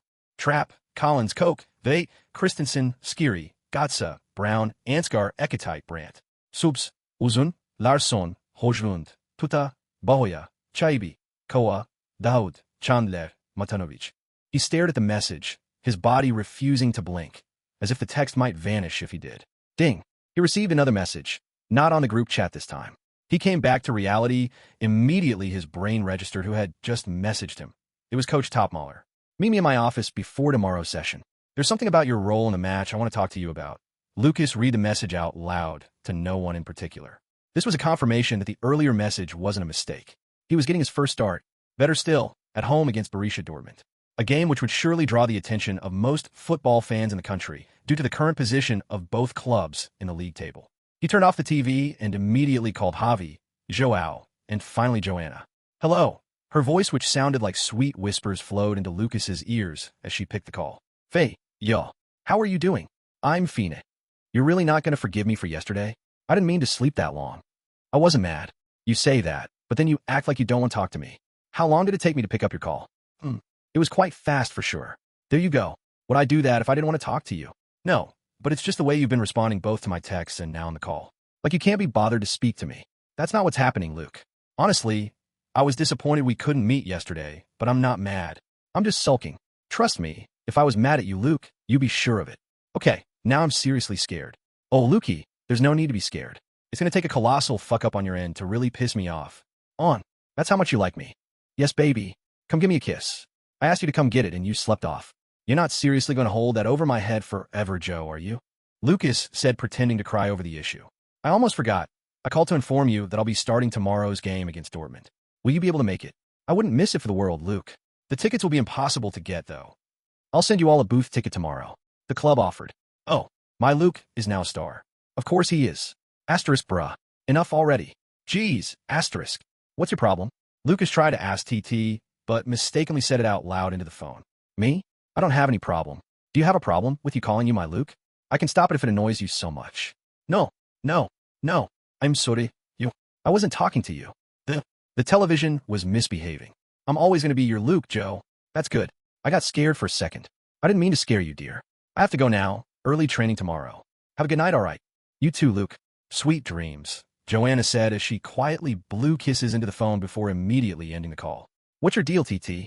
Lucas asked, slightly irritated with what TT had done in the middle of his conversation. Asterisk, you have a game tomorrow. You have an early session. You want to sleep in tomorrow and miss the session so you'll get dropped from the match squad? Asterisk. You could have said it in a better way. Asterisk, or I would have said nothing and watch you ramble on. You have to keep your head in the game, Luke. Matters of the heart are, of course, important, but football has to be your first love for you to be the greatest. Luke, asterisk. Chapter 62. Lead up. Early the next morning, at 8:30 a.m., the staff were already getting the items needed for the morning session ready. It was going to be a short session, and then about an hour of tactical discussions where Topmaler would make any final tweaks to the strategy needed to face Dortmund. There was still half an hour before the training session, but Lucas was already in front of Dino Topmaler's office. Come in, Topmaler said in response to a knock on his door. Dino Topmaler's office was clean, quiet, and organized with a clear purpose: football. The walls were mostly white, with one side taken up by a large magnetic board filled with tactics.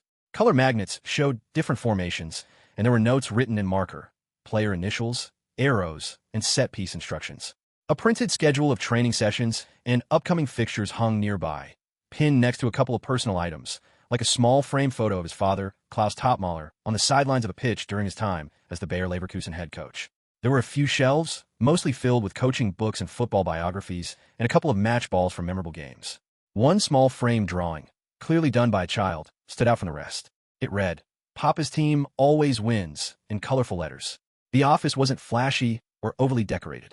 It was practical, focused, and personal in a quiet way, much like Topmaler himself. After he exchanged greetings with the coach, he stood in front of the coach's desk, arms crossed, ready for his words.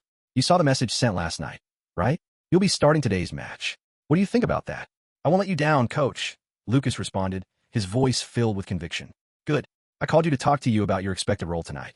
Walk with me, Topmaler said as he stood up from his desk and walked out of the office. Lucas followed him closely. I want you to play in a free role tonight. You're able to pick passes from almost anywhere on the pitch, and you're calm with the ball. You rarely get dispossessed, even in training. These are all qualities I want you to put on display tonight. Topmaler explained his vision to Lucas. He would start as an attacking midfielder just beside Gotza, but he could go forward to make a front three with Ansgar and Ekatike. He could also drop back to assist in defense during transitions. It means you will be covering a lot of distance. I have no doubt about your speed, endurance, or stamina because I see it in training every day. But I know it can be difficult in a game like this. It is your first start, and it is a big game. I am ready for the task, coach. Topmaler stopped in his tracks and looked back at Lucas, who stopped walking too. That's what I love to hear. Tune out the occasion and just play the match. I'll be counting on you. I won't let you down, sir. Good. Now head to the training grounds. The session starts in 10 minutes. Lucas nodded before he jogged past Topmaler and headed for the training ground. The coach watched Lucas jog and thought, I hope the occasion doesn't prove to be too big for him to handle. Asterisk, asterisk, asterisk. The atmosphere, which was already heated, seemed to boil over as the players jogged onto the stadium with their training bib on for warm-ups. It was 2000 hours, just 30 minutes before kickoff of undoubtedly one of the biggest games in the current Bundesliga. Although there was no historic rivalry between the two clubs, their current positions on the league elevated the anticipation for the match. The Deutsche Bank Park was filled to its capacity, and the home fans roared when the Eintracht Frankfurt players jogged out for their warm-up session. Is he really starting? Seems so. The starting lineup has been posted on the club's IG. I wonder what Topmaler is thinking to give a 16-year-old his first start in a match like this. He's been great as a sub so far, but I don't know if this is the right match to start him, especially since we no longer have someone like Marmish. Fans had already been talking about the starting lineup on the internet since the club posted the lineups half an hour prior. The lineup excluded Marmish, confirming his sale. What surprised most of the fans of both clubs, though, was the inclusion of Lukas Brandt in the starting lineup. Like everything on the internet, there were several opinions. But the prevailing sentiment was that the match was too important to give a 16-year-old his first start in the Bundesliga. At Not Joe Algi was on the Eintracht Frankfurt Instagram comment section, fighting for his friend's honor. Lukas, however, was generally unbothered. He knew people would talk. He was a huge football fan too, so he knew how he would feel if he had learned that a kid was about to start such an important match. So he didn't even open any social media apps. It doesn't matter how good his ability to ignore distractions was, there was no need to give unfair criticism a chance to disturb his state of mind. His focus was all on the match. He would see what they had to say after the match. Lukas did his warm-up routines, as usual, stretches with the fitness coach, then some ball work. He juggled the ball effortlessly, launched it into the sky, and trapped it perfectly. Then he did it again and again and again as if to say, "This is no fluke, I'm really like that." But he wasn't actually thinking of showing off. He had already tuned out the crowd, who were now cheering whenever he killed the ball's momentum, and was completely focused on stopping the ball. "That's Frankfurt's new kid? His first touch is nice," Karim Adeyemi said to his teammates who were standing in a group with him. A few of them looked over to Lukas and saw him trap the ball again. "Perfectly. I can do that," Julian Brandt responded. "Yes, sure. Don't go embarrass yourself and the team." "Wait, you're both Brandts. What if he's your cousin?" Felix Mecca said, causing some of his teammates to chuckle. "He might be," Brandt responded, laughing. "He looks like he's good with his feet. But he's still a kid. I'll make him feel my presence once the match starts," Nico Schlotterbeck said as he stretched out his hamstrings. "You saw Frankfurt's last 2 games. He can create and he can finish. We must not underestimate him." Emre Can, the Dortmund captain, interrupted the conversation. He needed to remind his team about how important this game was.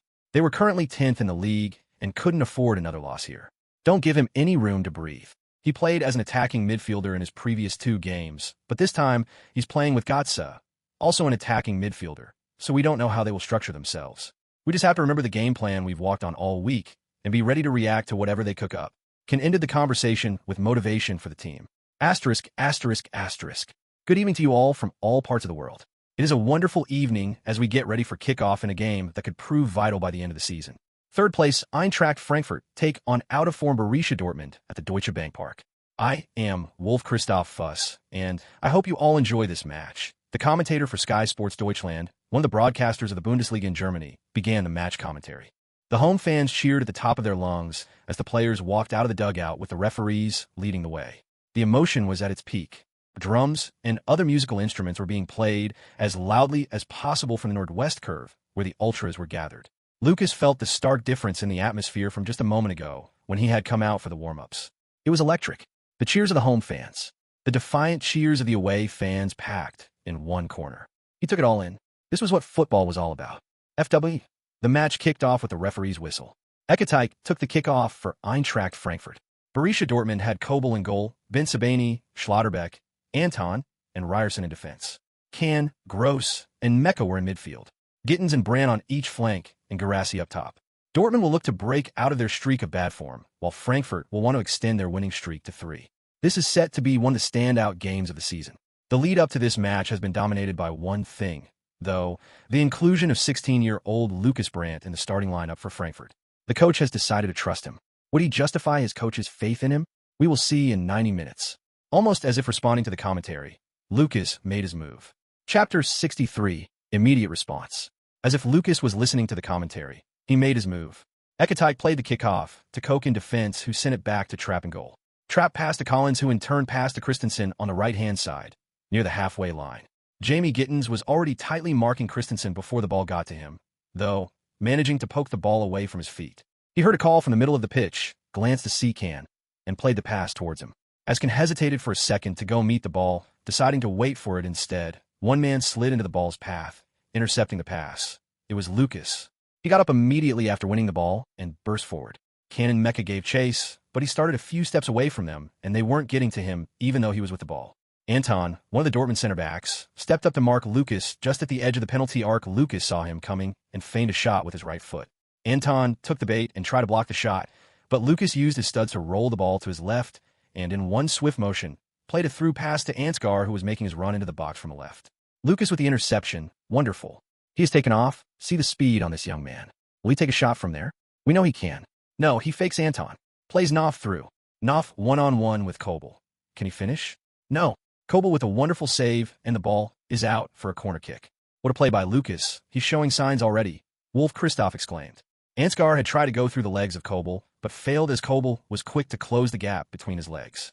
The resulting corner taken by Lukas was promptly cleared out of the danger zone. After that early scare, the match settled in favor of Dortmund as they saw more of the ball. They just couldn't seem to put it in the back of the net, though. Their first big chance came in the 7th minute. Ryerson had just received the ball from Brandt down the right flank. He twisted and turned to get away from the 8 and Brown before sending a wonderful looping cross into the box. Garassi leaped as high as he could and headed the ball down toward the goal. Trapp was beaten, but the goalpost came to his rescue. Lukas, who was back defending, was able to clear the ball to safety after it hit the post. In the 14th minute, Lukas received the ball from Christensen at the right-hand side of the midfield. He looked at the Dortmund defense and saw how high up the pitch they were. Ben Sebaini, the left back, was trying to tackle him at the halfway line, and he decided to exploit that. With a deft touch to the left, he avoided the tackle and played a pass to Ekatike in the middle. Immediately the ball left his feet. He was already looking down the line, timing his run to stay onside. Ekatike saw what Lukas wanted and played a pass in the open space behind the back line on the right-hand side, and Lukas had acres of space to run into. Lukas gave chase, catching the ball a few feet to the right of the penalty box. He glanced into the box, saw Ekatike and Knopf making a run, and curve a ground pass into the danger area. Ekatike met the ball calmly, side-footing it into the net, and ran off to celebrate at the other end of the field. Goal. Frankfurt takes the lead. Great passes from Ekatike to Lukas, and from Lukas back to Ekatike. Are we witnessing a partnership in the making? Lukas pumped his fist to the crowd on his side of the pitch, while Ekatike, at the opposite end, turned and pointed towards him. The game resumed soon after the celebrations, and the home fans were visibly hungry for another goal as the noise level in the stadium seemed to turn up a notch. Dortmund pushed even harder for an equalizer.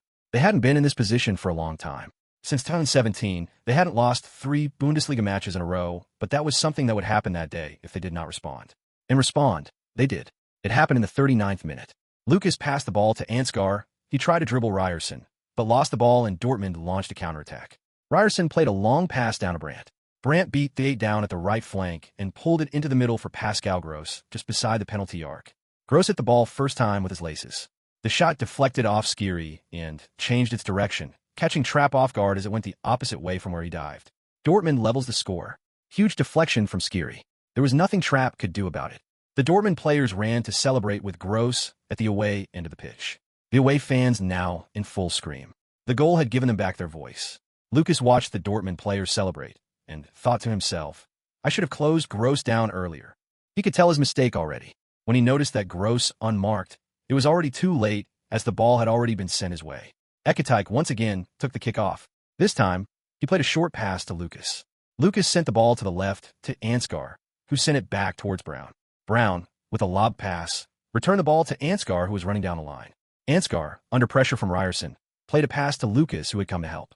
Lukas skipped past Ryerson, who then tried to grab his shirt, but only got a handful of wind. Ken stuck out his foot as Lukas got to the Borussia Dortmund final third. Lukas evaded it with a La Croqueta, pushing the ball out of his reach as he jumped over Ken's foot. As Lukas tried to advance the play with a pass to Ekatike, whom he saw making a run, BM Schlotterbeck, way out of his usual position, slammed into him. His shoulder slammed into Lukas's abdomen, and he fell to the floor writhing in pain. Oh, that a nasty challenge from Schlotterbeck. Lukas seems to be in pain. The referee shows a yellow card to the German defender for foul play.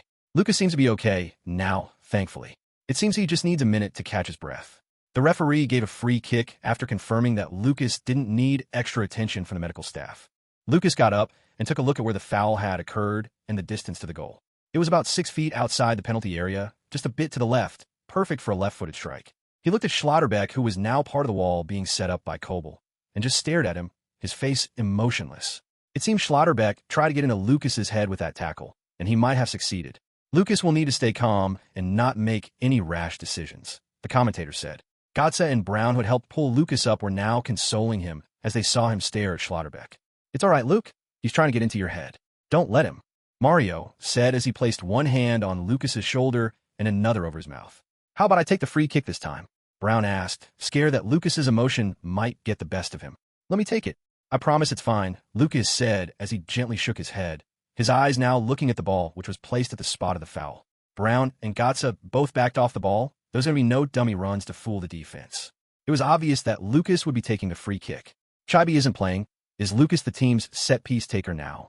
A female fan asked her partner beside her. There's got to be a reason the players and the coaches are letting him take the free kick. They're the ones who watch him train every day, So let's believe in their judgment, the man responded. It seems the young man has been given the go-ahead order from the coach to take the free kick. What exactly do they see in training that made them place so much responsibility on the kid? He has played almost every position, except traps, in this game so far. He sets the ball down. Koble is screaming at the wall. It seems Gittins will be the one with the ugly task of lying under the wall. FWE. The referee's whistle blew. Lukas took one look at the ball, another at the goal, and started his run-up. Chapter 64, another one. FWE. The referee's whistle blew. Lukas took one look at the ball, another at the goal, and started his run-up. He hit the ball cleanly with his left foot, and the wall jumped immediately. Schlotterbeck, who was on the outermost part of the wall, felt the ball slightly brush hair as it curled around the wall. The whole crowd seemed to hold its breath as it continued on its path, unimpeded. Koble sprinted into action, diving at full stretch toward his right to get something on the ball. But it was fruitless. Bang! The goal frame reverberated as the ball hit the intersection between the crossbar and the left post before nestling in the net. Oh my word, what a goal! Lukas Brandt has put Frankfurt ahead just before halftime. Wonderful free kick. Koble stood no chance. Lukas ran over to the left corner flag facing the fans. Immediately he went past the flag. He stopped, put his hands together as if in prayer, and bowed to them. He raised his head with a huge smile on his face as the crowd screamed in celebration and his teammates rushed. Koble shook his head, retrieved the ball from the net, and launched it toward the center line to restart the game. Schlotterbeck, who had given away the free kick and was now in the referee's books due to that foul, stared at Lukas and wiped away the sweat beads forming on his forehead with his shirt. Back on the bench, the staff and the substitute players who had just gone crazy from Lukas's goal were now getting seated. Topmaler remained standing as he looked at Lukas and his team walking back to their own half to continue the match. We have a superstar on our hands, he thought with a slight grin forming on his lips. The halftime whistle blew soon after the restart, and Lukas walked to the dressing room together with the other players and coaching staff. The referee brings the first half to a stop in this gripping game. Frankfurt lead Dortmund 2-1 with a beautiful free kick from the first-time starter, Lukas Brandt. There are still 45 minutes to go, and Dortmund will need a strong second half to avoid extending their losing streak. Inside the home team dressing room, Topmaler stayed quiet as Chaibi, who was on the bench for the match, passed out hydration drinks to the players sitting and catching their breath. Lukas opened the bottle and took a gulp as a medic checked his body for any lasting pains. I'm fine. Thank you. He responded to the staff's question about his ribs from the clash with Schlotterbeck. Lukas pressed the area he had been hit and didn't feel any sharp pains, just the general train wreck feeling associated with being hit with such force. Topmaler studied Lukas's reaction, ready to bring in Larson if Lukas showed any signs of injuries. Fortunately, though, the medic who had been checking Lukas gave Topmaler a nod to let him know Lukas was all right. Good game out there, boys. The coach started speaking after the medic moved on from Lukas. We played the first half well. Although we shouldn't have conceded that goal, we were the best team in attack. Now I need you guys to put on a defensive masterpiece too. Don't let a goal in because they will come at us with full force from the start of the second half. He turned to Ekatike and Knopf, who were listening while taking a hydration drink. Hugo, Ansgar, I need both of you to stay up high. Make them cautious of sending their defenders into our half for long. He turned to Gotza.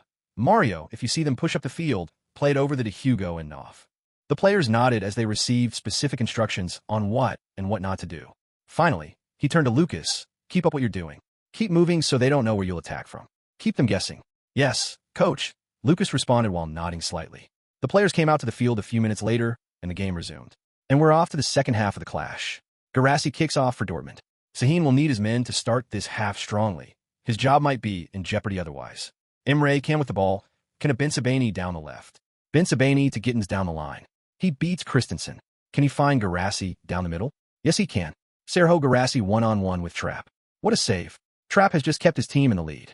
Dortmund has come knocking, and it seems it's only a matter of time before they get a goal, the commentator exclaimed. Dortmund's plan was clear from the onset of the second half. Throw everything we've got at their defense, they are bound to crack. But Topmaler already knew that would be their plan, so he watched the game calmly as his team absorbed the pressure. Lukas was deep in his own half, man-marking Felix Mecca, who was causing trouble for the defense, as Frankfurt saw less and less of the ball as the half progressed. The game was virtually over, though, at the 67th minute. Gross played a pass to Mecca around the edge of the penalty arc of the Frankfurt half. The pass, however, lacked pace, and before it got to its destination, a blur of white flashed by. It was Lukas. He poked the ball out of Mecca's reach and sprinted forward with the ball. Ansgar and Ekatike saw the dispossession and immediately started running to create options for Lukas. They knew that with Lukas on the ball, the counterattack was definitely on. The Dortmund defenders, who were all in Frankfurt's half, started pedaling backwards with Frankfurt's attack now bearing down on them. Lukas got to the halfway line in what seemed like the blink of an eye. Ken, who was waiting at the center line, tried to slow him down. Lukas took one look at him and, without having to break his stride, raised his left foot around the moving ball, then his right, and his left again, a very clean step over. Ken tried to guess Lukas's direction, sticking his foot to the left, but Lukas was always going to go the opposite way. He just needed Ken to commit. And he's left Ken in the dust. He wastes no time, does he? Lukas beats the Dortmund captain with magical footwork. He's not stopping. He has options to both sides. Wonderful pass to Ekatike. Anton fully stretched, but still unable to stop the pass from its target. Ekatike shoots. The ball had landed to Hugo Ekatike just at the edge of the left side of the penalty box. He took one touch to push it away from Bensabeni and blasted it towards goal. Kobel stood strong, his hands firm as the shot stung his palm and deflected back into play. Fortunately for him, the shot from Ekatike was directed towards the near post, which he had covered. Unfortunately for him, though, the deflection fell directly in the middle of the penalty arc, and one boy who had continued his run even after making the pass to Ekatike was just arriving to its landing point. Schlotterbeck, with both hands tucked behind his back, threw himself in the way of the ball with no regard for his own safety. He knew Lukas was about to hit a mean volley because of the way the ball bounced nicely in front of him. Great save from Kobel. It falls nicely for Lukas. A volley? Oh my goodness. Lukas. The young man has struck again. Wonderful skill. Wonderful trickery. The defense stood no chance. Chapter 65. A third first. Great save from Kobel. It falls nicely for Lukas. A volley. The commentator said in anticipation as Lukas arrived at the ball's position. He had other intentions, though. With a light, deft touch, Lukas flicked the ball to the right just as it touched the grass, killing the bounce completely. Schlotterbeck, who had thrown himself in anticipation of a shot, was left stretched out on the pitch. Lukas took one small look at the goalkeeper and gently curled the ball with his left foot towards the bottom left corner. Kobel was left grasping at air as the ball kissed the inside of the post before settling in the back of the net. Lukas. The young man has struck again. The calm. The composure. Frankfurt is creating a star. A brace on his first senior start against Borussia Dortmund. Lukas ran to the left corner, blowing kisses at the camera as the crowd went crazy in front of him. His teammates rushed him as they jumped on top of him screaming. Koch squeezed him tightly as he shouted. It was obvious what a 2-goal lead meant for them. Down at the bench, Sahin walked back to his seat, his shoulders hunched in defeat as he buried his face in his hands. It looked like they were going to extend their winless streak, and with each match, his job was becoming less secure. On the pitch, the Dortmund players still had some sense of belief. They were undoubtedly one of the biggest teams in Germany. Hope was something they rarely lost. But that game was like a perfect summarization of the season so far. From playing in the Champions League finals the previous season to falling to 10th place in the Bundesliga. It was a disastrous situation. Emre Can clapped loudly to gather the outfield players and gave a speech about fighting for their place in the game and the season in general. It was an attempt to keep morale high for the rest of the match. There was still enough time to mount a comeback. In the beautiful game of football, nothing was impossible. As the game resumed with a Dortmund kickoff, they attacked like madmen. They utilized all avenues, the flanks, down the middle, straight lob pass from the defense directly to Guirassy. They did all they could to get that second goal. Eintracht Frankfurt just refused to break. As the match went on, Lukas could feel his defensive awareness getting sharper. He had stopped training them for a while, only focusing on his attack and strength stats. It was an obvious decision since he was an attacker. That had never been an issue too, because he hadn't faced a team that would make him sit back in defense for the majority of the match like he was doing at the moment. But with directions from the defenders behind him, Lukas positioned himself well and gradually started winning tackles and making more interceptions. It made it a lot more difficult for Dortmund's attack. In the 80th minute, Adeyemi, who had come on for Julian Brandt after they conceded the third goal, tried to dribble Lukas down the right flank. Lukas knew Adeyemi's pace, so he baited him and showed him down the line. As soon as he tried to push the ball down the line and sprint, Lukas flew in with a clean sliding tackle. Adeyemi rolled toward the advertising board at the edge of the pitch, while Lukas stood up to a round of applause from the fans. 16 years old, with a 2-goal lead, and still playing with such passion. Players like these are rare. The fans are starting to fall in love with him, the commentator said, as Adeyemi stood up, picked the ball, and wiped it on his shirt to take the throw-in. FWE. The referee's whistle blew as he pointed to the touchline, where Eintracht Frankfurt was getting ready to make a substitution. The board came up, 49-16. Lukas, who was on the opposite end of the pitch from where the substitution was taking place, stepped out of the field when he saw his number. Lukas Brandt. Look at the standing ovation this 16-year-old has received on his first start for his club. 2 goals and 1 assist. An outstanding performance. The fans will be watching his performance from now on, but one thing is certain, he has formally introduced himself to this country. The game resumed after Larson came on for Lukas, and Hodgland came on for Christensen. As Lukas walked around the pitch to the bench, he received warm applause from the fans he walked past. He had a smile on his face as he applauded them back occasionally. He sure took his time with the walk, though. Good game today, Dino Topmaler said as he hugged Lukas when he got to the bench. Thanks, coach, Lukas responded before heading to his seat. He was then handed a bottle of hydration drink and a coat for the weather. The last 10 minutes of the game was mostly all defensive on the part of Eintracht Frankfurt as they looked to keep their 2-goal lead. Dortmund just couldn't seem to break them down no matter how hard they tried. Oscar Hodgland put the nail in the coffin in the second minute of extra time after a tussle in the midfield saw him go free with the ball behind the whole Dortmund defense who were stuck at the halfway line. He promptly tucked the ball in the back of the net when facing Kobel and sealed the victory for Frankfurt with a score of 4-1. After the match ended, Lukas got up from the bench and hugged a few players and staff members as they congratulated each other on their victory.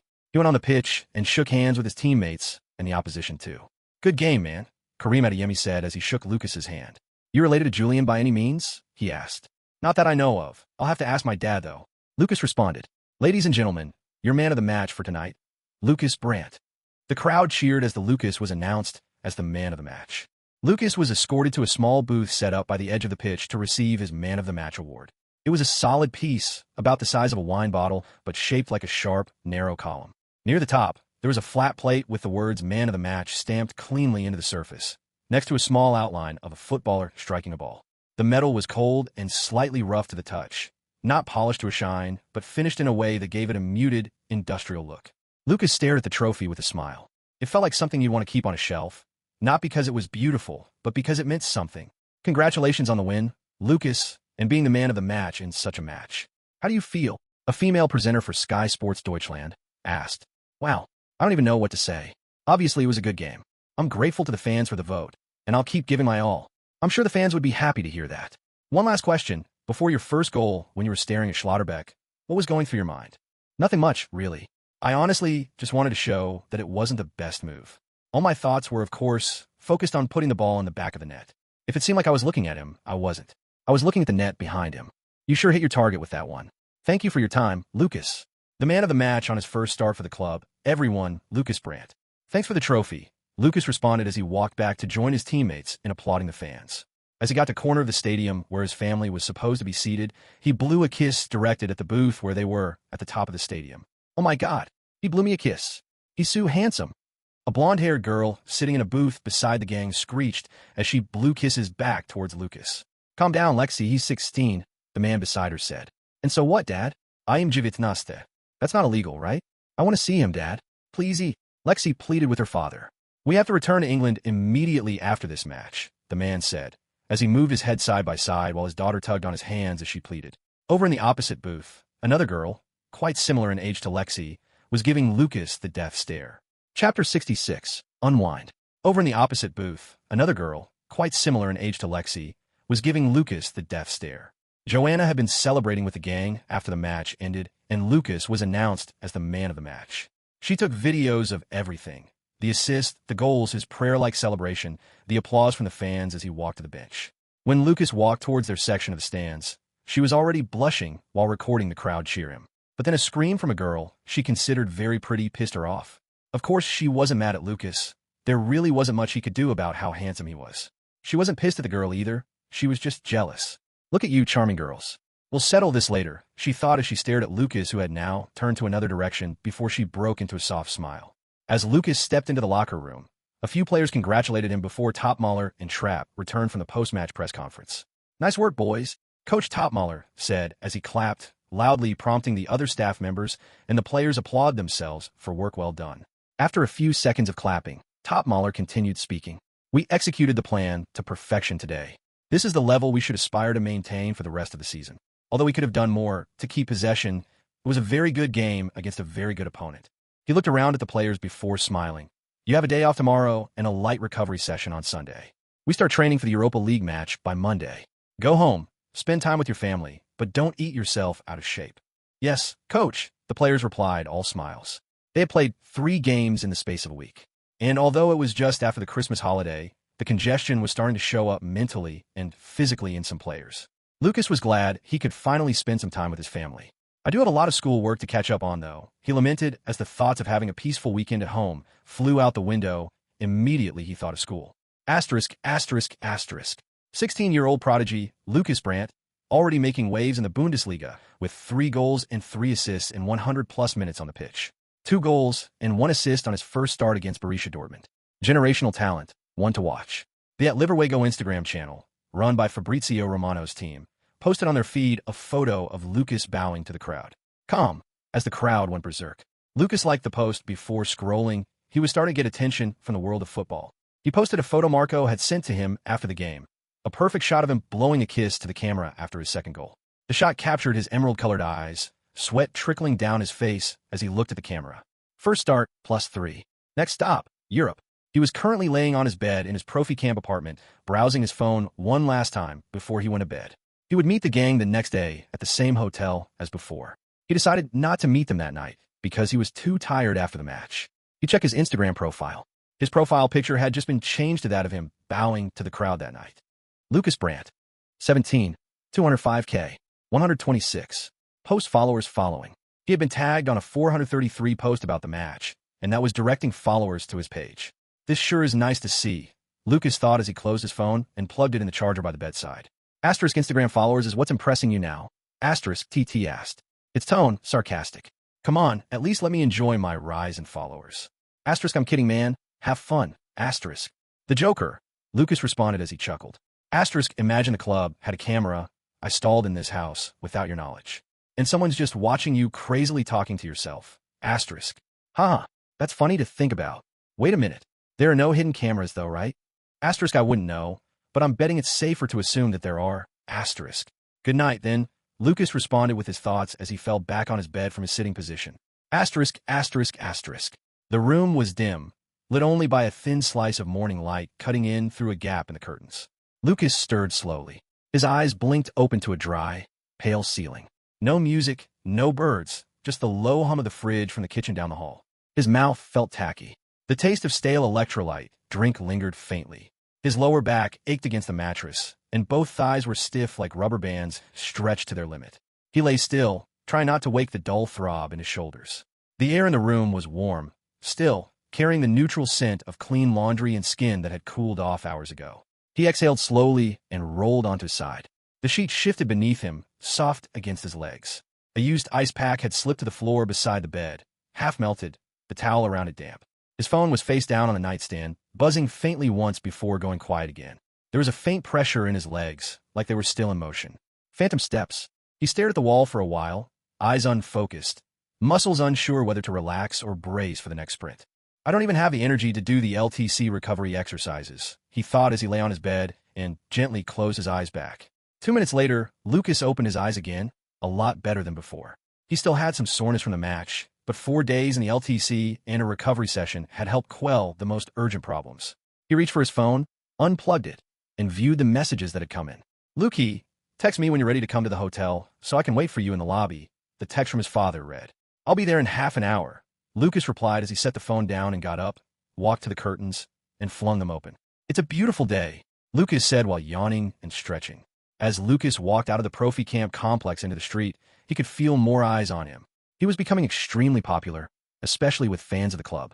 He could see a few people taking photos of him, but it was nothing unbearable. He got of the ride he had hailed and got in. Asterisk, asterisk, asterisk. Nice game yesterday, Luke.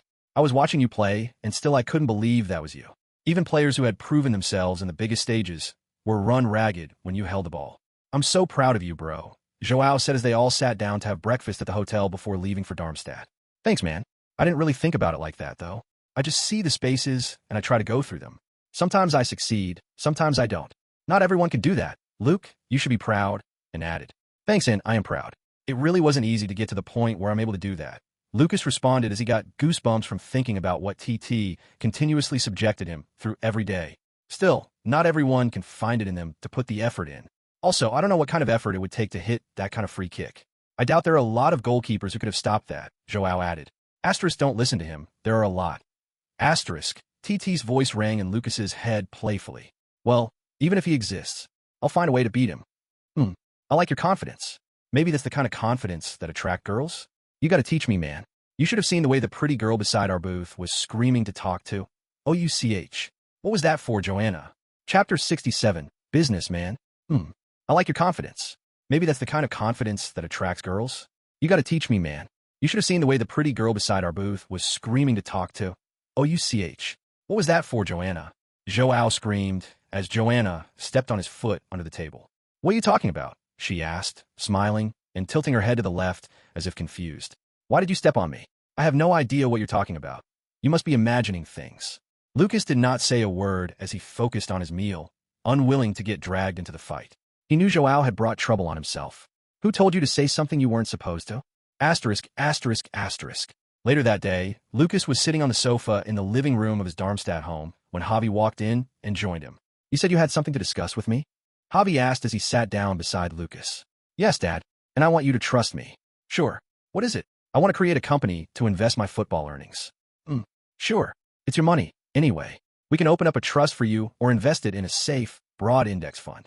Yeah, but I want to occasionally be able to pick something to invest in, Lukas added. Javi did not respond as he stared at his son for a few seconds. Are you being serious? He finally asked. Yes, Dad. I need you to trust me. All normal investments will be handled by a professional management team safely. I just want to be able to occasionally pick investments. What do you know about finance, Luke? Quite a bit, actually. Since when? Anyway, I'll think about it. What do you want to invest in? Let me think of something. You see the Tesla stock? It's going to lose half of its current value by April. You don't know what you're talking about. Dad, let's just create the management firm first. We'll need it anyway. You can judge whether I know what I'm talking about when the time comes. The company's shares will be held in trust by you until I turn 18. After thinking for a while, Javi agreed. He knew they would need an investment firm to manage Lukas's earnings. He had educated himself on things like sponsorship deals and image rights and knew that it would be more beneficial for an incorporated firm to handle all of that. Okay, how do you plan to go about it, though? I spoke to Marco already. He recommended a friend of his based in London. He'll be coming to Frankfurt on Monday, and we could discuss it. Wait, you spoke to Marco before me. Small, dud. I knew you'd accept. That's how much I trusted you. You're right. Anyway, we'll see what he says on Monday. If Marco introduced him, then he must be trustworthy. Thanks, Dad. I still never agreed on you picking stocks. Yes, sir. I will convince you soon enough. Lukas responded as he stood up from the sofa and headed to his room. Asterisk, do you remember the financial stuff 2025? You're from 20 years in the future, aren't you? Asterisk, TT's voice rang in Lukas's head as he walked into his room and sat on his bed. I remember the big stuff. But that's just me. Don't you remember everything I've ever known? I watched a few finance YouTube channel videos recaps over the years. Surely there are a lot of things that was said in those videos that you remember? Asterisk, my goodness. How shameless can you get? Asterisk. If you can't do it, just say you can't. Asterisk, I can. I just won't. Asterisk. Sounds like excuses to me. You aren't that different from ChatGPT after all. At least your memories are similar the way you both forget stuff. Asterisk 2025. Liberation Day, terrorist crash and rebound. Trade desk and crash. There are a lot I could name. Asterisk. I knew I could always count on you. Asterisk. Don't ever underestimate me. Asterisk. Yeah, sure. Lukas responded as he laid down on the bed to get some rest. Still got a lot of schoolwork to cover. TT, why can't I take a book into the LTC? I could do my schoolwork in there. Asterisk, unfortunately, you can't bring anything in the real world with you. Asterisk, at least I could do a bulk of the thinking in there. Since there's a stereo system, I'm going to assume there's a laptop in there. And since you made me pay for Spotify, I will also assume there is internet connection in there. Asterisk, I cannot confirm nor deny your statements. You can check by yourself the next time you are in the LTC. Asterisk, asterisk, asterisk, asterisk. Monday evening around 6 p.m. Lukas had just finished freshening up from the light training session of the evening. He had spent the whole of the weekend catching up on his school assignments, which he turned in that morning. He was able to study and do research in the LTC, but he still had to come to the real world to write down anything on a piece of paper. Topmaler made them sprint 10 sets around the pitch immediately after warm-ups. He called it kick starting the heart. Larson, however, had a simpler name for it, torture. The training was now over, though, and the players were gradually leaving the facility. Lukas stepped outside the Profi camp gate and walked towards where the cars were parked. Hey, Lukas, are you done with today's training? How was it? Marco asked as he saw his client walk up to the car he was leaned up against. Marco, it was hell. I think Topmaler was trying to see who'd die first on the team. Haha, I'm sure it won't be you anyway. Definitely not, Lukas replied with a smile. He then looked around the parking lot. Where's my dad? He's waiting at the cafe with Henry. They are waiting for us. Javi had been introduced to Henry Thompson, the financier, by Marco when he arrived. Lukas was already in training at the time, though, so he hadn't met him yet. Let's go then, Lukas said as he stepped into Marco's vehicle. The bells chimed as they opened the door to the cafe. At the table located at the far corner of the almost empty cafe was Javi in conversation with a blonde-haired who looked to be in his late 30s to early 40s. Lukas and Marco walked over to the table and joined them. "You're here?" Javi asked as they sat down. "Yeah, sorry for running late. The session took longer than I thought it'd take." "It's all right. It gave me a chance to get to know Mr. Henry even better." "Lukas," Marco said, "this is Henry Thompson. He is a very trusted and capable friend of mine. He currently runs an investment advisory firm London." He then turned to Henry. "Henry, this is the Lukas Brandt I told you about. He's going to be the best player in history." Lukas stood and raised his hands towards Henry. "It's nice to meet you, Mr. Thompson. I have heard a lot of things about you from Marco." "Likewise. Please just call me Henry. Mr. Thompson sounds too formal," Henry replied as he took Lukas's hand in a firm handshake. "All right, Henry. I've known Marco for almost 10 years. He is the biggest Messi fan I have ever seen. To hear him say you'll be the greatest footballer in history, I had to come see for myself. And what is your opinion so far? From what I've researched, you've definitely had a great start to your career all the way from the 4th tier to, currently, the Bundesliga. I am intrigued. Thanks for the compliment. I see you've met my father." "Yes. Javi and I were just discussing my qualifications and how I could be of value to your budding career." Lukas turned to look at Javi, who seemed to be in deep thought about the content of his conversation with Henry. "I graduated from Warwick University 15 years ago with a degree in economics. I then worked for Barclays Wealth for 10 years before I decided to retire and start my own investment advisory firm. I have a sci diploma in wealth management, and I believe I will be a very good fit to help you as your finances grow. With someone with your background and experience, for sure you'll be able to get far better clients. I'm just starting my career, and I'm not sure the amount of money under management would be worth your time," Lukas said, a bit confused. "I'm placing a bet," Henry said as he stared directly at Lukas. Chapter 68. Europe. The company is doing all right, but it's not very easy to get high-net-worth clients. There are several recognized and huge institutions in London that people like that go to for asset management. He paused for a few seconds as he stared directly at Lukas. "Also, this is me betting that you'll become a huge client. If you get as big as Marco believes you can get, then I'll be making a lot of money from this. And even if you don't, I'll get paid either way." "I like your honesty," Lukas responded with a smile. "I believe all expectations from a deal should be made clear as early as possible." "I think so too. So how would you suggest we set it up?" Javi asked, as he seemed to have finished thinking. "I think we can create a holding company 100% owned by Lukas, but held in trust by you or a professional trust company until he is 18. He then went on to explain the proposed setup to them. The holding company will own Lukas's image rights and also the shares of several subsidiaries like the Image Rights and Licensing Company, which would handle image rights negotiations with clubs and also manage deals with sponsors, and the investment company, which would be in charge of making investments in the market. Down the line, when Lukas has gotten to superstar status, other subsidiaries like a merchandise company, a property ownership company, and a charitable foundation could be open to handle different parts of his brand. They would all be owned by him unless he decides to sell some of his stake in them. I think this structure is the best because it would be the easiest to build a family office around when you get to that top level. What do you think the holding company should be created? For now, it's best if it's created in the UK. I would have chosen Germany, but the bureaucracy would make it twice as slow as it would take to do in the UK. Since the scale is still small, there's no financial justification to relocate it to somewhere like Ireland, even with its low corporate taxes. As the company grows, though, redomiciling it for better tax advantages will become important, and that can be handled at that time. They went on to discuss Henry's contractual obligations to Lukas, overseeing the investment subsidiary, and his compensation. Marco would be in charge of the image rights company, while Javi would be the sole head of the holding company, at least until Lukas turned 18. I will talk to my lawyers to get everything started as soon as possible. We will be sending any relevant documents over for your signatures. Everything should be set up in the next 3 to 4 weeks, Henry said as he stood up and shook hands with Lukas, Javi, and Marco. I hope this will be the start of a fruitful partnership, Lukas said. It sure will, Henry responded as the group left the cafe. It was already dark when they stepped out of the cafe. Marco bid farewell to Lukas and Javi and drove Henry to a nearby hotel. Javi had wanted to follow them to the hotel after dropping Lukas off at the Profi camp and wasn't in Frankfurt at the moment, but Lukas insisted Javi stayed with him. Dad, there's no need to spend money for a hotel when your son has an apartment, was Lukas's argument. Inside the apartment, Lukas had just finished showering and changing into his sleeping vest when he joined Javi, who was watching the news in the living room. So what do you think of him? Lukas asked as he sat down on the sofa beside his father. Henry, yeah, do you think he can be trusted? I trust Marco. If Marco trusts him, I think it's worth giving him a chance. Of course, All the documents will be thoroughly read by our lawyers before we sign anything. We have lawyers? Lukas asked, bewildered. That's great. Your relationship with her has gotten really serious, I see, Lukas said jokingly as he nudged his father's arm. As if that had been something weighing on his mind, Javi sat upright and turned to face Lukas. Regarding that, there is something I want to talk to you about. What is that, Dad? Ow. How would you feel if and became your mom? Javi managed to force the words out of his mouth. Oh wow, really, Dad? That's wonderful news. I'll love that, Lukas replied enthusiastically. You would? I'm glad. Have you proposed to her yet? Not yet. I know it's something I want, but I don't know if it's something she'll want. She might want to focus on her career for now. You won't know until you ask.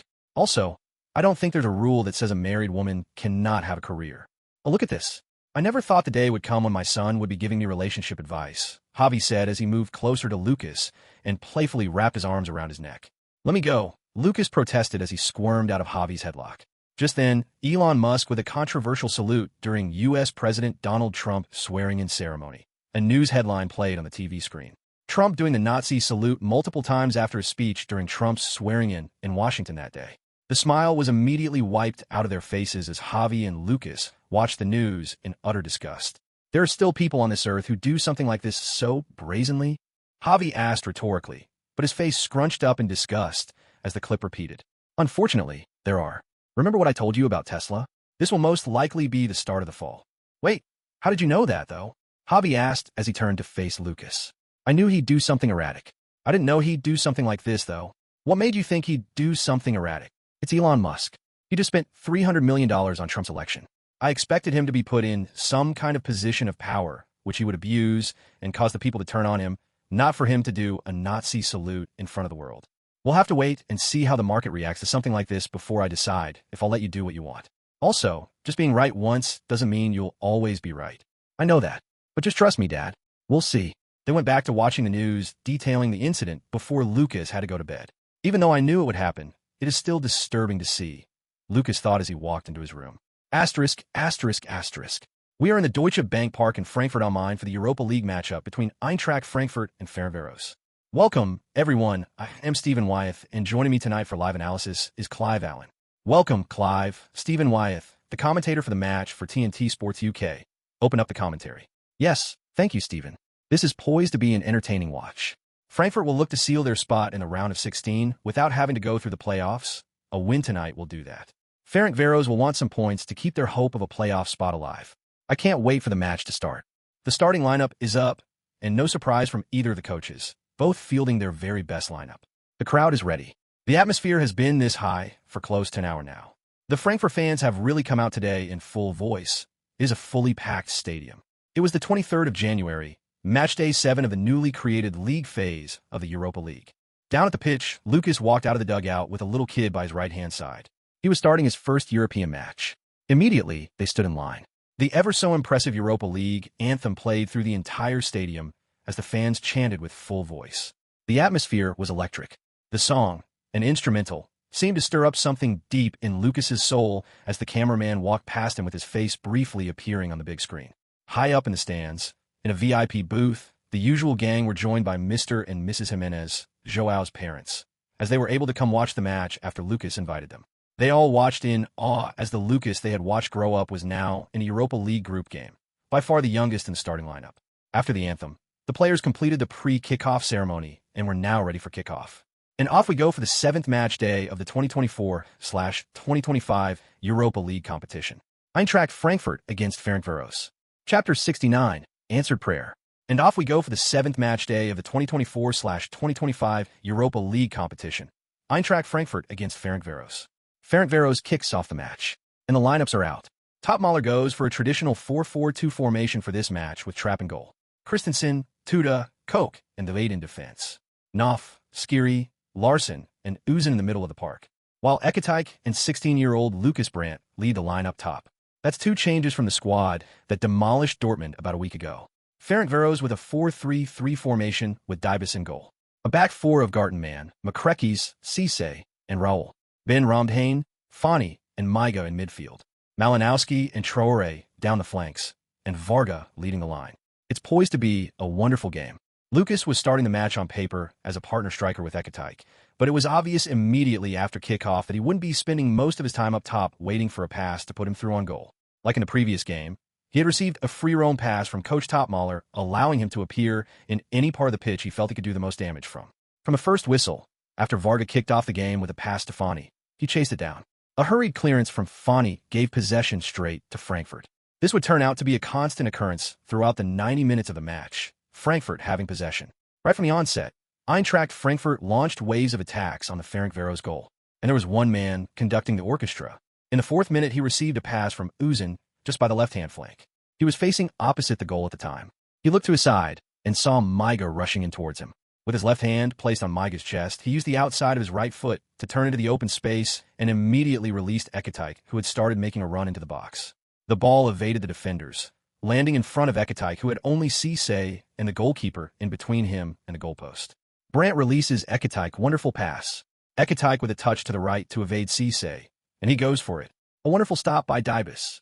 The goalkeeper went down low fast and got to the ball with a strong right arm, pushing it out and into a safe area where Raul was able to clear safety. Ekatike raised his thumbs up towards Lukas as the fans applauded the effort. As the game went on, it became obvious that the home team had the absolute advantage in the match. Everything from possession to chances created to shots on target were all in favor of Eintracht Frankfurt, but they just couldn't seem to open the scoring. Lukas already had 4 shots on goal. He hit the crossbar once from a left-footed curler from outside the penalty box. The goalkeeper pulled off a magnificent save from an attempted long-range drive heading towards the bottom left corner, and 2 shots were slightly off target. It was the 35th minute, and the fans knew they needed a goal when they had all the momentum, because this was how big teams lost games they should have won. You have to make it count when the momentum is on your side. Frankfurt went into this game, obviously expecting to win. It's only 10 minutes to halftime, and the fans are starting to get worried. They want a goal before the halftime whistle. The fans were still very much behind their team, their voice as loud as it gets, but they expected to be at least up by a goal at this point. Lukas was prepared to meet their expectations. A goal kick from Dybus traveled straight to Koch in the middle of Frankfurt's half. With a strong header, Koch sent the ball straight back into Ferencváros' half. Lukas, who was being marked tight by Fani, jumped and managed to flick the ball to Larsson with his chest. He turned immediately, he landed and ran into the space behind Fani to receive the pass back from Larsson. 2 quick glances over his shoulders and another one forward while the ball was on its way to him painted a picture in his head. Ben Ramdane was coming in from his right-hand side. Gartenmann was directly in front of him, while Cisse was more concerned with Ekatike, who was trying to time his run into the box. Lukas placed his body like he was about to take off with the ball, and just when Ben Ramdane threw his leg in to try and make an interception, he just nicked it through his open legs to the side, went through his back, and got the ball back on the other side. Before the midfielder could get back his balance, Lukas was gone. He took one more glance in the box. It was overloaded with options. Uzun making a run from the left, Nah from the right, Ekatike already waiting in position with Cisse glued to him. As Lukas was approaching the penalty box through the middle, Gartenmann stepped into the penalty arc, ready to stop Lukas.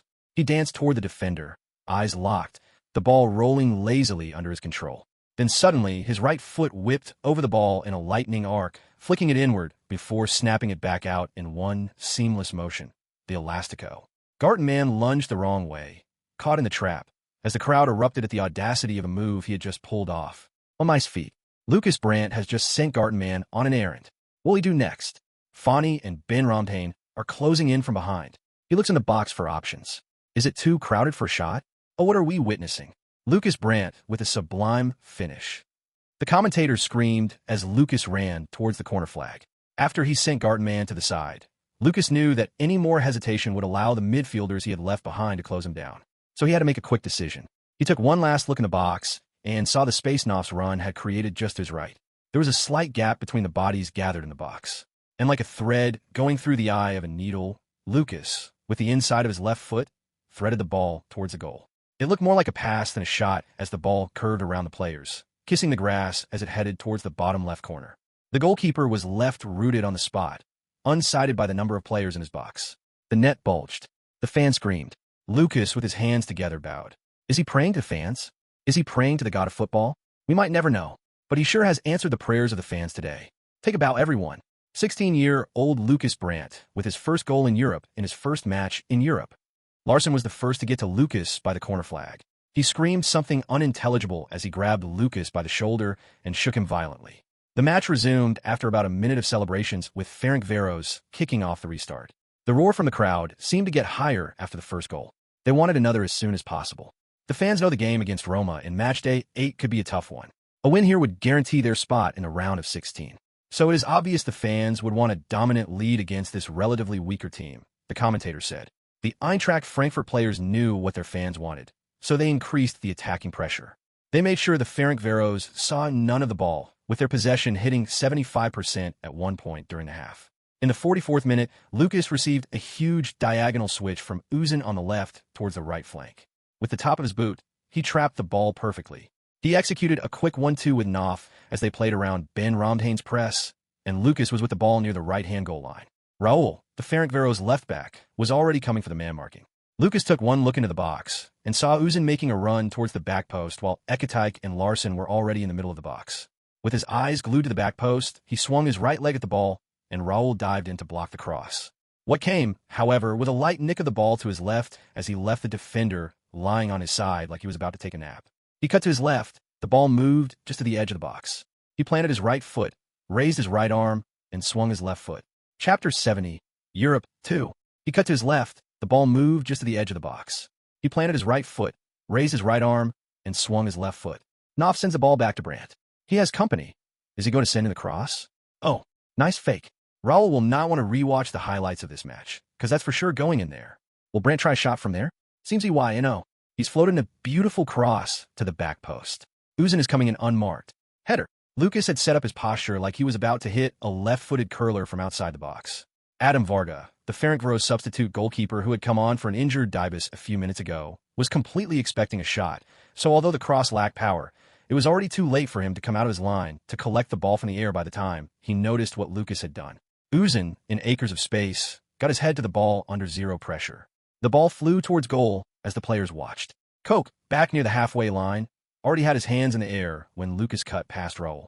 He knew Lukas was about to create something spectacular. Goal. And the lead is 2. A simple header for Özcan after Lukas perfectly sold the shot. The teenager assisting the teenager. Eintracht Frankfurt has been blessed with a young and talented squad, the commentator screamed. Özcan ran straight towards Lukas as they pointed at each other before he jumped on him. The crowd cheered as Özcan and Lukas crossed arms over each other's shoulders and pumped their fists towards the crowd. Up in the stands, Joao's father was giving Lukas a standing ovation after his assist. "This boy is crazy talented," he said as he clapped. "Of course he is. He's my best friend," Joao said as he stood up to join his father. "Shut up. If you like, don't start training harder. Look at him. You went to the same academy, but he's already playing and scoring in Europe." "My time is coming soon, Dad. Don't worry." "Do I look worried?" "Of course I know you'll make it," Carlos Jimenez said. "Even if you don't, I can just assume Lukas is one of my sons and brag about him," he added jokingly as he sat down. "I don't think you'll need to assume," Joao muttered to himself as he too sat. "What did you say?" "Nothing. The game is resuming," Joao said as he pointed down to the pitch to change the topic. Down at the pitch, the game had resumed, but the first half whistle was promptly blown not more than 3 minutes later to conclude the half, and the players walked out of the pitch as the home crowd cheered. And that is it for the first half of this exciting match. Eintracht Frankfurt dominate with a stunner from Lukas and a header from Özcan to make it a 2-0 lead for the home team. They have all but clinched their spot in the round of 16. Inside the home team's huge locker room, Topmøller was giving a speech to his players. "We are up by 2 goals now, but as you all must know, a 2-goal lead is one of the most dangerous kinds of lead. Even if they're not from a top European domestic league, they are able to compete in the Europa League for a reason. For the next 45 minutes, never switch off." He then turned to his 2 center backs. "Koch, Tuda, stay compact in defense. Do not push too high up the pitch, even if we have the ball for long. Our intention for the next half is preserving the lead. We will add to it if the chance arises, but under no circumstances should we lose the lead. Do you understand?" "Yes, coach," the players responded.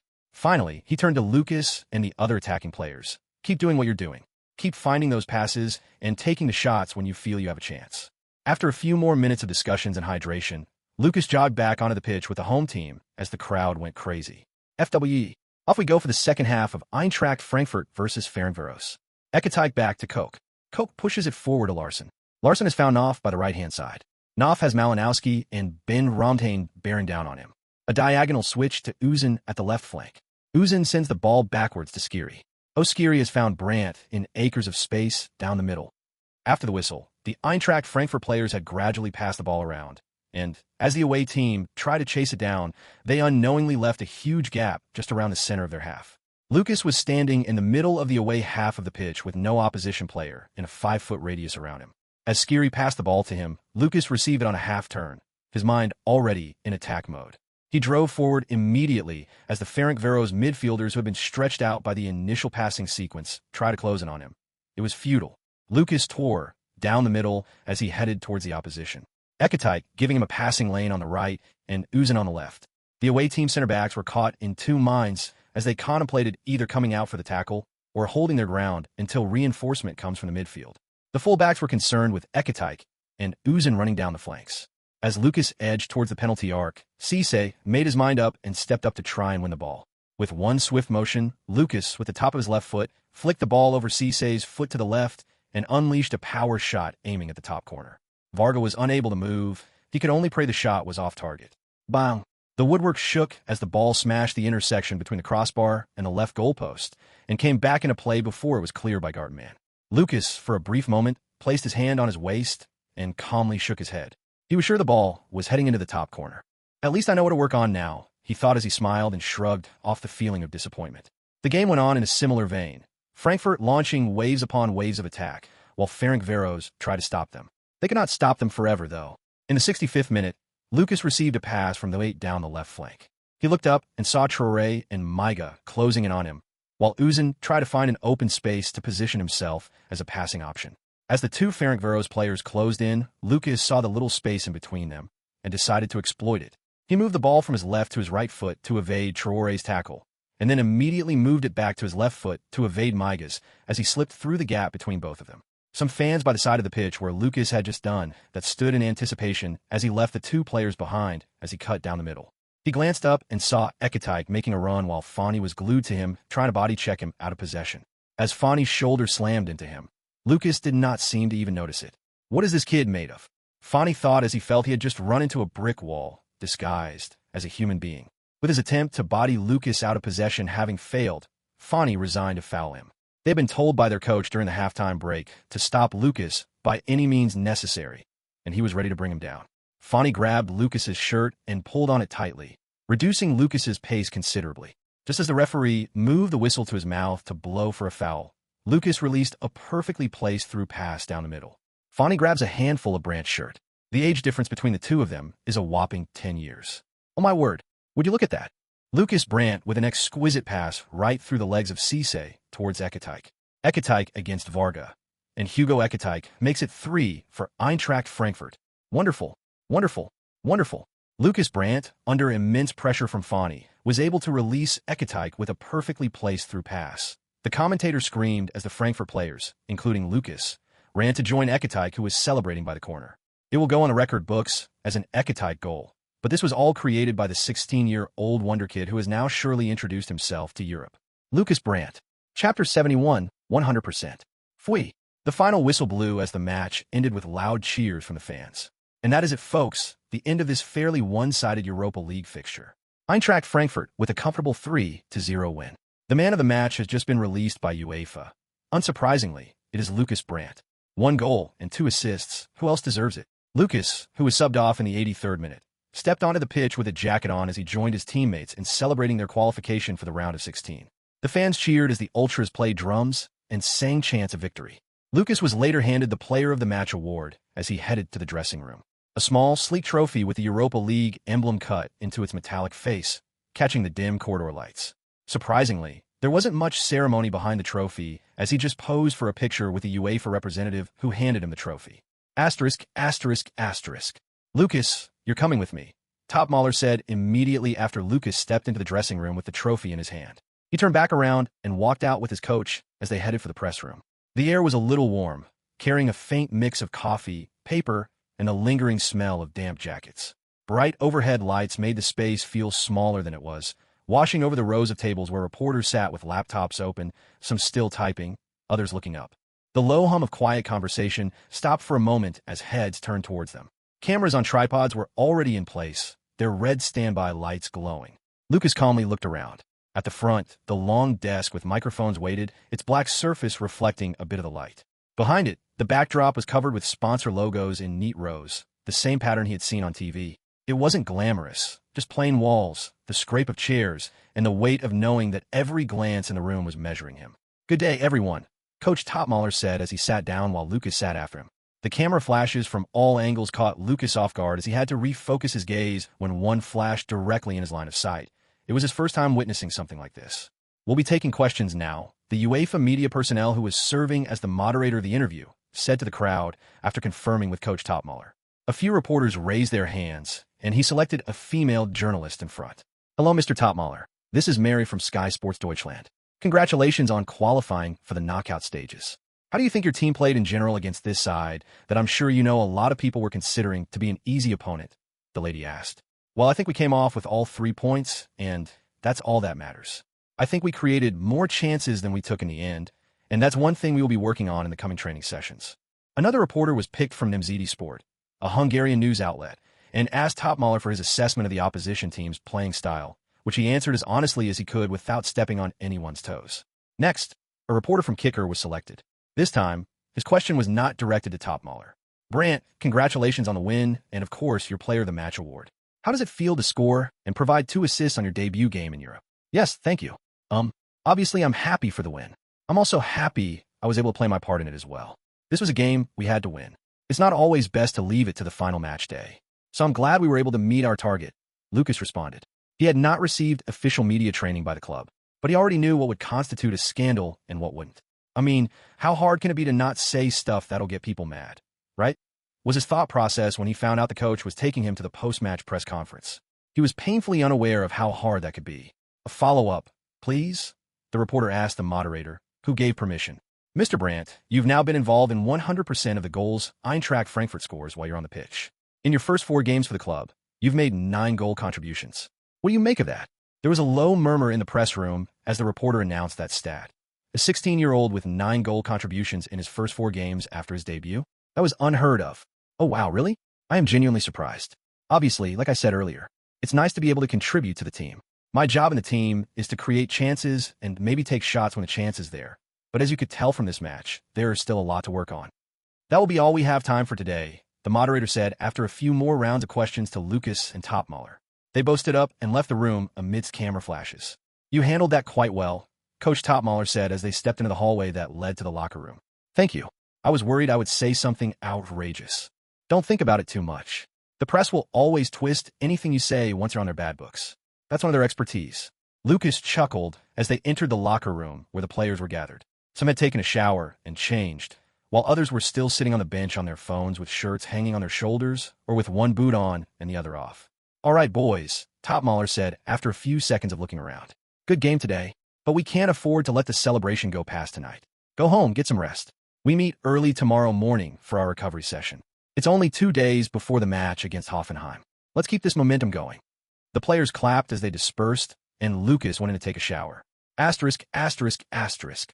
It still surprises me how he does it. He played 80 minutes yesterday and was on the receiving end of more than 10 fouls. Still, it looks like his body doesn't feel it one bit, assistant coach Buck said as he stood beside Topmaler. They were watching Lukas from the touchline as he hit perfect free kicks from several positions. Koa, the backup goalkeeper, was in goal as he dived after every kick, but the ball still went past him 7 times out of 10. The remaining times, he either managed to tip it away from goal, or the shot itself missed the post by inches. "Are you sure he's all right?" Topmaler asked, a bit concerned. "Yes, he is. The medic checked in on him. It's like he did his own recovery session even before he came to practice. He also has the advantage of having a young body. The fatigue wears off quick." On the pitch, Gatsa approached Lukas, who had just hit a free kick into the top left corner. "Wow, no matter how much I see it, it still surprises me how good you are at football," he said, watching as the ball nestled in the back of the net. "It's still nothing compared to you. Your time in Dortmund was out of this world," Lukas responded as he turned to look at him. "Ha ha, you're right though. Those were really good times." "You bet. By the way, I've always wanted to ask, what was going through your mind after that goal at the World Cup? I could not believe it." "You bet. It must have been crazy. No, you don't understand. I literally couldn't comprehend what had happened. It was an experience that felt surreal. Still feels that way when I think back at it. That competition is phenomenal. There's no comparison. Really? I hope I experienced that feeling sometime in my career." Gatsa placed his hand on Lukas's shoulder. "I have a feeling you'll experience and achieve far more than I ever did. It doesn't get much bigger than scoring the only goal in a World Cup final, though. In extra time, no less." "Yeah, I can't deny that. It really doesn't get much better than that. The duo laughed as Top Mahler walked out onto the pitch and called the players together. How are you guys feeling now? He asked as he looked around the squad. It had been less than 24 hours since their win against Ferencváros in the Europa League, so they only had a recovery session that day. Lucas agreed to help Coas Santos with his goalkeeping training when he asked. That was why he was hitting free kicks. The rest of the team just sat around on the pitch while some juggled the ball or passed to each other. Nothing extreme, at least not for the players who had considerable minutes in the previous game. We're having 2 sessions tomorrow. It's the weekend, so I'm expecting everyone to be here for the morning session. Yes, Lucas, I'm looking at you. Chapter 72, Ka kropka debe esu. We're having 2 sessions tomorrow. It's the weekend, so I'm expecting everyone to be here for the morning session. Yes, Lucas, I'm looking at you. Chuckles filled the pitch as Lucas smiled and shook his head. On a more serious note, though, we are having a good run so far. We have to keep the momentum going. Take the rest of the evening to do what you need to do. Rest early, and be here at 9 a.m. tomorrow morning. Morning session from 9 till 11:30. Then we'll rest, have lunch, and start the afternoon session from 2:30 to 4 p.m. We leave for Sinsheim at 6 p.m. Yes, coach, the players replied as they dispersed. The preparation for the away match against TSG 1899 Hoffenheim would begin the next day. Asterisk, asterisk, asterisk. Xgon give it to you what? F asterisk, asterisk, asterisk waiting for you to get it on your own. Xgon deliver to you. Knock knock. Open up the door, it's real. With a nonstop pop-pop from stainless steel. Go hard, getting busy with it. But I got such a good heart that I'll make a mother of asterisk, asterisk, asterisk wonder if he did it. Yeah. Lucas stepped up to the squat rack, the steel bar resting on the hooks at shoulder height. Wrapping his fingers around the knurled grip, he pulled it slightly toward himself, feeling the weight settle into his palms. With a quick duck under, he let the bar rest across the back of his shoulders, adjusting it until it felt just right. His feet shuffled back from the rack, small, careful steps, until he stood clear, spine straight, gaze forward. He took a deep breath, braced his core, and began lowering himself. The bar pressed heavier into his back as his knees bent and hips sank, thighs slowly moving toward parallel with the ground. His heels stayed planted, his chest steady, every muscle working to keep balance. At the bottom, he paused for a heartbeat, then drove upward through his legs, exhaling as he rose.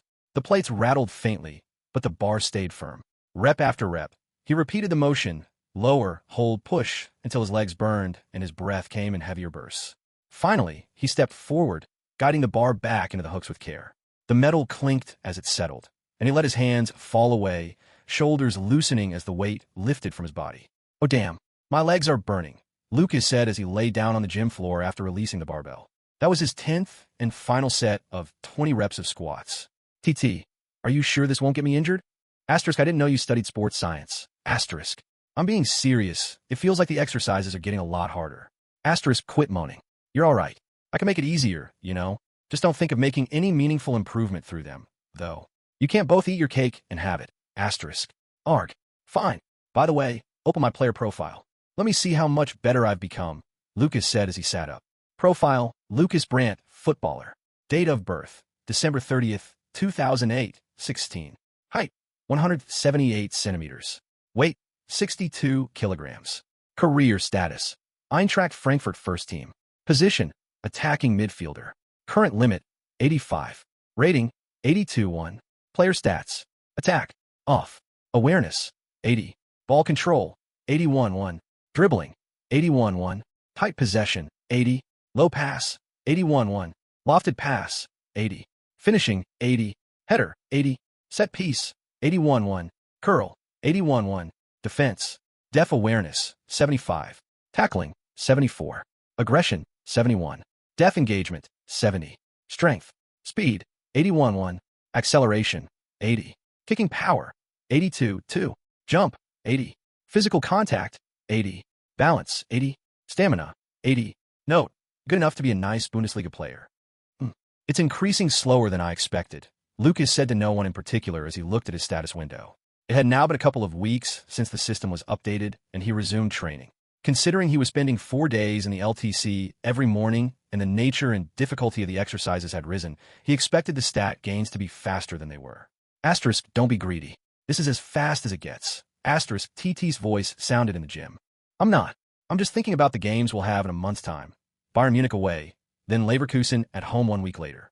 I wanted to push my stats as much as possible in preparation for those games. It's borderline impossible for me to be able to perform in that match how I've been performing since my debut. Asterisk, all your attention should be on your next match, not the one in a month's time. Asterisk, you're right, but I can't help but worry. Asterisk, think about it this way. The act of worrying does not actually solve anything you're worried about. If there's something you can do to quell your worries, then why worry? Just do that thing. If there's nothing you can do to quell your worries, why worry?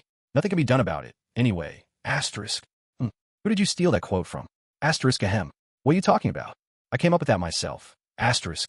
Yeah, sure, buddy. Lukas replied with a grin as he laid back down on the neat, cold floor of the LTC gym. My legs are killing me. Let me get some rest before the next routine. He had been in the LTC for 40 hours that day and could still spend an extra 56 hours. After about 45 minutes of staring at the ceiling, which he still couldn't count the exact number of, Lukas dragged himself up from the ground as he stood.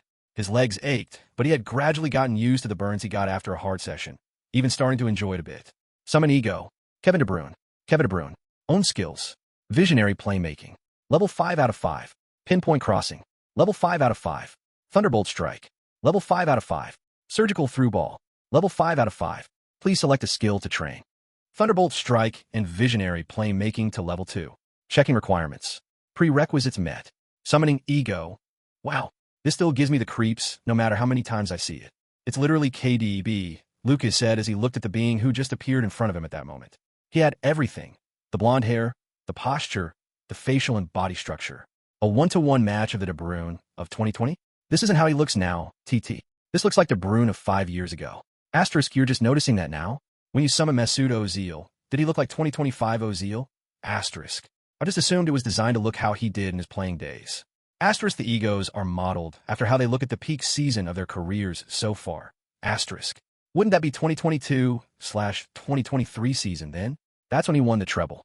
Asterisk, individual peak season. Asterisk. That's still 2022/2023. Analyzing. Updating. The De Bruyne ego warped slightly like it aged 2 years in 2 seconds. His hair was longer, his beard fuller, and his eyes deeper. Would you look at that? I was right. Asterisk, I just let you have that. It was arguably between the two. Asterisk. Yeah, but I was right though. Asterisk, don't push it. Asterisk. Ahem. Someone's getting mad. Anyway, let's start the training, Lukas said to the De Bruyne-like ego as they stepped out of the gym and onto the field. Asterisk, asterisk, asterisk. Good day everyone, and welcome to the Pre-Zero Arena in Sinsheim. The crowd is ready. We are ready. TSG 1899 Hoffenheim against Eintracht Frankfurt. Hoffenheim struggling to climb out of the relegation zone. Eintracht Frankfurt trying to close the gap between them and the top two. This is poised to be a spectacular match.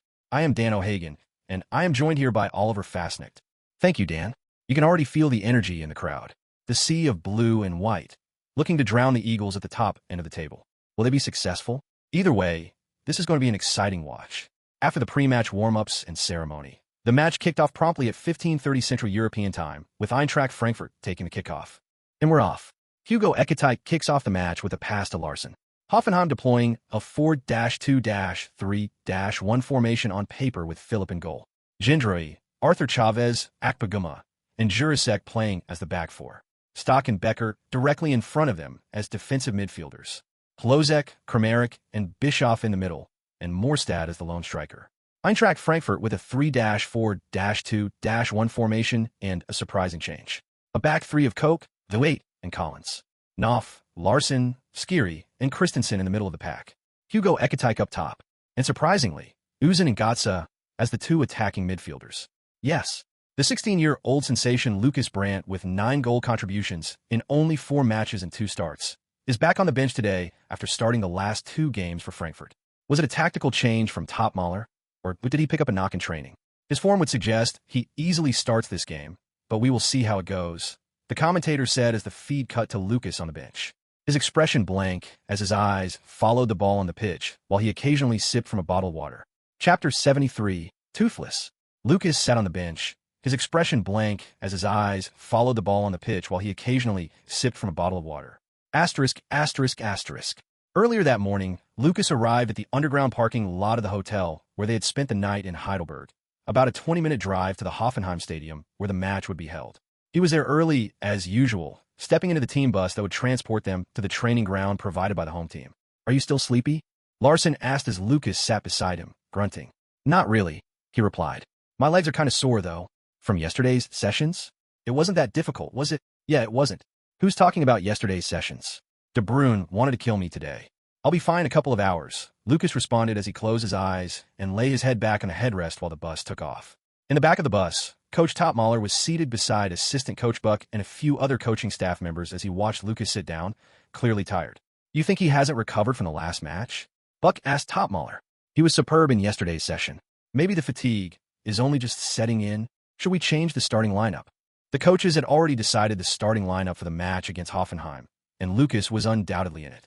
The current situation, however, was making Dino Topmaler rethink his plans. After a few minutes of contemplation, gears turning in Topmaler's head as he adjusted the formation in his mind, he finally spoke up. Swap him for Götze, and bring Özil into the attacking midfield area too, he whispered to his assistant as he scribbled something down in his booklet. Asterisk, asterisk, asterisk. You get the feeling there's something lacking in this Eintracht Frankfurt team. They're seeing a lot of the ball, but they aren't producing much at the top end of the pitch, O'Hagan said. It had been 20 minutes since the start of the match, but Lucas's team hadn't had a single shot on target. Hoffenheim, however, had two already. A casual pass by Skiri gives Hoffenheim the ball in a dangerous position. Bischoff to Kramaric. Kramaric to Morstad down the edge of the penalty box. He cuts it back from Morstad. A shot. Oh, wonderful save by Kevin Trapp. You can hear the fans applaud their team. They know a chance is coming. Frankfurt has to stop losing the ball in dangerous areas. 3 passes were all it took for almost a perfect counterattack. Topmaler watched the match intently from the technical area, occasionally screaming instructions at the top of his lungs. What's wrong with this attack? He thought as he saw Götze lose the ball while trying to find Ekatike. He turned back and looked at the bench. A teenager in a red and white training bib was watching the game intently. His eyes were glued to the ball, sometimes wandering into the spaces he felt he could have exploited if he was in the game. As Topmaler walked back to his seat, the whistle blew to stop play while huge jeers came from the home fans. He turned back immediately and saw Ekatike on the floor inside the opponent's penalty box with one of his boots off, and without even going to his assistants to see what had happened, ran straight to the 4th official to ask for a penalty. The referee on the pitch put one hand to his ear for a few seconds, then with his hands in the air, made a box sign before jogging over to the touchline. With his assistants shielding him, he watched the screen to see the angle the VAR wanted him to see. And there it was, Ekatike trying to make a run into the box. Akpagoma trying to keep up with him and inadvertently catching him on the Achilles as he fell down in pain. Oh, that's a nasty one on Ekatike. He was caught right on his Achilles. That's gotta hurt. Thankfully, it looks like he's up, though. In my opinion, even if it was a mistake, it's still a foul in the box. Will it be given? Yes, it is. Penalty for Eintracht Frankfurt in the 24th minute. The boos in the stadium magnified after the referee pointed to the spot to signal a penalty. Ekatike was already with the ball while guarding the penalty spot from the Hoffenheim players. Ekatike to take the penalty. You can hear the whistles from the home fans. Will he let them throw him off? No. Finally, Frankfurt are in front. Hoffenheim has done a good job of keeping them out of their goal so far, but football can change in the blink of an eye. Ekatike makes it Frankfurt 1, Hoffenheim 0. Lukas clenched his fist tight as the goal was scored, although he kept his expression as neutral as he could. Topmaler just clapped a couple of times before he went back into serious mode. He knew the match was far from won, and his worries were looking like they might come to fruition.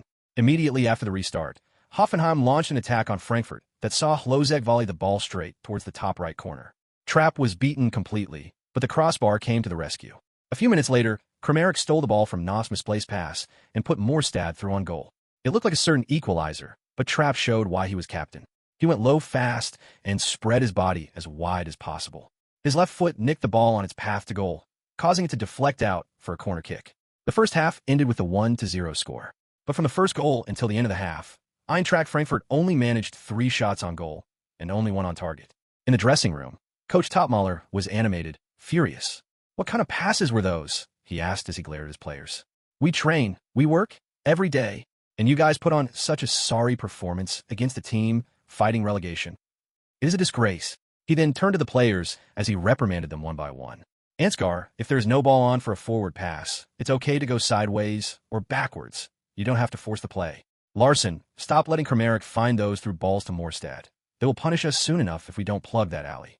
Mario, you're the most experienced player on this squad. What's with the rookie mistakes and the casual passes? I need you 100% in this game.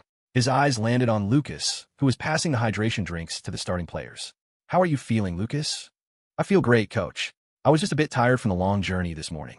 I'm more than ready now, Lukas responded as he looked at his coach. Should I put him in already? I need him on the pitch as soon as possible, he thought. He concluded against it for now. We'll see how they come out looking in the second half before I decide who to replace him with, was his conclusion. Back out on the pitch, the players jogged out while Lukas walked back to the bench. Eintracht Frankfurt leads by the solo penalty goal from Ekatike, but Hoffenheim has not been lacking either. They ended the first half on the ascendance, and I'm sure they'll want to carry that momentum into this second half. Still no substitution for either side. I must say, I am surprised. The second half started with the referee's whistle and Morstad kicking off. Contrary to what Topmaler expected, that his team would get better after he pointed out their flaws during the locker room talk, they got worse. In the 51st minute, Christensen was hounded off the ball by Jurasek. 3 passes later, and Hlozek was slamming a volley towards the near post.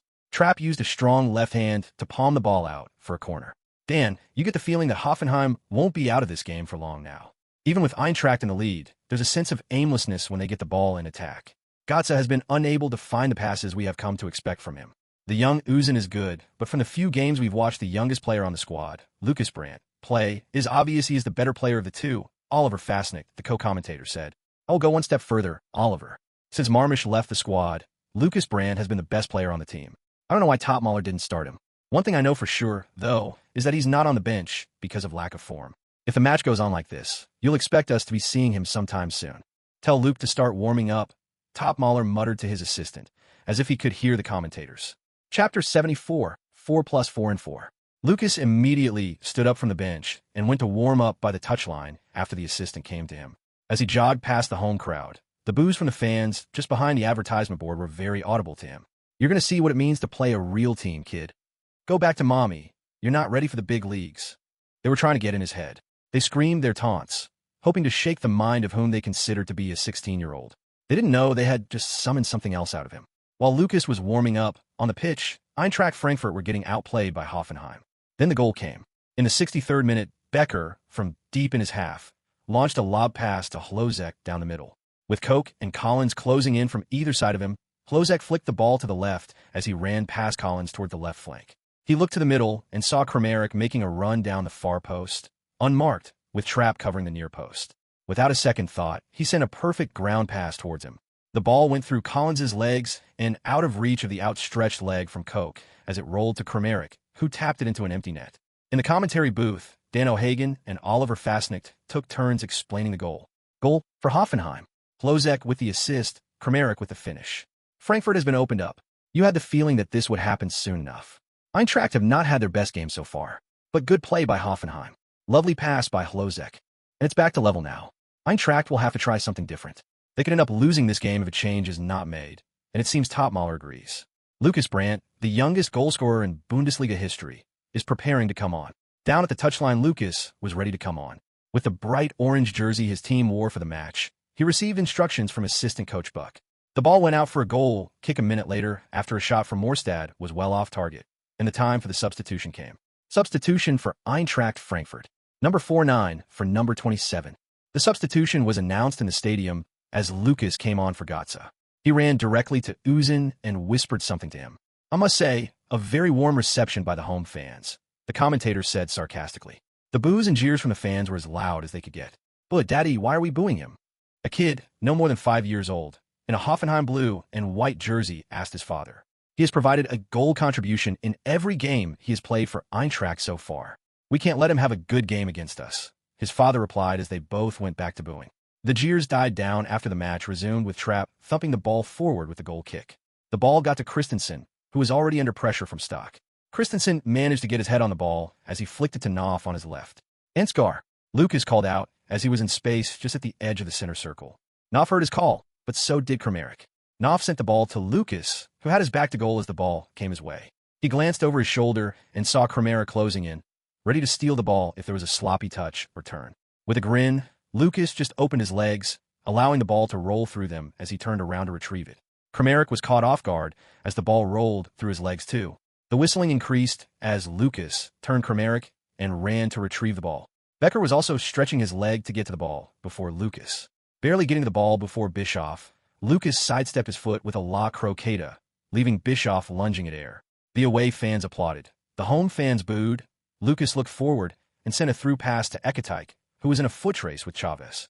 Exquisite footwork and pass from the youngster. This is what Eintracht has been lacking in this match. See how easily he beats the press in that midfield and threads a ball for the striker.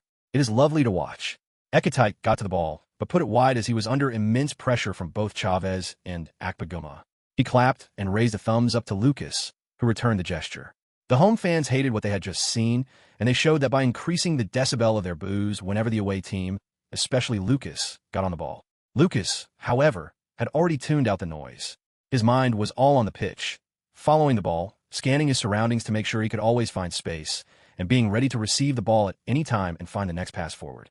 He was predominantly in the middle of the pitch, just behind Ekitike, so he had to be aware of where everyone around him was at every moment. In the 72nd minute, he received a pass from Koch down the middle with Bischoff pressing him and trying to nick the ball away. Instead of trying anything fancy to beat him, he laid the ball off to his right for Larson and spun around Bischoff to escape the press.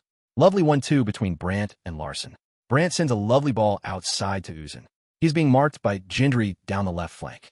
Ekitike making a run in the box. Will Uzun find him? No. He cuts it back to the edge of the box. Lukas Brandt. Oh my goodness. Eintracht Frankfurt are in front. And would you look at that, the goal scorer is none other than Lukas Brandt. He just does not stop, does he? Great assist from the teenager Uzun too. The awareness to put it on that spot. But the goal itself was beautifully taken. A left foot curler straight into the top corner. The goalkeeper was nowhere close. Lukas ran to the corner flag, where the home supporters were gathered. He put his hands together and bowed towards them. They glared at him. Boos, screams, jeers, whistles, some even flipping him off. As he raised his head from his bow, a huge smile on his face was caught directly by the camera in front of him. Well, it doesn't matter if it's at the Deutsche Bank Park, the Pre-Zero Arena, or anywhere else, he bows to the fans. This young man has taken this league by storm. That is now 4 goals and 4 assists in 4 league games. His first 4 league games. Outrageous. Back at the technical area, several coaches hugged each other after the goal. Immediately after the short celebrations, Coach Topmaler was already screaming at his team to keep their heads in the game. With the way things had gone so far, the game was still far from won.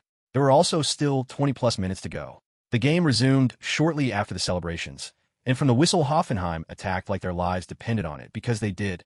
They were only 3 points clear of the relegation zone, and home games were their best chance to earn points, which could prove to be more than valuable during the final stretch of the season. Hoffenheim pushed Eintracht into their own half as they tried to defend the waves of attack. Lukas found himself defending the edge of the penalty box as Kramaric tried to cross the ball into the danger area. The cross deflected off his thigh and spun into Trapp's gloves. As time wound down, the home crowd grew more restless. The players on the pitch pushed and pushed higher. In the 83rd minute, a counterattack started by Lukas from the edge of his own penalty box saw Ekitike go one-on-one with Philipp, the Hoffenheim number 1. Lukas had won the ball with a tackle on Bischoff and immediately floated a pass above the Hoffenheim defense, who were caught up high.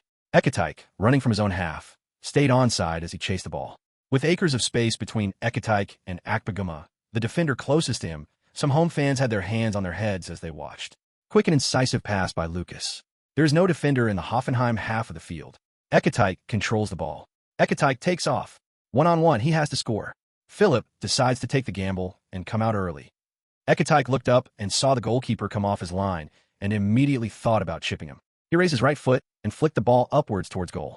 The ball flew, almost in slow motion, as Philipp backtracked before turning around to sprint towards his goal. Ekitike chips him. Will the goalkeeper get there? Chapter 75, Game Changer. The ball flew, almost in slow motion, as Philipp backtracked before turning around to sprint towards his goal. Ekitike no. Unlucky for Frankfurt. They should have sealed the win right there. The ball hit the crossbar and bounced back into play, where Philipp caught it and lay on the ground. Ekitike gave a bitter smile as he knew that was his chance to settle the game, and they might not get such a clear-cut opportunity again. Philipp turned around and launched the ball straight down the right for Kramaric. The ball bypassed most of the defenders as it landed between Kramaric and the 8. A couple of shoulder-to-shoulder challenges later, and Kramaric was able to find Hlozek in the box. Kramaric wins the challenge. He has options in the box. Hlozek on the near side and Morstad on the far post. He sneaks the ball past the 8 to Hlozek. Hlozek in space, but not for long as Koch closes in. There's a chance. Hlozek. Goal for Hoffenheim. Hlozek has beaten Trapp at the near post. And we are back where we started. One quick ball over the top from Philipp, and the whole Eintracht defense is caught off guard. The home supporters exploded as Hlozek celebrated behind the goalpost with his teammates joining him. Lukas watched the goal and immediately started clapping while urging his teammates to stay in the game. There's still time to win this, he screamed, urging them not to give up hope. The youngest player on the squad is the one keeping the morale high. This is a leader in the making, one of the commentators said. Lukas looked at the board in the stadium. TSG 1899 Hoffenheim 2-2 Eintracht Frankfurt 86:43.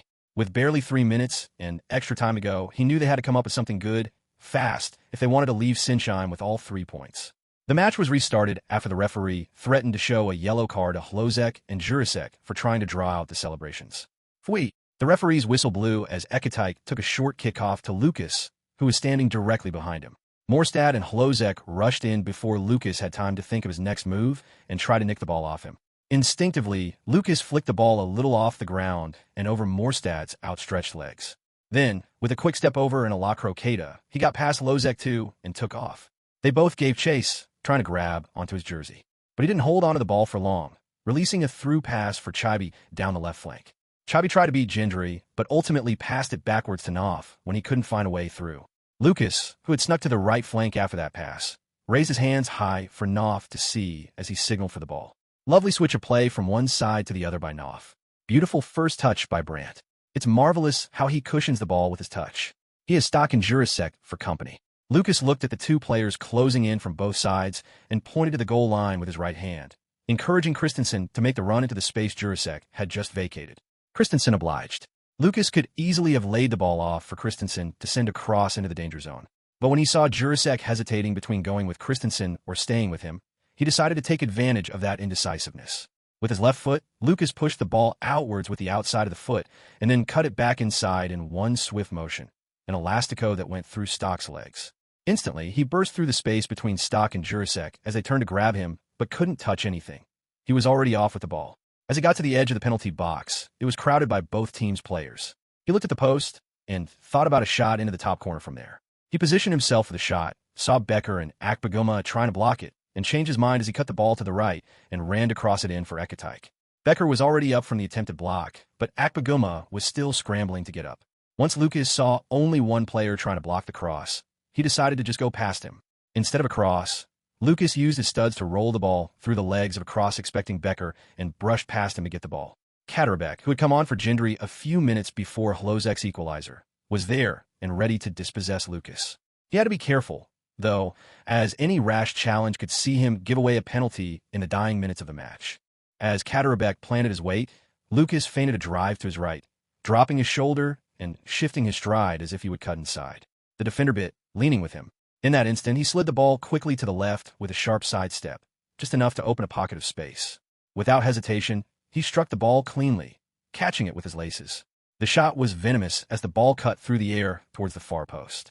There was almost no dip or curl like his previous goals had, just raw power. Philip tried to stop it, but the ball had already fizzed past him straight into the top corner before he could get his hands up. Goal!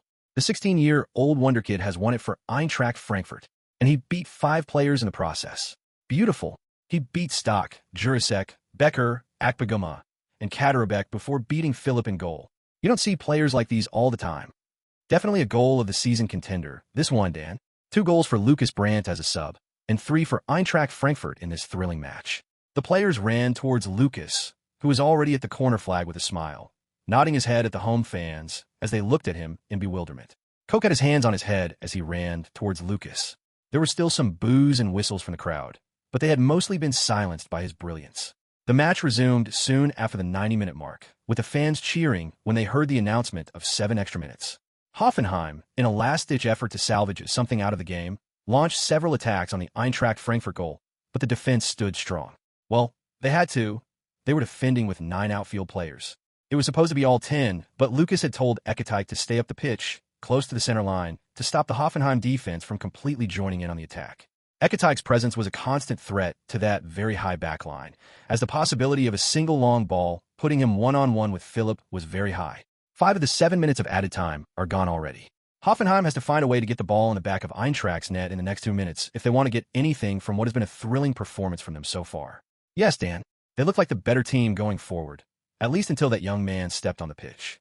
It's crazy how he changed the game since coming on, isn't it? For someone his age to already be having such an impact in otherwise tight games. That is impressive. Speaking of impressive from Brandt, he wins the ball from Hlozek with an excellent tackle right at the edge of the penalty box. If he had gotten that wrong, it might have been a penalty. He can launch it for Ekatike to chase or clear it out of the danger area. Nope, he's decided to sprint down the pitch with the ball. Look at him go. Ekatike is dragging Chavez with him. Matanovic also providing an option down the left. The acceleration on this kid is crazy. He's past the halfway line already.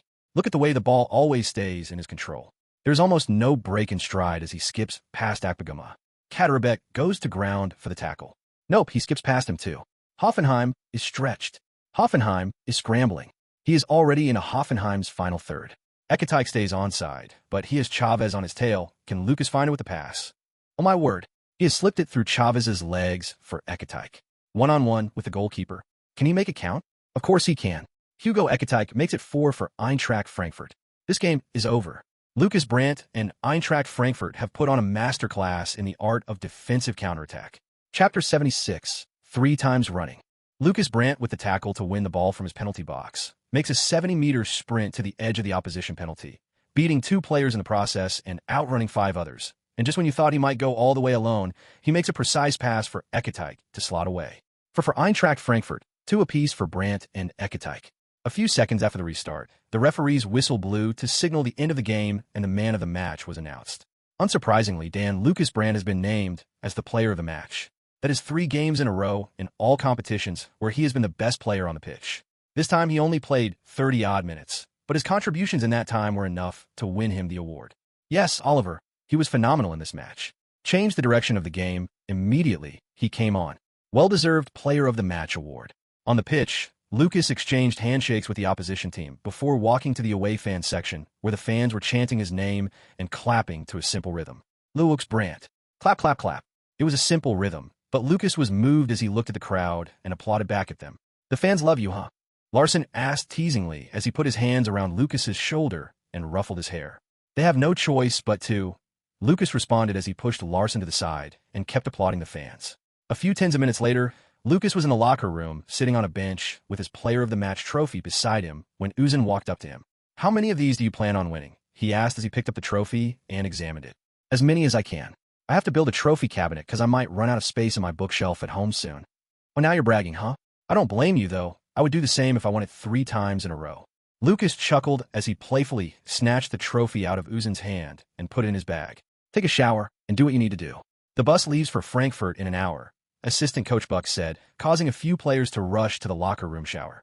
Asterisk, asterisk, asterisk. 2 goals and 1 assist in 30 minutes for 16-year-old Lukas Brandt as Frankfurt beat Hoffenheim 4-2. Lukas looked at the Instagram post from 4:33, a photo of him bowing to an extremely agitated crowd with a smile on his face as some of them flipped him off. It was the perfect contrast between his and the home crowd's emotions. He opened the comment section of the post. At Frankfurter for life. Oh, we have our own star. What musiala? What words? Lukas clears. At Never Lozen. All right, calm down with the blasphemy. He is all right, but he's not yet on the same level as Flo or Jamal. At I Am Eintracht. The youngest goal scorer and assister in Bundesliga history. 6 goals and 6 assists in 5 games in all competitions while starting only 2 of those games. At Mansum_forever. Everyone can get a good run of form once in a while. He is undoubtedly in form, but that's just for now. We'll see how / if he's being talked about by the end of the season. Lukas had a grin as he looked through the comment section of several posts talking about the match, both on Instagram and on X. The prevailing sentiment was that he was having a wonderful start to his career, but that could change at any moment, so they had to wait and see. Just as he scrolled through the app, he received a notification for a message from Javi, which he opened immediately. Dad, you might be resting from the game, so I'll not call. I couldn't watch the game live, but I saw the highlights, and you played so well. I'm so proud of you. Thanks, Dad. Lukas replied as he put his phone back down. His father couldn't make it to the game as he had to give a presentation at the university about an update to his thesis, which he had been working on for almost a year. As if a thought suddenly struck him, he picked his phone back up, opened his contacts, and called someone. The line connected after the first ring. Hello. Hi, Luke. The familiar soft voice came through the phone. Joe, how are you doing? I'm Fine. Just preparing something to eat. I was going to call you when I was done. Nice. What are you making? K-spatzel. I didn't know we ran out of onions, though. Joao's gone to buy some from down the street. That's the least he could do if he wants to eat. Exactly. I was able to catch the second half of your game after my lesson. You played so well. Joanna was taking extra lessons to prepare for the final year exams, which would go a long way in determining her arbiter grade. Yeah? Of course, I had to put on a performance for you. I was worried, though, after that attempted tackle on the lead up to the 4th goal. It looked so dangerous. If he had connected, you might have been injured. It's all right. I was faster than him, so there was no way he was getting to me. Still, please be careful. There have been some nasty injuries from tackles like that. I will be careful. Good, she replied. Then all of a sudden, the volume of her voice dropped just a bit louder than a whisper. So, when are you going to be back home? You miss me? Lukas asked, lowering his voice to match hers. Yes, do. I miss you too. You say that, but you never come back. I was home just last week, though. My point exactly. It's been a whole week. I know, Al. I'll be back soon.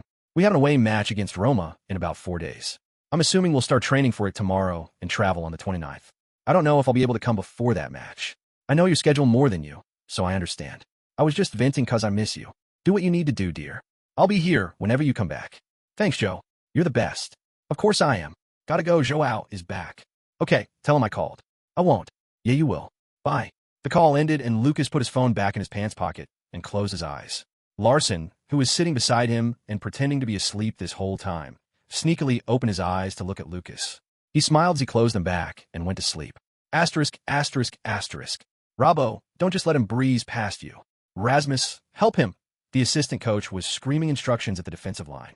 It was the last training session of the day before their flight to Italy for the final match day of the Europa League group stage. Lukas was with the ball bearing down on the defenders as they steadied themselves to stop him. It was a training drill Topmaler introduced a few weeks ago after it became clear that Lukas's dribbling and ball retention abilities were already the best on the team. He had Lukas face several combinations of the back 3 defenders.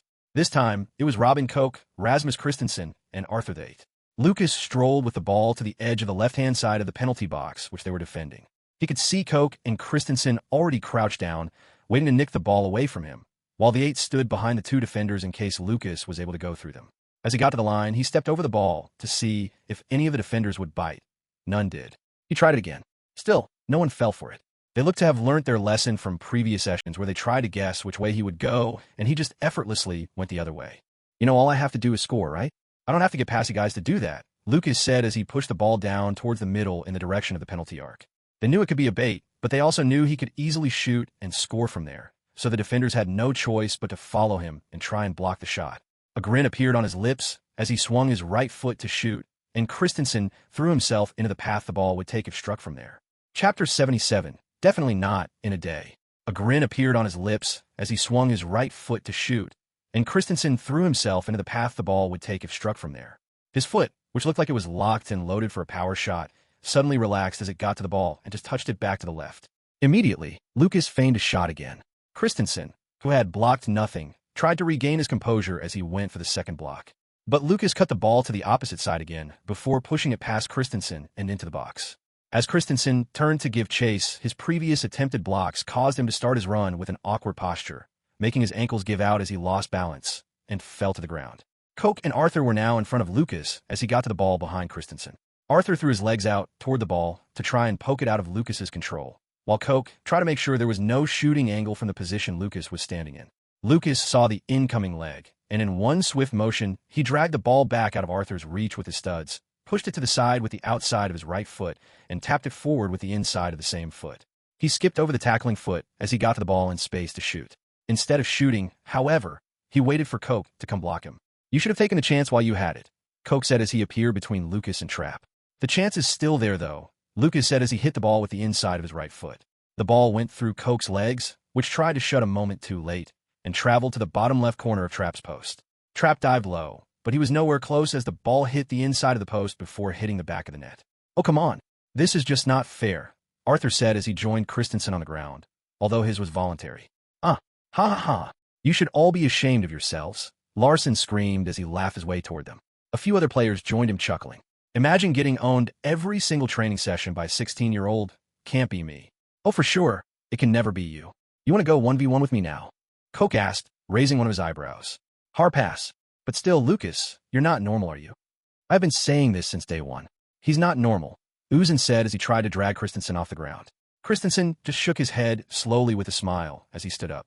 Thankfully, we don't have to face him in a competitive game. Imagine having to deal with this in a match. I just give up. Yo, don't be too sure. Bayern might snatch him this summer. Then you'll have to face him next season. Geez, Hugo. Don't say scary stuff like that. What the F***, man? Koch said as shivers ran down his spine. Why is Bayern coming up on my training ground? Topmaler asked as he strolled into the penalty box where the players were gathered chatting. It's Shorter Hugo with his normal stupid statements, Collins responded. Shorter Hugo, you want Lukas to go to Bayern? You want to play against him? Topmaler asked as he turned to Larson. who was trying to hide behind Lukas. Ha ha. Of course not, coach. It was a joke. Ha ha. Larson responded as he scratched his head. Is that so? I wasn't aware we signed a comedian too when we signed you. Ahem. It's a 1+1 package.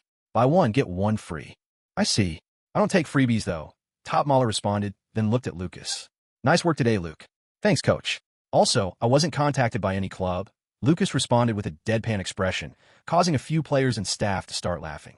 I never take Hugo seriously, so don't worry about it, Top Mahler said before turning to skin the players. We leave for Rome early tomorrow morning. Go home, get enough rest. You won't have much time to rest tomorrow. We will have a short session in the morning and leave for Italy in the evening. Asterisk. I should be asleep by now, Lukas said as he turned over on his bed to the opposite side. Don't let me hold you up, then. Joanna's voice came from the phone glued to his ear. No, it's not you. I just can't seem to fall asleep. You're excited for the game in Italy? Definitely, he responded as a smile spread across his lips. In his previous life, Lukas had never left the country, not even for a short trip or vacation. He spent his whole life in the city of Darmstadt and only went to neighboring cities when the national team was playing a game there, and he was able to get a ticket. It felt like he was more excited about being in a new country for the first time than the actual match against his Roma, and for good reason. Eintracht Frankfurt had already booked their place in the last 16 of the competition, so the results of this game held little significance to them, at least in the grand scheme. Sure, a win to end the league stage would be nice to continue the winning streak and keep confidence high, but loss wouldn't make a dent on their season as long as they were able to shake it off in time for the next Bundesliga match. Lukas wasn't thinking that deeply about it, though. He was just excited to visit the Eternal City. Okay, I'll try and sleep now. Good night, Luke. Sleep date, yo. The call ended, and Lukas closed his eyes to try to sleep, but kept turning around and smiling. After several attempts, he finally drifted off. Asterisk. Lukas stepped off the plane, the air cooler than he expected, carrying a slight tinge of exhaust from service vehicles on the tarmac. The sun was low, casting long orange and pink streaks across the plains and concrete, making the airport look softer than he had imagined. Voices around him sounded different, fast, melodic, with intonations he didn't recognize. He could hear luggage being rolled along the jet bridge and occasional announcements in Italian, though none of it made sense to him. Everything felt unfamiliar, but not overwhelming. The fading sunlight made the city ahead seem both distant and inviting, and for the first time, he truly felt he was somewhere completely new. As they walked to the bus chartered to take them to the hotel, reporters and a multitude of Roma fans, who had been waiting impatiently for their arrival, started rushing. The clicks and snapshots from the reporters were nothing like anything Lukas had experienced in Germany. This was a game of the utmost importance to AS Roma, so everyone in the city was interested in the match, whether Roma fans hoping for a spot in the playoffs or Lazio fans praying for the downfall of their closest rivals. Yeah, this definitely wasn't built in a day, Lukas thought to himself with a chuckle as he managed to get into the bus. How come we don't have a single Italian player in our team? Not even someone who has spent some time playing in Italy. Knopf asked as he sat down on the seat behind Lukas. And no one who can speak the language either, Larson added. The club had hired a translator to help with matters like addressing the reporters they had just met, but it was still surprising that they had no Italian player nor coaching staff on the team, not even someone who had played or coached in Italy before. So how do we get around in this city without a guide? Knopf asked. We came here to play a match, not to get around. Do not forget that, Trapp, the team captain, said as he took a seat on the bus. Yes, Capitan. Yo, Luke, how many languages can you speak? Larson asked as he turned around to look at Lukas. German and English, he responded. Oh, I know one more than you then. I know Swedish too, in addition to German and English. Yeah, sure, buddy. You win, Lukas said, turning Larson's head to face forward. If you can understand what he considers English, I'll pay you whatever amount you want. Ekateik said, causing the team to burst out laughing as the bus took off. Wait, TT, can I take language classes in the LTC? Asterisk, not when you have an ego summoned. The Kevin De Bruyne ego is still there. Asterisk. Arg, why did you have to remind me? I'm getting PTSD from the kind of passes he expects from me. Asterisk, well, you summoned him and gave it the goals yourself. He only created tasks to help achieve the set goals. Asterisk. Yeah, I know. But how the hell does someone curve a header? Chapter 78. Sightseeing. Yeah, I know. But how the hell does someone curve a header? Lukas asked, frustrated as he closed his eyes and thought about the grueling tasks the KDB ego he summoned had been making him complete. Asterisk, you were warned of the risks before you selected him. Unfortunately, you're going to have to complete the task before you're able to do anything else in the LTC. Asterisk. Yeah, I know. I just didn't expect it to be this difficult to complete. There's no way De Bruyne had to do all that training to be able to make passes like that, though. Asterisk, there's a reason why you're not him. And there's no way you could possibly know the kind of hard work he put in to become a player like that. Asterisk. Damn, you're right. I'm just venting. Lukas turned and looked out the window of the bus as it sped down the highway. They were heading to the hotel where they would spend the next 2 days. About an hour later, the bus came to a stop at the River Chateau Hotel. All right, boys, we are here, Assistant Coach Zembrod began as he stood up from his seat. Top Mahler had his eyes closed with his arms folded, though he didn't look asleep. Your rooms are all ready. You'll get the keys in the lobby. Everyone, get some rest. Coach Dino and I will head to the Stadio Olimpico now for the press conference. We will have a training session at the stadium tomorrow morning. Can't we look around the city? Larson asked, peeking his head out from the row of seats. As long as you're in bed before 10 p.m. I expect you to be ready for training by 7 a.m. tomorrow. A few players sighed and grunted as they stood up, but they all agreed as they stepped off the bus. Lukas walked into the hotel lobby alongside his teammates, the echo of rolling suitcases and low chatter filling the air. The marble floor gleamed under the warm lights, and a faint scent of polished wood and fresh coffee lingered near the reception desk. He adjusted the strap of his bag as he followed the line of players, nodding politely at the staff who were already prepared to check them in. The hush of the lobby, broken only by footsteps and the distant hum of traffic outside, carried a calmness that contrasted with the energy of the airport they had just left behind. Yo, Luke, a few of the boys want to look around the area later. Want to join? Knopf asked as he opened the door to his room, just beside Lukas's. Yeah? Okay then. As long as we're back early. Definitely. Let's meet at the lobby in 30 minutes. All right. Asterisk, asterisk, asterisk. About half an hour later, Lukas, Knopf, Larson, Uzun, Ekatike, and Koch stepped out of the hotel lobby and onto the street. Lukas wore a black padded jacket zipped up to the collar, the kind that was light but warm enough for the January chill. Underneath, a gray hoodie peeked out at the neckline, the hood resting lazily on his shoulders. He had on a pair of slim-fit jeans, slightly faded at the knees, and white sneakers that already bore the marks of both football training and city streets. A beanie pulled low over his ears kept the cold at bay, and his hands were buried deep inside the jacket's pockets as he walked with the group, his breath faintly visible in the crisp Roman air. No one else agreed to come? Knopf asked. A separate group already left. They went to see St. Peter's Basilica. I heard it's really beautiful. Some wanted to rest, though, Larson responded. Wait, why aren't we going there too? Lukas asked. You're Catholic? Who said only Catholics could go there? No one. I just assumed. Well, we could go if you guys want, Larson said, glancing at the group. No one replied, so they just kept walking. As they moved on, the buildings thinned slightly, giving way to longer stretches of road lined with trees stripped bare for winter. The chatter of their group mingled with the occasional echo of a scooter darting past. The Tiber River soon revealed itself, its surface dark and glassy, catching fragments of pale sky and the orange glow of street lamps flickering on one by one. Ahead, Ponte Milvio came into view, its arches rising steady and historic over the water. The bridge seemed to glow under the evening lights, its stonework softened by age and countless footsteps that had crossed before them. Along its railings, clusters of padlocks caught the light like faint sparks, symbols left by others who had passed through.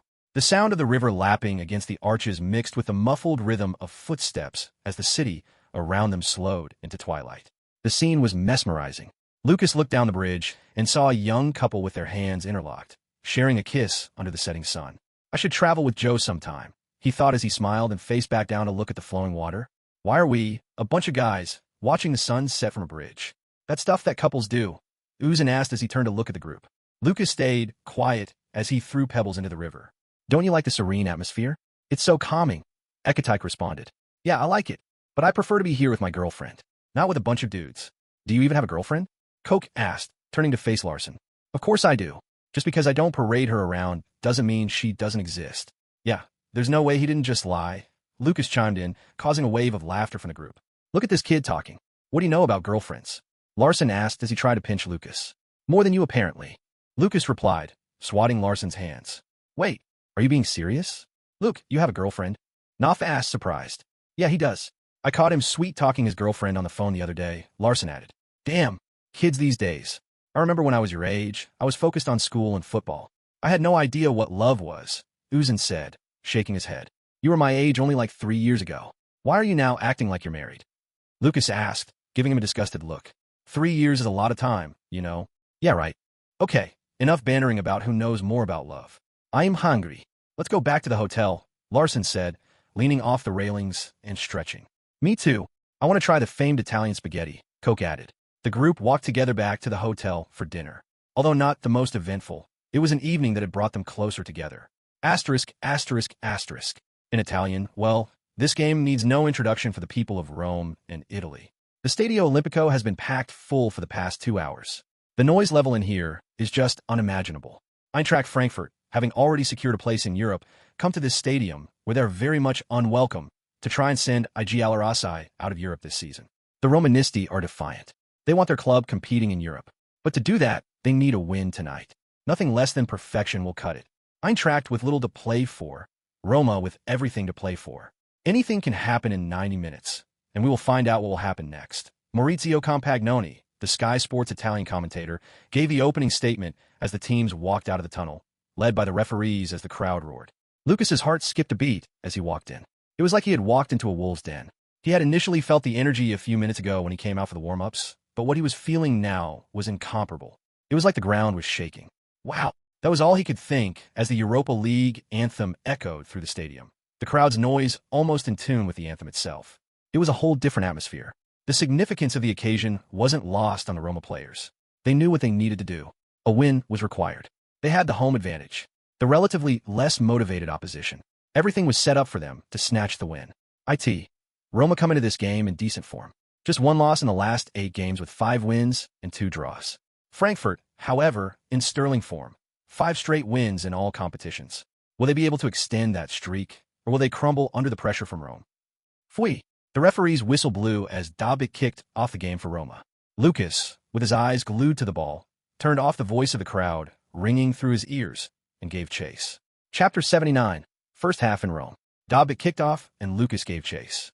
Roma was playing a 3-4-2-1 formation, with Sviler in goal, Hummels, Mancini, and Dicka as the back 3, Sailmakers, Angelino, Paredes, and Cohn in midfield, Dybala and Pellegrini just above them, and Dobbik leading the line. It was a formation completely set up to attack as much as possible. Topmaler lined his side up in a 4-4-2 formation. Trapp in goal, Thoit, Tuta, Koch, and Christensen in defense, Chibi, Larson, Skiri, and Knopf in midfield, with Ekatike and Lucas as the front 2. And we're off. You can hear the expectation from the crowd. They will accept nothing but a win. From the onset, Roma played like men possessed. In only the second minute, Pellegrini had a right-footed shot on goal, blocked by Thoit, after Angelino dribbled down the left flank and cut the ball back to the middle for him to shoot. They showed their aggression too, not letting Eintracht build up any meaningful play. In the 6th minute, Lucas received the ball from Larson down the left flank on a half-turn. He saw Sailmakers coming and nudged the ball to the side before trying to accelerate. Arg! He screamed as he rolled on the floor while the fans cheered. Sailmakers had just tackled him even when the ball was clearly out of reach. Knopf and Ekatike ran to confront Sailmakers as Larson checked on Lucas. I'm okay, Lucas replied as he stood up after a few seconds and stomped his foot on the turf to make sure nothing hurt. Sailmakers with a bad tackle on Brandt, the kid who's been causing a ruckus in Frankfurt this month, and the referee rightly books him. The game resumed, but the aggression didn't stop. Roma won the second balls, the 50-50 duels, the tackles. It was clear they wanted the ball more than the Frankfurt players. Even Lucas, who is normally the most energetic on the pitch, covering a lot of distance, was being outworked by some of the Roma players. By the 20th minute, Roma had 5 shots on goal against Eintracht's none. Although they were mostly off target, they were creating the better chances. Dobbik missed a tap-in, Angelino missed a header, a shot from Sailmakers went just inches wide of the post, and Hummels hit the crossbar after a cross from a corner. They were knocking on Eintracht's door. The door remained closed for now, but it was obvious Roma were ready to barge in at any moment. Lucas tried his best to relieve the pressure on his team. In the 39th minute, he received a pass from Koch deep in his own half. With a deft touch and a stud roll, the ball went through Pellegrini's legs, and before he could recover, Lucas was off to the races.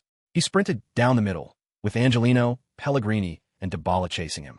He looked up and saw Paredes in front of him, then tried to sidestep him. The Argentine, however, stood his ground as he swiped the ball off Lucas, getting both the ball and Lucas's feet. Lucas rolled on the ground and sprang back up while Topmaler protested heavily to the 4th official by the sidelines. Ranieri just stood with his arms crossed, watching the match unfold. While researching the Eintracht Frankfurt squad, he had found that a new player, who had only made his debut that month, was going to be one of the hardest to keep out of the game. He had already instructed his players before the match to put in a strong tackle on Lucas early. He wanted to see how Lucas would respond to a heavy start since no team had done that before. A few minutes later, Roma struck. An attack started from deep in the Roma box, with Sviler rolling the ball to Ndika on the left. Lukas and Ekatike tried to press high, but the ball was just passed around the defense to beat the press. Ndika passed to Hummels, who managed to turn swiftly under pressure from Ekatike and release Sailmakers running down the right flank with a lobbed pass. Sailmakers tried to run with the ball down the flank, but saw the space was covered by both Chibi and Nate, so he promptly passed the ball backwards to Mancini at the halfway line. At this point, every Eintracht Frankfurt player was in their own half. Both Lukas and Ekatike had tracked back to defend. However, instead of stepping out to mark Mancini, who had the ball in acres of space, they all stayed in the low block, looking to cut out probable passing lanes instead of rushing Mancini into a mistake. Mancini with the ball. Dybala's come short calling for it. Sailmakers makes the run down the flank. Frankfurt is allowing Roma a lot of time on the ball. Mancini is considering his options. He floats the ball towards the back post. Angelinu. Roma has taken the lead. Lukas turned to the post and shook his head as the Roma players ran to celebrate. He tried to close down Mancini just before the cross, but he hadn't got there on time. The ball reached Angelino, who was free at the back post, and smashed it past Trapp, who had come off his line to block the shot, only for it to deflect off Koch and into the goal. The home crowd went wild. Lukas looked around at his teammates. It was obvious they weren't fully tuned into the match. There was a sense of nonchalance as they played. Ekatike and Ansgar would normally be sprinting forward whenever Lukas got the ball, even during training, but tonight they were just walking around. Unconsciously, the fact that the result of this match wouldn't affect their position in the competition had made them complacent. The first half whistle blew shortly after the restart, and the players walked through the tunnel into the dressing room. It had been 45 minutes, yet the energy from the stadium didn't seem like it would be going down anytime soon. The Ultras led the chants as they echoed throughout the stadium. Even from the dressing room, the banging of drums and the songs were still very audible. Topmøller, however, did not care about any of that. What the hell was that out there, boys? Did you come here to play football? Or did you come to take a stroll and enjoy the atmosphere? How are they outplaying us this badly? 2 shots on goal against their 11. We have to take the game to them. Disrupt them. Don't think we have nothing to play for. If we show such a lazy side, what happens if we draw them in the knockout stages?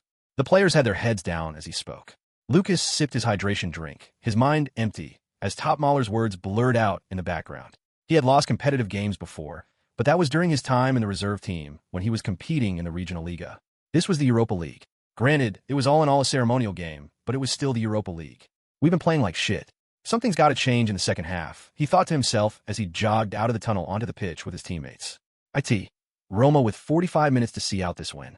45 minutes that could spell disaster for the season. They're not in a great position in the league. They've had to change their manager twice already this season. Being unable to see this game through might cause irreparable damage to the season. They have the crowd behind them. They have the goal advantage.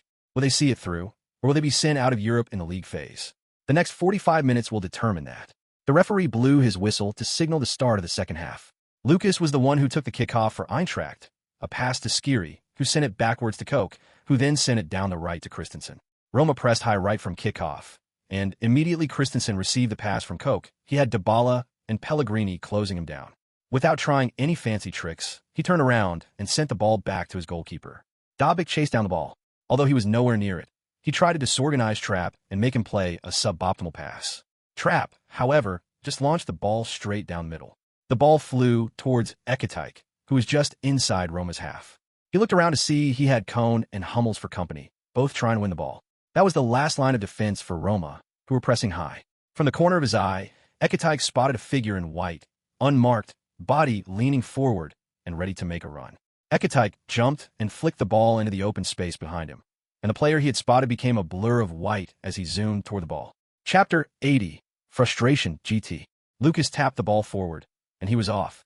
Oh my goodness. What mistake. Lukas Brandt with acres of space to run into. Only the goalkeeper between him and the goal. Roma is in trouble. Hummels, Mancini, and Ndika gave chase, but they could never cover the gap. Lukas covered the half field in no time as he got to the edge of the penalty area. Lukas one-on-one with Sviler. Sviler is off his line. He chips him, and it's 1-1. Lukas ran towards the away fans' edge to celebrate as his teammates ran to join him. Hold on. The flag has gone up. Hummels and Mancini ran to the referee to protest the goal. The flag stayed down until Lukas scored, so the play was still on. The referees were told not to raise the flag if they were not 100% sure of the call, and to allow the play to continue. Claudio Ranieri, the AS Roma coach, ran to the fourth official at the sidelines to plead his case. He was asked to step back as the communication with VAR was already ongoing. Lukas looked at the Jumbotron where the build-up to the goal was being replayed. "I was not offside," he muttered to Ekatike. "Yeah, when I saw you, you were onside." Then the excruciating wait started. This was, unfortunately, not the Champions League, so there was no semi-automated offside technology, and the lines had to be drawn by the VAR officials.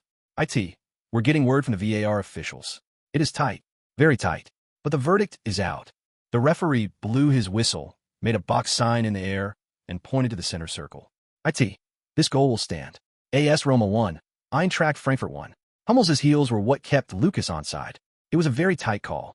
Another round of celebrations ensued after the goal was given, as Larsson jumped on Lukas while the home fans booed the decision. It was not unusual, though, as the supporters of any team on the opposite end of a VAR review will always feel hard done by the decision. Ranieri tried to protest again, but was warned by his assistant that he could receive a yellow card if he approached the fourth official violently. The game resumed after a Dobbik kickoff. From that point onward, the match was brutal, as Roma tried to get back in front while the crowd roared them on. They put their bodies on the line in every tackle, every second ball, every attacking sequence. And all Eintracht could do was defend. Topmøller ordered them to sit in a low block, with Lukas at the edge of his own penalty area, helping to block long-range shots or intercept passes into the box. In the 64th minute, a shot from Sol, who had come on a few minutes prior for Paredes, deflected off Skiri and landed in Trapp's gloves. Immediately, Lukas saw Trapp with the ball, and he broke forward at pace. And once Trapp saw him making a run, he launched the ball toward Lukas with his hand. Roma was caught off guard, as all of their players were in Eintracht half when they attacked, and they started scrambling back to defend. With the outside of his right boot, Lukas cushioned the ball from Trapp as it went through the legs of Kohn.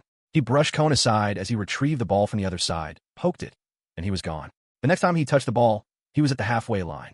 The next, he was already in Roma's final third. Mancini, who was initially the deepest AS Roma player when Lukas received the ball from Trapp, was now the only player between Lukas and the goalkeeper. His job was to slow Lukas down and buy enough time for his teammates, who were closing in fast, to get back and defend. Ekatike and Uzun, who had come in for Knopf, were also sprinting towards Lukas together with the Roma players as Lukas ran down the pitch. Lukas knew he could outrun Mancini, and that was exactly what he tried to do. Without any fancy footwork, Lukas hit the ball down Mancini's left-hand side and sprinted down the opposite side. Mancini, who was already half-turned, turned around completely to chase the ball, but he knew Lukas had beaten him for pace. Just as Lukas got to the ball a few meters away from the penalty area, he glanced at the goalkeeper and put his laces through the ball. Both of his legs went off the ground as he struck it with nothing but power. Bang! The sound seemed to quiet the stadium as the ball crashed onto the crossbar. Sviler had gotten a finger to the ball while diving at full stretch, as a recovering Mancini thumped the ball forward. Wonderful save from Sviler there. That was heading for the roof of the net. Almost the perfect counterattack by Eintracht Frankfurt. Brandt with a clean connection. All 60,000 plus Roma fans in the stadium must have felt their hearts drop into their stomachs after that strike. Sviler might just have rescued Roma. Lukas shook his head in disbelief for a brief moment as he looked at the goalkeeper before turning around to look for the ball. What the? Lukas had to stop himself from cursing as he turned to see Shomurodov, who had come on for Dobbik at the same time as Sol, one-on-one with Trapp, with Koch pressing back, as he managed to hit the ball past the goalkeeper, even under pressure. How did that happen so fast? Lukas thought as the Roma players, including Mancini, who was standing just in front of Lukas, ran to the opposite corner of the pitch to join Shomurodov in the celebrations. Oh my goodness! Shomurodov might just have won it for Roma. Incisive counterattacking football from both teams, but Roma has been more clinical. It's AS Roma 2, Eintracht Frankfurt 1. The Eintracht forwards were already in Roma's final third due to Lukas's run, and even the defensive players had pushed up higher, temporarily ending the low block. When Mancini cleared the ball after it came off the crossbar, it headed high into the air, but not really far away from Roma's final third. This drew even more Eintracht players up the field as they tried to contain the ball in Roma's half and relieve the pressure they had been under since Lukas's equalizer. The ball landed on the right-hand flank of Roma's half, and Sol controlled. They had applied pressure in an attempt to dispossess him, but with a deft flick of his heel, Sol hooked the bouncing ball over a scrambling Theat's head before using his own head to control it and drive forward. He got to the halfway line and lobbed a perfect pass over the heads of the two Eintracht center backs into the path of Shomurodov on the other side of the pitch. Shomurodov, after a few lucky touches, was able to go one-on-one with Trapp and give AS Roma a much-needed lead against Frankfurt. Topmøller clapped to encourage his team not to give up, while Ranieri was not satisfied with a one-goal lead as he urged his men to keep up the tempo and stay focused. 2 minutes after the restart, The game was more expansive than before. Eintracht tried to bring the game level again, while Roma launched counterattacks whenever they won the ball back. The tackles from Roma also got a lot more aggressive, and one man was marked as the most dangerous Eintracht Frankfurt player on the pitch. The youngest man on the pitch. The home support already started whistling whenever Lukas got the ball after he gave them that scare, which was only mitigated by a wonderful Sviler save. But now, the Roma players were not letting him have it as much as he wanted. But Lukas remained undeterred, under the nicks and slick pushes from the Roma players. The dangling legs whenever he tried to start a run, or the obvious body checks whenever he was about to drift into an open space, even when he didn't have the ball. The fouls were annoying to Lukas, but he was getting even more frustrated that no Roma player had received a yellow card after all the tackles he had endured since their second goal. I should take him off soon. This game is not that important, Topmøller thought as he watched Lukas pick himself up from another push by a Roma player. He had already complained about the lack of yellow cards to the fourth official earlier, but was now contemplating replacing Lukas. In the 74th minute, Tuta fizzed a pass down the middle toward Lukas, who was at the edge of the center circle inside Roma's half. Pellegrini had stretched his leg to intercept the pass, but it had so much pace on it that it got to Lukas before he could get there. A wonderful first touch. Roma's defense is split wide open. This could be the moment. Chapter 81. Heartbreak. The commentator remarked, as Lukas killed the ball's momentum with his first touch. He turned instantly to face the Roma goal and moved his feet to touch the ball when he saw Angelino sliding in with a tackle. Topmøller felt his heart skip a beat as Lukas clutched his ankle with both hands and writhed in pain while the medics ran onto the pitch to assess the situation. After rewatching the tackle from the feed provided to the coaching staff, Topmøller ran to the fourth official protesting that the tackle was dangerous play and Angelino ought to be sent off, while Ranieri argued he was only going for the ball. The referee only showed a yellow card while VAR checked and cleared it of dangerous play. Another round of protest from Topmøller ensued, which saw him receive a yellow card from the referee before he calmed down. Back on the field, the medics sprayed the magic spray on Lukas's ankle as he sat up from his lying position. "How's it feeling?" a female medic asked as she gently pressed the area around the ankle. "Can you stand?" "I think I can manage." "But it hurts, really bad," Lukas replied as he winced in pain. Topmøller, Zembrod, and Buck waited impatiently for the feedback from medics. They all knew Lukas's importance to the team, even though it had barely been a month since his first team debut. He was in superb form, and a serious injury might derail not just their season, but his budding career. "Call Igor back," Topmøller said to Buck, who then screamed for the player warming up by the sidelines. Topmøller had decided to bring Lukas off whether he was able to continue the game or not. "There is no need to take unnecessary risks. I should have taken him off a lot earlier," he thought as he looked at Lukas and prayed silently that it would not be a serious injury. The two medics, each on one side, supported Lukas as he stood up from the ground and stood on only his right foot with his left leg in the air. "Place it on the ground very gently," the male medic to his left said to Lukas, and Lukas obliged as he gently lowered his left foot to the ground. "It doesn't hurt as much anymore," Lukas responded. "Yeah, the numbing spray is kicking in." "That's great. I think with some bandages I could manage for the rest of the match. We can't let you continue, though. I think we should head to the locker room for more checks." "I also don't think the coach will let you continue," the medic replied as he used his head to point to the technical area. Lukas looked over and saw his number up in red on the substitution board. "IT. Well, his race is run. Looks like he would love to continue, but Topmøller isn't taking any chances, and I don't blame him. Losing your most informed player in a match whose outcome does not change their position in the competition." The away fan stood up and gave Lukas a standing ovation as he limped off the pitch accompanied by the medics. Ekatike ruffled his hair and said some encouraging words in French Lukas couldn't understand, while Larsen, Uzun, and a few other players tapped him on the back as he limped past them. "How is he?" Topmøller asked the medic after a brief hug with Lukas. "It looks like an ankle sprain. We will have to do more thorough checks to see if it's just overstretched ligaments or if there's a tear. But thankfully, we don't think there's a fracture. Just to be safe, we will run the scans as soon as we get to Frankfurt." "Go on then," Topmøller said to the medics and tapped Lukas on the back as they headed for the tunnel. He watched Lukas go, muttered something under his breath, and turned his attention back to the pitch. Asterisk, asterisk, asterisk. Back in Darmstadt, Germany, at the Jimenez's house. The whole family, except Ruben, the youngest, who was sent to bed earlier, were sat in the living room watching the match between AS Roma and Eintracht Frankfurt. The lights were turned off, and only the light from the TV and some phone screens illuminated the room, as snacks and drinks were arranged on the table in front of the sofa. "Damn, look at the scenes. I should have been there," Joao exclaimed after they celebrated Lukas's equalizing goal. "You have to be in school tomorrow." "What do you mean by I should have been there? You should be sleeping?" Carlos Jimenez, his father, interjected. Ahem. Sorry, sir, Joao said as he sat back down in his seat. Javi, Carlos continued, turning to Javi, who was all smiles as he watched the replay of the goal. Your son is a very talented footballer. How about letting him play for my team? He asked jokingly. Bayan? I didn't know you were an agent, Carlos. Who isn't one? Every fan wants the best players at their club.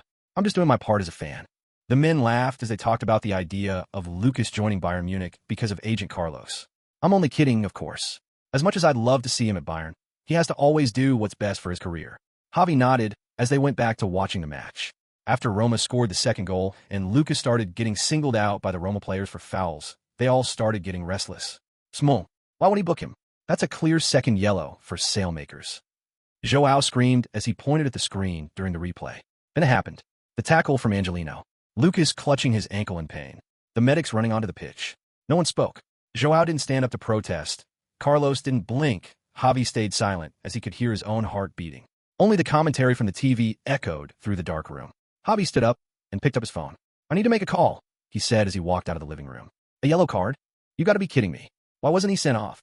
Joao was the first to lose his mind as the referee brandished a yellow card to Angelino while Lukas was being tended to by the medics. That was dangerous. He looks like he's in so much pain, Sofia Jimenez, Joao's mother, said as she shook her head. This is one of the dangers of this sport. I really hope it's not very serious, Carlos said. Sitting between Carlos and Sofia was Joanna. She hadn't said much since celebrating Lukas's goal, but this time she was completely quiet. She did not make a sound, only clutching her phone tightly as she watched Lukas limping out of the pitch, visibly in pain. Without saying a word, she stood up and headed straight for her room. Anna, are you okay? Sofia asked as she watched her daughter walk out of the living room. I am fine, Mom. I just want to use the restroom, Joanna said as she opened the door to her room, entered, and shut the door behind her. The sound of the locks turning was drowned out by the commentary from the TV in the living room. Immediately, she locked the door. The light from her room made her face visible as she leaned against the door, as if her legs had given up on her. Tears poured down her cheeks as the scene of Lukas clutching his ankle in pain replayed over and over in her mind. It felt like someone had put a knife in her heart as she used both hands to close her mouth while she cried her eyes out. A few minutes later, she wiped her eyes as she picked herself off the ground and walked to the bed and immediately started texting Lukas. Hey, how are you? How's your ankle? What do the doctors say? Is it serious? Call me when you can. She put her phone to the side as she lay on her bed, tears welling up in her eyes once more as the scene kept repeating in her head. She kept checking her phone to see if Lukas had read the messages she sent or if he had replied, and she missed the notification. Meanwhile, outside the apartment, Javi was on a call with Marco. I will let you know as soon as I get information from the club. Javi, I promise you he will be okay. AS Roma has a great dedicated hospital in Rome if there's an emergency. Eintracht Frankfurt also works with some of the best orthopedic surgeons if there's need for surgery. Thanks, Marco. I'll be expecting to hear from you. I'll also contact him. All right. The call ended and Javi called Lukas immediately. No answer. Chapter 82. Sidelined. He must not be close to his phone, he muttered as he turned to greet the Jimenez family goodnight and head home when his phone rang. Hello. How is he, Javi? Were you able to reach him? N's voice came from the other end of the line. Not yet, N. It seems he's not with his phone. He will call back when he sees it. He's going to be all right, Han, okay? But he looked like he was in so much pain, Javi said, trying to keep himself composed. He was on the verge of crying. I know, dear. I was heartbroken too when I saw it. But I'm sure the medics will administer something to quell the pain. I promise he will be all right. Lukas is a warrior. Yeah, you're right. He is a warrior. A beep sounded from Javi's phone as he was speaking with and Lukas's number appeared on the screen. He's calling me now, and I'll call you back after we talk, okay? All right, go. Wish him a speedy recovery from me, she responded before ending the call. Hello, Lukas. How are you? How's your foot? Does it hurt? Dad, I'm fine. It doesn't hurt as much anymore. The medical staff gave me something for the pain. I also got a numbing spray. That's great. So what are they saying about the severity of the injury? Is it serious? There's no definite conclusion yet, but they said it's unlikely to be a fractured bone or a ligament tear. It's likely just an overstretched ligament. But I'll have to undergo some scans tomorrow morning in Frankfurt before they can confirm anything. I hope the results come out favorable. Don't overexert yourself, okay? Be careful. I'll see you in Frankfurt tomorrow morning. All right. Good night, Dad. Good night, Luke. I love you. I love you too, Dad. Asterisk, asterisk, asterisk. IT. And Roma are in the playoffs. The final whistle couldn't have come at a more perfect time for them. A thrilling game at the Stadio Olimpico. A goal from Angelino and Shamirodov. And in between them, a beautiful goal from Brandt. And the match ends Roma 2, Eintracht Frankfurt 1. Have a good night, everybody. The commentators signed off as Roma celebrated the win. On the pitch, Mario Götze, Mahmoud Dahoud, Nambi Collins, and Ansgar Knopf were chatting with their former clubmate Mats Hummels. They had all played for Borussia Dortmund at some point in their careers, with most of them even graduating from the BVB Evonik Fußball Academy, highlighting Borussia Dortmund's ability to produce great players. Dahoud, good game, Mats. You sure you want to stop doing this by the end of this season? The game will miss you. Hummels, they say leave the game before the game leaves you. I'm just enjoying my final season now. Götze, you've done well, my friend. Hummels, thank you. That Lukas kid, he's the real deal. I watched the game against Dortmund. He looked unplayable that day, and even worse today. He shook his head with a smile. I hope he's okay, though. Knopf, yeah, he's incredible, really. He took off his shirt and exchanged it with Hummels's. Götze, that tackle from your guy was too dangerous. Hummels, you know the game, Mario, there's no hard feelings. He felt it was something he had to do. Please extend my regards to Lukas. Knopf, no problem. Collins, nice seeing you again. We gotta go now, though. Congratulations on the win. They all shook hands and exchanged hugs with Hummels before heading down the tunnel into the dressing room. In the dressing room, Lukas was sitting on the bench using his phone. He had already showered, and his ankle was wrapped in bandages as he waited for the match to end. Yo, look who's here. Decided to take a break, huh? Larson asked as he rubbed Lukas's hair. Hugo, get your sweaty hands off me. Lukas replied, smiling and brushing Larson's hands off his head. A few laughs echoed in the dressing room, but died down instantly when Topmaler stepped in. Not our best performance today. They wanted it much more than we did. They fought harder, but I am proud of you guys. We made them work for the 3 points. We made them beg for the final whistle. That is good. Now we have to shake off this loss and prepare for the next game. I'm feeling better, coach. It's still throbbing, but the medic said that's normal. That's okay. I spoke to them. They will take care of you. After the scans tomorrow, we will know how serious it is. Don't put too much pressure on it. Yes, sir. They even gave me a pair of crutches, so I'll be able to walk. Good. He turned to Larson. Help him if it gets too difficult. The rest of you, prepare to head back to the hotel. We fly back home first thing tomorrow morning. Topmaler turned and left the players to freshen up as he headed to the press conference room. All right, Mr. Crutches, how can I assist you? Larson asked. Who needs your assistance? Get your hands off me and go take a shower. Asterisk, asterisk, asterisk. The next morning, January 31st, 2025, at the B section of the Profi camp dedicated to sports facilities, Lukas was in a white hospital robe as he lay on the bed in a spacious room. His left ankle was wrapped and propped up at a slight angle with a pillow, while Javi and sat to his left with worried expressions.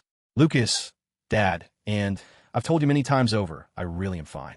I already did the scans. There were no fractures. They're still assessing it, but they said it looks like just an overstretched anterior ligament. It's quite common, really. Javi, that doesn't matter, Luke. You were in so much pain when it happened. That was heartbreaking to watch. And he's right, Luke. Your father was so distraught last night. But still, I am glad it doesn't appear to be very serious. Lukas, I promise you I am fine. In a room down the hallway, Dr. Fabian Platschel, Eintracht Frankfurt's first-team doctor, was communicating with Topmaler, Buck, and Marco. Platschel, it's a grade 1 sprain. Thankfully, there are no fractures. The knock overstretched his anterior talofibular ligament. We will start rehabilitation in a couple of days. Since he's young, he should heal faster. But just to be safe, he should be out for 2 to 3 weeks. Everyone breathed a sigh of relief after hearing Dr. Platschel's words. They had been concerned Lukas might have sustained a more serious injury. Platschel, also, I will monitor his psychological state during the rehabilitation period. He will receive sessions from the club psychologist to determine his overall mental state before he's back on the pitch. Even minor injuries like these can have deeper psychological effects than physical ones. Topmaler, please do everything that needs to be done. I looked at his files, and he hasn't been injured since joining the club. This is his first, so it might affect him more than it normally would. He's a crucial part of the team, and we need him to be 100% healed. Platschel, he will be okay. Marco just listened and nodded as the conversation went on. He saw how much the club, and especially the coach, cared for his client. I'm glad Lukas chose to stay here, he thought with a smile as he stood to shake hands with the doctor after the discussion. Chapter 83. Injury Mode, GT. Back in Lukas's hospital room, and Javi had just seen out the coaches and Marco, who came to visit Lukas. He had been informed of the scope of his injury and his rehabilitation process. The injury was still in its acute phase, so the goal was to reduce pain and swelling. He was asked to avoid activities that stress the ankle, like jumping or running, apply ice for 15 minutes every 3 hours to reduce inflammation, and always keep the ankle above heart level when resting.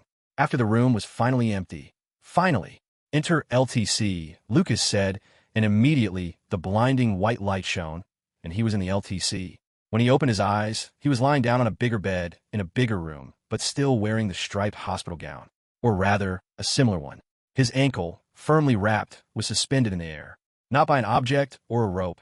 It was like the air around his left foot became denser than the foot, causing it to float. TT, what is this?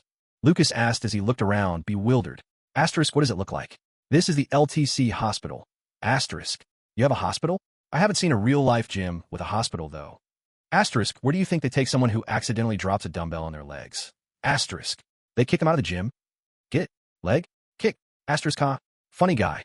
I didn't know the tackle affected your brain, too. Asterisk, seriously, though, what's the need for this?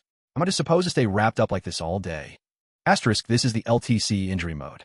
All training is paused until you get full recovery, both physically and mentally. Asterisk.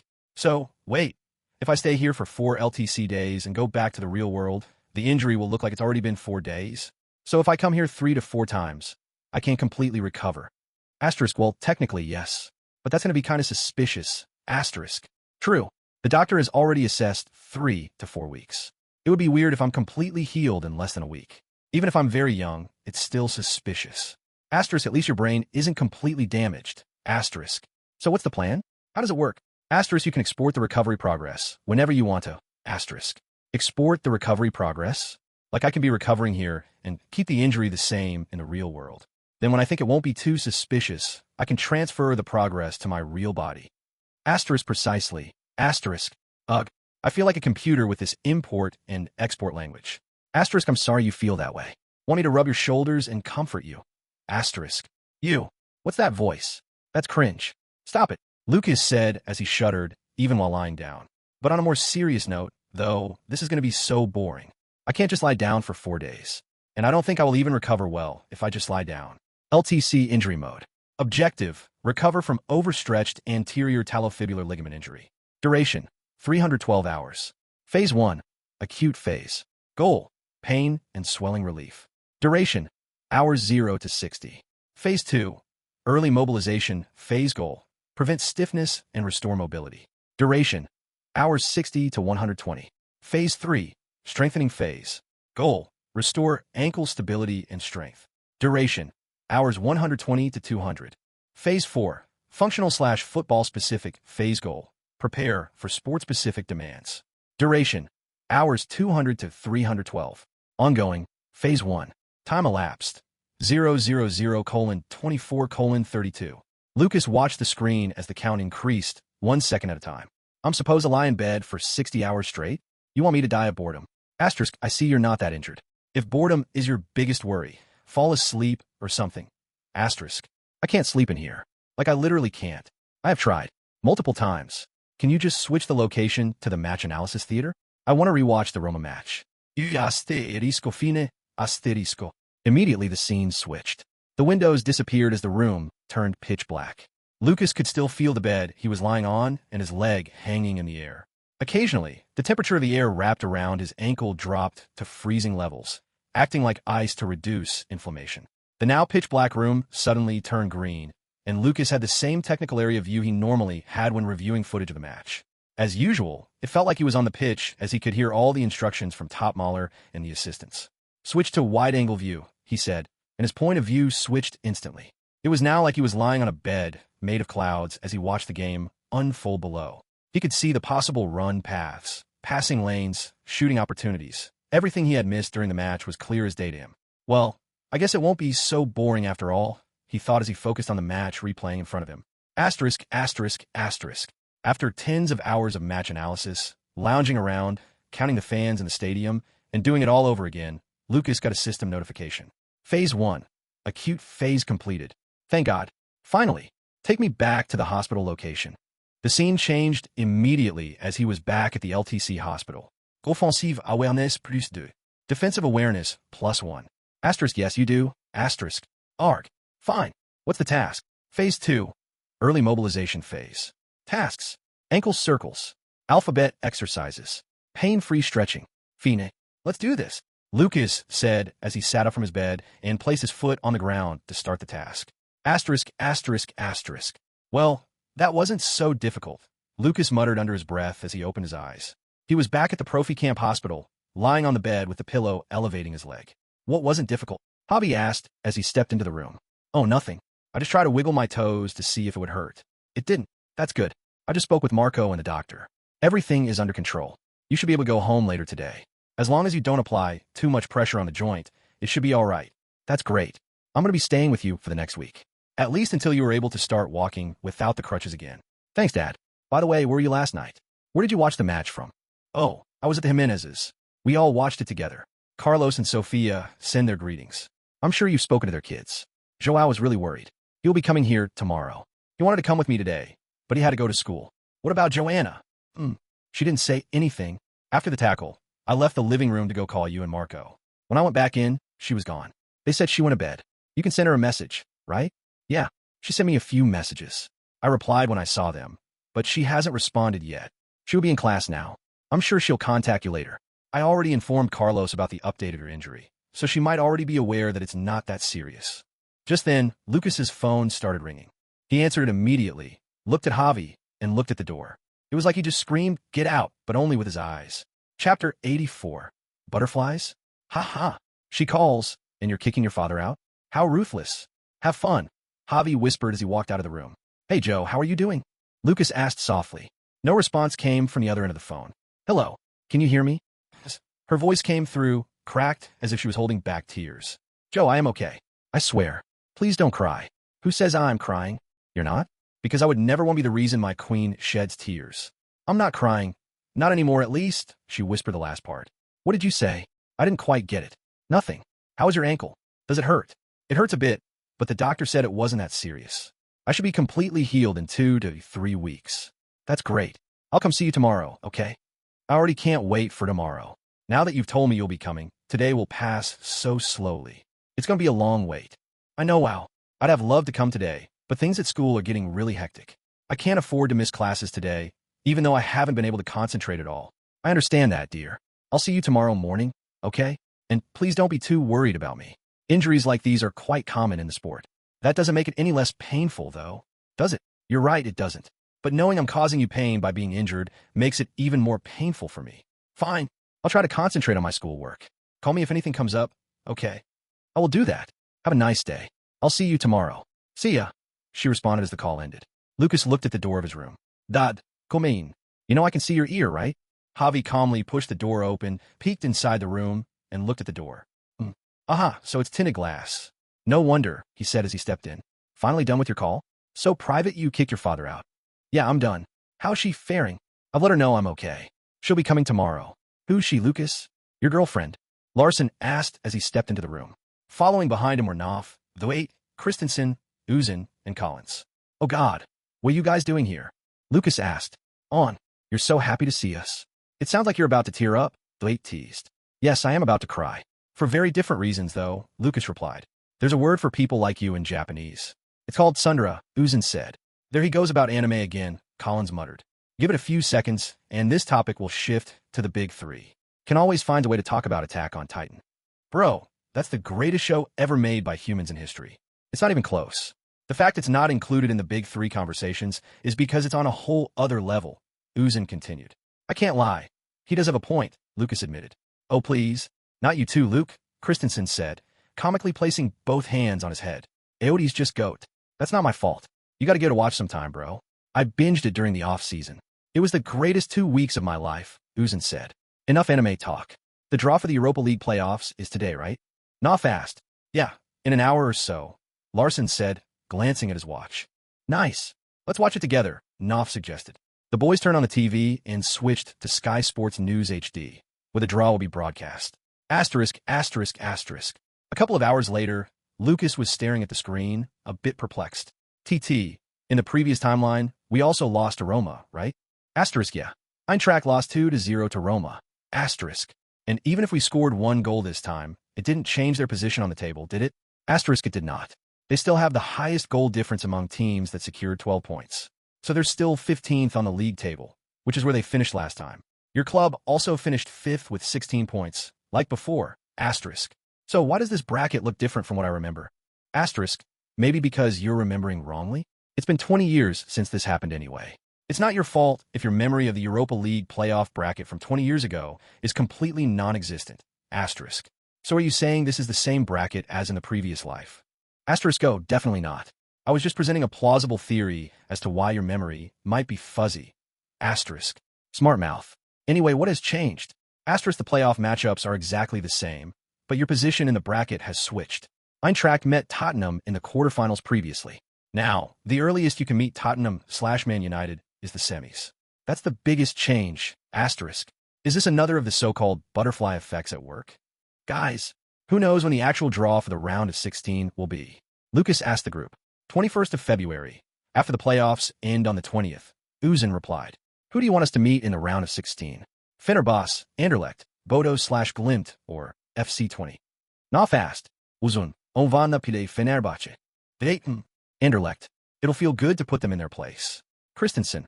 Oh, Arthur, you played for Genk, right? Debate. Yeah. Came through their academy. I don't like Anderlecht at all. Larson. I don't care who we play. As long as we win. I want to play in the final in Bilbao. Noff. We're going to make it. Lucas looked around the room quietly and smiled.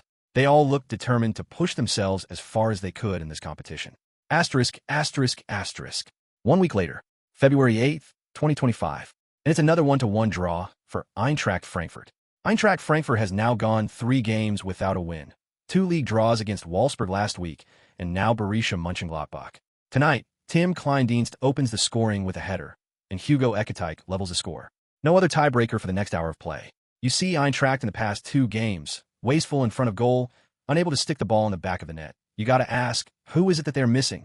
Lucas watched the post-match analysis by Sky Sports on the B. Mönchengladbach versus Eintracht Frankfurt match, which had ended a few minutes ago. He was sitting in his living room, as he had not traveled with the team for the away match due to his injury. Well, his injury had already completely healed in the LTC, but he was just waiting for some time to pass before he exported, so it wouldn't look suspicious. I can't wait any longer, Lucas muttered, looking at his team's next schedules. If I want to start in both matches against Bayern Munich and Bayer Leverkusen, I have to be fit enough to play against Holstein Kiel first. TT. Export injury progress now. Grade 1 sprain. Overstretched ATFL. Injury progress in LTC. Fully healed. Exporting progress to real life. Progress. 1%. Estimated time. 8 hours. Oh, you got to be kidding me. What kind of slow connection is this? Lucas lamented as the progress bar triggered PTSD from when TT initially updated to version 3.0. Asterisk, asterisk. Chapter 85. Special Training, S.U. The next morning, Lucas got up from his bed after finishing his LTC training for the day. Finally, I'm done with KDB skill training, he said as he stretched his body. He had returned to skill training after his ankle recovered in the LTC. Oh, Lucas stopped as he looked at his leg. The ankle, which had hurt slightly whenever he stood on his toes, was now completely free of pain. He jumped slightly, careful not to land too hard on his left foot. No pain. He did it again, this time landing on both feet equally. Same thing. Then again, landing on just his left foot. Perfectly fine.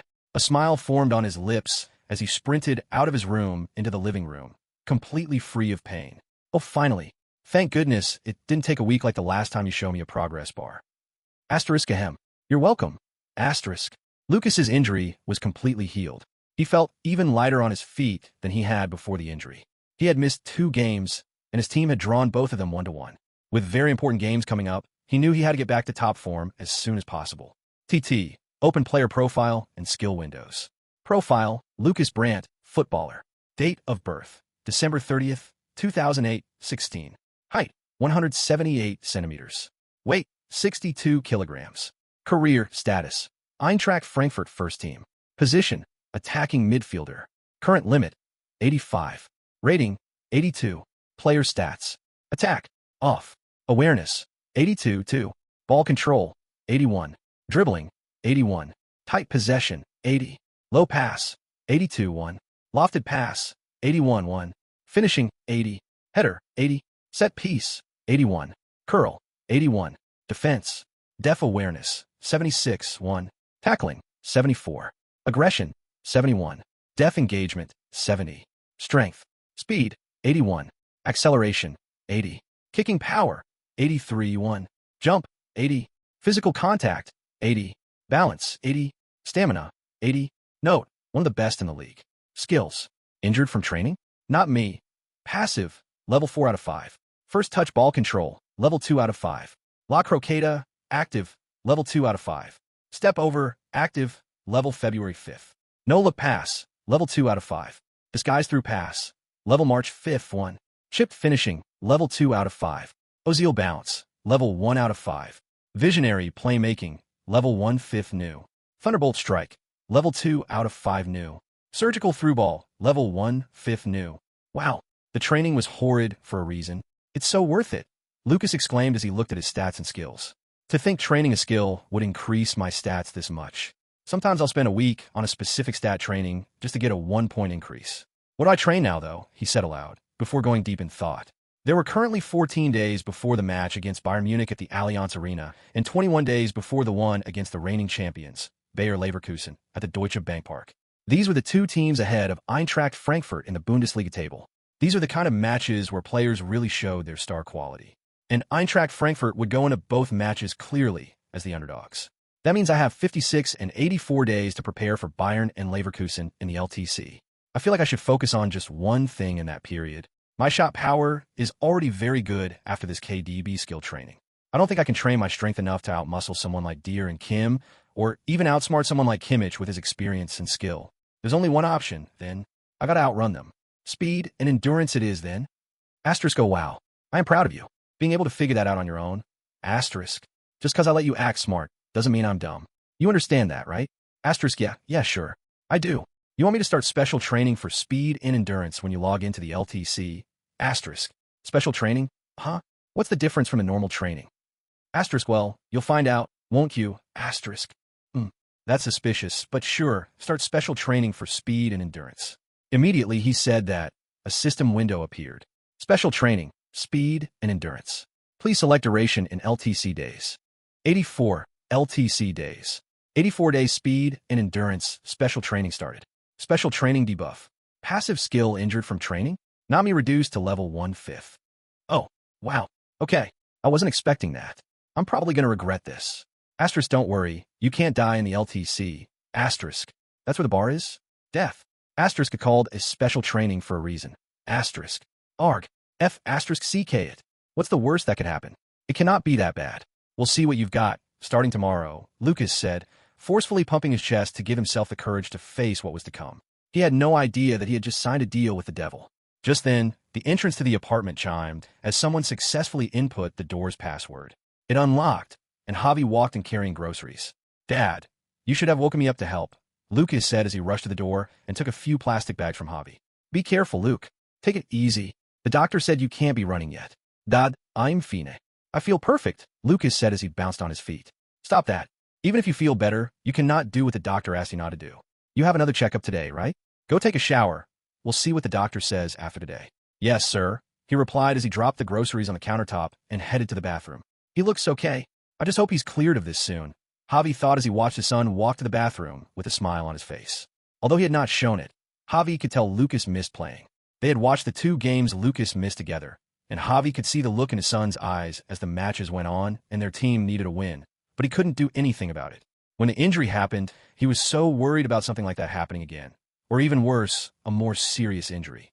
He had even thought of asking Lukas to quit, but that thought only lasted a second, as he quickly remembered how Lukas reacted when he was dropped from the Darmstadt Academy. There was nothing Javi loved more than his son, but there was nothing his son loved more than football, and Javi was well aware of that. Parents, what we've got to go through, he thought, shaking his head as he started unpacking the groceries and putting them in the fridge. Asterisk, asterisk, asterisk. Same day, a few hours later. In a familiar office at the end of a hallway in the B section of the Profi camp, Dr. Platchel was sitting behind his desk, staring hard at something on his monitor. Knock, knock. Please come in. Dino Topmaler opened the door and walked into the office. Platchel stood up to greet the head coach. After a few seconds exchanging pleasantries, Topmaler spoke up.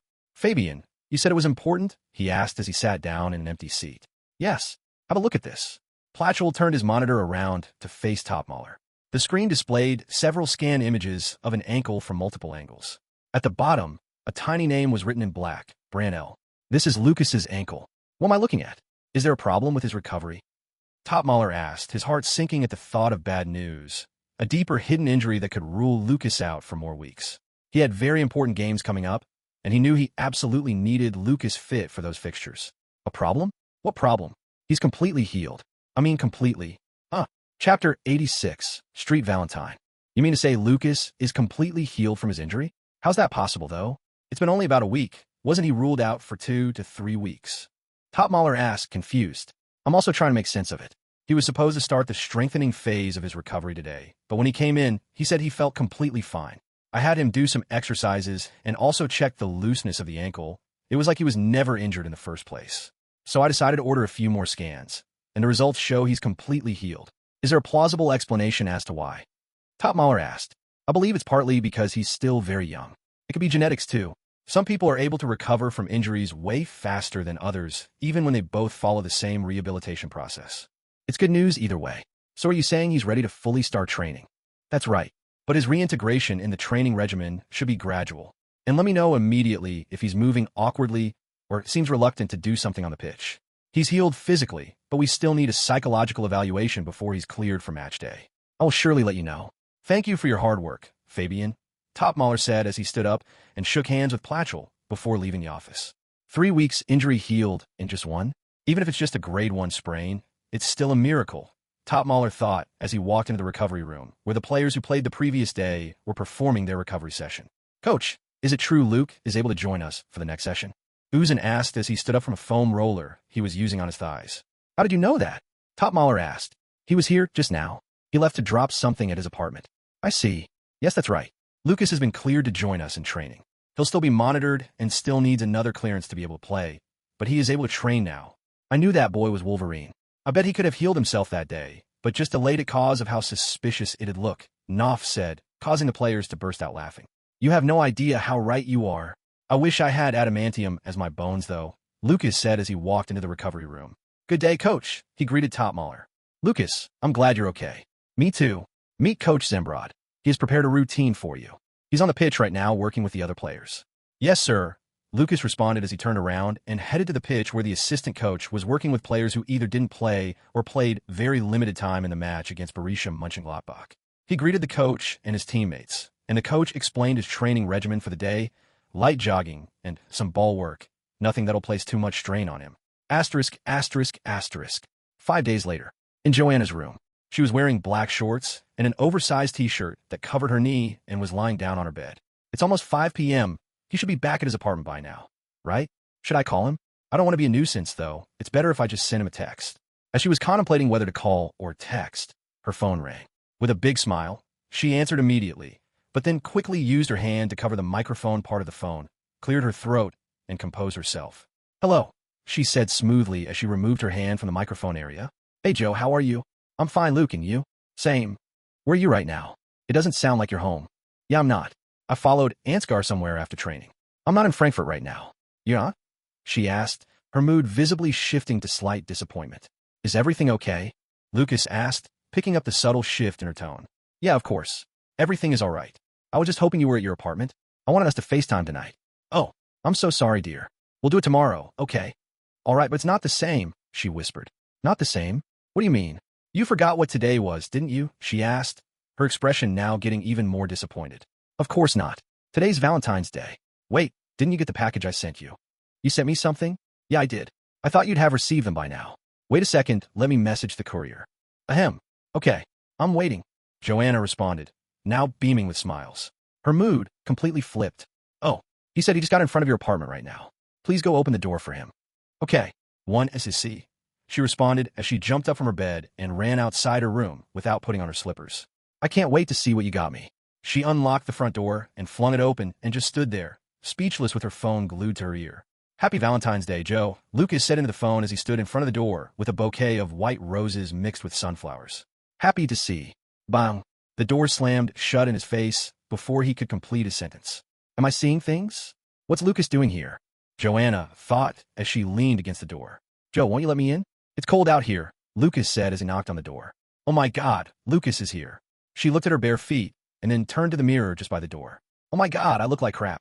Ruben, open the door for Lukas, she called out as she ran to her room. Brother Lukas. Ruben screamed as he hugged Lukas when he opened the door. Ruben, how are you doing? I'm Fina. Who's home with you? Joao and Joanna. Joao's sleeping, though. He came back from training, showered, ate, and went to sleep. What about Joanna? She just ran to her room right now. I think she was embarrassed to see you. Is that so? Here, have this. Lukas put his hand into his jacket pocket and pulled out a Kinder chocolate bar and handed it to him. Go play in your room. I'll wait for Joanna in the sitting room. Thank you, he said as he accepted the chocolate, tearing the wrapper as he skipped to his room. After he was out of sight, Lukas turned towards the opposite direction Ruben had taken and walked to a white door at the end of the hallway. Babe, he said as he knocked on the door Joanna had run into. I'll be out in a sec. I want to see you now, though. I came all the way from Frankfurt to surprise you, and you won't even see me. Okay, cool mean. The door's unlocked. He turned the handle and opened the door. And there she was. She stuffed a piece of clothing in her hand under the pillow and tried to play it off. Her hair tumbled loosely, half-tangled, like she had just rolled out of bed. The edge of her comically oversized shirt dangled with the air in the room. Even though she had asked him to come in, for a moment, she seemed almost embarrassed, caught off guard, unprepared, not wrapped in her usual calm composure. But that was the thing. Even in her disarray, she was breathtaking. The kind of beauty that didn't need polish or preparation. The softness in her face, the warmth that lingered in her gaze, the unguarded honesty of that moment. It all made her more stunning than she ever could have planned. You look gorgeous, Lukas said as he walked closer and wrapped his free hand around her waist. You must be blind. I look homeless. Fine. Come live with me. I've got loads of space for you, homeless stranger. Shut up, she said coyly as she hit him on the chest. Are those for me? She asked, pointing at the flowers. Yes, they are. Happy Valentine's Day, my homeless queen, he said as he handed her the bouquet of flowers. Ahem. At ease, servant. I will accept your offerings today. Do tell what else you have planned for this day. My lady, might this humble servant be so bold as to request thy presence at supper, that I may attend thee with bread and meat, as befits a queen? If thou dost insist so fervently, then I suppose I shall grace thee with mine august presence, though only to see if thy supper be worthy of a queen. You're quite good at this role-playing stuff. You're not so bad yourself. I know some more roles we could play, though, she said as she put the flowers down on the bed and wrapped both hands around Lukas's neck. You do? What roles? Interesting ones, she whispered as she inched closer to his lips.